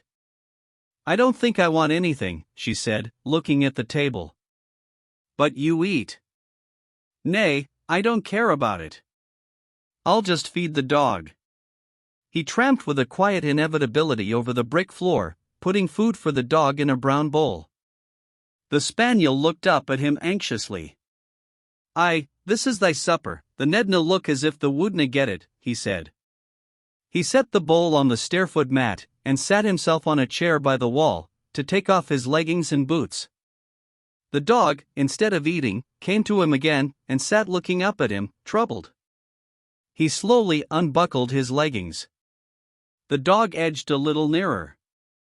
"What's amiss, Whitey, then? Art upset because there's somebody else here? Thou'rt a female, thou'rt. Go and eat thy supper." He put his hand on her head, and the bitch leaned her head sideways against him. He slowly, softly pulled the long silky ear. "There," he said. "There. Go and eat thy supper. Go." He tilted his chair towards the pot on the mat, and the dog meekly went and fell to eating. "Do you like dogs?" Connie asked him. "No, not really. They're too tame and clinging." He had taken off his leggings and was unlacing his heavy boots. Connie had turned from the fire. How bare the little room was! Yet over his head on the wall hung a hideous enlarged photograph of a young married couple, apparently him and a bold-faced young woman, no doubt his wife. "Is that you?" Connie asked him. He twisted and looked at the enlargement above his head. "Aye. Taken just afore we was married, when I was 21. He looked at it impassively. "Do you like it?" Connie asked him. "Like it? No. I never liked the thing. But she fixed it all up to have it done, like." He returned to pulling off his boots. "If you don't like it, why do you keep it hanging there?" "Perhaps your wife would like to have it," she said. He looked up at her with a sudden grin. "She carted off everything as was worth taking from Thu's," he said. "But she left that." "Then why do you keep it? For sentimental reasons?" "Nay, I never look at it. I hardly knowed it worthier. It's been nigher sin we come to this place." "Why don't you burn it?" she said. He twisted round again and looked at the enlarged photograph. It was framed in a brown and gilt frame, hideous. It showed a clean-shaven, alert, very young-looking man in a rather high collar, and a somewhat plump, bold young woman with hair fluffed out and crimped, and wearing a dark satin blouse. "It wouldn't be a bad idea, would it?" he said. He had pulled off his boots, and put on a pair of slippers. He stood up on the chair, and lifted down the photograph. It left a big pale place on the greenish wallpaper. "No use dusting it now," he said, setting the thing against the wall. He went to the scullery, and returned with hammer and pincers.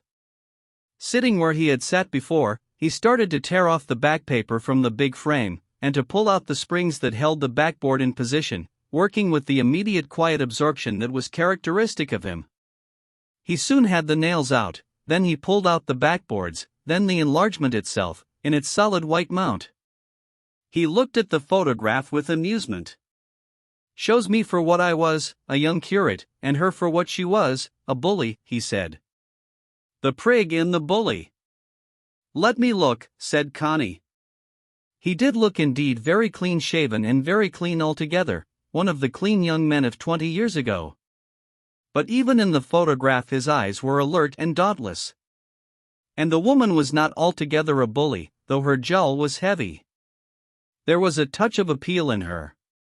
"One never should keep these things," said Connie. "That one shouldn't.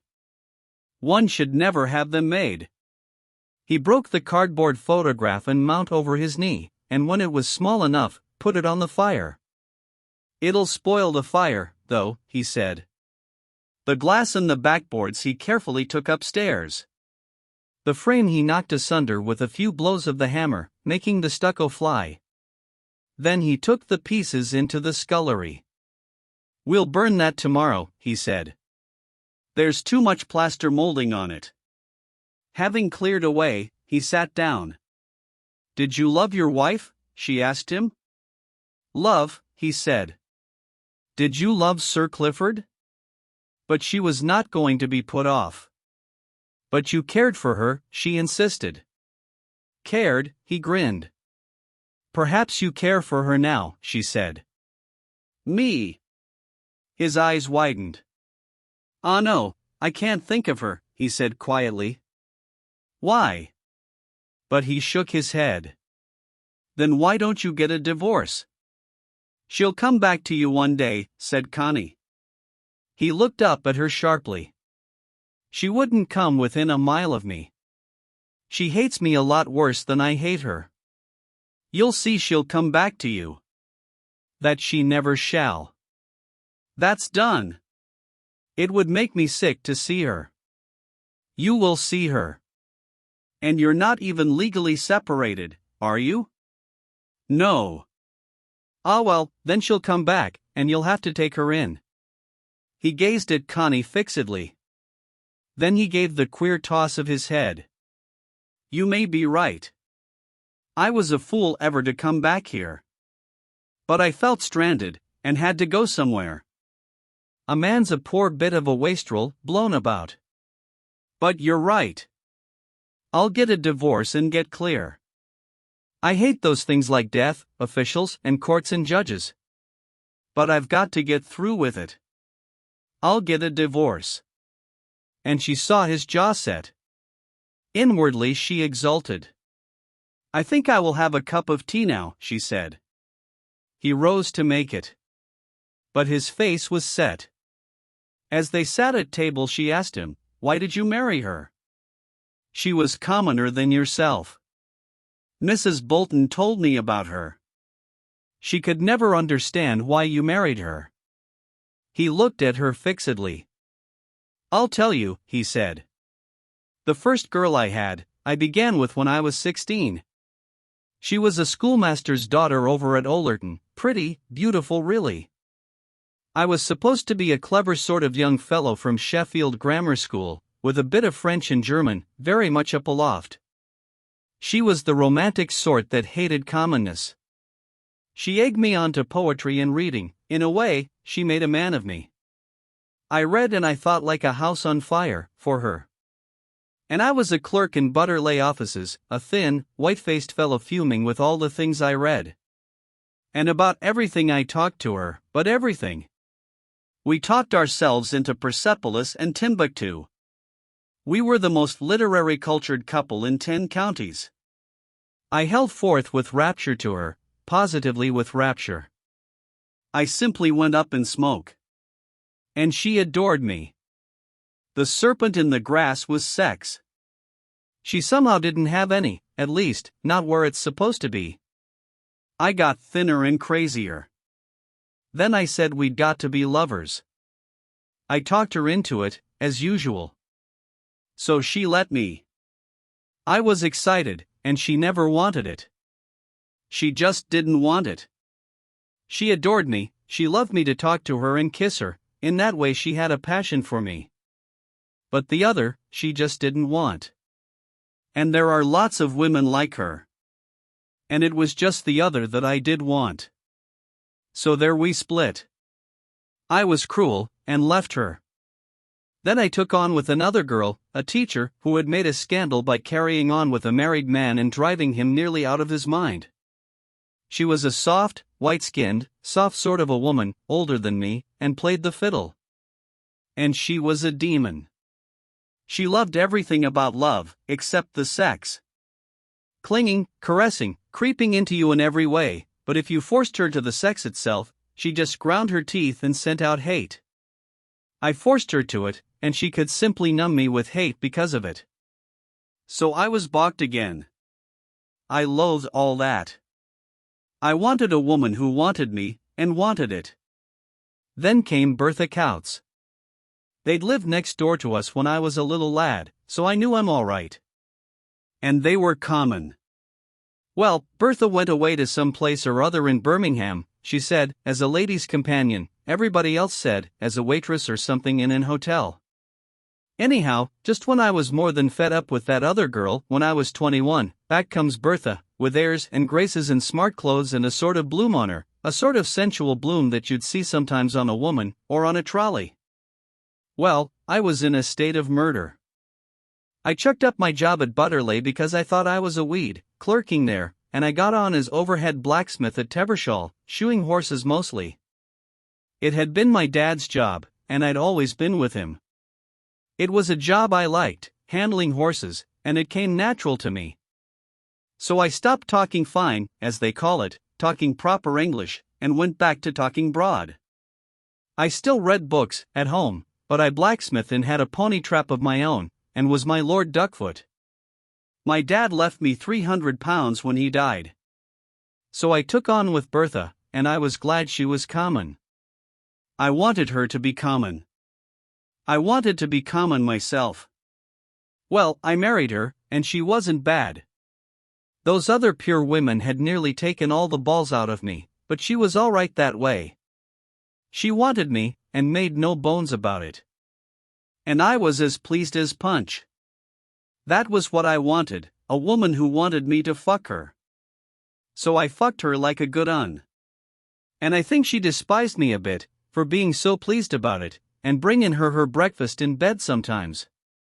She sort of let things go, didn't get me a proper dinner when I came home from work, and if I said anything, flew out at me. And I flew back, hammer and tongs. She flung a cup at me and I took her by the scruff of the neck and squeezed the life out of her. That sort of thing. But she treated me with insolence. And she got so she'd never have me when I wanted her, never. Always put me off, brutal as you like. And then when she'd put me right off, and I didn't want her, she'd come all lovey-dovey, and get me. And I always went. But when I had her, she'd never come off when I did. Never. She'd just wait. If I kept back for half an hour, she'd keep back longer. And when I'd come and really finished, then she'd start on her own account, and I had to stop inside her till she brought herself off, wriggling and shouting. She'd clutch with herself down there, and then she'd come off, fair in ecstasy. And then she'd say, "That was lovely." Gradually I got sick of it, and she got worse. She sort of got harder and harder to bring off, and she'd sort of tear at me down there, as if it was a beak tearing at me. By God, you think a woman's soft down there, like a figure. But I tell you the old rampers have beaks between their legs, and they tear at you with it till you're sick. Self. Self. Self. All self. Tearing and shouting. They talk about men's selfishness, but I doubt if it can ever touch a woman's blind beakishness, once she's gone that way. Like an old trull. And she couldn't help it. I told her about it, I told her how I hated it. And she'd even try.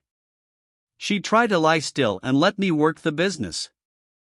She'd try. But it was no good. She got no feeling off it, from my working. She had to work the thing herself, grind her own coffee. And it came back on her like a raving necessity. She had to let herself go, and tear, as if she had no sensation in her except in the top of her beak, the very outside top tip, that rubbed and tore. That's how old whores used to be, so men used to say. It was a low kind of self-will in her, a raving sort of self-will, like in a woman who drinks. Well, in the end I couldn't stand it.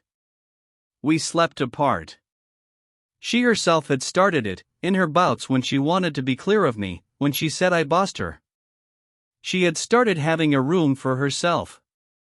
But the time came when I wouldn't have her coming to my room. I wouldn't. I hated it. And she hated me. My God, how she hated me before that child was born.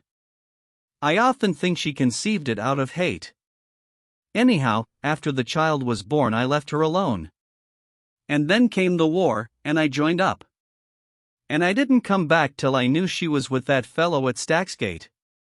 He broke off, pale in the face. And what is the man at Stacksgate like? Asked Connie. A big baby sort of fellow, very low-mouthed. She bullies him, and they both drink. My word, if she came back. My God, yes. I should just go, disappear again. There was a silence. The pasteboard in the fire had turned to grey ash. So when you did get a woman who wanted you, said Connie, you got a bit too much of a good thing. Seems so. Yet even then I'd rather have her than the never never ones, the white love of my youth, and that other poison-smelling lily, and the rest. What about the rest? Said Connie. The rest? There is no rest. Only to my experience the mass of women are like this, most of them want a man, but don't want the sex, but they put up with it, as part of the bargain. The more old-fashioned sort just lie there like nothing and let you go ahead. They don't mind afterwards, then they like you. But the actual thing itself is nothing to them, a bit distasteful. And most men like it that way. I hate it. But the sly sort of women who are like that pretend they're not. They pretend they're passionate and have thrills. But it's all cock-a-loopy. They make it up to. Then there's the ones that love everything, every kind of feeling and cuddling and going off, every kind except the natural one. They always make you go off when you're not in the only place you should be, when you go off to. Then there's the hard sort, that are the devil to bring off at all, and bring themselves off, like my wife. They want to be the active party. Then there's the sort that's just dead inside, but dead, and they know it. Then there's the sort that puts you out before you really come, and go on writhing their loins till they bring themselves off against your thighs. But they're mostly the lesbian sort. It's astonishing how lesbian women are, consciously or unconsciously. Seems to me they're nearly all lesbian. And do you mind? Asked Connie. I could kill them. When I'm with a woman who's really lesbian, I fairly howl in my soul, wanting to kill her. And what do you do? Just get away as fast as I can. But do you think lesbian women any worse than homosexual men? I do. Because I've suffered more from them. In the abstract, I've no idea. When I get with a lesbian woman, whether she knows she's one or not, I see red. No. But I wanted to have nothing to do with any woman anymore. I wanted to keep to myself, keep my privacy and my decency. He looked pale, and his brows were somber. And were you sorry when I came along? She asked. I was sorry and I was glad. And what are you now? I'm sorry, from the outside, all the complications and the ugliness and recrimination that's bound to come, sooner or later. That's when my blood sinks, and I'm low. But when my blood comes up, I'm glad. I'm even triumphant. I was really getting bitter. I thought there was no real sex left, never a woman who'd really come naturally with a man, except black women, and somehow, well, we're white men, and they're a bit like mud. And now, are you glad of me? She asked. Yes. When I can forget the rest. When I can't forget the rest, I want to get under the table and die. Why under the table? Why, he laughed. Hide, I suppose. Baby. You do seem to have had awful experiences of women, she said. You see, I couldn't fool myself. That's where most men manage. They take an attitude, and accept a lie. I could never fool myself. I knew what I wanted with a woman, and I could never say I got it when I hadn't. But have you got it now? Looks as if I might have. Then why are you so pale and gloomy? Bellyful of remembering, and perhaps afraid of myself. She sat in silence. It was growing late. And you do think it's important, a man and a woman? She asked him.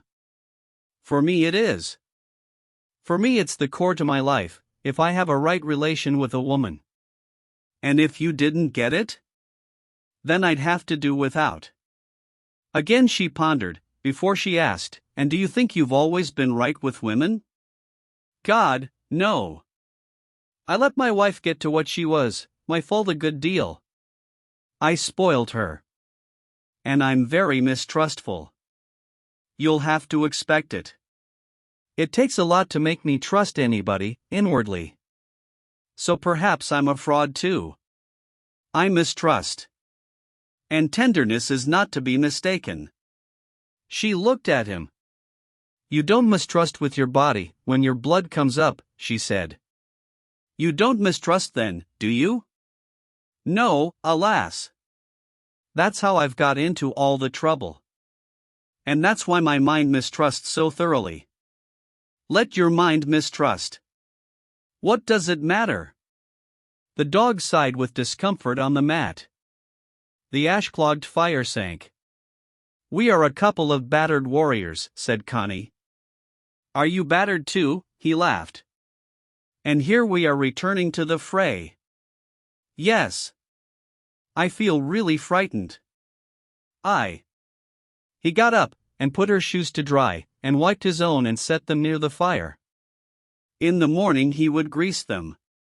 He poked the ash of pasteboard as much as possible out of the fire. Even burnt, it's filthy, he said. Then he brought sticks and put them on the hob for the morning. Then he went out a while with the dog. When he came back, Connie said, I want to go out too, for a minute. She went alone into the darkness. There were stars overhead. She could smell flowers on the night air. And she could feel her wet shoes getting wetter again. But she felt like going away, right away from him and everybody. It was chilly. She shuddered, and returned to the house. He was sitting in front of the low fire. Ugh! Cold, she shuddered.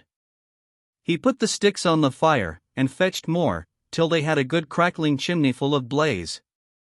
The rippling running yellow flame made them both happy, warmed their faces and their souls. Never mind, she said, taking his hand as he sat silent and remote. One does one's best. He sighed, with a twist of a smile. She slipped over to him, and into his arms, as he sat there before the fire. Forget then, she whispered. Forget. He held her close, in the running warmth of the fire.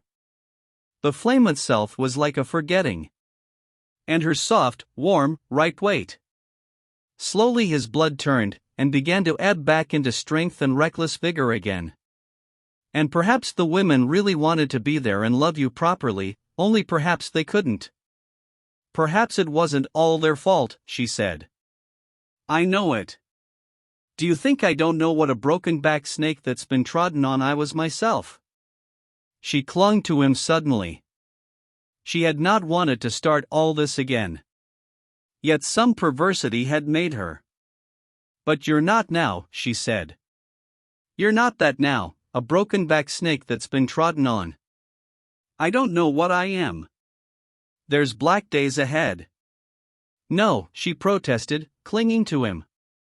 Why? Why? There's black days coming for us all and for everybody, he repeated with a prophetic gloom. No. You're not to say it. He was silent. But she could feel the black void of despair inside him. That was the death of all desire, the death of all love, this despair that was like the dark cave inside the men, in which their spirit was lost. And you talk so coldly about sex, she said. You talk as if you had only wanted your own pleasure and satisfaction. She was protesting nervously against him. Nay, he said. I wanted to have my pleasure and satisfaction of a woman, and I never got it, because I could never get my pleasure and satisfaction of her unless she got hers of me at the same time. And it never happened. It takes two. But you never believed in your women. You don't even believe really in me, she said. I don't know what believing in a woman means. That's it, you see? She still was curled on his lap. But his spirit was gray and absent, he was not there for her. And everything she said drove him further. But what do you believe in? She insisted. I don't know. Nothing, like all the men I've ever known, she said. They were both silent. Then he roused himself and said, Yes, I do believe in something. I believe in being warm-hearted. I believe especially in being warm-hearted in love, in fucking with a warm heart. I believe if men could fuck with warm hearts, and the women take it warm-heartedly, everything would come all right. It's all this cold-hearted fucking that is death and idiocy. But you don't fuck me cold-heartedly, she protested. I don't want to fuck you at all. My heart's as cold potatoes just now. Oh, she said, kissing him mockingly. Let's have them sotties. He laughed and sat erect. It's a fact, he said. Anything for a bit of warm-heartedness. But the women don't like it. Even you don't really like it. You like good, sharp, piercing cold-hearted fucking, and then pretending it's all sugar. Where's your tenderness for me? You're as suspicious of me as a cat is of a dog. I tell you it takes two even to be tender and warm-hearted. You love fucking all right, but you want it to be called something grand and mysterious, just to flatter your own self-importance. Your own self-importance is more to you, 50 times more, than any man, or being together with a man. But that's what I'd say of you. Your own self-importance is everything to you. Very well then, he said, moving as if he wanted to rise. Let's keep apart then. I'd rather die than do any more cold-hearted fucking. She slid away from him, and he stood up. And do you think I want it? She said. I hope you don't, he replied. But anyhow, you go to bed and I'll sleep down here. She looked at him. He was pale, his brows were sullen, he was as distant in recoil as the cold pole. Men were all alike. I can't go home till morning, she said. No. Go to bed. It's 1:45. I certainly won't, she said. He went across and picked up his boots. Then I'll go out, he said. He began to put on his boots. She stared at him. Wait, she faltered. Wait. What's come between us? He was bent over, lacing his boot, and did not reply. The moments passed. A dimness came over her, like a swoon. All her consciousness died, and she stood there wide-eyed, looking at him from the unknown, knowing nothing anymore. He looked up, because of the silence, and saw her wide-eyed and lost. And as if a wind tossed him, he got up and hobbled over to her, one shoe off and one shoe on, and took her in his arms, pressing her against his body, which somehow felt hurt right through. And there he held her, and there she remained. Till his hands reached blindly down and felt for her, and felt under the clothing to where she was smooth and warm. Ma lass, he murmured. Ma little lass. Dunna let's fight. Dunna let's never fight. I love thee and touch on thee. Dunna argue why me. Dunna. Dunna. Dunna. Let's be together. She lifted her face and looked at him. Don't be upset, she said steadily. It's no good being upset. Do you really want to be together with me? She looked with wide, steady eyes into his face. He stopped and went suddenly still, turning his face aside. All his body went perfectly still, but did not withdraw. Then he lifted his head and looked into her eyes, with his odd, faintly mocking grin, saying, Aye. Let's be together on oath. But really, she said, her eyes filling with tears. I really. Heart and belly and cock. He still smiled faintly down at her, with the flicker of irony in his eyes, and a touch of bitterness. She was silently weeping, and he lay with her and went into her there on the hearthrug, and so they gained a measure of equanimity. And then they went quickly to bed, for it was growing chill, and they had tired each other out. And she nestled up to him, feeling small and enfolded, and they both went to sleep at once, fast in one sleep. And so they lay and never moved, till the sun rose over the wood and day was beginning. Then he woke up and looked at the light. The curtains were drawn. He listened to the loud wild calling of blackbirds and thrushes in the wood. It would be a brilliant morning, about 5:30, his hour for rising. He had slept so fast. It was such a new day. The woman was still curled asleep and tender.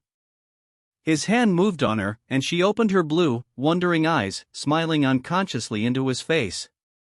Are you awake? She said to him. He was looking into her eyes. He smiled, and kissed her. And suddenly she roused and sat up. "Fancy that I am here," she said. She looked round the whitewashed little bedroom with its sloping ceiling and gable window where the white curtains were closed.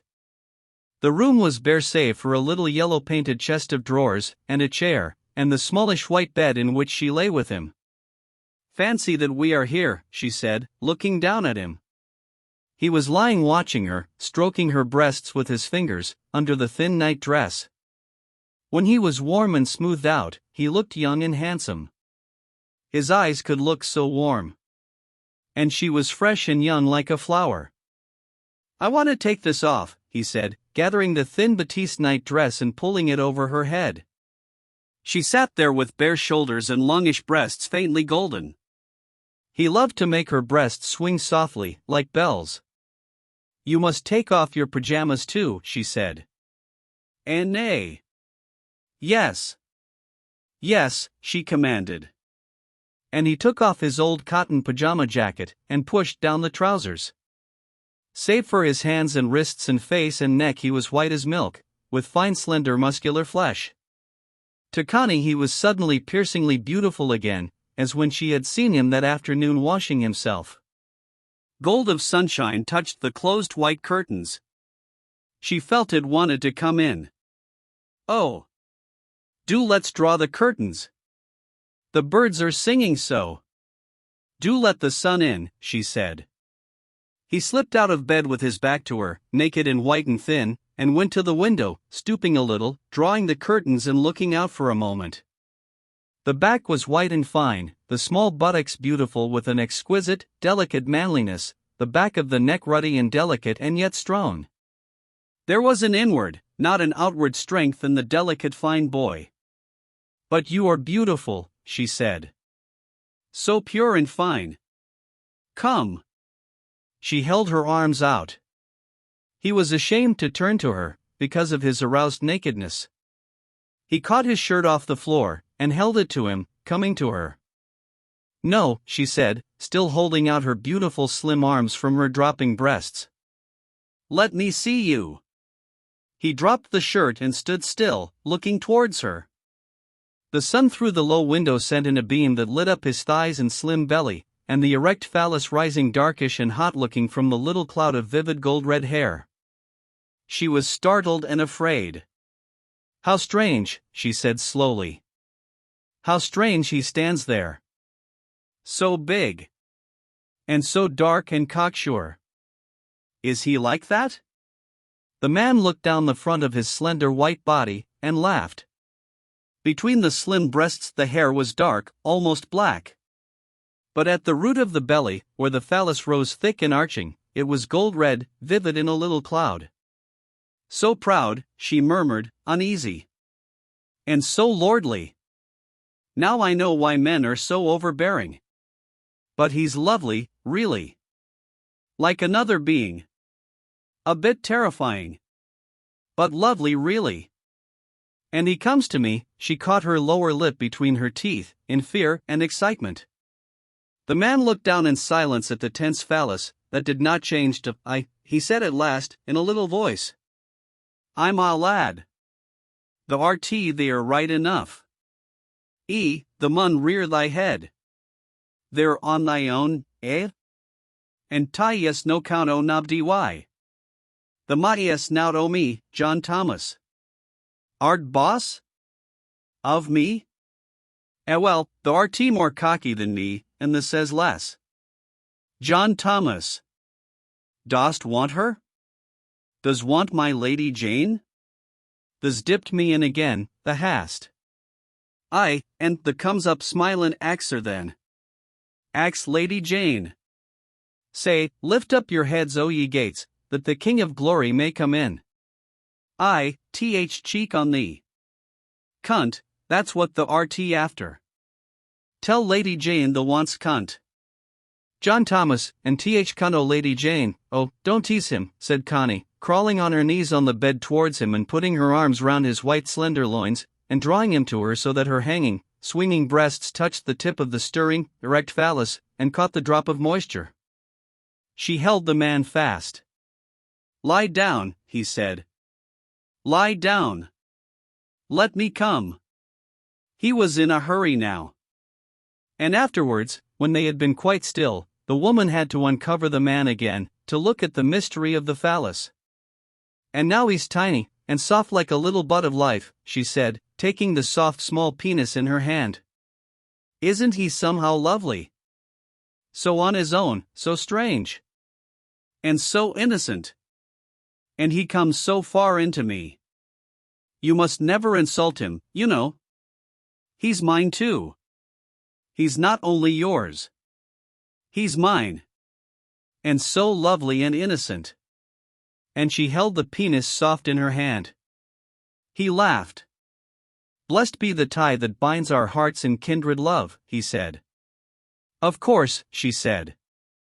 Even when he's soft and little, I feel my heart simply tied to him. And how lovely your hair is here.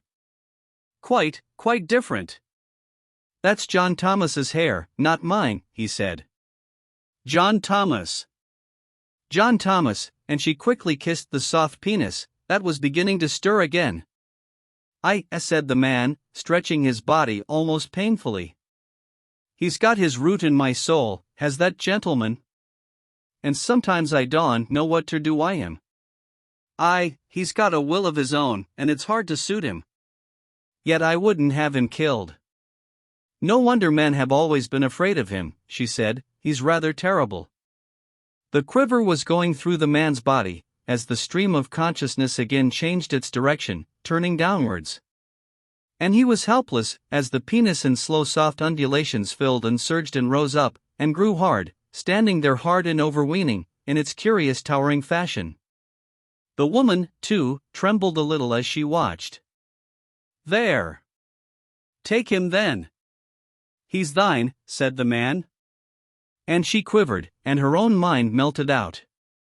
Sharp soft waves of unspeakable pleasure washed over her as he entered her, and started the curious molten thrilling that spread and spread till she was carried away with the last, blind flush of extremity.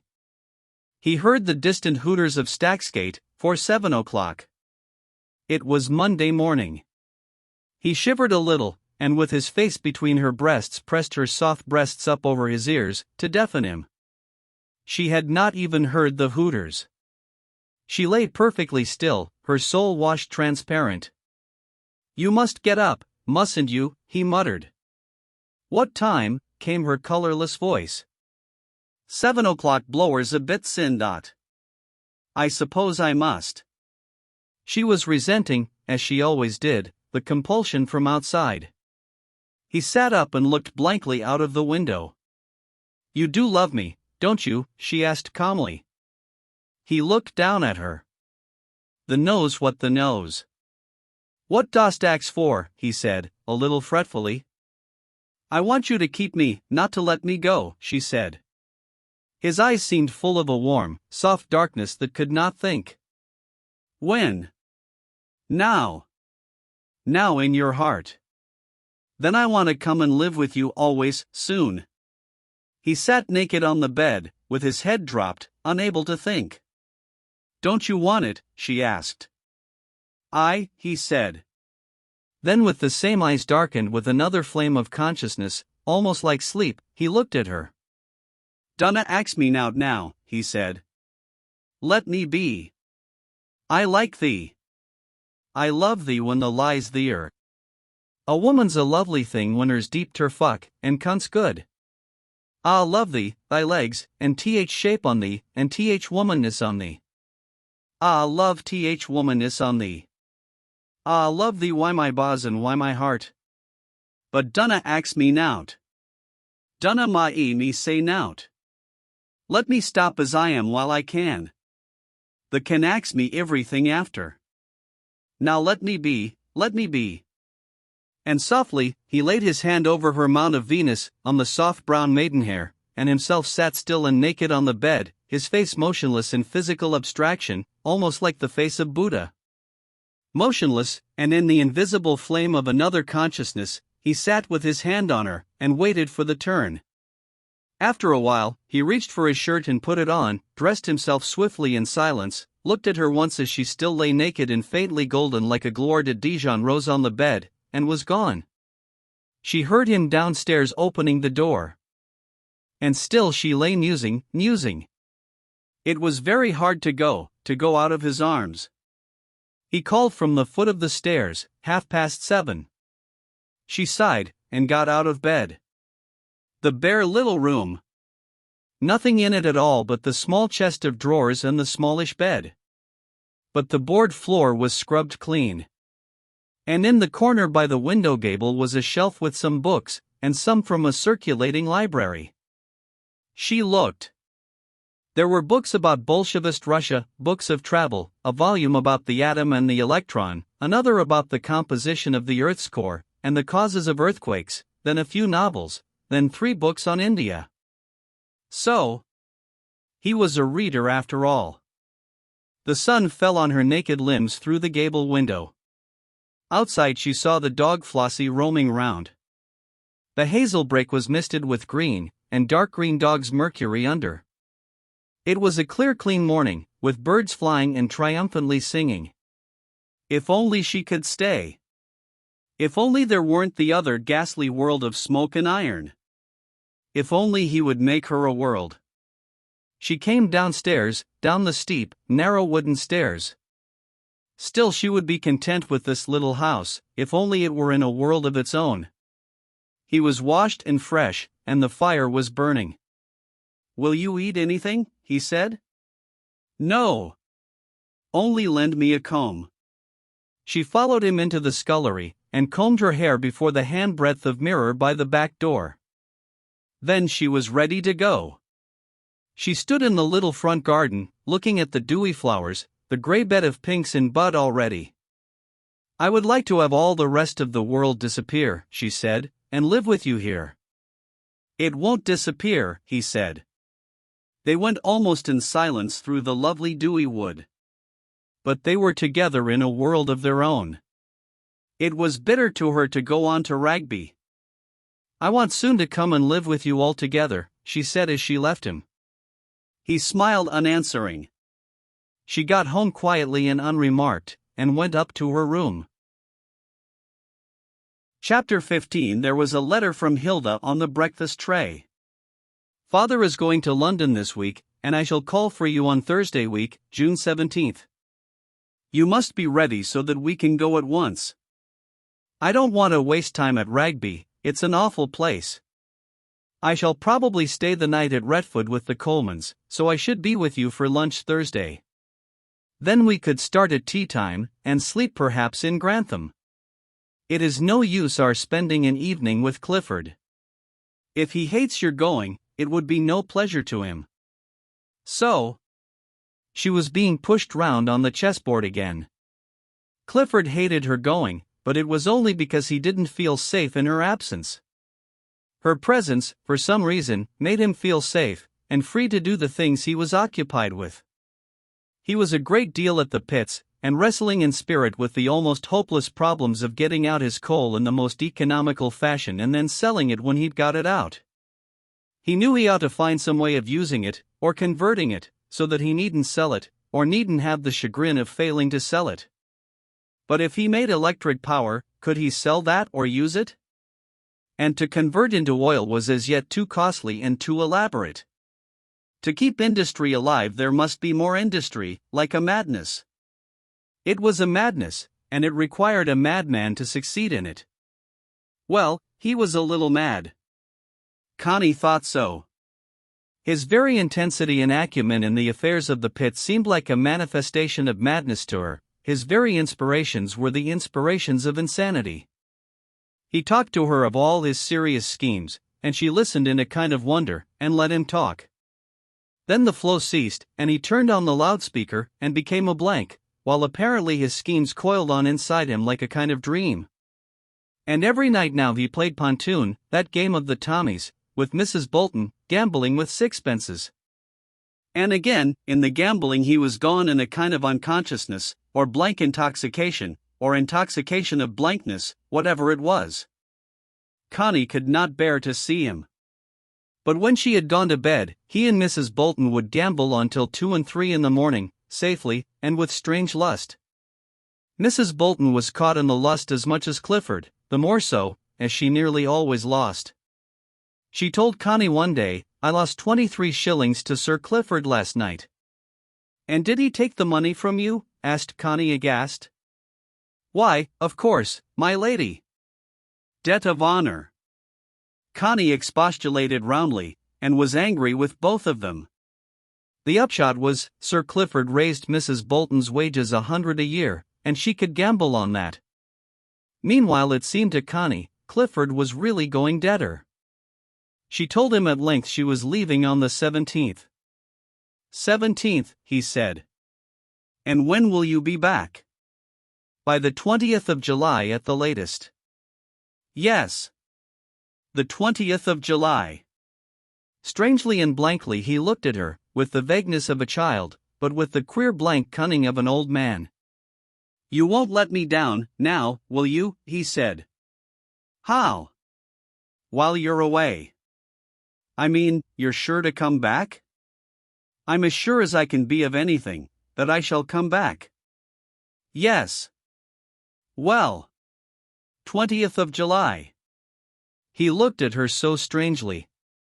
Yet he really wanted her to go. That was so curious. He wanted her to go, positively, to have her little adventures and perhaps come home pregnant, and all that. At the same time, he was afraid of her going. She was quivering, watching her real opportunity for leaving him altogether, waiting till the time, himself, should be ripe. She sat and talked to the keeper of her going abroad. "And then when I come back," she said, "I can tell Clifford I must leave him. And you and I can go away. They never need even know it is you. We can go to another country, shall we? To Africa or Australia. Shall we?" She was quite thrilled by her plan. "You've never been to the colonies, have you?" he asked her. "No." "Have you?" "I've been in India, and South Africa, and Egypt." "Why shouldn't we go to South Africa?" "We might," he said slowly. "Or don't you want to?" she asked. "I don't care. I don't much care what I do." "Doesn't it make you happy?" "Why not? We shan't be poor." "I have about 600 a year," I wrote and asked. "It's not much, but it's enough, isn't it?" "It's riches to me." "Oh, how lovely it will be. But I ought to get divorced, and so ought you, unless we're going to have complications." There was plenty to think about. Another day she asked him about himself. They were in the hut, and there was a thunderstorm. "And weren't you happy when you were a lieutenant and an officer and a gentleman?" "Happy? All right. I liked my colonel." "Did you love him?" "Yes. I loved him." "And did he love you?" "Yes. In a way, he loved me." "Tell me about him." "What is there to tell?" "He had risen from the ranks." "He loved the army." "And he had never married." "He was 20 years older than me." "He was a very intelligent man, and alone in the army, as such a man is, a passionate man in his way, and a very clever officer. I lived under his spell while I was with him. I sort of let him run my life. And I never regret it." "And did you mind very much when he died?" "I was as near death myself. But when I came to, I knew another part of me was finished. But then I had always known it would finish in death. All things do, as far as that goes." She sat and ruminated. The thunder crashed outside. It was like being in a little ark in the flood. "You seem to have such a lot behind you," she said. "Do I? It seems to me I've died once or twice already." "Yet here I am, pegging on, and in for more trouble." She was thinking hard, yet listening to the storm. "And weren't you happy as an officer and a gentleman, when your colonel was dead?" "No. They were a mingy lot." He laughed suddenly. The colonel used to say, "Lad, the English middle classes have to chew every mouthful 30 times because their guts are so narrow, a bit as big as a pea would give them a stoppage. They're the mingiest set of ladylike snipe ever invented, full of conceit of themselves, frightened even if their bootlaces aren't correct, rotten as high game, and always in the right. That's what finishes me up. Cowdo, are slicking till their tongues are tough, yet they're always in the right. Prigs on top of everything. Prigs. A generation of ladylike prigs with half a ball each." Connie laughed. The rain was rushing down. He hated them. "No," said he. He didn't bother. He just disliked them. There's a difference. Because, as he said, the Tommies are getting just as priggish and half-bald and narrow-gutted. It's the fate of mankind to go that way. The common people too, the working people? All the lot. Their spunk is gone dead. Motor cars and cinemas and aeroplanes sucked the last bit out of them. I tell you, every generation breeds a more rabbity generation, with India rubber tubing for guts and tin legs and tin faces. Tin people. It's all a steady sort of Bolshevism, just killing off the human thing and worshipping the mechanical thing. Money, money, money. All the modern lot get their real kick out of killing the old human feeling out of man, making mincemeat of the old Adam and the old Eve. They're all alike. The world is all alike. Kill off the human reality, a quid for every foreskin, 2 quid for each pair of balls. What is cunt but machine fucking? It's all alike. Pay 'em money to cut off the world's cock. Pay money to them that will take spunk out of mankind, and leave them all little twiddling machines. He sat there in the hut, his face pulled to mocking irony. Yet even then, he had one ear set backwards, listening to the storm over the wood. It made him feel so alone. "But won't it ever come to an end?" she said. "Aye, it will. It'll achieve its own salvation. When the last real man is killed, and they're all tame, white, black, yellow, all colors of tame ones, then they'll all be insane. Because the root of sanity is in the balls. Then they'll all be insane, and they'll make their grand auto de fe. You know auto de fe means act of faith? Well, they'll make their own grand little act of faith. They'll offer one another up." "You mean kill one another?" "I do, ducky. If we go on at our present rate, then in 100 years' time there won't be 10,000 people in this island, there may not be 10. They'll have lovingly wiped each other out." The thunder was rolling further away. "How nice," she said. "Quite nice. To contemplate the extermination of the human species in the long pause that follows before some other species crops up, it calms you more than anything else. And if we go on in this way, with everybody, intellectuals, artists, government, industrialists and workers all frantically killing off the last human feeling, the last bit of their intuition, the last healthy instinct, if it goes on in algebraical progression, as it is going on, then ta-ta to the human species. Goodbye. Darling. The serpent swallows itself and leaves a void, considerably messed up, but not hopeless. Very nice. When savage wild dogs bark in Rugby, and savage wild pit ponies stamp on Tevershall pit bank. Te Deum laudamus. Connie laughed, but not very happily. Then you ought to be pleased that they are all Bolshevists, she said. You ought to be pleased that they hurry on towards the end. So I am.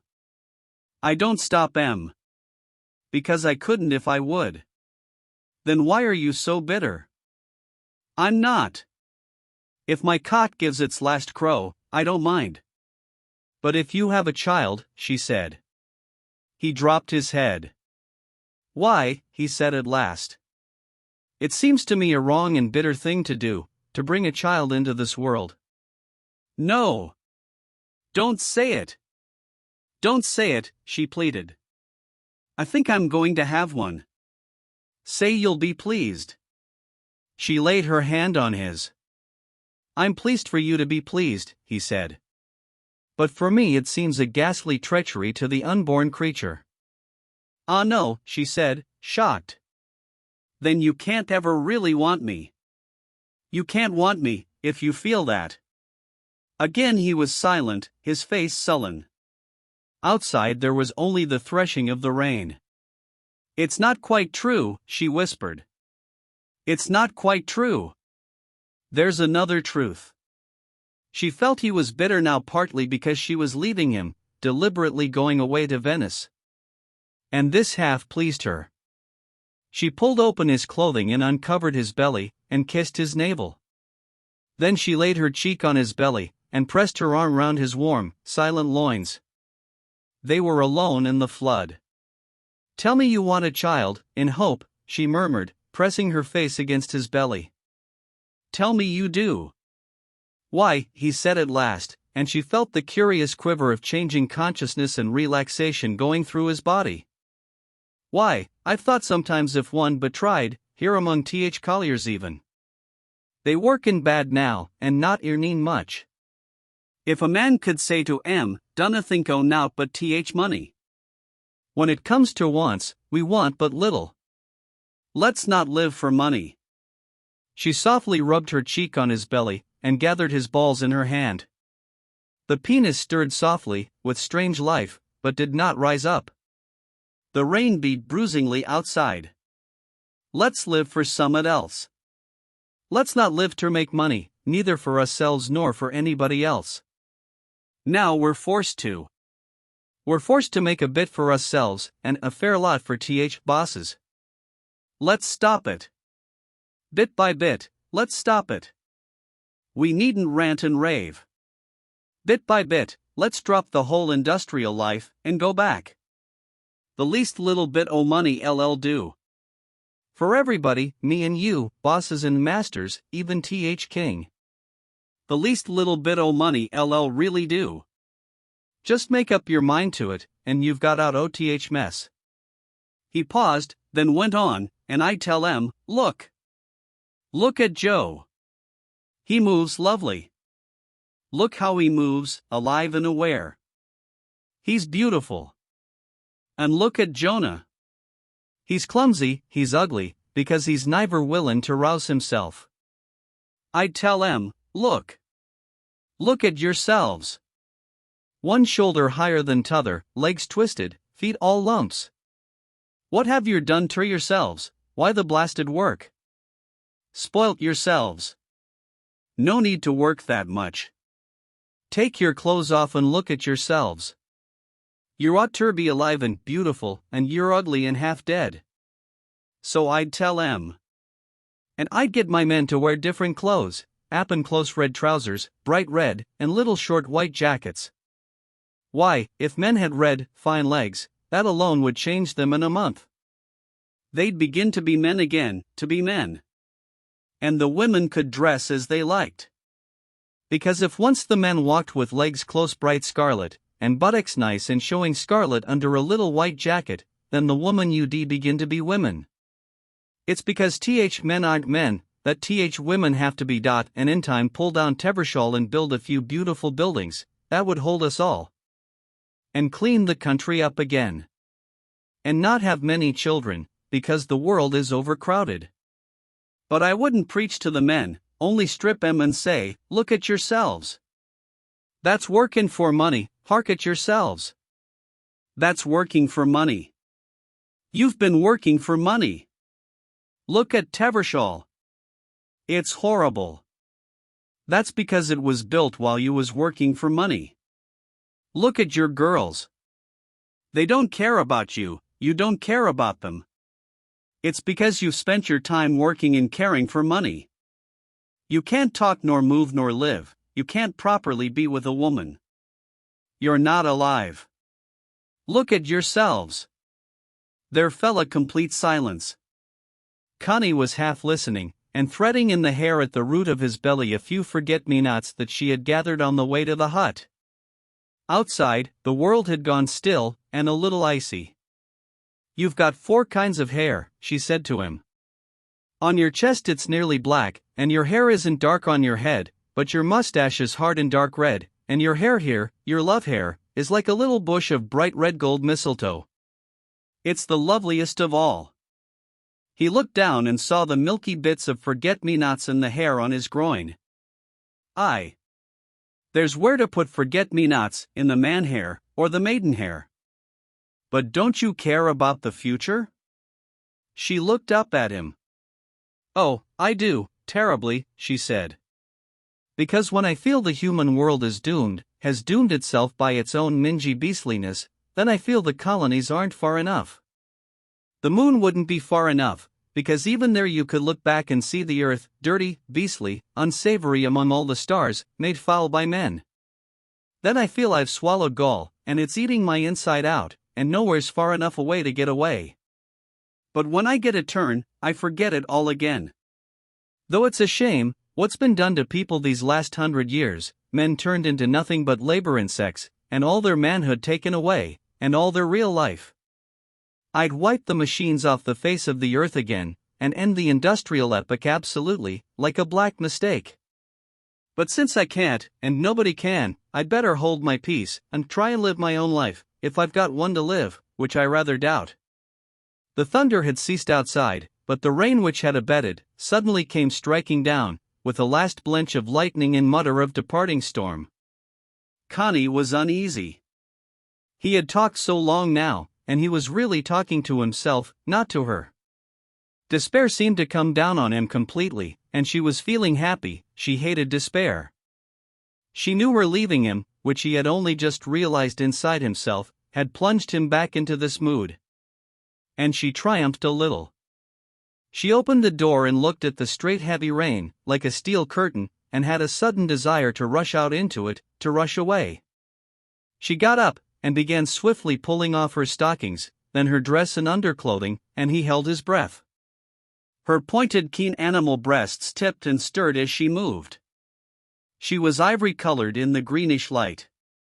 She slipped on her rubber shoes again and ran out with a wild little laugh, holding up her breasts to the heavy rain and spreading her arms, and running blurred in the rain with the eurythmic dance movements she had learned so long ago in Dresden.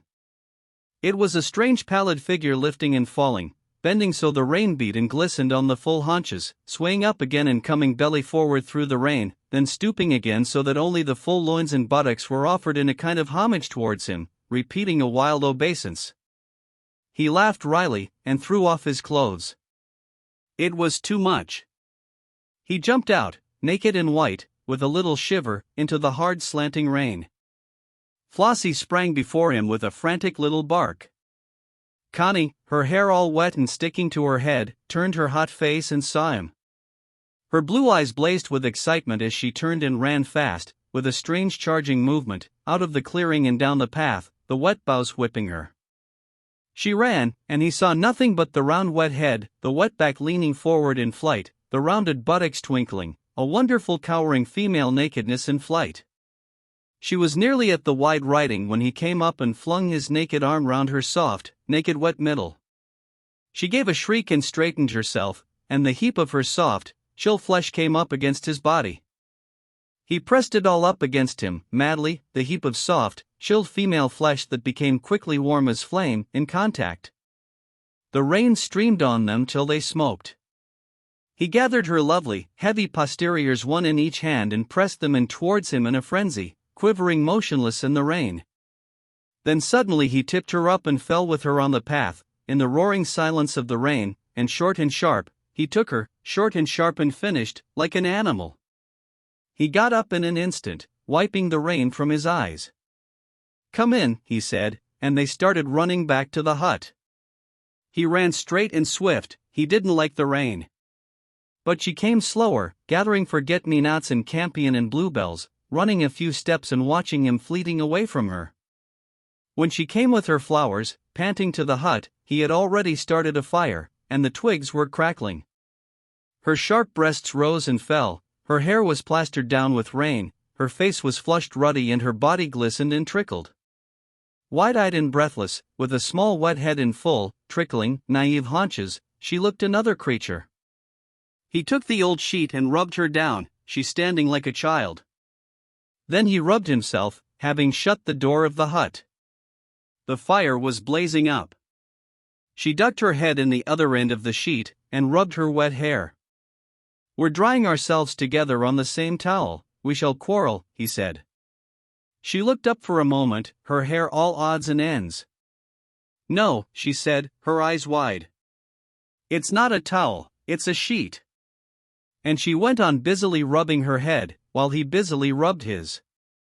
Still panting with their exertions, each wrapped in an army blanket, but the front of the body open to the fire, they sat on a log side by side before the blaze, to get quiet. Connie hated the feel of the blanket against her skin.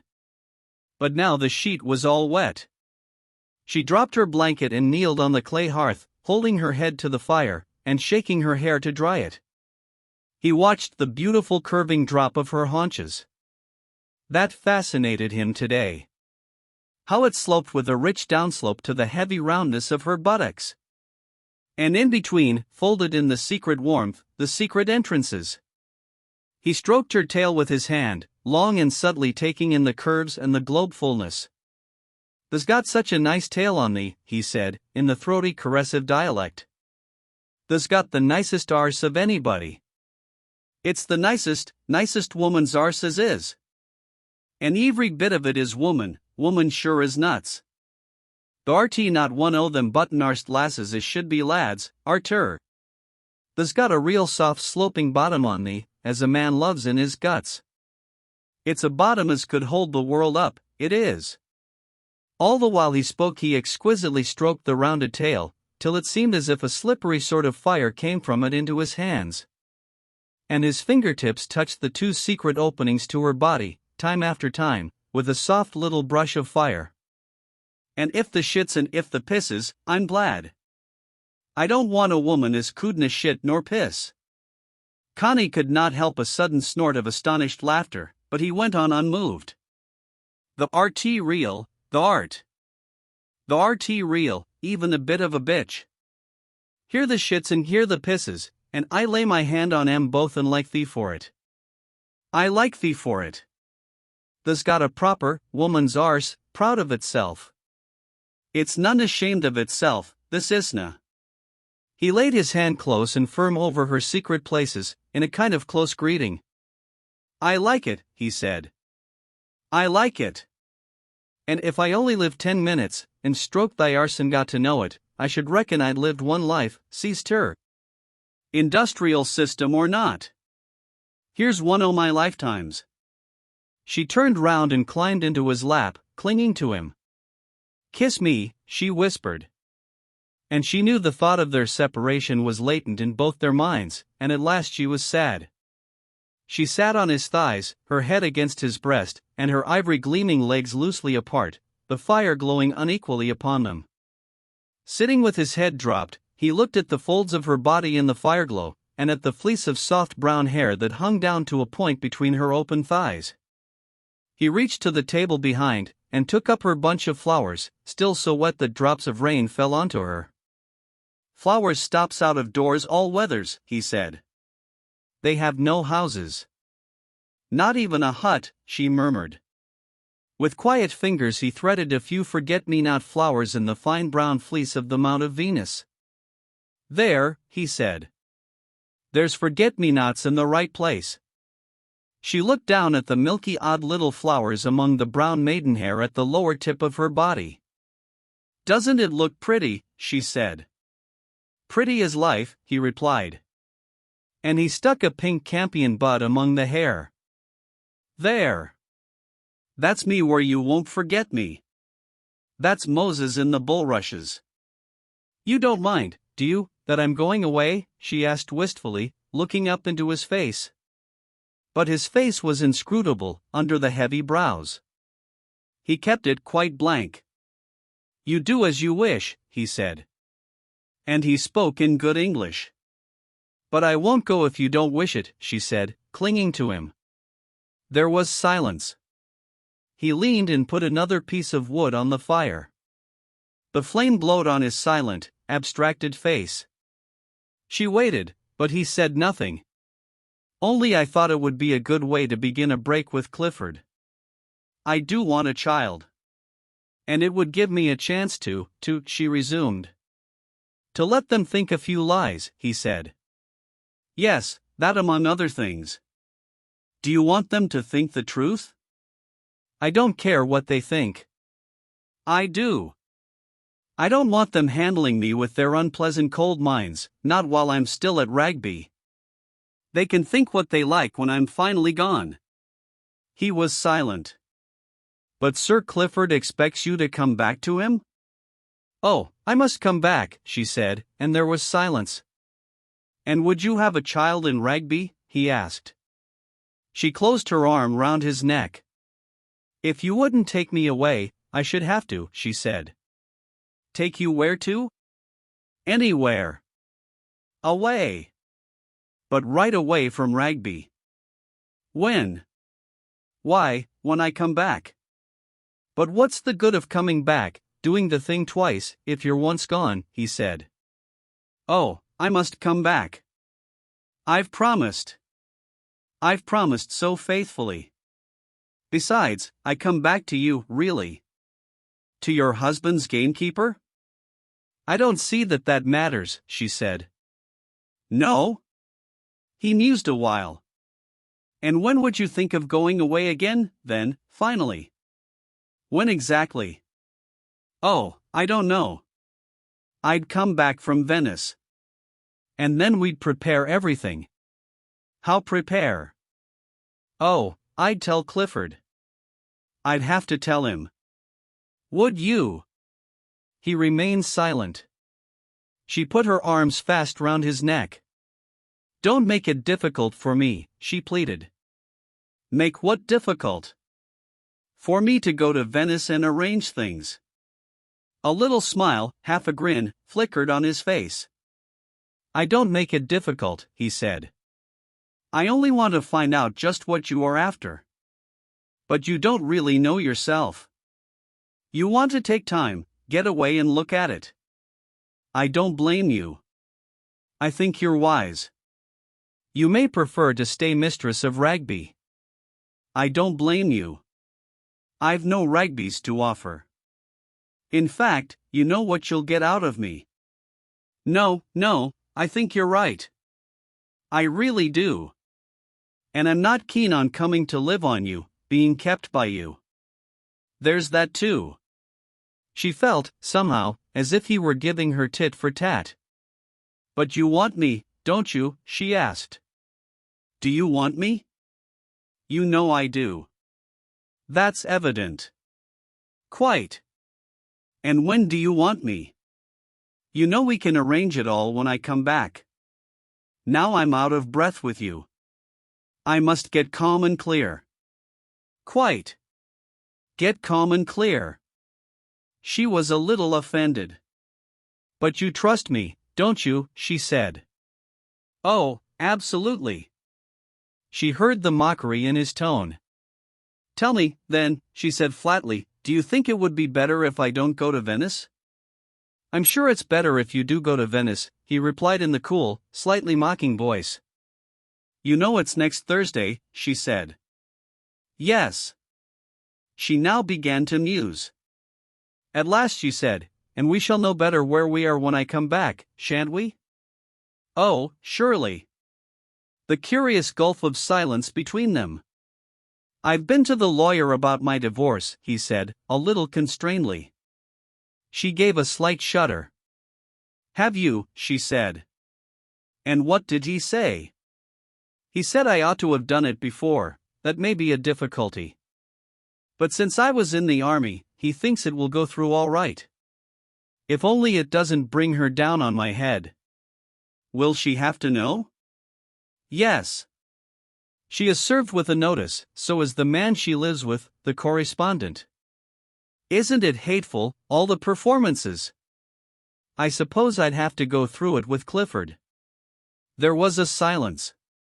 And of course, he said, I have to live an exemplary life for the next 6 or 8 months.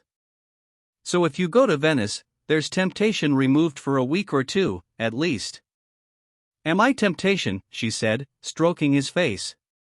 I'm so glad I'm temptation to you. Don't let's think about it. You frighten me when you start thinking, you roll me out flat. let's think about it. We can think so much when we are apart. That's the whole point. I've been thinking, I must come to you for another night before I go. I must come once more to the cottage. Shall I come on Thursday night? Isn't that when your sister will be there? Yes. But she said we would start at tea time.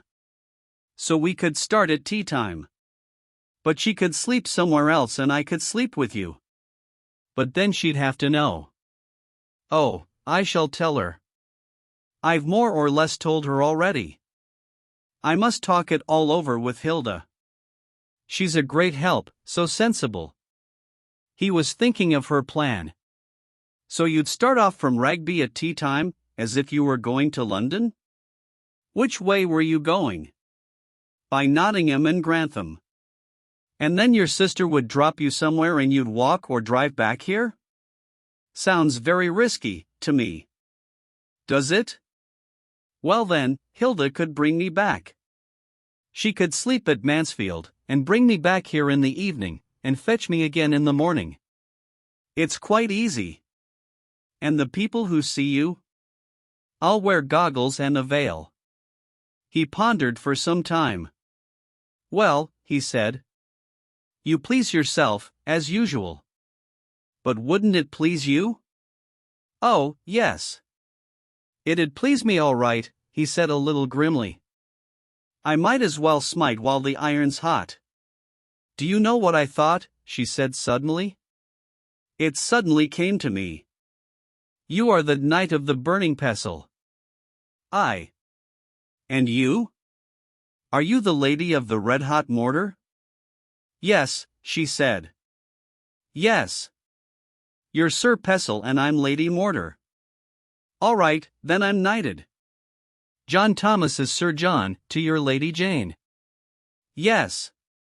John Thomas is knighted. I'm my Lady Maidenhair, and you must have flowers too. Yes. She threaded 2 pink campions in the bush of red gold hair above his penis. There, she said. Charming. Charming. Sir John. And she pushed a bit of forget-me-not in the dark hair of his breast. And you won't forget me there, will you? She kissed him on the breast, and made 2 bits of forget-me-not lodge one over each nipple, kissing him again. Make a calendar of me, he said. He laughed, and the flowers shook from his breast. Wait a bit, he said. He rose, and opened the door of the hut. Flossie, lying in the porch, got up and looked at him. It's me, he said. The rain had ceased. There was a wet, heavy, perfumed stillness. Evening was approaching. He went out and down the little path in the opposite direction from the writing. Connie watched his thin, white figure, and it looked to her like a ghost, an apparition moving away from her. When she could see it no more, her heart sank. She stood in the door of the hut, with a blanket round her, looking into the drenched, motionless silence. But he was coming back, trotting strangely, and carrying flowers. She was a little afraid of him, as if he were not quite human. And when he came near, his eyes looked into hers, but she could not understand the meaning. He had brought columbines and campions, and new-mown hay, and oak tufts and honeysuckle in small bud. He fastened fluffy young oak sprays round her breasts, sticking in tufts of bluebells and campion, and in her navel he poised a pink campion flower, and in her maidenhair were forget-me-nots and woodruff. That's you in all your glory, he said. Lady Jane, at her wedding with John Thomas. And he stuck flowers in the hair of his own body, and wound a bit of creeping jenny round his penis, and stuck a single bell of a hyacinth in his navel. She watched him with amusement, his odd intentness. And she pushed a campion flower in his mustache, or it stuck, dangling under his nose. This is John Thomas Marine Lady Jane, he said. And we mun let Constance and Oliver go their ways. Maybe, he spread out his hand with a gesture, and then he sneezed, sneezing away the flowers from his nose and his navel. He sneezed again. Maybe what? She said, waiting for him to go on. He looked at her a little bewildered. He said. Maybe what? Go on with what you were going to say, she insisted. What was I going to say? He had forgotten. And it was one of the disappointments of her life, that he never finished. A yellow ray of sun shone over the trees. Sun, he said. And time you went. Time, my lady, time. What's that as flies without wings, your ladyship? Time. Time. He reached for his shirt. Say good night. To John Thomas, he said, looking down at his penis. He's safe in the arms of creeping Jenny. Not much burning pestle about him just now. And he put his flannel shirt over his head. A man's most dangerous moment, he said, when his head had emerged, is when he's getting into his shirt. Then he puts his head in a bag. That's why I prefer those American shirts, that you put on like a jacket. She still stood watching him. He stepped into his short drawers, and buttoned them round the waist. Look at Jane, he said. In all her blossoms. Who'll put blossoms on you next year, Ginny? Me, or somebody else? Goodbye, my bluebell, farewell to you. I hate that song, it's early war days. He had sat down, and was pulling on his stockings. She still stood unmoving. He laid his hand on the slope of her buttocks. Pretty little Lady Jane, he said. Perhaps in Venice you'll find a man who'll put jasmine in your maidenhair, and a pomegranate flower in your navel. Poor little Lady Jane. Don't say those things, she said. You only say them to hurt me. He dropped his head. Then he said, in dialect, maybe I do, maybe I do. Well then, I'll say nout, and ha done white. But the mun dress thysen, and go back to thy stately homes of England, how beautiful they stand.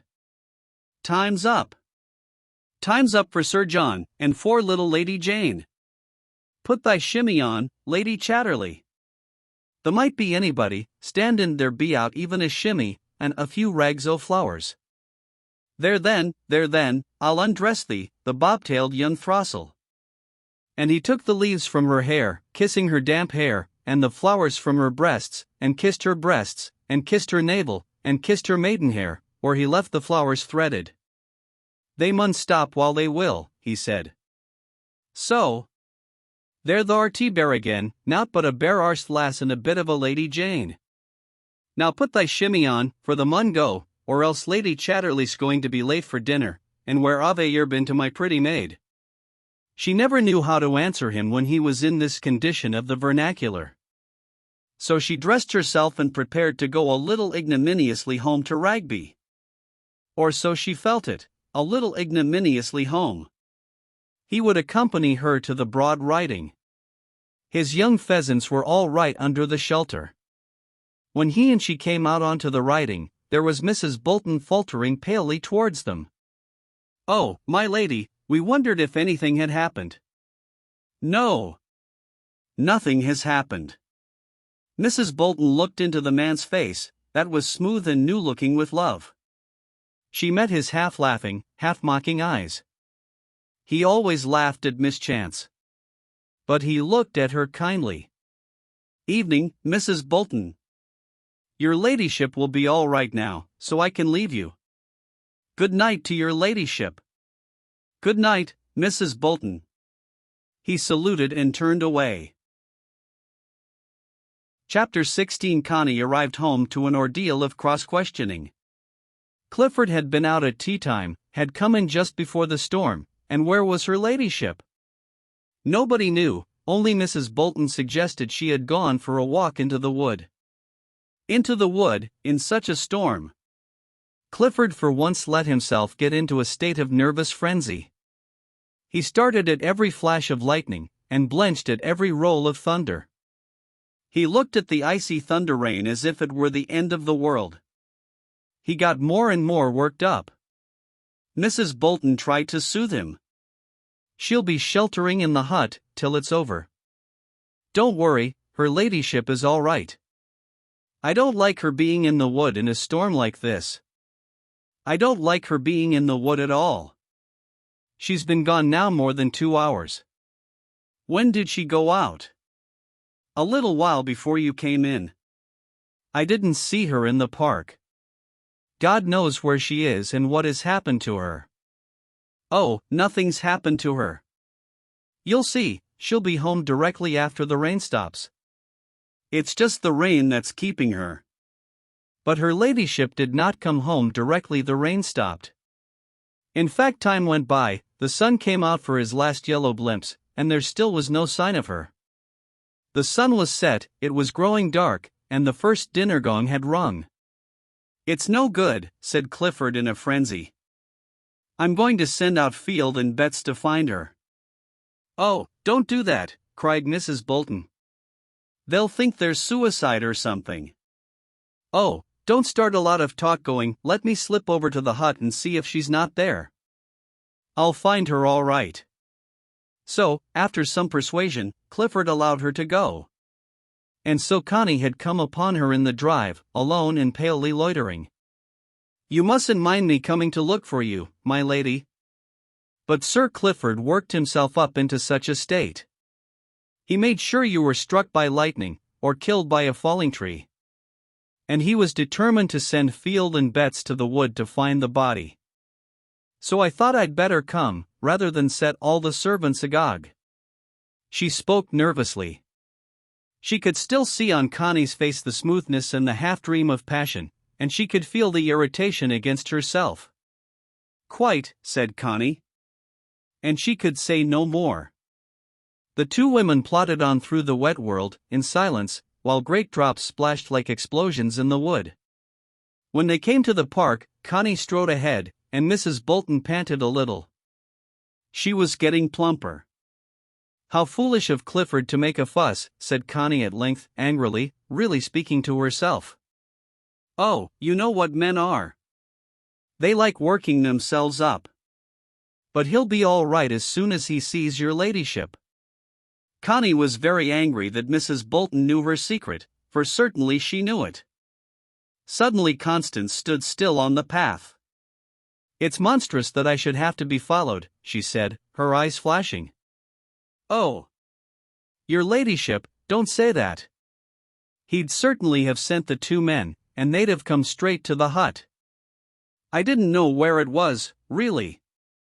Connie flushed darker with rage at the suggestion. Yet, while her passion was on her, she could not lie. She could not even pretend there was nothing between herself and the keeper. She looked at the other woman, who stood so sly, with her head dropped, yet somehow, in her femaleness, an ally. Oh well, she said. If it is so, it is so. I don't mind. Why, you're all right, my lady. You've only been sheltering in the hut. It's absolutely nothing. They went on to the house. Connie marched into Clifford's room, furious with him, furious with his pale, overwrought face and prominent eyes. I must say, I don't think you need send the servants after me, she burst out. My God, he exploded. Where have you been, woman? You've been gone hours, and in a storm like this. What the hell do you go to that bloody wood for? What have you been up to? It's hours even since the rain stopped, hours. Do you know what time it is? You're enough to drive anybody mad. Where have you been? What in the name of hell have you been doing? And what if I don't choose to tell you? She pulled her hat from her head and shook her hair. He looked at her with his eyes bulging, and yellow coming into the whites. It was very bad for him to get into these rages. Mrs. Bolton had a weary time with him, 4 days after. Connie felt a sudden qualm. But really, she said, milder, anyone would think I'd been I don't know where. I just sat in the hut during all the storm, and made myself a little fire, and was happy. She spoke now easily. After all, why work him up anymore? He looked at her suspiciously. And look at your hair, he said, look at yourself. Yes, she replied calmly. I ran out in the rain with no clothes on. He stared at her speechless. You must be mad, he said. Why? To like a shower bath from the rain? And how did you dry yourself? On an old towel and at the fire. He still stared at her in a dumbfounded way. And supposing anybody came, he said. Who would come? Who? Why, anybody. And Mellors. Does he come? He must come in the evenings. Yes, he came later, when it had cleared up, to feed the pheasants with corn. She spoke with amazing nonchalance. Mrs. Bolton, who was listening in the next room, heard in sheer admiration. To think a woman could carry it off so naturally. And suppose he'd come while you were running about in the rain with nothing on, like a maniac? I suppose he'd have had the fright of his life, and cleared out as fast as he could. Clifford still stared at her transfixed. What he thought in his underconsciousness he would never know. And he was too much taken aback to form one clear thought in his upper consciousness. He just simply accepted what she said, in a sort of blank. And he admired her. He could not help admiring her. She looked so flushed and handsome and smooth, love smooth. At least, he said, subsiding, you'll be lucky if you've got off without a severe cold. Oh, I haven't got a cold, she replied. She was thinking to herself of the other man's words, "Tha's got the nicest woman's arse of anybody." She dearly wished she could tell Clifford that this had been said her, during the famous thunderstorm. However, she bore herself rather like an offended queen, and went upstairs to change. That evening, Clifford wanted to be nice to her. He was reading one of the latest scientific religious books. He had a streak of a spurious sort of religion in him, and was egocentrically concerned with the future of his own ego. It was like his habit to make conversation to Connie about some book, since the conversation between them had to be made, almost chemically. They had almost chemically to concoct it in their heads. What do you think of this, by the way, he said, reaching for his book. You'd have no need to cool your ardent body by running out in the rain, if only we had a few more eons of evolution behind us. Ah, here it is. The universe shows us two aspects. On one side it is physically wasting, on the other it is spiritually ascending. Connie listened, expecting more. But Clifford was waiting. She looked at him in surprise. And if it spiritually ascends, she said, what does it leave down below, in the place where its tail used to be? Ah, he said. Take the man for what he means. Ascending is the opposite of his wasting, I presume. Spiritually blown out, so to speak. No, but seriously, without joking, do you think there is anything in it? She looked at him again. Physically wasting, she said. I see you getting fatter, and I'm not wasting myself. Do you think the sun is smaller than he used to be? He's not to me. And I suppose the apple Adam offered Eve wasn't really much bigger, if any, than one of our orange pippins. Do you think it was?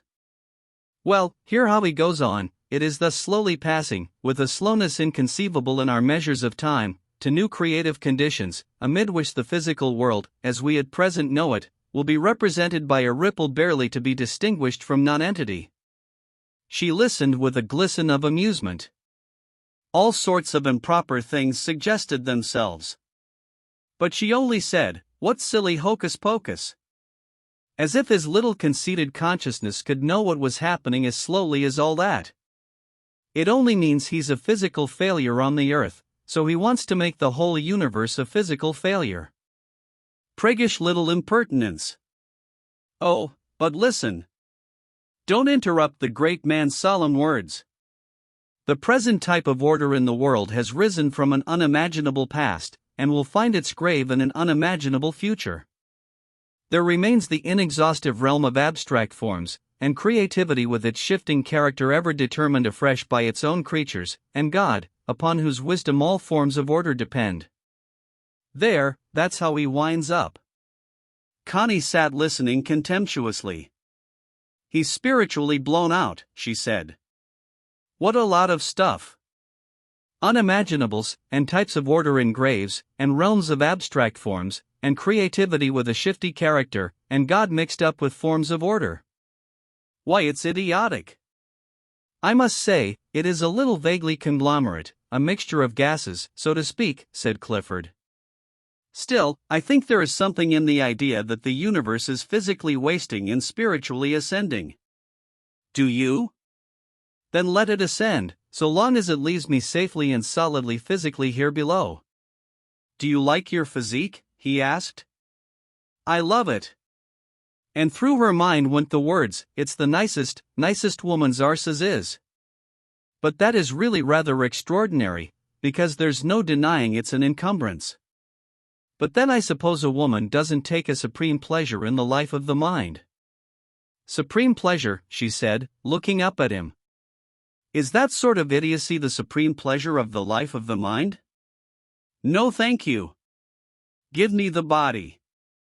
I believe the life of the body is a greater reality than the life of the mind, when the body is really wakened to life. But so many people, like your famous wind machine, have only got minds tacked on to their physical corpses. He looked at her in wonder. The life of the body, he said, is just the life of the animals. And that's better than the life of professional corpses. But it's not true. The human body is only just coming to real life. With the Greeks it gave a lovely flicker, then Plato and Aristotle killed it, and Jesus finished it off. But now the body is coming really to life, it is really rising from the tomb. And it will be a lovely, lovely life in the lovely universe, the life of the human body. My dear, you speak as if you were ushering it all in. True, you are going away on a holiday, but don't please be quite so indecently elated about it. Believe me, whatever God there is slowly eliminating the guts and alimentary system from the human being, to evolve a higher, more spiritual being. Why should I believe you, Clifford, when I feel that whatever God there is has at last waken up in my guts, as you call them, and is rippling so happily there, like dawn? Why should I believe you, when I feel so very much the contrary? Oh, exactly. And what has caused this extraordinary change in you? Running out stark naked in the rain, and playing Bacchante? Desire for sensation, or the anticipation of going to Venice? Both. Do you think it is horrid of me to be so thrilled at going off, she said. Rather horrid to show it so plainly. Then I'll hide it. Oh, don't trouble. You almost communicate a thrill to me. I almost feel that it is I who am going off. Well, why don't you come? We've gone over all that. And as a matter of fact, I suppose your greatest thrill comes from being able to say a temporary farewell to all this. Nothing's so thrilling, for the moment, as goodbye to it all. But every parting means a meeting elsewhere. And every meeting is a new bondage. I'm not going to enter any new bondages. Don't boast, while the gods are listening, he said. She pulled up short. No. I won't boast, she said. But she was thrilled, nonetheless, to be going off, to feel bonds snap. She couldn't help it. Clifford, who couldn't sleep, gambled all night with Mrs. Bolton, till she was too sleepy almost to live. And the day came round for Hilda to arrive. Connie had arranged with Mellors that if everything promised well for their night together, she would hang a green shawl out of the window. If there were frustration, a red one. Mrs. Bolton helped Connie to pack. It will be so good for your ladyship to have a change. I think it will. You don't mind having Sir Clifford on your hands alone for a time, do you? Oh, no. I can manage him quite all right. I mean, I can do all he needs me to do. Don't you think he's better than he used to be? Oh, much. You do wonders with him. Do I, though? But men are all alike, just babies, and you have to flatter them and wheedle them and let them think they're having their own way. Don't you find it so, my lady? I'm afraid I haven't much experience. Connie paused in her occupation. Even your husband, did you have to manage him and wheedle him like a baby? She asked, looking at the other woman. Mrs. Bolton paused too. Well, she said, I had to do a good bit of coaxing, with him too. But he always knew what I was after, I must say that. But he generally gave in to me. He was never the lord and master thing? No. At least there'd be a look in his eyes sometimes, and then I knew I'd got to give in. But usually he gave in to me. No, he was never lord and master. But neither was I. I knew when I could go no further with him, and then I gave in, though it cost me a good bit, sometimes. And what if you had held out against him? Oh, I don't know. I never did. Even when he was in the wrong, if he was fixed, I gave in. You see, I never wanted to break what was between us. And if you really set your will against a man, that finishes it. If you care for a man, you have to give in to him once he's really determined. Whether you're in the right or not, you have to give in. Else you break something.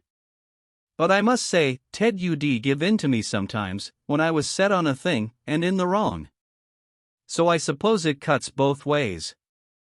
And that's how you are with all your patients? Asked Connie. Oh, that's different. I don't care at all, in the same way.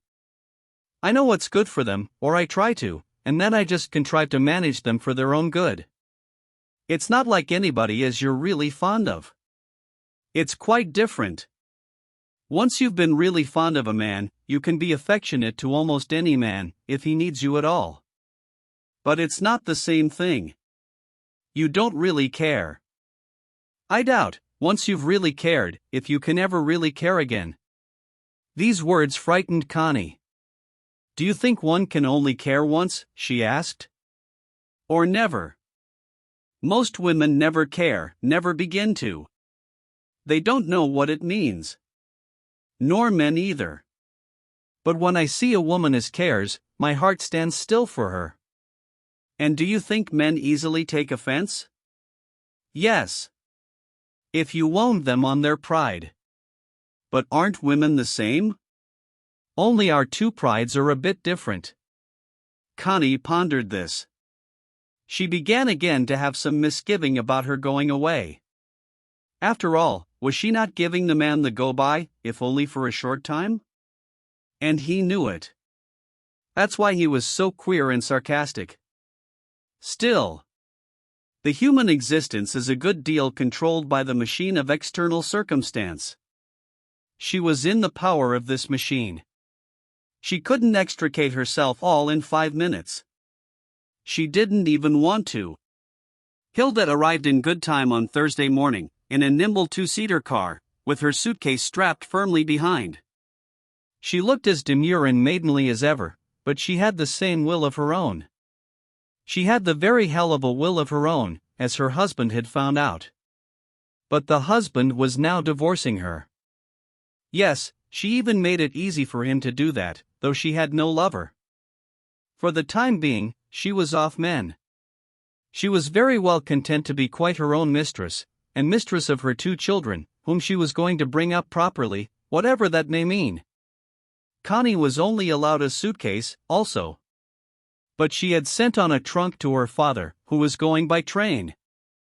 No use taking a car to Venice. And Italy much too hot to motor in July. He was going comfortably by train. He had just come down from Scotland. So, like a demure Arcadian field marshal, Hilda arranged the material part of the journey. She and Connie sat in the upstairs room, chatting. But, Hilda, said Connie, a little frightened. I want to stay near here tonight. Not here, near here. Hilda fixed her sister with gray, inscrutable eyes. She seemed so calm, and she was so often furious. Where, near here? She asked softly. Well, you know I love somebody, don't you? I gathered there was something. Well, he lives near here, and I want to spend this last night with him. I must. I've promised. Connie became insistent. Hilda bent her Minerva-like head in silence. Then she looked up. "Do you want to tell me who he is?" she said. "He's our gamekeeper," faltered Connie, and she flushed vividly, like a shamed child. "Connie," said Hilda, lifting her nose slightly with disgust, a motion she had from her mother. "I know, but he's lovely really." "He really understands tenderness," said Connie, trying to apologize for him. Hilda, like a ruddy, rich-colored Athena, bowed her head and pondered. She was really violently angry. But she dared not show it, because Connie, taking after her father, would straightway become obstreperous and unmanageable. It was true, Hilda did not like Clifford, his cool assurance that he was somebody. She thought he made use of Connie shamefully and impudently. She had hoped her sister would leave him. But, being solid Scotch middle class, she loathed any lowering of oneself, or the family. She looked up at last. "You'll regret it," she said. "I shan't," cried Connie, flushed red. "He's quite the exception. I really love him. He's lovely as a lover." Hilda still pondered. "You'll get over him quite soon," she said, "and live to be ashamed of yourself because of him." "I shan't. I hope I'm going to have a child of his." "Connie," said Hilda, hard as a hammer stroke, and pale with anger. "I shall if I possibly can. I should be fearfully proud if I had a child by him." It was no use talking to her. Hilda pondered. "And doesn't Clifford suspect?" she said. "Oh, no. Why should he?" "I've no doubt you've given him plenty of occasion for suspicion," said Hilda. "Not at all. And tonight's business seems quite gratuitous folly. Where does the man live?" "In the cottage at the other end of the wood." "Is he a bachelor?" "No. His wife left him." "How old?" "I don't know." "Older than me." Hilda became more angry at every reply, angry as her mother used to be, in a kind of paroxysm. But still she hid it. "I would give up tonight's escapade if I were you," she advised calmly. "I can't. I must stay with him tonight, or I can't go to Venice at all. I just can't." Hilda heard her father over again, and she gave way, out of mere diplomacy. And she consented to drive to Mansfield, both of them, to dinner, to bring Connie back to the Lane End after dark, and to fetch her from the Lane End the next morning, herself sleeping in Mansfield, only half an hour away. Good going. But she was furious. She stored up against her sister, this balk in her plans. Connie flung an emerald green shawl over her windowsill. On the strength of her anger, Hilda warmed towards Clifford. After all, he had a mind. And if he had no sex, functionally, all the better, so much the less to quarrel about. Hilda wanted no more of that sex business, where men became nasty, selfish little horrors. Connie really had less to put up with than many women, if she did but know it. And Clifford decided that Hilda, after all, was a decidedly intelligent woman, and would make a man a first-rate helpmeet, if he were going in for politics, for example. Yes, she had none of Connie's silliness. Connie was more a child, you had to make excuses for her, because she was not altogether dependable. There was an early cup of tea in the hall, where doors were open to let in the sun. Everybody seemed to be panting a little. "Goodbye, Connie girl. Come back to me safely." "Goodbye, Clifford." "Yes, I shan't be long." Connie was almost tender. "Goodbye, Hilda. You will keep an eye on her, won't you?" "I'll even keep two," said Hilda. "She shan't go very far astray." "It's a promise." "Goodbye, Mrs. Bolton. I know you'll look after Sir Clifford nobly."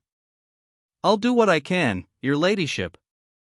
And write to me if there is any news, and tell me about Sir Clifford, how he is." "Very good, your ladyship, I will." "And have a good time, and come back and cheer us up." Everybody waved. The car went off. Connie looked back and saw Clifford sitting at the top of the steps in his house chair. After all, he was her husband, Rugby was her home, circumstance had done it. Mrs. Chambers held the gate and wished her ladyship a happy holiday. The car slipped out of the dark spinney that masked the park, onto the highroad where the colliers were trailing home. Hilda turned to the Crosshill Road, that was not a main road, but ran to Mansfield. Connie put on goggles. They ran beside the railway, which was in a cutting below them. Then they crossed the cutting on a bridge. "That's the lane to the cottage," said Connie. Hilda glanced at it impatiently. "It's a frightful pity we can't go straight off," she said. "We could have been in Pall Mall by 9 o'clock. "I'm sorry for your sake," said Connie, from behind her goggles. They were soon at Mansfield, that once romantic, now utterly disheartening colliery town. Hilda stopped at the hotel named in the motorcar book, and took a room. The whole thing was utterly uninteresting, and she was almost too angry to talk. However, Connie had to tell her something of the man's history. He. What name do you call him by?" "You only say he," said Hilda. "I've never called him by any name, nor he me, which is curious, when you come to think of it. Unless we say Lady Jane and John Thomas. But his name is Oliver Mellors. And how would you like to be Mrs. Oliver Mellors, instead of Lady Chatterley?" "I'd love it." There was nothing to be done with Connie. And anyhow, if the man had been a lieutenant in the army in India for 4 or 5 years, he must be more or less presentable. Apparently he had character. Hilda began to relent a little.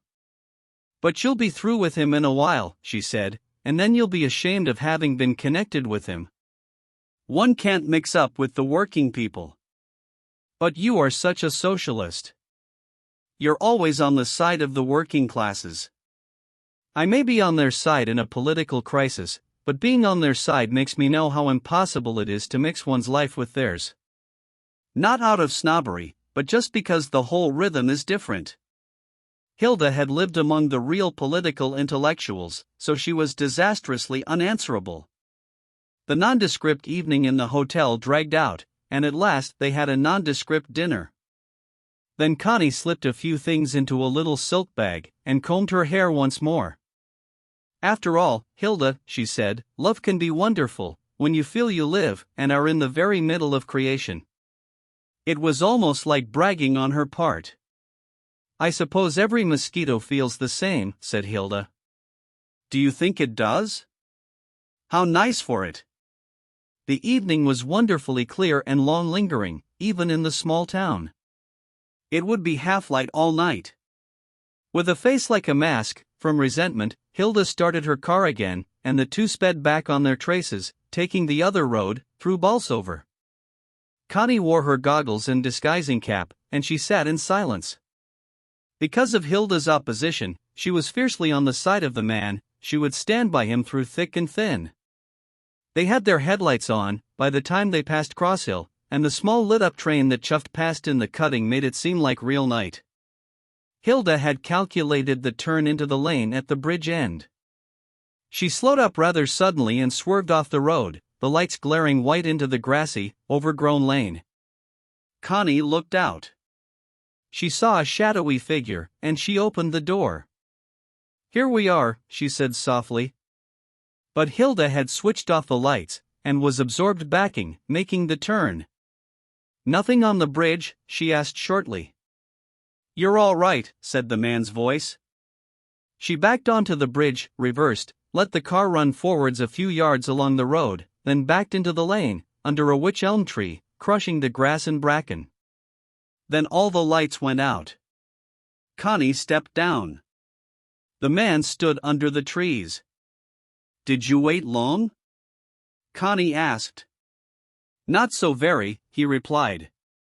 They both waited for Hilda to get out. But Hilda shut the door of the car and sat tight. "This is my sister Hilda.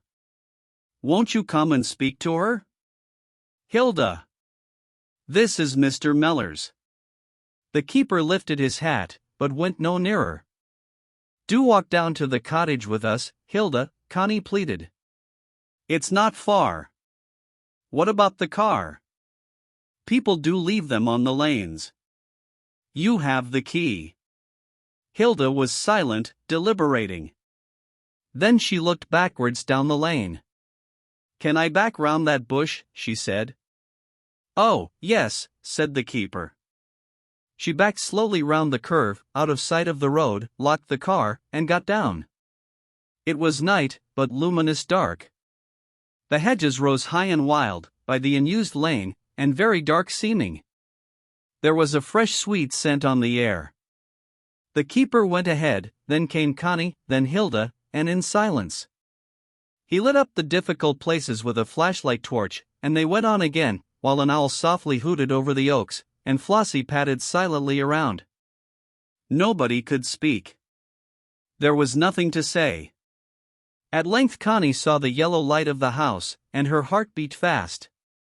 She was a little frightened. They trailed on, still in Indian file. He unlocked the door and preceded them into the warm but bare little room. The fire burned low and red in the grate. The table was set with 2 plates and 2 glasses, on a proper white tablecloth for once. Hilda shook her hair and looked round the bare, cheerless room. Then she summoned her courage and looked at the man. He was moderately tall and thin, and she thought him good-looking. He kept a quiet distance of his own, and seemed absolutely unwilling to speak. "Do sit down, Hilda," said Connie. "Do," he said. "Can I make you tea or anything, or will you drink a glass of beer? It's moderately cool." "Beer," said Connie. "Beer for me, please," said Hilda, with a mock sort of shyness. He looked at her and blinked. He took a blue jug and tramped to the scullery. When he came back with the beer, his face had changed again. Connie sat down by the door, and Hilda sat in his seat, with the back to the wall, against the window corner. "That is his chair," said Connie softly. And Hilda rose as if it had burnt her. "Sid you're still, Sid you're still. "Tai only chair as yo and a mind to, none of us is th big bear," he said, with complete equanimity. And he brought Hilda a glass, and poured her beer first from the blue jug.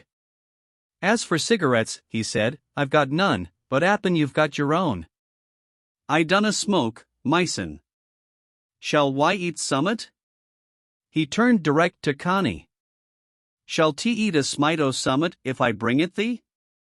The can usually do why a bite." He spoke the vernacular with a curious calm assurance, as if he were the landlord of the inn. "What is there?" asked Connie, flushing. "Boiled ham, cheese, pickled walnuts, if you're like." "Nowt much." "Yes," said Connie. "Won't you, Hilda?" Hilda looked up at him. "Why do you speak Yorkshire?" she said softly. "That's non-Yorkshire, that's Derby." He looked back at her with that faint, distant grin. "Derby, then. Why do you speak Derby? You spoke natural English at first." "Did I though? And canna I change if I'm a mind to tea?" Nay, let me talk Derby if it suits me." "If yo and nowt against it." "It sounds a little affected," said Hilda. "I, 'appen so. And up by Tevershall yo'd sound affected." He looked again at her, with a queer calculating distance, along his cheekbones, as if to say, and who are you?" He tramped away to the pantry for the food. The sisters sat in silence. He brought another plate, and knife and fork.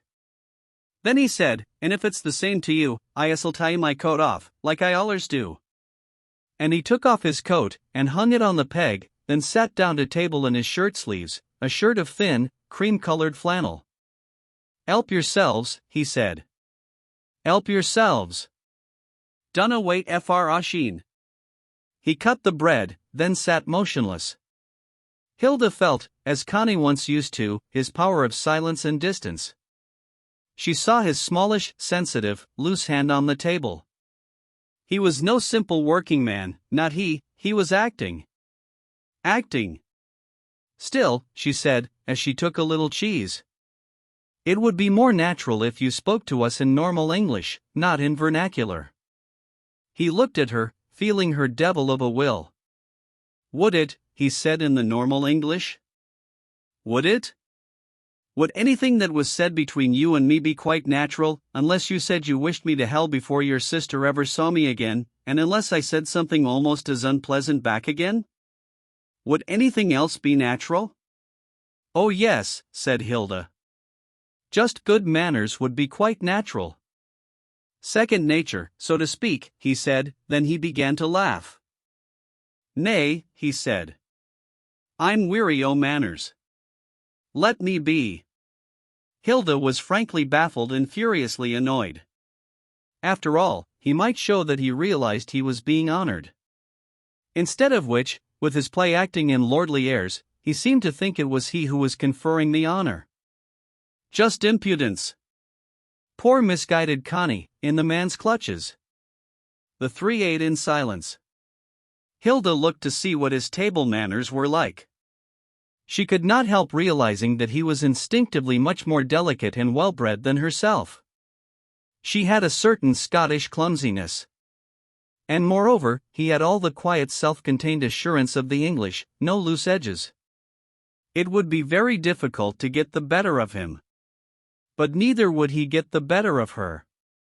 And do you really think, she said, a little more humanly, it's worth the risk? Is what worth what risk? This escapade with my sister. He flickered his irritating grin. Yo man ax Then he looked at Connie.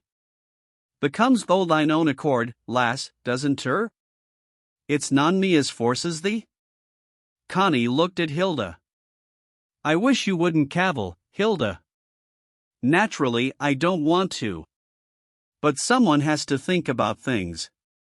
You've got to have some of continuity in your life.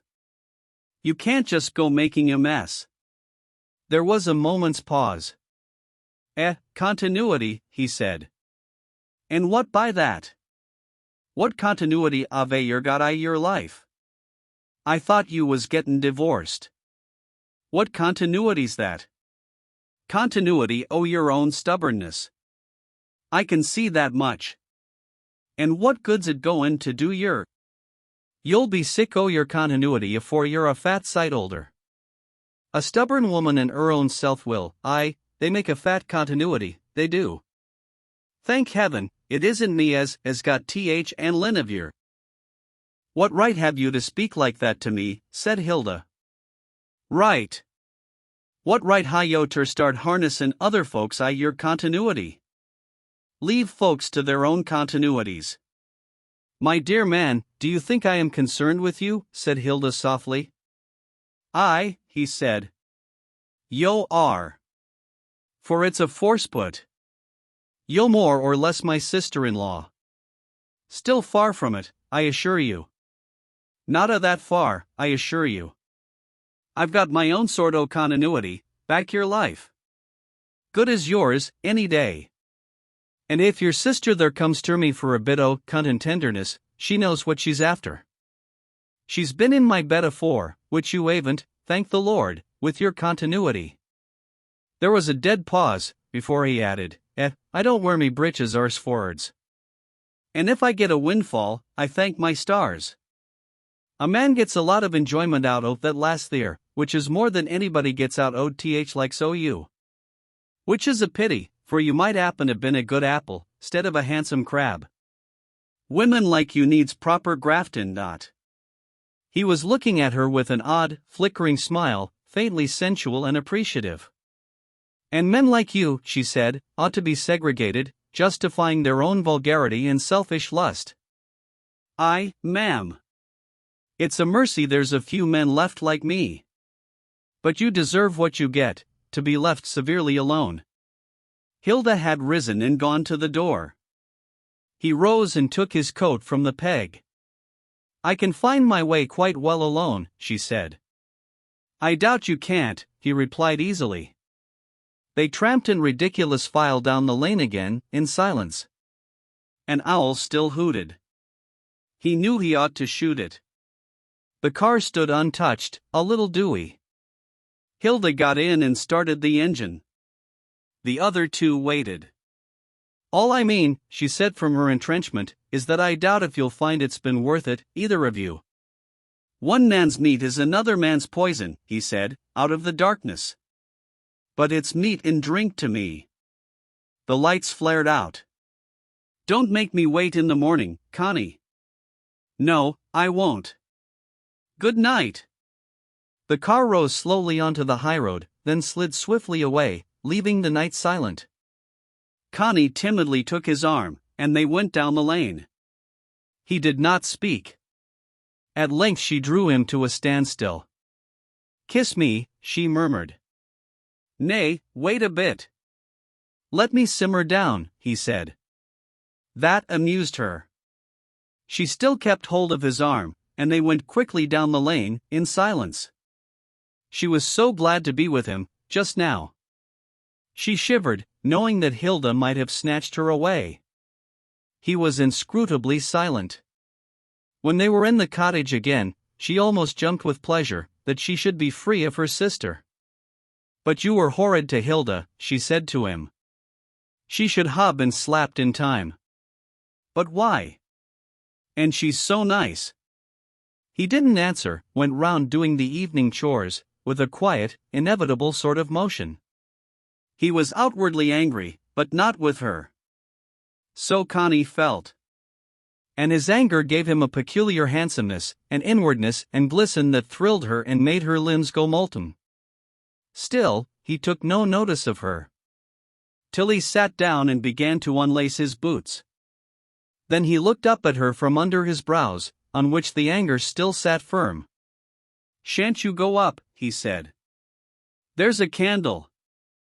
He jerked his head swiftly to indicate the candle burning on the table.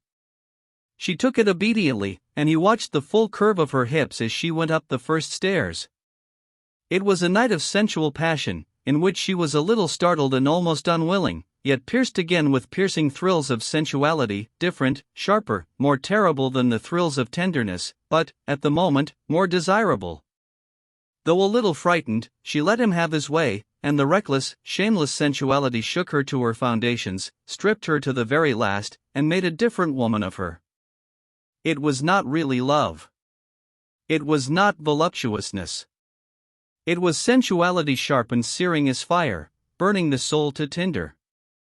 Burning out the shames, the deepest, oldest shames, in the most secret places. It cost her an effort to let him have his way and his will of her.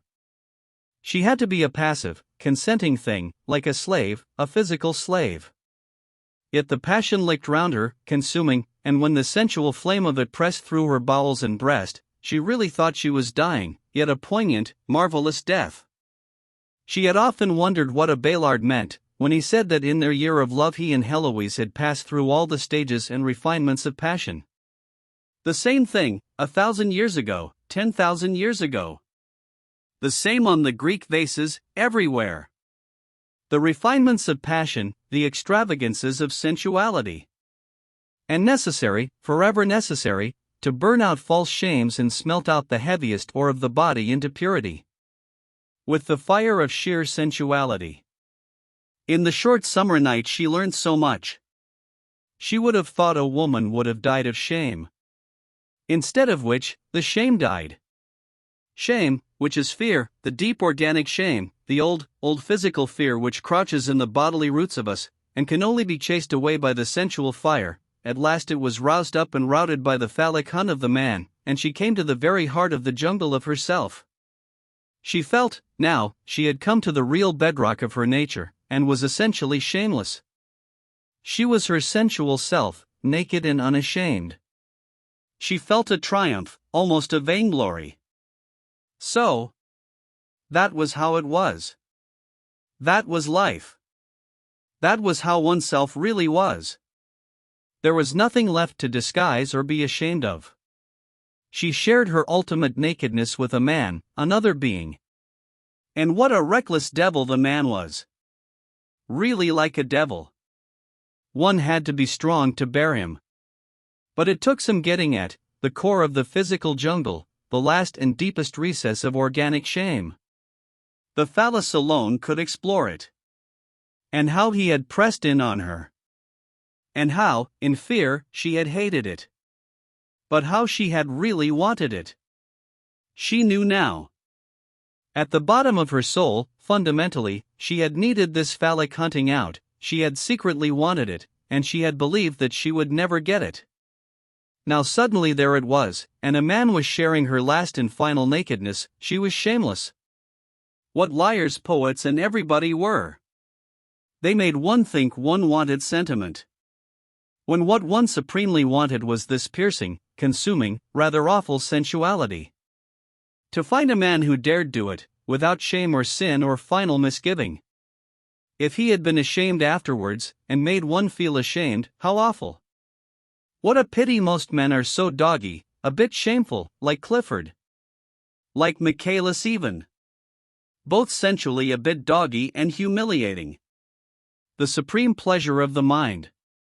And what is that to a woman? What is it, really, to the man either? He becomes merely messy and doggy, even in his mind. It needs sheer sensuality even to purify and quicken the mind. Sheer fiery sensuality, not messiness. Ah God, how rare a thing a man is. They are all dogs that trot and sniff and copulate. To have found a man who was not afraid and not ashamed. She looked at him now, sleeping so like a wild animal asleep, gone in the remoteness of it. She nestled down, not to be away from him.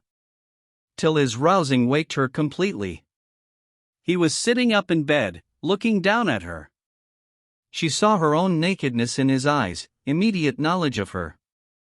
And the fluid, male knowledge of herself seemed to flow to her from his eyes and wrap her voluptuously.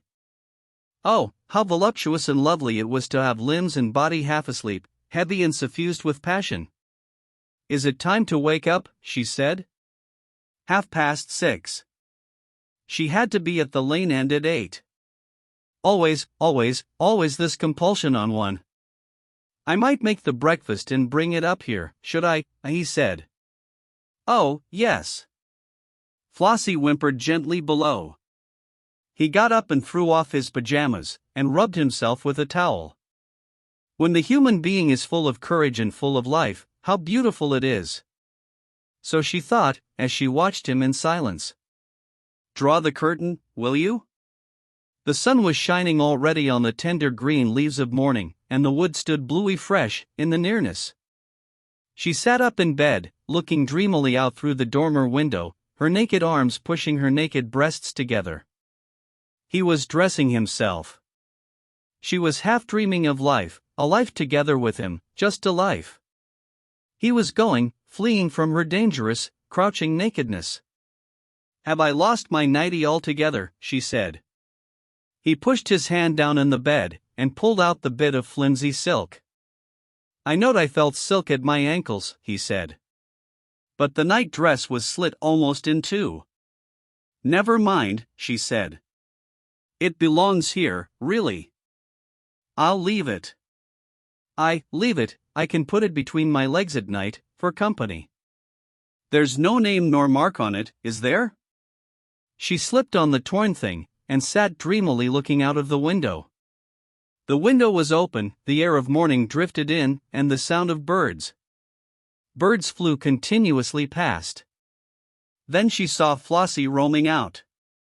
It was morning. Downstairs she heard him making the fire, pumping water, going out at the back door. By and by came the smell of bacon, and at length he came upstairs with a huge black tray that would only just go through the door. He set the tray on the bed, and poured out the tea. Connie squatted in her torn night dress, and fell on her food hungrily. He sat on the one chair, with his plate on his knees. "How good it is," she said. "How nice to have breakfast together." He ate in silence, his mind on the time that was quickly passing. That made her remember. "Oh, how I wish I could stay here with you, and Ragby were a million miles away." "It's Ragby I'm going away from, really.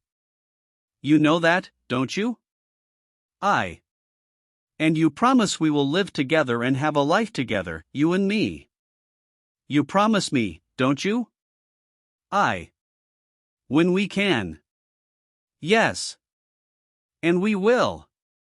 We will, won't we? She leaned over, making the tea spill, catching his wrist. He said, tidying up the tea. We can't possibly not live together now, can we? She said appealingly. He looked up at her with his flickering grin. No, he said. Only you've got to start in 25 minutes. Have I? She cried. Suddenly he held up a warning finger and rose to his feet.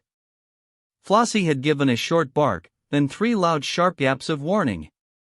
Silent, he put his plate on the tray and went downstairs. Constance heard him go down the garden path. A bicycle bell tinkled outside there. Morning, Mr. Mellors. Registered letter. Oh, got a pencil? Here YR. There was a pause. Canada, said the stranger's voice. That's a mate o' mine out there in British Columbia. Dunno what he's got to register. Appin sent a fortune, like. More like wants summit. Pause. Well. Lovely day again. Morning. Morning. After a time he came upstairs again, looking a little angry. Postman, he said. Very early, she replied. Rural round, he's mostly here by 7 when he does come.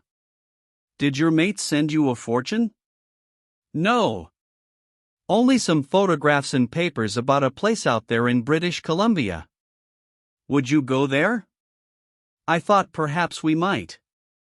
Oh, yes. I believe it's lovely. But he was put out by the postman's coming. Them damned bikes, they're on you afore you know where you are. I hope he twigged nothing. After all, what could he twig? You must get up now, and get ready. I'm just going ter look round outside. She saw him go reconnoitering into the lane with the dog and gun. She went downstairs and washed, and was ready by the time he came back, with the few things in the little silk bag. He locked up, and they set off, but through the wood, not down the lane. He was being wary. Don't you think one lives for times like last night? She said to him. But there's the rest o' times to think on, he replied, rather short. They plodded on down the overgrown path, he in front, in silence. And we will live together and make a life together, won't we? She pleaded. He replied, striding on without looking round. When tea time comes. Just now you're off to Venice or somewhere. She followed him dumbly, with sinking heart. Oh, now she was to go. At last he stopped. I'll just strike across here, he said, pointing to the right. But she flung her arms round his neck and clung to him. But you'll keep the tenderness for me, won't you? She whispered. I loved last night. But you'll keep the tenderness for me, won't you? He kissed her and held her close for a moment. Then he sighed, and kissed her again. I must go and look if Car's there. He strode over the low brambles and bracken, leaving a trail through the fern. For a minute or two he was gone. Then he came striding back. Car's not there yet, he said. But there's the baker's cart on T Road. He seemed anxious and troubled. Hark! They heard a car softly hoot as it came nearer. It slowed up on the bridge. She plunged with utter mournfulness in his track through the fern, and came to a huge holly hedge. He was just behind her. Here. Go through there, he said, pointing to a gap. I shan't come out.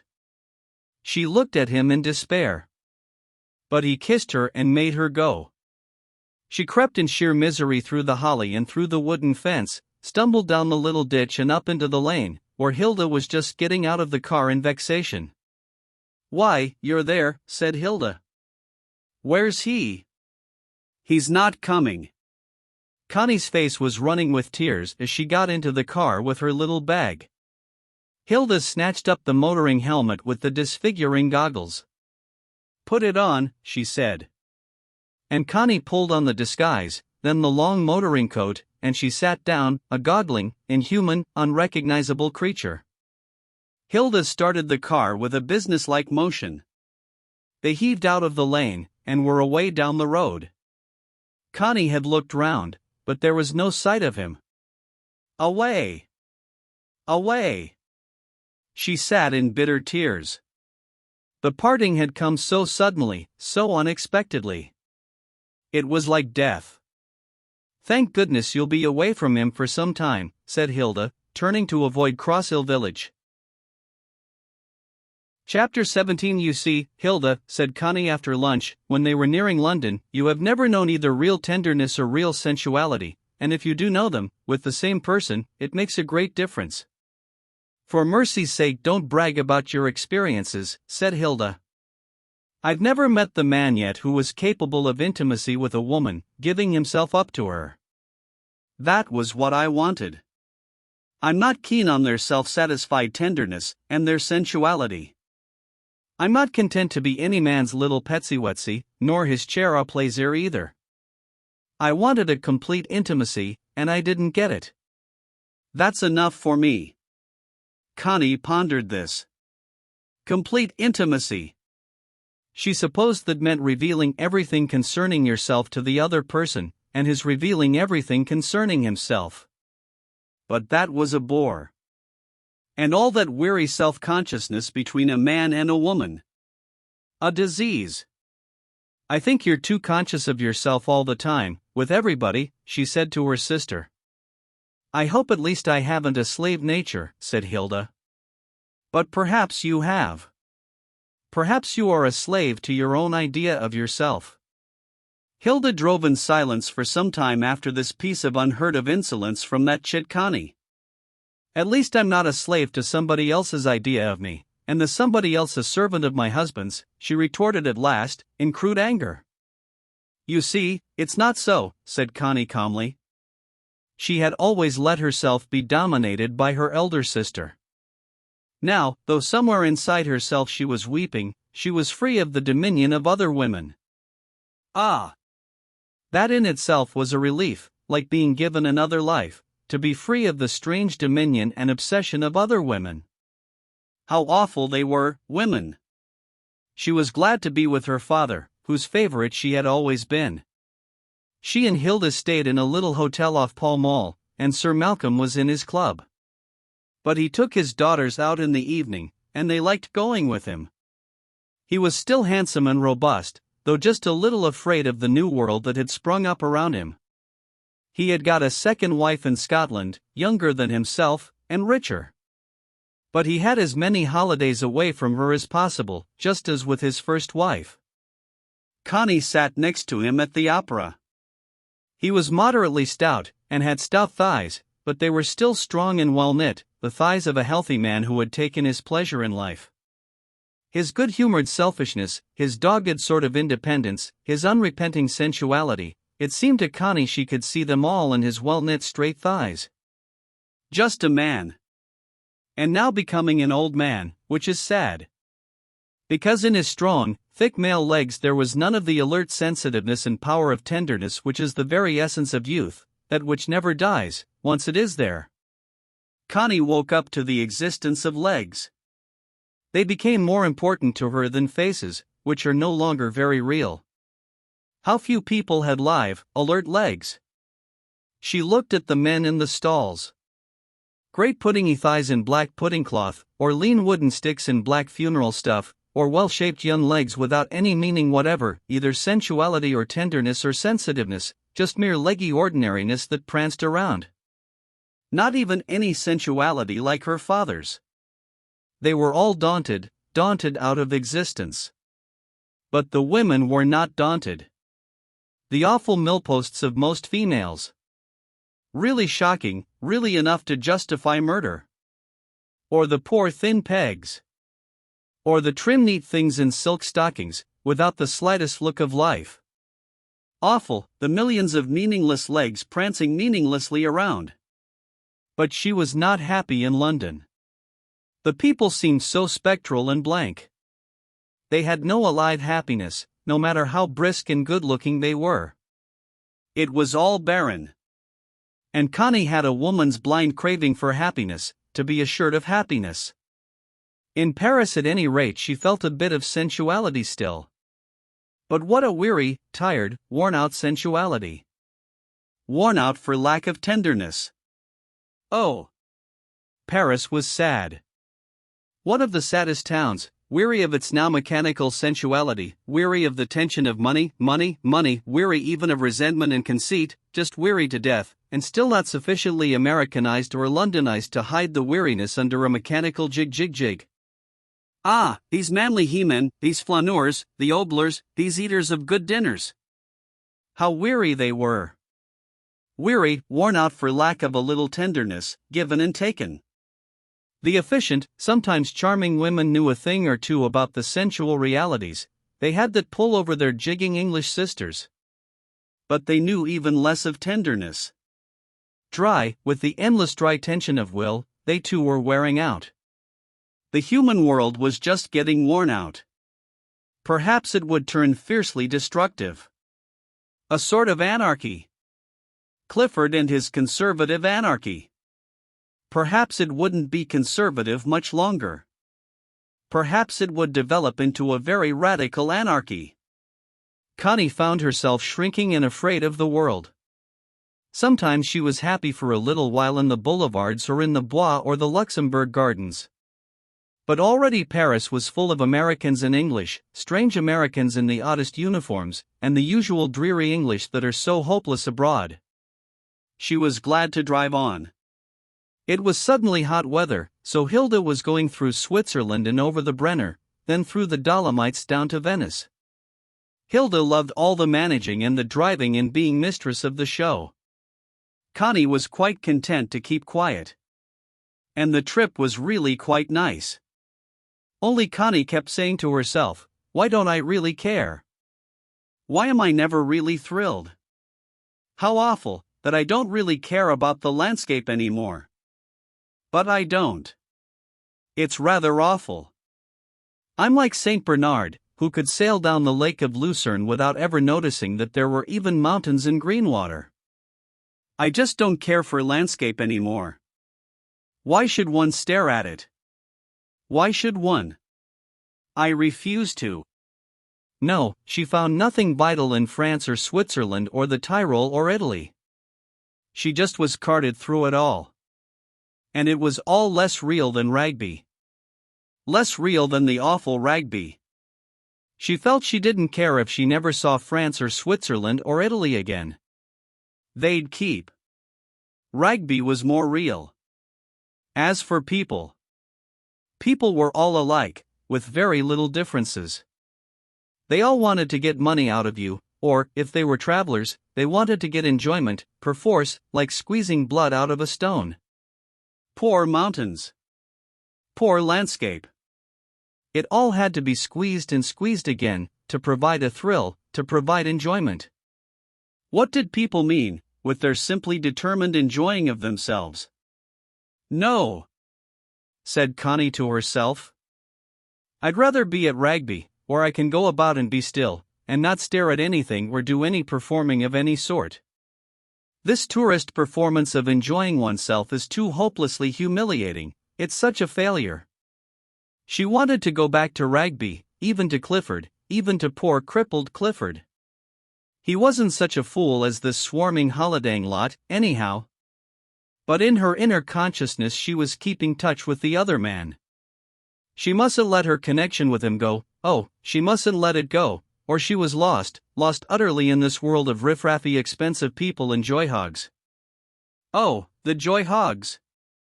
Oh, enjoying oneself. Another modern form of sickness. They left the car in Mestre, in garage, and took the regular steamer over to Venice. It was a lovely summer afternoon, the shallow lagoon rippled, the full sunshine made Venice, turning its back to them across the water, look dim. At the station quay they changed to a gondola, giving the man the address. He was a regular gondolier in a white and blue blouse, not very good looking, not at all impressive. Yes. The Villa Esmeralda. Yes. I know it. I have been the gondolier for a gentleman there. But a fair distance out. He seemed a rather childish, impetuous fellow. He rode with a certain exaggerated impetuosity through the dark side canals with the horrible, slimy green walls, the canals that go through the poorer quarters, where the washing hangs high up on ropes, and there is a slight, or strong odor of sewage. But at last he came to one of the open canals with pavement on either side, and looping bridges, that run straight, at right angles to the Grand Canal. The two women sat under the little awning, the man was perched above, behind them. "Are the signorine staying long at the Villa Esmeralda?" he asked, rowing easy, and wiping his perspiring face with a white and blue handkerchief. "Some 20 days, we are both married ladies," said Hilda, in her curious hushed voice, that made her Italian sound so foreign. "Ah! 20 days, said the man. There was a pause. After which he asked, "Do the signore want a gondolier for the 20 days or so that they will stay at the Villa Esmeralda? Or by the day, or by the week?" Connie and Hilda considered. In Venice, it is always preferable to have one's own gondola, as it is preferable to have one's own car on land. What is there at the villa? What boats? There is a motor launch, also a gondola. But the but meant, they won't be your property. How much do you charge? It was about 30 shillings a day, or £10 a week. Is that the regular price? Asked Hilda. Less, signora. The regular price, the sisters considered. Well, said Hilda, come tomorrow morning, and we will arrange it.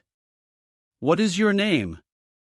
His name was Giovanni, and he wanted to know at what time he should come, and then for whom should he say he was waiting. Hilda had no card. Connie gave him one of hers. He glanced at it swiftly, with his hot, southern blue eyes, then glanced again. "Ah," he said, lighting up, "Milady." "Milady, isn't it?" "Milady Costanza," said Connie. He nodded, repeating "Milady Costanza," and putting the card carefully away in his blouse. The Villa Esmeralda was quite a long way out, on the edge of the lagoon looking towards Chioggia. It was not a very old house, and pleasant, with the terraces looking seawards, and below, quite a big garden with dark trees, walled in from the lagoon. Their host was a heavy, rather coarse Scotchman who had made a good fortune in Italy before the war, and had been knighted for his ultra-patriotism during the war. His wife was a thin, pale, sharp kind of person with no fortune of her own, and the misfortune of having to regulate her husband's rather sordid amorous exploits. He was terribly tiresome with the servants. But having had a slight stroke during the winter, he was now more manageable. The house was pretty dull. Besides Sir Malcolm and his 2 daughters, there were 7 more people, a Scotch couple, again with 2 daughters, a young Italian contessa, a widow, a young Georgian prince, and a youngish English clergyman who had had pneumonia and was being chaplain to Sir Alexander for his health's sake. The prince was penniless, good-looking, would make an excellent chauffeur, with the necessary impudence, and basta. The Contessa was a quiet little puss with a game on somewhere. The clergyman was a raw simple fellow from a Bucks vicarage. Luckily he had left his wife and 2 children at home. And the Guthries, the family of 4, were good solid Edinburgh middle class, enjoying everything in a solid fashion, and daring everything while risking nothing. Connie and Hilda ruled out the prince at once. The Guthries were more or less their own sort, substantial, but boring, and the girls wanted husbands. The chaplain was not a bad fellow, but too deferential. Sir Alexander, after his slight stroke, had a terrible heaviness in his joviality, but he was still thrilled at the presence of so many handsome young women.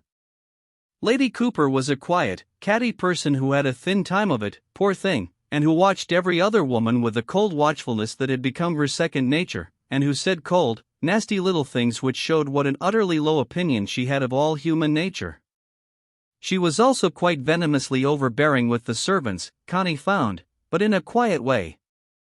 And she skillfully behaved so that Sir Alexander should think he was lord and monarch of the whole caboose, with his stout, would-be genial paunch, and his utterly boring jokes, his humorosity, as Hilda called it. Sir Malcolm was painting. Yes, he still would do a Venetian lagoonscape, now and then, in contrast to his Scottish landscapes.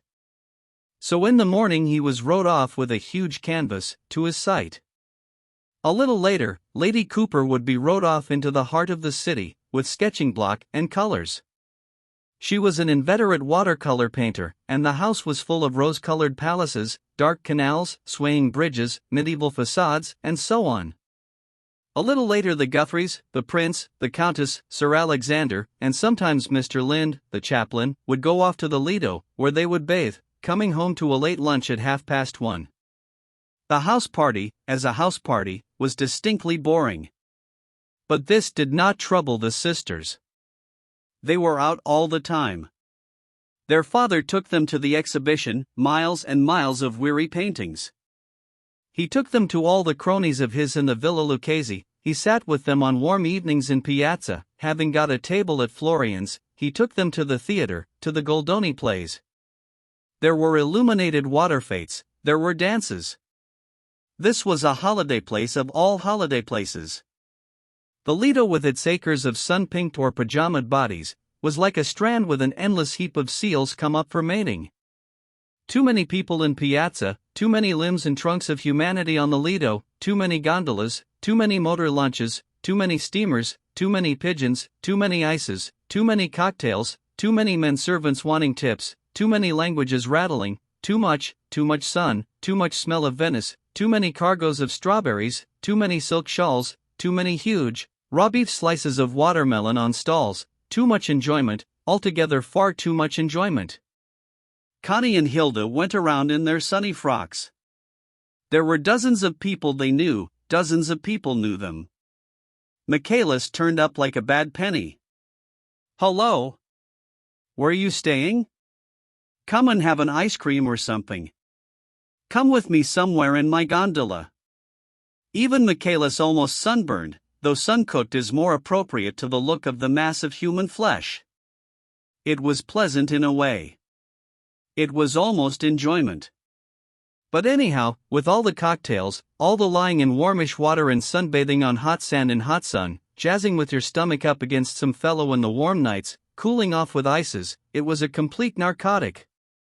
And that was what they all wanted: a drug, the slow water, a drug, the sun, a drug, jazz, a drug, cigarettes, cocktails, ices, vermouth. To be drugged. Enjoyment. Enjoyment. Hilda half liked being drugged. She liked looking at all the women, speculating about them. The women were absorbingly interested in the women. How does she look? What man has she captured? What fun is she getting out of it? The men were like great dogs in white flannel trousers, waiting to be patted, waiting to wallow, waiting to plaster some woman's stomach against their own, in jazz. Hilda liked jazz, because she could plaster her stomach against the stomach of some so-called man, and let him control her movements from the visceral center, here and there across the floor, and then she could break loose and ignore the creature. He had been merely made use of. Poor Connie was rather unhappy. She wouldn't jazz, because she simply couldn't plaster her stomach against some creature's stomach. She hated the conglomerate mass of nearly nude flesh on the Lido. There was hardly enough water to wet them all. She disliked Sir Alexander and Lady Cooper. She did not want Michaelis or anybody else trailing her. The happiest times were when she got Hilda to go with her away across the lagoon, far across to some lonely shingle bank, where they could bathe quite alone, the gondola remaining on the inner side of the reef. Then Giovanni got another gondolier to help him, because it was a long way and he sweated terrifically in the sun. Giovanni was very nice, affectionate, as the Italians are, and quite passionless. The Italians are not passionate. Passion has deep reserves. They are easily moved, and often affectionate, but they rarely have any abiding passion of any sort. So Giovanni was already devoted to his ladies. as he had been devoted to cargoes of ladies in the past.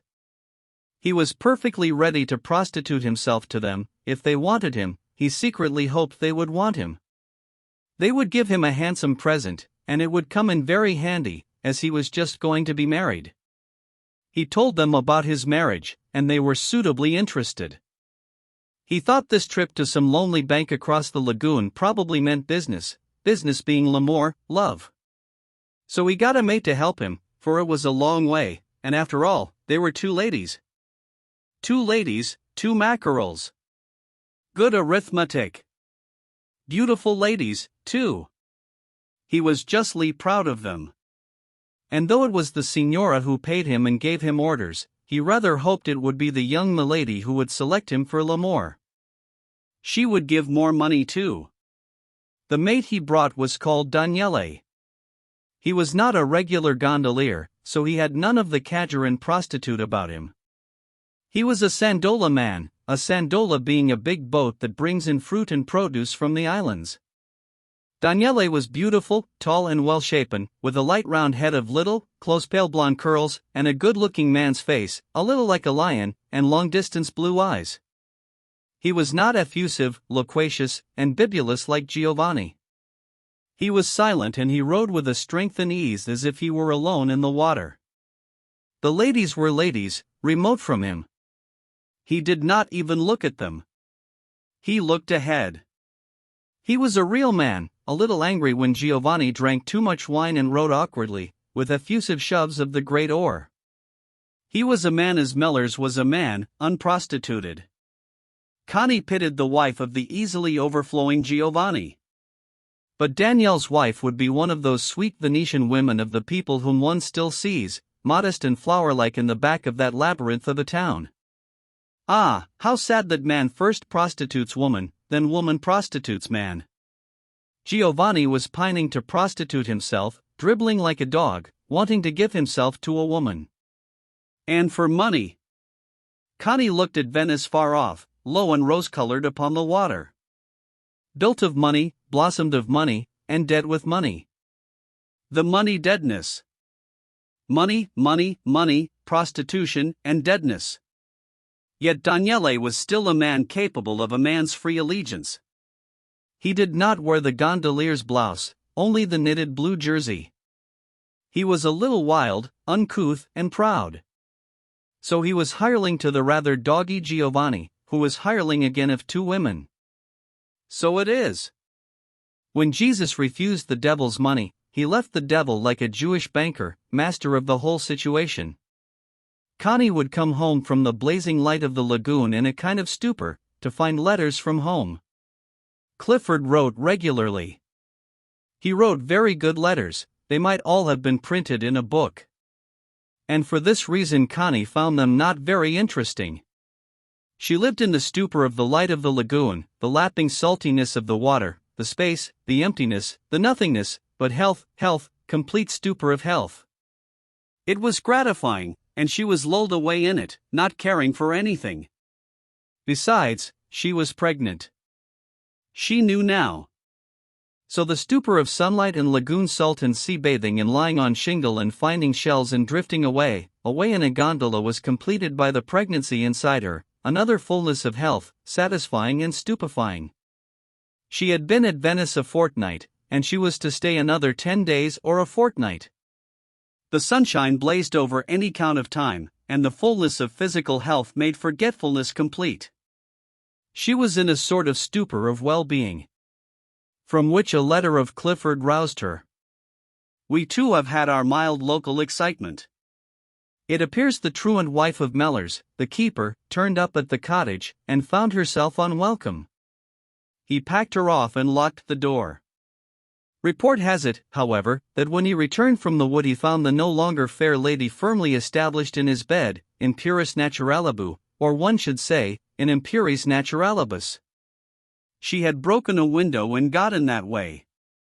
Unable to evict the somewhat manhandled Venus from his couch, he beat a retreat and retired, it is said, to his mother's house in Tevershall. Meanwhile the Venus of Stacksgate is established in the cottage, which she claims as her home, and Apollo, apparently, is domiciled in Tevershall. I repeat this from hearsay, as Mellors has not come to me personally.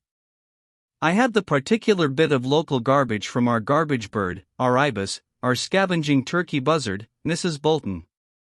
I would not have repeated it had she not exclaimed, "Her ladyship will go no more to the wood if that woman's going to be about." I like your picture of Sir Malcolm striding into the sea with white hair blowing and pink flesh glowing. I envy you that sun. Here it rains. But I don't envy Sir Malcolm his inveterate mortal carnality. However, it suits his age. Apparently one grows more carnal and more mortal as one grows older. Only youth has a taste of immortality.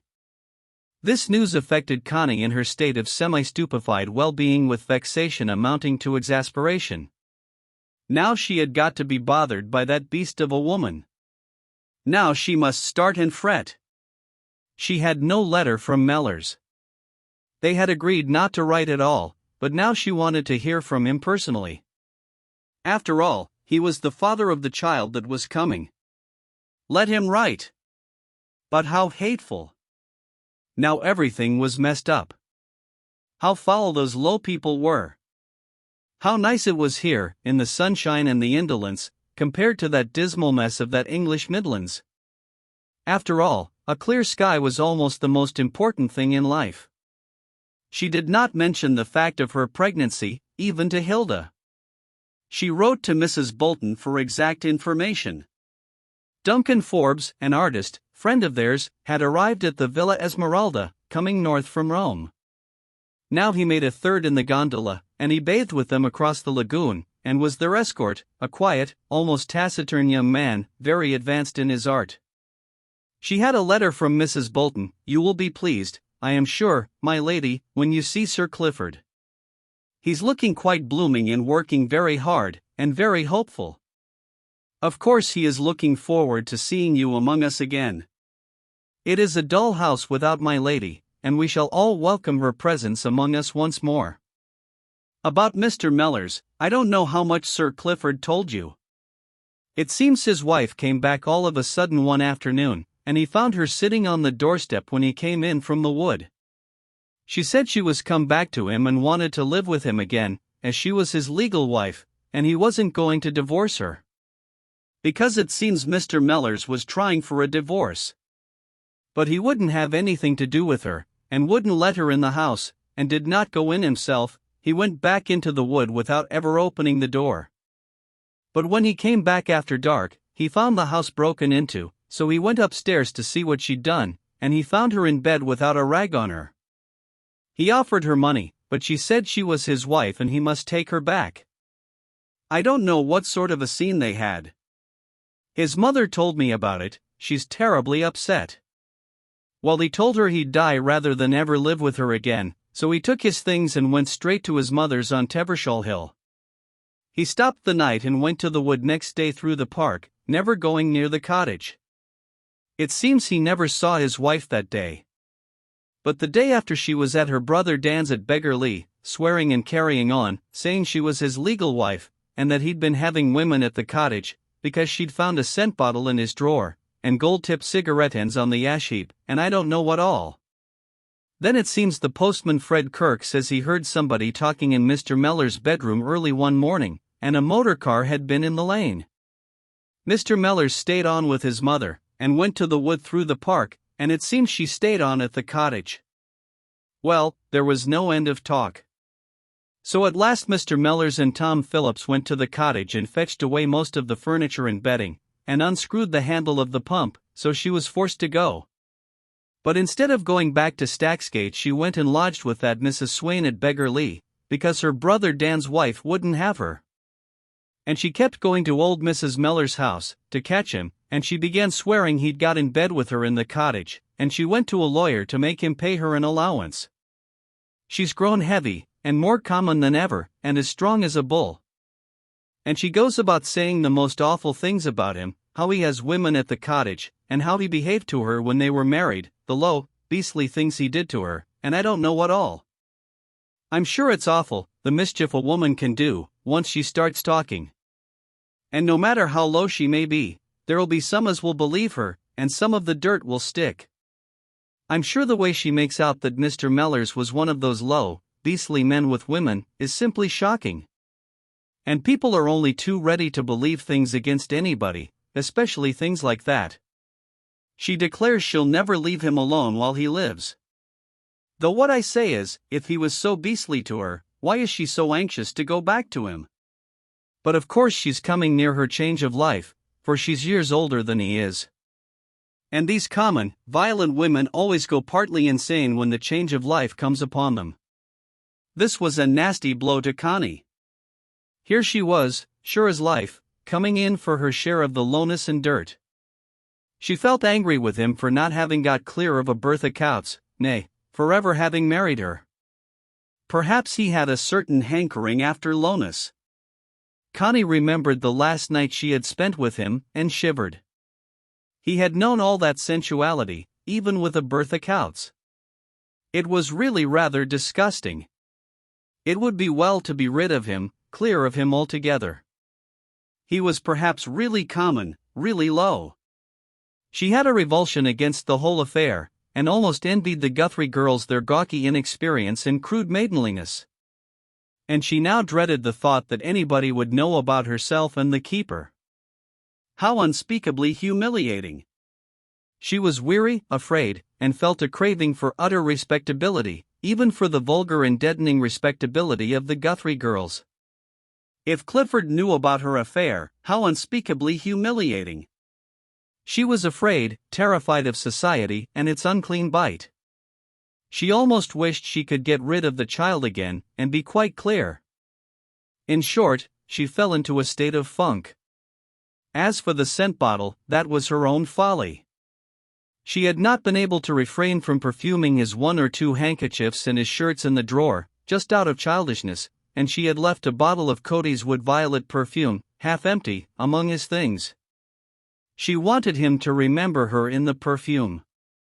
As for the cigarette ends, they were Hilda's. She could not help confiding a little in Duncan Forbes. She didn't say she had been the keeper's lover, she only said she liked him, and told Forbes the history of the man. "Oh," said Forbes, "you'll see, they'll never rest till they've pulled the man down and done him in. If he has refused to creep up into the middle classes, when he had a chance, and if he's a man who stands up for his own sex, then they'll do him in. It's the one thing they won't let you be, straight and open in your sex. You can be as dirty as you like. In fact, the more dirt you do on sex, the better they like it. But if you believe in your own sex, and won't have it done dirt to, they'll down you. It's the one insane taboo left, sex is a natural and vital thing. They won't have it, and they'll kill you before they'll let you have it. You'll see, they'll hound that man down. And what's he done, after all? If he's made love to his wife all ends on, hasn't he a right to? She ought to be proud of it. But you see, even a low bitch like that turns on him, and uses the hyena instinct of the mob against sex, to pull him down. You have to snivel and feel sinful or awful about your sex, before you're allowed to have any. Oh, they'll hound the poor devil down. Connie had a revulsion in the opposite direction now. What had he done, after all? What had he done to herself, Connie, but give her an exquisite pleasure, and a sense of freedom and life? He had released her warm, natural sexual flow. And for that they would hound him down. No, no, it should not be. She saw the image of him, naked white with tan face and hands, looking down and addressing his erect penis as if it were another being, the odd grin flickering on his face. And she heard his voice again, "Tha's got the nicest woman's arse of anybody." And she felt his hand warmly and softly closing over her tail again, over her secret places, like a benediction. And the warmth ran through her womb, and the little flames flickered in her knees, and she said, "Oh no. I mustn't go back on it. I must not go back on him. I must stick to him and to what I had of him, through everything. I had no warm, flamey life till he gave it to me. And I won't go back on it." She did a rash thing. She sent a letter to Ivy Bolton, enclosing a note to the keeper, and asking Mrs. Bolton to give it to him. And she wrote to him, I am very much distressed to hear of all the trouble your wife is making for you, but don't mind it, it is only a sort of hysteria. It will all blow over as suddenly as it came. But I'm awfully sorry about it, and I do hope you are not minding very much. After all, it isn't worth it. She is only a hysterical woman who wants to hurt you. I shall be home in 10 days' time, and I do hope everything will be all right." A few days later came a letter from Clifford. He was evidently upset. "I am delighted to hear you are prepared to leave Venice on the 16th. But if you are enjoying it, don't hurry home. We miss you, Ragby misses you. But it is essential that you should get your full amount of sunshine and pajamas, as the advertisements of the Lido say. So please do stay on a little longer, if it is cheering you up and preparing you for our sufficiently awful winter. Even today, it rains. I am assiduously, admirably looked after by Mrs. Bolton. She is a queer specimen. The more I live, the more I realize what strange creatures human beings are. Some of them might just as well have 100 legs, like a centipede, or 6, like a lobster. The human consistency and dignity one has been led to expect from one's fellow men seem actually non-existent. One doubts if they exist to any startling degree even in oneself. The scandal of the keeper continues and gets bigger like a snowball. Mrs. Bolton keeps me informed. She reminds me of a fish which, though dumb, seems to be breathing silent gossip through its gills, while ever it lives. All goes through the sieve of her gills, and nothing surprises her. It is as if the events of other people's lives were the necessary oxygen of her own. She is preoccupied with the Mellors scandal, and if I will let her begin, she takes me down to the depths. Her great indignation, which even then is like the indignation of an actress playing a role, is against the wife of Mellors, whom she persists in calling Bertha Coutts. I have been to the depths of the muddy lives of the Bertha Couttses of this world, and when, released from the current of gossip, I slowly rise to the surface again, I look at the daylight and wonder that it ever should be. It seems to me absolutely true that our world, which appears to us the surface of all things, is really the bottom of a deep ocean. All our trees are submarine growths, and we are weird, scaly-clad submarine fauna, feeding ourselves on offal like shrimps. Only occasionally the soul rises gasping through the fathomless fathoms under which we live, far up to the surface of the ether, where there is true air. I am convinced that the air we normally breathe is a kind of water, and men and women are a species of fish. But sometimes the soul does come up, shoots like a kid awake into the light, with ecstasy, after having preyed on the submarine depths.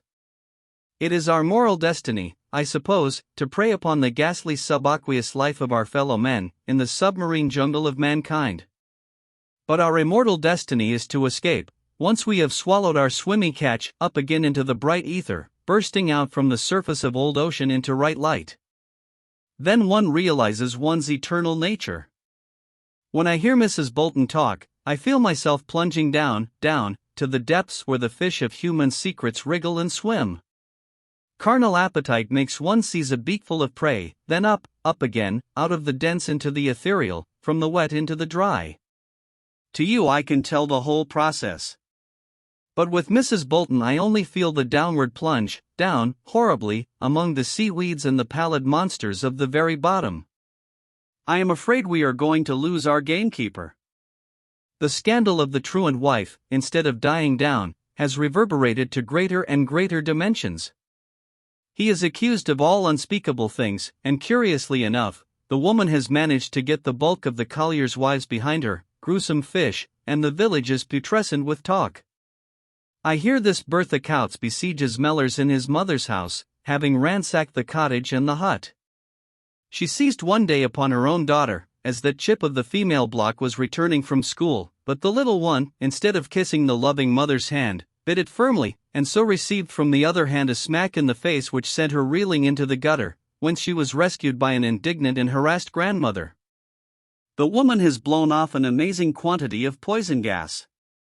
She has aired in detail all those incidents of her conjugal life which are usually buried down in the deepest grave of matrimonial silence, between married couples. Having chosen to exhume them, after 10 years of burial, she has a weird array.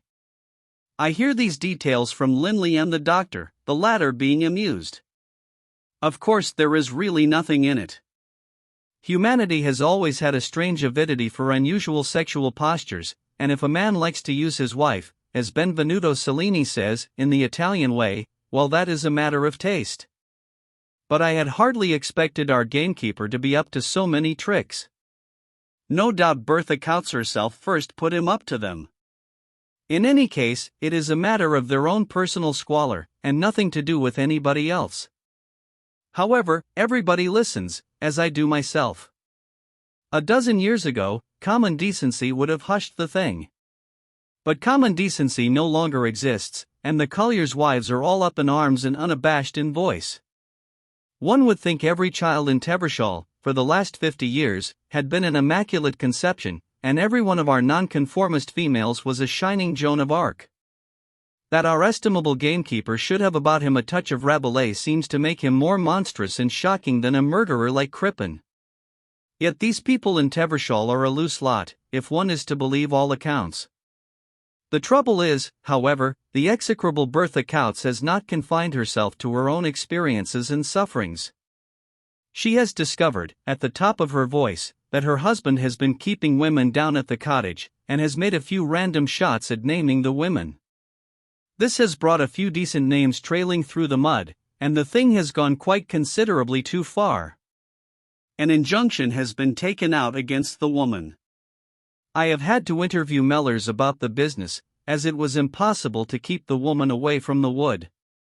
He goes about as usual, with his Miller of the Dee air, I care for nobody, no not I, if nobody cares for me. Nevertheless, I shrewdly suspect he feels like a dog with a tin can tied to its tail, though he makes a very good show of pretending the tin can isn't there. But I hear that in the village the women call away their children if he is passing, as if he were the Marquis de Sade in person.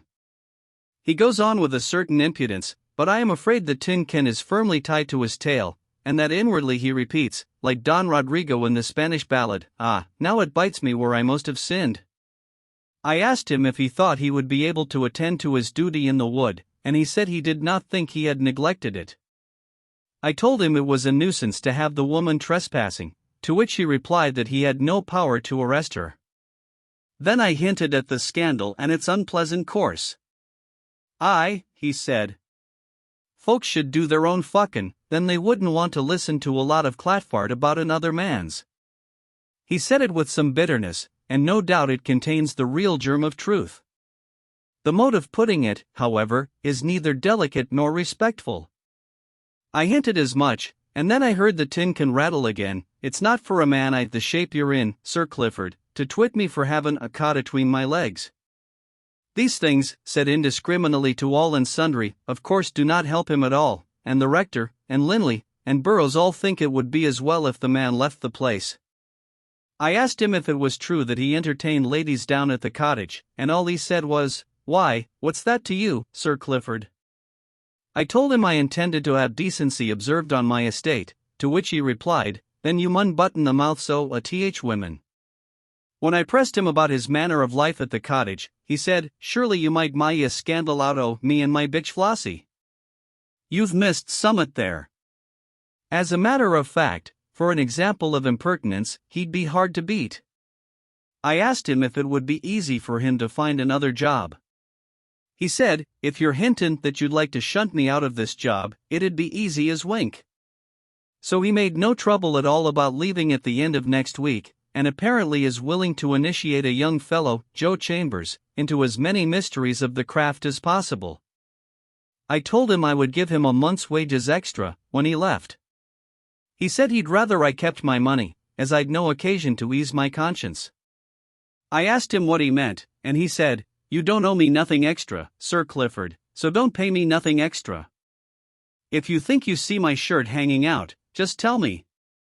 Well, there is the end of it for the time being. The woman has gone away, we don't know where to, but she is liable to arrest if she shows her face in Tevershall. And I hear she is mortally afraid of jail, because she merits it so well. Mellors will depart on Saturday week, and the place will soon become normal again. Meanwhile, my dear Connie, if you would enjoy to stay in Venice or in Switzerland till the beginning of August, I should be glad to think you are out of all this buzz of nastiness, which will have died quite away by the end of the month. So you see, we are deep-sea monsters, and when the lobster walks on mud, he stirs it up for everybody. We must perforce take it philosophically. The irritation, and the lack of any sympathy in any direction, of Clifford's letter had a bad effect on Connie. But she understood it better when she received the following from Mellors: "The cat is out of the bag, along with various other pussies. You have heard that my wife Bertha came back to my unloving arms, and took up her abode in the cottage, where, to speak disrespectfully, she smelled a rat, in the shape of a little bottle of Cody. Other evidence she did not find, at least for some days, when she began to howl about the burnt photograph. She noticed the glass and the backboard in the spare bedroom. Unfortunately, on the backboard somebody had scribbled little sketches, and the initials, several times repeated, C.S.R. This, however, afforded no clue until she broke into the hut, and found one of your books, an autobiography of the actress Judith, with your name, Constance Stewart Reed, on the front page. After this, for some days she went round loudly saying that my paramour was no less a person than Lady Chatterley herself. The news came at last to the rector, Mr. Burroughs, and to Sir Clifford. They then proceeded to take legal steps against my liege lady, who for her part disappeared, having always had a mortal fear of the police. Sir Clifford asked to see me, so I went to him. He talked around things and seemed annoyed with me. Then he asked if I knew that even her ladyship's name had been mentioned. I said I never listened to scandal, and was surprised to hear this bit from Sir Clifford himself.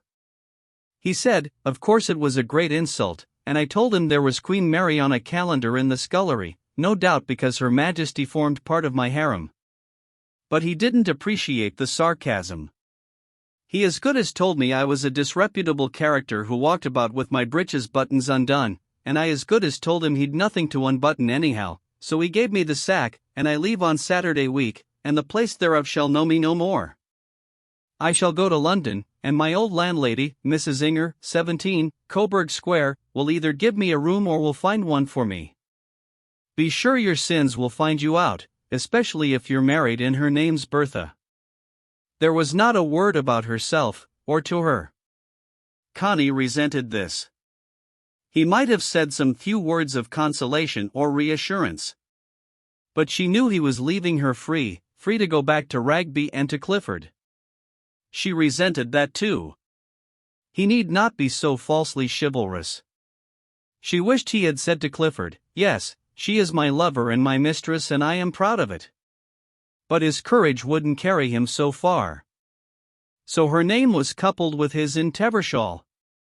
It was a mess. But that would soon die down. She was angry, with the complicated and confused anger that made her inert. She did not know what to do nor what to say, so she said and did nothing. She went on at Venice just the same, rowing out in the gondola with Duncan Forbes, bathing, letting the days slip by. Duncan, who had been rather depressingly in love with her 10 years ago, was in love with her again. But she said to him, "I only want one thing of men, and that is, that they should leave me alone." So Duncan left her alone, really quite pleased to be able to. All the same, he offered her a soft stream of a queer, inverted sort of love. He wanted to be with her. "Have you ever thought," he said to her one day, "how very little people are connected with one another? Look at Daniele. He is handsome as a son of the sun. But see how alone he looks in his handsomeness. Yet I bet he has a wife and family, and couldn't possibly go away from them." "Ask him," said Connie. Duncan did so. Daniele said he was married, and had 2 children, both male, aged 7 and 9. But he betrayed no emotion over the fact. "Perhaps only people who are capable of real togetherness have that look of being alone in the universe," said Connie. "The others have a certain stickiness, they stick to the mass, like Giovanni. And," she thought to herself, "like you, Duncan." Chapter 18. She had to make up her mind what to do.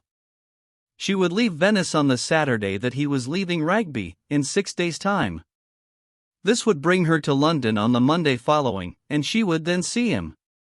She wrote to him to the London address, asking him to send her a letter to Hartland's Hotel, and to call for her on the Monday evening at 7. Inside herself, she was curiously and complicatedly angry, and all her responses were numb. She refused to confide even in Hilda, and Hilda, offended by her steady silence, had become rather intimate with a Dutch woman. Connie hated these rather stifling intimacies between women, intimacy into which Hilda always entered ponderously. Sir Malcolm decided to travel with Connie, and Duncan could come on with Hilda. The old artist always did himself well. He took berths on the Orient Express, in spite of Connie's dislike of trains de luxe, the atmosphere of vulgar depravity there is aboard them nowadays. However, it would make the journey to Paris shorter. Sir Malcolm was always uneasy going back to his wife. It was habit carried over from the first wife. But there would be a house party for the grouse, and he wanted to be well ahead. Connie, sunburnt and handsome, sat in silence, forgetting all about the landscape. "A little dull for you, going back to Rugby," said her father, noticing her glumness. "I'm not sure I shall go back to Rugby," she said, with startling abruptness, looking into his eyes with her big blue eyes.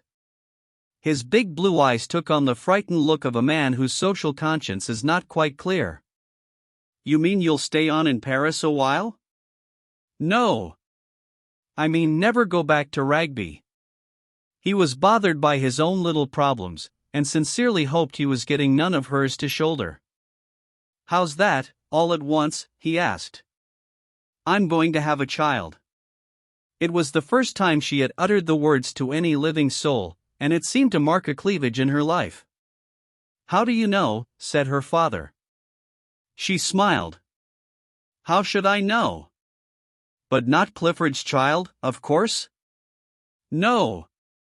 Another man's." She rather enjoyed tormenting him. "Do I know the man?" asked Sir Malcolm. "No. You've never seen him." There was a long pause. "And what are your plans?" "I don't know. That's the point." "No patching it up with Clifford?" "I suppose Clifford would take it," said Connie. "He told me, after last time you talked to him, he wouldn't mind if I had a child, so long as I went about it discreetly. Only sensible thing he could say, under the circumstances." "Then I suppose it'll be all right." "In what way?" said Connie, looking into her father's eyes. They were big blue eyes rather like her own, but with a certain uneasiness in them, a look sometimes of an uneasy little boy, sometimes a look of sullen selfishness, usually good-humored and wary. "You can present Clifford with an heir to all the Chatterleys, and put another baronet in Rugby." Sir Malcolm's face smiled with a half-sensual smile. "But I don't think I want to," she said. "Why not? Feeling entangled with the other man?" "Well, if you want the truth from me, my child, it's this. The world goes on. Rugby stands and will go on standing. The world is more or less a fixed thing, and externally, we have to adapt ourselves to it. Privately, in my private opinion, we can please ourselves. Emotions change. You may like one man this year and another next. But Rugby still stands. Stick by Rugby as far as Rugby sticks by you. Then please yourself. But you'll get very little out of making a break. You can make a break if you wish. You have an independent income, the only thing that never lets you down. But you won't get much out of it. Put a little baronet in Rugby. It's an amusing thing to do." And Sir Malcolm sat back and smiled again. Connie did not answer. "I hope you had a real man at last," he said to her after a while, sensually alert. "I did. That's the trouble. There aren't many of them about," she said. "No, by God," he mused. "There aren't. Well, my dear, to look at you, he was a lucky man. Surely he wouldn't make trouble for you?" Oh, no. He leaves me my own mistress entirely. Quite. Quite. A genuine man would. Sir Malcolm was pleased. Connie was his favorite daughter, he had always liked the female in her. Not so much of her mother in her as in Hilda. And he had always disliked Clifford. So he was pleased, and very tender with his daughter, as if the unborn child were his child. He drove with her to Hartland's hotel, and saw her installed, then went round to his club. She had refused his company for the evening. She found a letter from Mellors. "I won't come round to your hotel, but I'll wait for you outside the Golden Cock in Adam Street at 7. There he stood, tall and slender, and so different, in a formal suit of thin dark cloth. He had a natural distinction, but he had not the cut-to-pattern look of her class. Yet, she saw at once, he could go anywhere. He had a native breeding which was really much nicer than the cut-to-pattern class thing.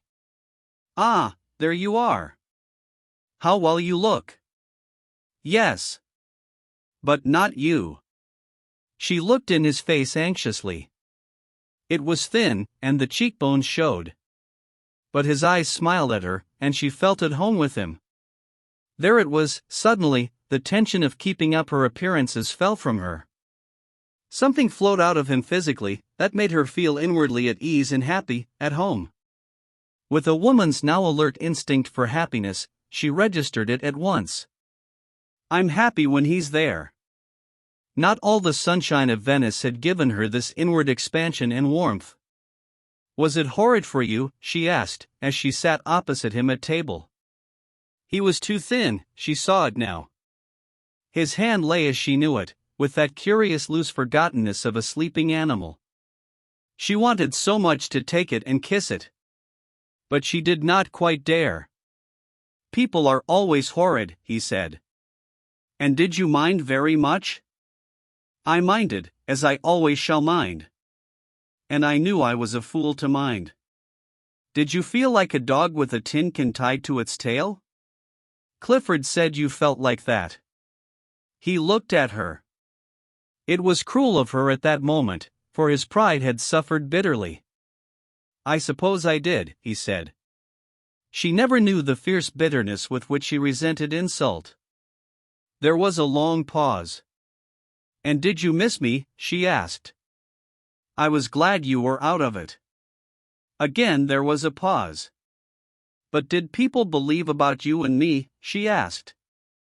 No. I don't think so for a moment.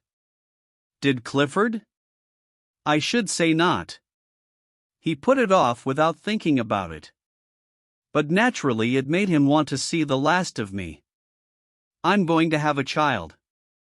The expression died utterly out of his face, out of his whole body. He looked at her with darkened eyes, whose look she could not understand at all, like some dark-flamed spirit looking at her. Say you're glad, she pleaded, groping for his hand. And she saw a certain exultance spring up in him. But it was netted down by things she could not understand. It's the future, he said. But aren't you glad? She persisted. I have such a terrible mistrust of the future. But you needn't be troubled by any responsibility. Clifford would have it as his own, he'd be glad. She saw him go pale, and recoil under this. He did not answer. Shall I go back to Clifford, and put a little baronet into Rugby? She asked. He looked at her, pale and very remote. The ugly little grin flickered on his face. You wouldn't have to tell him who the father was. Oh, she said, he'd take it even then, if I wanted him to. He thought for a time. He said at last, to himself. I suppose he would. There was silence. A big gulf was between them. But you don't want me to go back to Clifford, do you? She asked him. What do you want yourself? He replied. I want to live with you, she said simply. In spite of himself, little flames ran over his belly as he heard her say it, and he dropped his head. Then he looked up at her again, with those haunted eyes. If it's worth it to you, he said. I've got nothing. You've got more than most men. Come, you know it, she said. In one way, I know it. He was silent for a time, thinking. Then he resumed, they used to say I had too much of the woman in me. But it's not that. I'm not a woman because I don't want to shoot birds, neither because I don't want to make money, or get on. I could have got on in the army, easily, but I didn't like the army. Though I could manage the men all right, they liked me and they had a bit of a holy fear of me when I got mad. No, it was stupid, dead-handed higher authority that made the army dead, absolutely full dead. I like men, and men like me. But I can't stand the twaddling bossy impudence of the people who run this world. That's why I can't get on. I hate the impudence of money, and I hate the impudence of class. So in the world as it is, what have I to offer a woman? But why offer anything? It's not a bargain. It's just that we love one another, she said. Nay, nay. It's more than that. Living is moving and moving on. My life won't go down the proper gutters, it just won't. So I'm a bit of a waste ticket by myself. And I've no business to take a woman into my life, unless my life does something and gets somewhere, inwardly at least, to keep us both fresh. A man must offer a woman some meaning in his life, if it's going to be an isolated life, and if she's a genuine woman. I can't be just your male concubine. Why not? She said. Why, because I can't. And you would soon hate it. As if you couldn't trust me, she said. The grin flickered on his face. The money is yours, the position is yours, the decisions will lie with you. I'm not just my lady's fucker, after all. What else are you? You may well ask. It no doubt is invisible. Yet I'm something to myself at least. I can see the point of my own existence, though I can quite understand nobody else's seeing it. And will your existence have less point, if you live with me? He paused a long time before replying, it might. She too stayed to think about it. And what is the point of your existence? I tell you, it's invisible. I don't believe in the world, not in money, nor in advancement, nor in the future of our civilization. If there's got to be a future for humanity, there'll have to be a very big change from what now is. And what will the real future have to be like? God knows. I can feel something inside me, all mixed up with a lot of rage. But what it really amounts to, I don't know. Shall I tell you? She said, looking into his face. Shall I tell you what you have that other men don't have, and that will make the future? Shall I tell you? Tell me then, he replied. It's the courage of your own tenderness, that's what it is, like when you put your hand on my tail and say I've got a pretty tail. The grin came flickering on his face. That, he said. Then he sat thinking. He said. You're right. It's that really. It's that all the way through. I knew it with the men. I had to be in touch with them, physically, and not go back on it. I had to be bodily aware of them and a bit tender to them, even if I put them through hell. It's a question of awareness, as Buddha said. But even he fought shy of the bodily awareness, and that natural physical tenderness, which is the best, even between men, in a proper manly way. Makes him really manly, not so monkeyish. It's tenderness, really, it's cunt awareness. Sex is really only touch, the closest of all touch. And it's touch we're afraid of. We're only half conscious, and half alive. We've got to come alive and aware. Especially the English have got to get into touch with one another, a bit delicate and a bit tender. It's our crying need. She looked at him. Then why are you afraid of me? She said. He looked at her a long time before he answered. It's the money, really, and the position. It's the world in you. But isn't there tenderness in me? She said wistfully. He looked down at her, with darkened, abstract eyes. It comes and goes, like in me. But can't you trust it between you and me? She asked, gazing anxiously at him. She saw his face all softening down, losing its armor. Maybe, he said. They were both silent. I want you to hold me in your arms, she said. I want you to tell me you are glad we are having a child. She looked so lovely and warm and wistful, his bowels stirred towards her. I suppose we can go to my room, he said. Though it's scandalous again. But she saw the forgetfulness of the world coming over him again, his face taking the soft, pure look of tender passion. They walked by the remoter streets to Coburg Square, where he had a room at the top of the house, an attic room where he cooked for himself on a gas ring. It was small, but decent and tidy. She took off her things, and made him do the same. She was lovely in the soft first flush of her pregnancy. I ought to leave you alone, he said. No, she said. Love me. Love me, and say you'll keep me. Say you'll keep me. Say you'll never let me go, to the world nor to anybody. She crept close against him, clinging fast to his thin, strong naked body, the only home she had ever known. Then I'll keep thee, he said. If thou wants it, then I'll keep thee. He held her round and fast. And say you're glad about the child, she repeated. Kiss it. Kiss my womb and say you're glad it's there. But that was more difficult for him. I've a dread of puttin' children ith world, he said. I've such a dread oth future for 'em. But you've put it into me. Be tender to it, and that will be its future already. Kiss it. He quivered, because it was true. Be tender to it, and that will be its future. At that moment he felt a sheer love for the woman. He kissed her belly and her Mount of Venus, to kiss close to the womb and the fetus within the womb. Oh, you love me. You love me, she said, in a little cry like one of her blind, inarticulate love cries. And he went in to her softly, feeling the stream of tenderness flowing in release from his bowels to hers, the bowels of compassion kindled between them. And he realized as he went into her that this was the thing he had to do, to come into tender touch, without losing his pride or his dignity or his integrity as a man. After all, if she had money and means, and he had none, he should be too proud and honorable to hold back his tenderness from her on that account.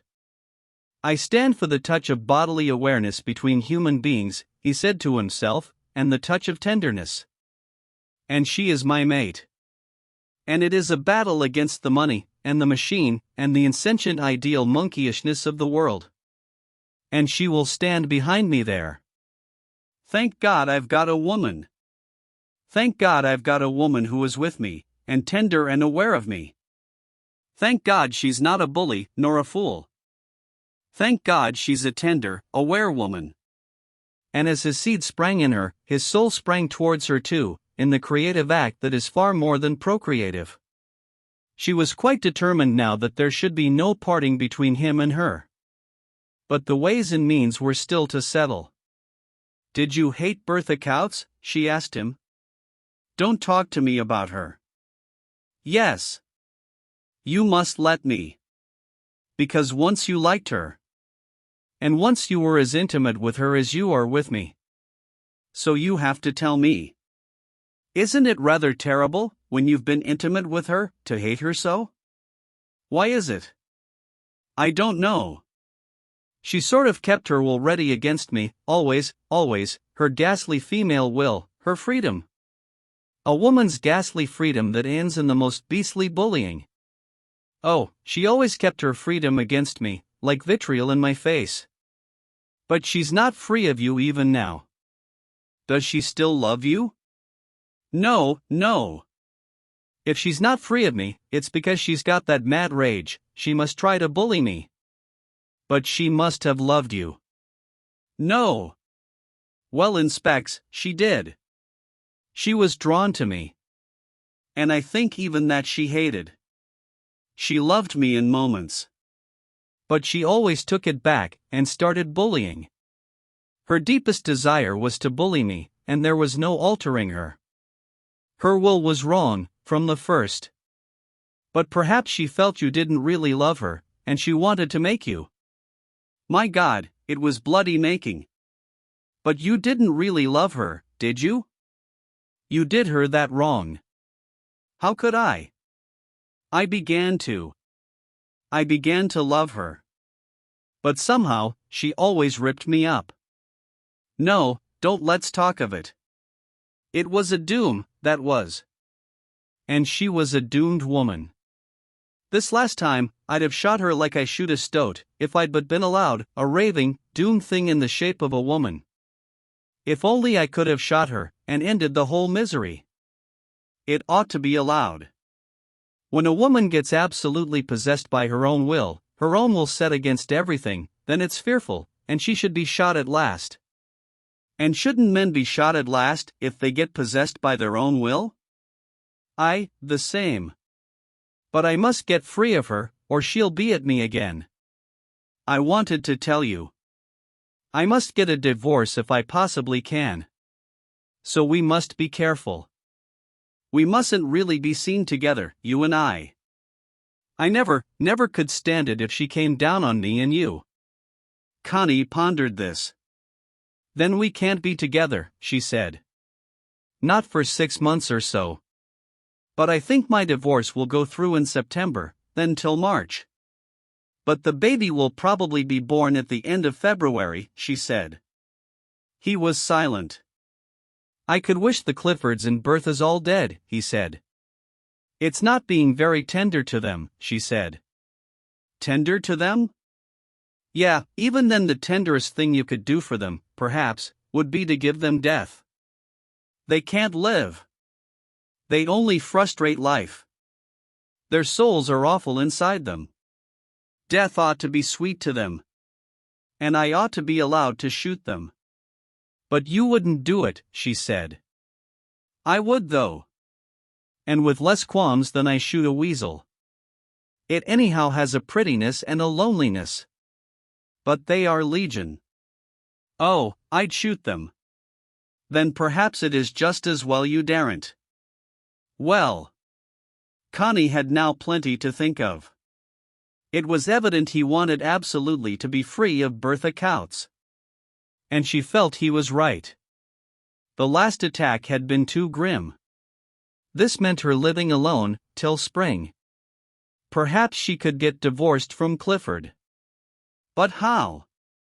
If Mellors were named, then there was an end to his divorce. How loathsome!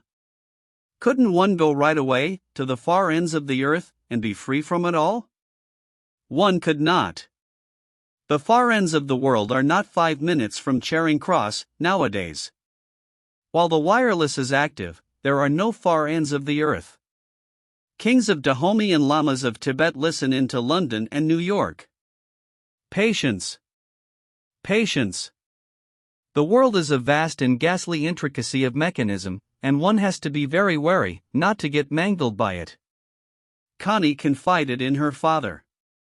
You see, father, he was Clifford's gamekeeper, but he was an officer in the army in India. Only he is like Colonel C.E. Florence, who preferred to become a private soldier again. Sir Malcolm, however, had no sympathy with the unsatisfactory mysticism of the famous C.E. Florence. He saw too much advertisement behind all the humility. It looked just like the sort of conceit the knight most loathed, the conceit of self-abasement. Where did your gamekeeper spring from? Asked Sir Malcolm irritably. He was a collier's son in Tevershall. But he's absolutely presentable. The knighted artist became more angry. Looks to me like a gold digger, he said. And you're a pretty easy gold mine, apparently. No, father, it's not like that. You'd know if you saw him. He's a man. Clifford always detested him for not being humble.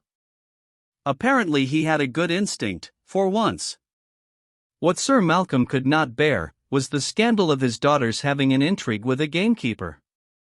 He did not mind the intrigue, he minded the scandal. I care nothing about the fellow. He's evidently been able to get round you all right. But by God, think of all the talk. Think of your stepmother, how she'll take it. I know, said Connie. Talk is beastly, especially if you live in society. And he wants so much to get his own divorce. I thought we might perhaps say it was another man's child, and not mention Mellor's name at all. Another man's? What other man's? Perhaps Duncan Forbes.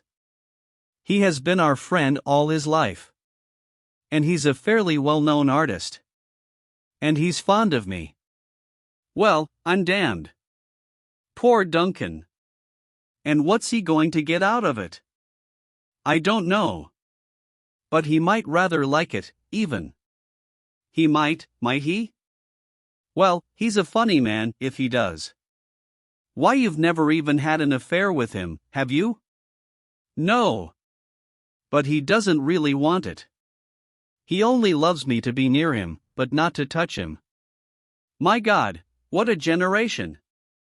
He would like me most of all to be a model for him to paint from. Only I never wanted to. God help him. But he looks downtrodden enough for anything. Still, you wouldn't mind so much the talk about him? My God, Connie, all the bloody contriving. I know. It's sickening. But what can I do? Contriving, conniving, contriving. Makes a man think he's lived too long. Come, Father, if you haven't done a good deal of contriving and conniving in your time, you may talk. But it was different, I assure you. It's always different. Hilda arrived, also furious, when she heard of the new developments. And she also simply could not stand the thought of a public scandal about her sister and a gamekeeper. Too humiliating. Why should we not just disappear, separately, to British Columbia, and have no scandal, said Connie. But that was no good. The scandal would come out just the same. And if Connie was going with the man, she'd better be able to marry him. This was Hilda's opinion. Sir Malcolm wasn't sure. The affair might still blow over. But will you see him, Father? Poor Sir Malcolm. He was by no means keen on it. And poor Mellors, he was still less keen. Yet the meeting took place, a lunch in a private room at the club, the two men alone, looking one another up and down. Sir Malcolm drank a fair amount of whiskey, Mellors also drank. And they talked all the while about India, on which the young man was well informed. This lasted during the meal. Only when coffee was served, and the waiter had gone, Sir Malcolm lit a cigar and said, heartily, "Well, young man, and what about my daughter?" The grin flickered on Mellors's face. "Well, sir, and what about her? You've got a baby in her all right." "I have that honor," grinned Mellors. "Honor, by God." Sir Malcolm gave a little squirting laugh and became Scotch and lewd. "Honor. How was the going, eh?" "Good, my boy, what?" "Good." "I'll bet it was." "Ha ha. My daughter, chip of the old block, what?" "I never went back on a good bit of fucking, myself." "Though her mother, oh, holy saints," he rolled his eyes to heaven. "But you warmed her up, oh, you warmed her up, I can see that." "Ha ha. My blood in her. You set fire to her haystack all right." "Ha ha ha. I was jolly glad of it, I can tell you. She needed it." "Oh, she's a nice girl, and I knew she'd be good going, if only some damned man would set her stack on fire." "Ha ha ha. A gamekeeper, my boy. Bloody good poacher, if you ask me. Ha ha. But now, look here, speaking seriously, what are we going to do about it?" "Speaking seriously, you know." Speaking seriously, they didn't get very far. Mellors, though a little tipsy, was much the soberer of the two. He kept the conversation as intelligent as possible, which isn't saying much. "So you're a gamekeeper?" "Oh, you're quite right. That sort of game is worth a man's while, what? The test of a woman is when you pinch her bottom. You can tell just by the feel of her bottom if she's going to come up all right. Ha ha. I envy you, my boy. How old are you? 39. The knight lifted his eyebrows. As much as that? Well, you've another good 20 years, by the look of you. Oh, gamekeeper or not, you're a good cock. I can see that with one eye shut. Not like that blasted Clifford. A lily-livered hound with never a fuck in him, never had. I like you, my boy. I'll bet you've a good cod on you. Oh, you're a bantam, I can see that. You're a fighter. Gamekeeper. Ha, by crikey, I wouldn't trust my game to you. But look here, seriously, what are we going to do about it? The world's full of blasted old women. Seriously, they didn't do anything about it, except establish the old Freemasonry of male sensuality between them. And look here, my boy, if ever I can do anything for you, you can rely on me. Gamekeeper. Christ, but it's rich. I like it. Oh, I like it. Shows the girl's got spunk. What? After all, you know, she has her own income, moderate, but above starvation. And I'll leave her what I've got. By God, I will. She deserves it, for showing spunk, in a world of old women. I've been struggling to get myself clear of the skirts of old women for 70 years, and haven't managed it yet. But you're the man, I can see that. I'm glad you think so. They usually tell me, in a sideways fashion, that I'm the monkey. Oh, they would. My dear fellow, what could you be but a monkey, to all the old women? They parted most genially, and Millers laughed inwardly all the time for the rest of the day. The following day he had lunch with Connie and Hilda, at some discreet place. It's a very great pity it's such an ugly situation all round, said Hilda. I had a lot o' fun out of it, said he. I think you might have avoided putting children into the world until you were both free to marry and have children. The Lord blew a bit too soon on the spark, said he. I think the Lord had nothing to do with it. Of course, Connie has enough money to keep you both, but the situation is unbearable. But then you don't have to bear more than a small corner of it, do you? Said he. If you'd been in her own class. Or if I'd been in a cage at the zoo. There was silence. I think, said Hilda, it will be best if she names quite another man as correspondent, and you stay out of it altogether. But I thought I'd put my foot right in. I mean, in the divorce proceeding. He gazed at her in wonder. Connie had not dared mention the Duncan scheme to him. I don't follow, he said. We have a friend who would probably agree to be named as correspondent, so that your name need not appear, said Hilda. You mean a man? Of course. But she's got no other? He looked in wonder at Connie. No, she said hastily. Only that old friendship, quite simple, no love. Then why should the fellow take the blame? If he's had nothing out of you? Some men are chivalrous and don't only count what they get out of a woman, said Hilda. One for me, eh? But who's the Johnny? A friend whom we've known since we were children in Scotland, an artist. Duncan Forbes, he said at once, for Connie had talked of him. And how would you shift the blame onto him? They could stay together in some hotel, or she could even stay in his apartment. Seems to me a lot of fuss for nothing, he said. What else do you suggest, said Hilda. If your name appears, you will get no divorce from your wife, who is apparently quite an impossible person to be mixed up with. All that, he said grimly. There was a long silence. We could go right away, he said. There is no right away for Connie, said Hilda. Clifford is too well known. Again the silence of pure frustration. The world is what it is. If you want to live together without being persecuted, you will have to marry. To marry, you both have to be divorced. So how are you both going about it? He was silent for a long time. How are you going about it for us? He said. We will see if Duncan will consent to figure as correspondent, then we must get Clifford to divorce Connie, and you must go on with your divorce, and you must both keep apart till you are free. Sounds like a lunatic asylum. Possibly. And the world would look on you as lunatics, or worse. What is worse? Criminals, I suppose. Hope I can plunge in the dagger a few more times yet, he said, grinning. Then he was silent, and angry. Well, he said at last, I agree to anything. The world is a raving idiot, and no man can kill it, though I'll do my best. But you're right. We must rescue ourselves as best we can. He looked in humiliation, anger, weariness, and misery at Connie.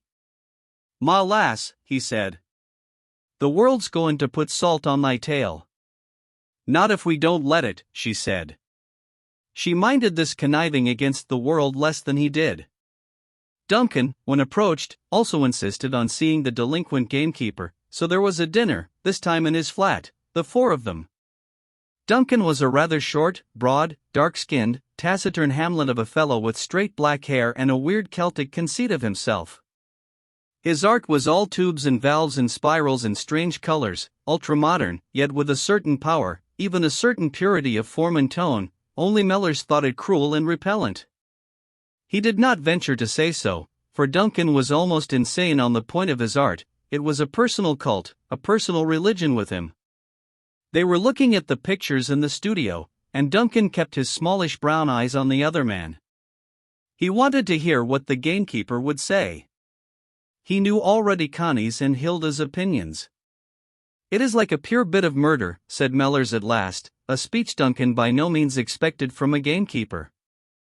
And who is murdered? Asked Hilda, rather coldly and sneeringly. Me. It murders all the bowels of compassion in a man. A wave of pure hate came out of the artist. He heard the note of dislike in the other man's voice, and the note of contempt. And he himself loathed the mention of bowels of compassion. Sickly sentiment. Mellors stood rather tall and thin, worn-looking, gazing with flickering detachment that was something like the dancing of a moth on the wing, at the pictures. Perhaps stupidity is murdered, sentimental stupidity, sneered the artist. Do you think so? I think all these tubes and corrugated vibrations are stupid enough for anything, and pretty sentimental. They show a lot of self-pity and an awful lot of nervous self-opinion, seems to me. In another wave of hate, the artist's face looked yellow. But with a sort of silent hauteur he turned the pictures to the wall. I think we may go to the dining room, he said. And they trailed off, dismally. After coffee, Duncan said, I don't at all mind posing as the father of Connie's child. But only on the condition that she'll come and pose as a model for me. I've wanted her for years, and she's always refused. He uttered it with the dark finality of an inquisitor announcing an auto da fe. Ah, said Mellors. You only do it on condition, then? Quite. I only do it on that condition. The artist tried to put the utmost contempt of the other person into his speech. He put a little too much. Better have me as a model at the same time, said Mellors. Better do us in a group, Vulcan and Venus under the net of art. I used to be a blacksmith, before I was a gamekeeper. Thank you, said the artist. I don't think Vulcan has a figure that interests me. Not even if it was tubified and titivated up? There was no answer. The artist was too haughty for further words. It was a dismal party, in which the artist henceforth steadily ignored the presence of the other man, and talked only briefly, as if the words were wrung out of the depths of his gloomy portentousness, to the women. You didn't like him, but he's better than that, really. He's really kind, Connie explained as they left. He's a little black pup with a corrugated distemper, said Mellors. No, he wasn't nice today. And will you go and be a model to him? Oh, I don't really mind anymore. He won't touch me. And I don't mind anything, if it paves the way to a life together for you and me. But he'll only shit on you on canvas. I don't care. He'll only be painting his own feelings for me, and I don't mind if he does that. I wouldn't have him touch me, not for anything. But if he thinks he can do anything with his owlish arty staring, let him stare. He can make as many empty tubes and corrugations out of me as he likes. It's his funeral. He hated you for what you said, that his tubified art is sentimental and self-important. But of course it's true. Chapter 19. Dear Clifford, I am afraid what you foresaw has happened. I am really in love with another man, and I do hope you will divorce me. I am staying at present with Duncan in his flat. I told you he was at Venice with us. I'm awfully unhappy for your sake, but do try to take it quietly. You don't really need me anymore, and I can't bear to come back to Rugby. I'm most awfully sorry. But do try to forgive me, and divorce me and find someone better. I'm not really the right person for you, I am too impatient and selfish, I suppose. But I can't ever come back to live with you again. And I feel so frightfully sorry about it all, for your sake. But if you don't let yourself get worked up, you'll see you won't mind so frightfully. You didn't really care about me personally. So do forgive me and get rid of me. Clifford was not inwardly surprised to get this letter. Inwardly, he had known for a long time she was leaving him. But he had absolutely refused any outward admission of it. Therefore, outwardly, it came as the most terrible blow and shock to him. He had kept the surface of his confidence in her quite serene. And that is how we are. By strength of will we cut off our inner intuitive knowledge from admitted consciousness. This causes a state of dread, or apprehension, which makes the blow 10 times worse when it does fall. Clifford was like a hysterical child. He gave Mrs. Bolton a terrible shock, sitting up in bed ghastly and blank. Why, Sir Clifford, whatever's the matter? No answer. She was terrified lest he had had a stroke. She hurried and felt his face, took his pulse. Is there a pain? Do try and tell me where it hurts you. Do tell me. No answer. Oh dear, oh dear. Then I'll telephone to Sheffield for Dr. Carrington, and Dr. Lecky may as well run round straight away. She was moving to the door, when he said in a hollow tone, No. She stopped and gazed at him. His face was yellow, blank, and like the face of an idiot. Do you mean you'd rather I didn't fetch the doctor? Yes. I don't want him, came the sepulchral voice.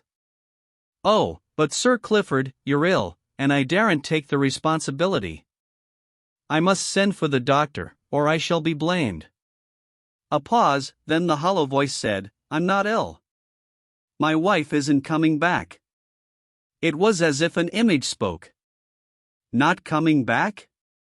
You mean her ladyship? Mrs. Bolton moved a little nearer to the bed. Oh, don't you believe it. You can trust her ladyship to come back.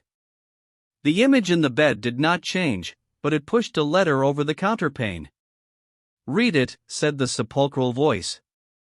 Why, if it's a letter from her ladyship, I'm sure her ladyship wouldn't want me to read her letter to you, Sir Clifford. You can tell me what she says, if you wish. But the face with the fixed blue eyes sticking out did not change. Read it, repeated the voice. Why, if I must, I do it to obey you, Sir Clifford, she said. And she read the letter. Well, I am surprised at her ladyship, she said. She promised so faithfully she'd come back. The face in the bed seemed to deepen its expression of wild, but motionless distraction. Mrs. Bolton looked at it and was worried. She knew what she was up against, male hysteria. She had not nursed soldiers without learning something about that very unpleasant disease. She was a little impatient of Sir Clifford. Any man in his senses must have known his wife was in love with somebody else, and was going to leave him. Even, she was sure, Sir Clifford was inwardly absolutely aware of it, only he wouldn't admit it to himself. If he would have admitted it, and prepared himself for it, or if he would have admitted it, and actively struggled with his wife against it, that would have been acting like a man. But no! He knew it, and all the time tried to kid himself it wasn't so. He felt the devil twisting his tail, and pretended it was the angels smiling on him. This state of falsity had now brought on that crisis of falsity and dislocation, hysteria, which is a form of insanity. It comes, she thought to herself, hating him a little, because he always thinks of himself. He's so wrapped up in his own immortal self, that when he does get a shock he's like a mummy tangled in its own bandages. Look at him! But hysteria is dangerous, and she was a nurse, it was her duty to pull him out. Any attempt to rouse his manhood and his pride would only make him worse, for his manhood was dead, temporarily if not finally.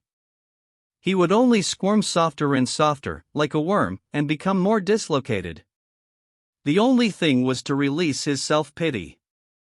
Like the lady in Tennyson, he must weep or he must die. So Mrs. Bolton began to weep first. She covered her face with her hand and burst into little wild sobs.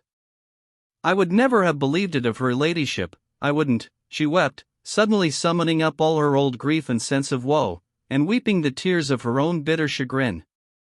Once she started, her weeping was genuine enough, for she had had something to weep for. Clifford thought of the way he had been betrayed by the woman Connie, and in a contagion of grief, tears filled his eyes and began to run down his cheeks. He was weeping for himself. Mrs. Bolton, as soon as she saw the tears running over his blank face, hastily wiped her own wet cheeks on her little handkerchief, and leaned towards him. Now don't you fret, Sir Clifford, she said, in a luxury of emotion. Now don't you fret, don't, you'll only do yourself an injury. His body shivered suddenly in an indrawn breath of silent sobbing, and the tears ran quicker down his face. She laid her hand on his arm, and her own tears fell again. Again the shiver went through him, like a convulsion, and she laid her arm round his shoulder. There, there. There, there. Don't you fret, then, don't you? Don't you fret, she moaned to him, while her own tears fell. And she drew him to her, and held her arms round his great shoulders, while he laid his face on her bosom and sobbed, shaking and hulking his huge shoulders, whilst she softly stroked his dusky blonde hair and said, There. There. There. There then. There then. Never you mind. Never you mind, then. And he put his arms round her and clung to her like a child, wetting the bib of her starched white apron, and the bosom of her pale blue cotton dress, with his tears. He had let himself go altogether, at last. So at length she kissed him, and rocked him on her bosom, and in her heart she said to herself, Oh, Sir Clifford. Oh, high and mighty Chatterleys. Is this what you've come down to? And finally he even went to sleep, like a child. And she felt worn out, and went to her own room, where she laughed and cried at once, with a hysteria of her own. It was so ridiculous. It was so awful. Such a come down. So shameful. And it was so upsetting as well. After this, Clifford became like a child with Mrs. Bolton. He would hold her hand, and rest his head on her breast, and when she once lightly kissed him, he said, Yes. Do kiss me. Do kiss me. And when she sponged his great blonde body, he would say the same, Do kiss me, and she would lightly kiss his body, anywhere, half in mockery. And he lay with a queer, blank face like a child, with a bit of the wonderment of a child. And he would gaze on her with wide, childish eyes, in a relaxation of Madonna worship. It was sheer relaxation on his part, letting go all his manhood, and sinking back to a childish position that was really perverse. And then he would put his hand into her bosom and feel her breasts, and kiss them in exultation, the exultation of perversity of being a child when he was a man. Mrs. Bolton was both thrilled and ashamed, she both loved and hated it. Yet she never rebuffed nor rebuked him. And they drew into a closer physical intimacy, an intimacy of perversity, when he was a child stricken with an apparent candor and an apparent wonderment, that looked almost like a religious exaltation, the perverse and literal rendering of, except ye become again as a little child. While she was the Magna Mater, full of power and potency, having the great blond child man under her will and her stroke entirely. The curious thing was that when this child man, which Clifford was now and which he had been becoming for years, emerged into the world, it was much sharper and keener than the real man he used to be. This perverted child man was now a real businessman. When it was a question of affairs, he was an absolute he-man, sharp as a needle, and impervious as a bit of steel. When he was out among men, seeking his own ends, and making good his colliery workings, he had an almost uncanny shrewdness, hardness, and a straight sharp punch. It was as if his very passivity in prostitution to the Magna Mater gave him insight into material business affairs, and lent him a certain remarkable inhuman force. The wallowing in private emotion, the utter abasement of his manly self, seemed to lend him a second nature, cold, almost visionary, business clever. In business he was quite inhuman. And in this Mrs. Bolton triumphed. "How he's getting on," she would say to herself in pride. "And that's my doing. My word, he'd never have got on like this with Lady Chatterley." She was not the one to put a man forward. She wanted too much for herself. At the same time, in some corner of her weird female soul, how she despised him and hated him. He was to her the fallen beast, the squirming monster. And while she aided and abetted him all she could, away in the remotest corner of her ancient healthy womanhood she despised him with a savage contempt that knew no bounds. The merest tramp was better than he. His behavior with regard to Connie was curious. He insisted on seeing her again. He insisted, moreover, on her coming to Ragby. On this point he was finally and absolutely fixed. Connie had promised to come back to Ragby, faithfully. "But is it any use?" said Mrs. Bolton. "Can't you let her go, and be rid of her?" "No. She said she was coming back, and she's got to come." Mrs. Bolton opposed him no more. She knew what she was dealing with. "I needn't tell you what effect your letter has had on me," he wrote to Connie to London.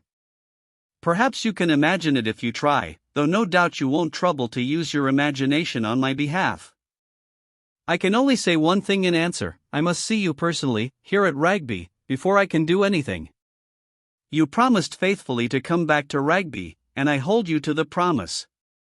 I don't believe anything nor understand anything until I see you personally, here under normal circumstances. I needn't tell you that nobody here suspects anything, so your return would be quite normal.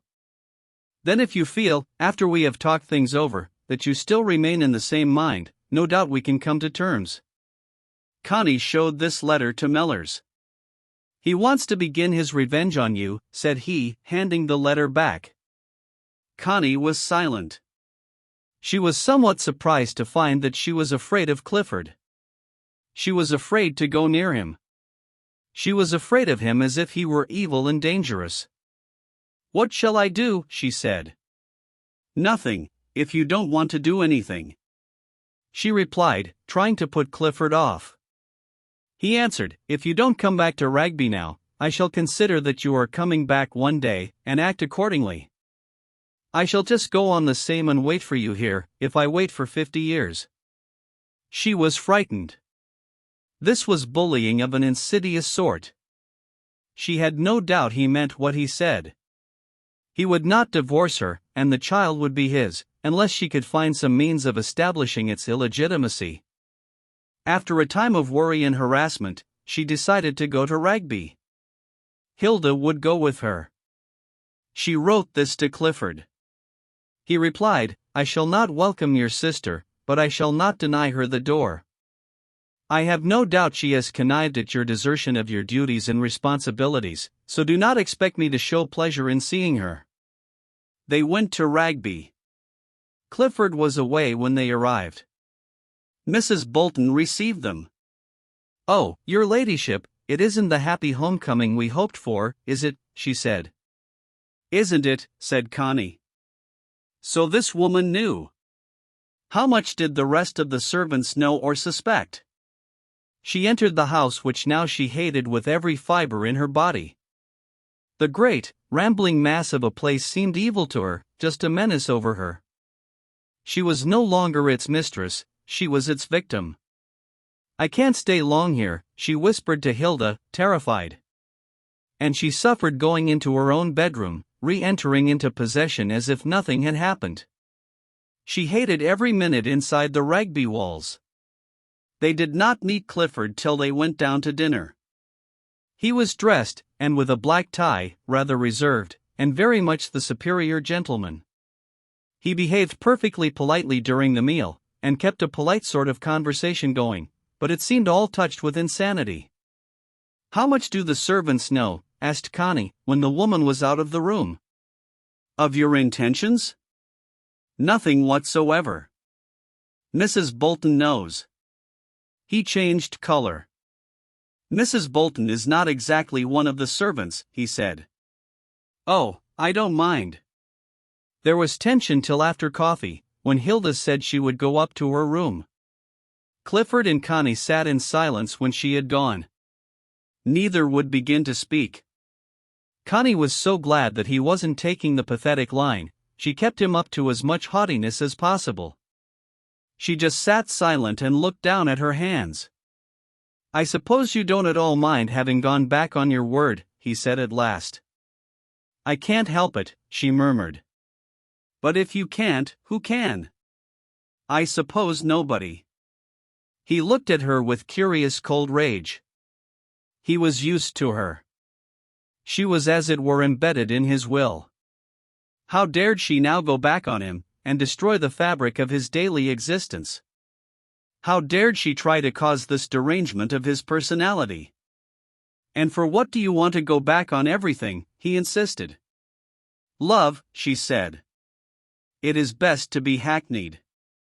Love of Duncan Forbes? But you didn't think that worth having, when you met me. Do you mean to say you now love him better than anything else in life? One changes, she said. Possibly. Possibly you may have whims. But you still have to convince me of the importance of the change. I merely don't believe in your love of Duncan Forbes. But why should you believe in it? You have only to divorce me, not to believe in my feelings. And why should I divorce you? Because I don't want to live here anymore. And you really don't want me. Pardon me. I don't change. For my part, since you are my wife, I should prefer that you should stay under my roof in dignity and quiet. Leaving aside personal feelings, and I assure you, on my part it is leaving aside a great deal, it is bitter as death to me to have this order of life broken up, here in Rugby, and the decent round of daily life smashed, just for some whim of yours. After a time of silence she said, I can't help it. I've got to go. I expect I shall have a child. He too was silent for a time. And is it for the child's sake you must go? He asked at length. She nodded. And why? Is Duncan Forbes so keen on his spawn? Surely keener than you would be, she said. But really? I want my wife, and I see no reason for letting her go. If she likes to bear a child under my roof, she is welcome, and the child is welcome, provided that the decency and order of life is preserved. Do you mean to tell me that Duncan Forbes has a greater hold over you? I don't believe it. There was a pause. But don't you see, said Connie. I must go away from you, and I must live with the man I love. No, I don't see it. I don't give tuppence for your love, nor for the man you love. I don't believe in that sort of cant. But you see, I do. Do you? My dear madam, you are too intelligent, I assure you, to believe in your own love for Duncan Forbes. Believe me, even now you really care more for me. So why should I give in to such nonsense? She felt he was right there. And she felt she could keep silent no longer. Because it isn't Duncan that I do love, she said, looking up at him. We only said it was Duncan, to spare your feelings. To spare my feelings? Yes. Because who I really love, and it'll make you hate me, is Mr. Mellors, who was our gamekeeper here. If he could have sprung out of his chair, he would have done so. His face went yellow, and his eyes bulged with disaster as he glared at her. Then he dropped back in the chair, gasping and looking up at the ceiling. At length he sat up. Do you mean to say you're telling me the truth? He asked, looking gruesome. Yes. You know I am. And when did you begin with him? In the spring. He was silent like some beast in a trap. And it was you, then, in the bedroom at the cottage? So he had really inwardly known all the time. Yes. He still leaned forward in his chair, gazing at her like a cornered beast. My God, you ought to be wiped off the face of the earth. Why? She ejaculated faintly. But he seemed not to hear her.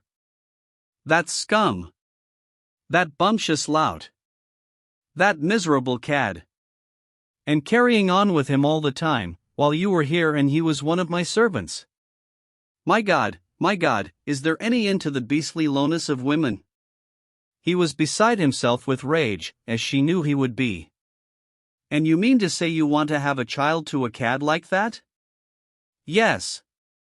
I'm going to. You're going to. You mean you're sure? How long have you been sure? Since June. He was speechless, and the queer blank look of a child came over him again. You'd wonder, he said at last, that such beings were ever allowed to be born. What beings? She asked. He looked at her weirdly, without an answer. It was obvious he couldn't even accept the fact of the existence of Mellors, in any connection with his own life. It was sheer, unspeakable, impotent hate. And do you mean to say you'd marry him, and bear his foul name? He asked at length. Yes, that's what I want. He was again as if dumbfounded. Yes, he said at last. That proves that what I've always thought about you is correct. You're not normal, you're not in your right senses. You're one of those half-insane, perverted women who must run after depravity, the nostalgie de la boue. Suddenly he had become almost wistfully moral, seeing himself the incarnation of good, and people like Mellors and Connie the incarnation of mud, of evil. He seemed to be growing vague, inside a nimbus. So don't you think you'd better divorce me and have done with it? She said. No.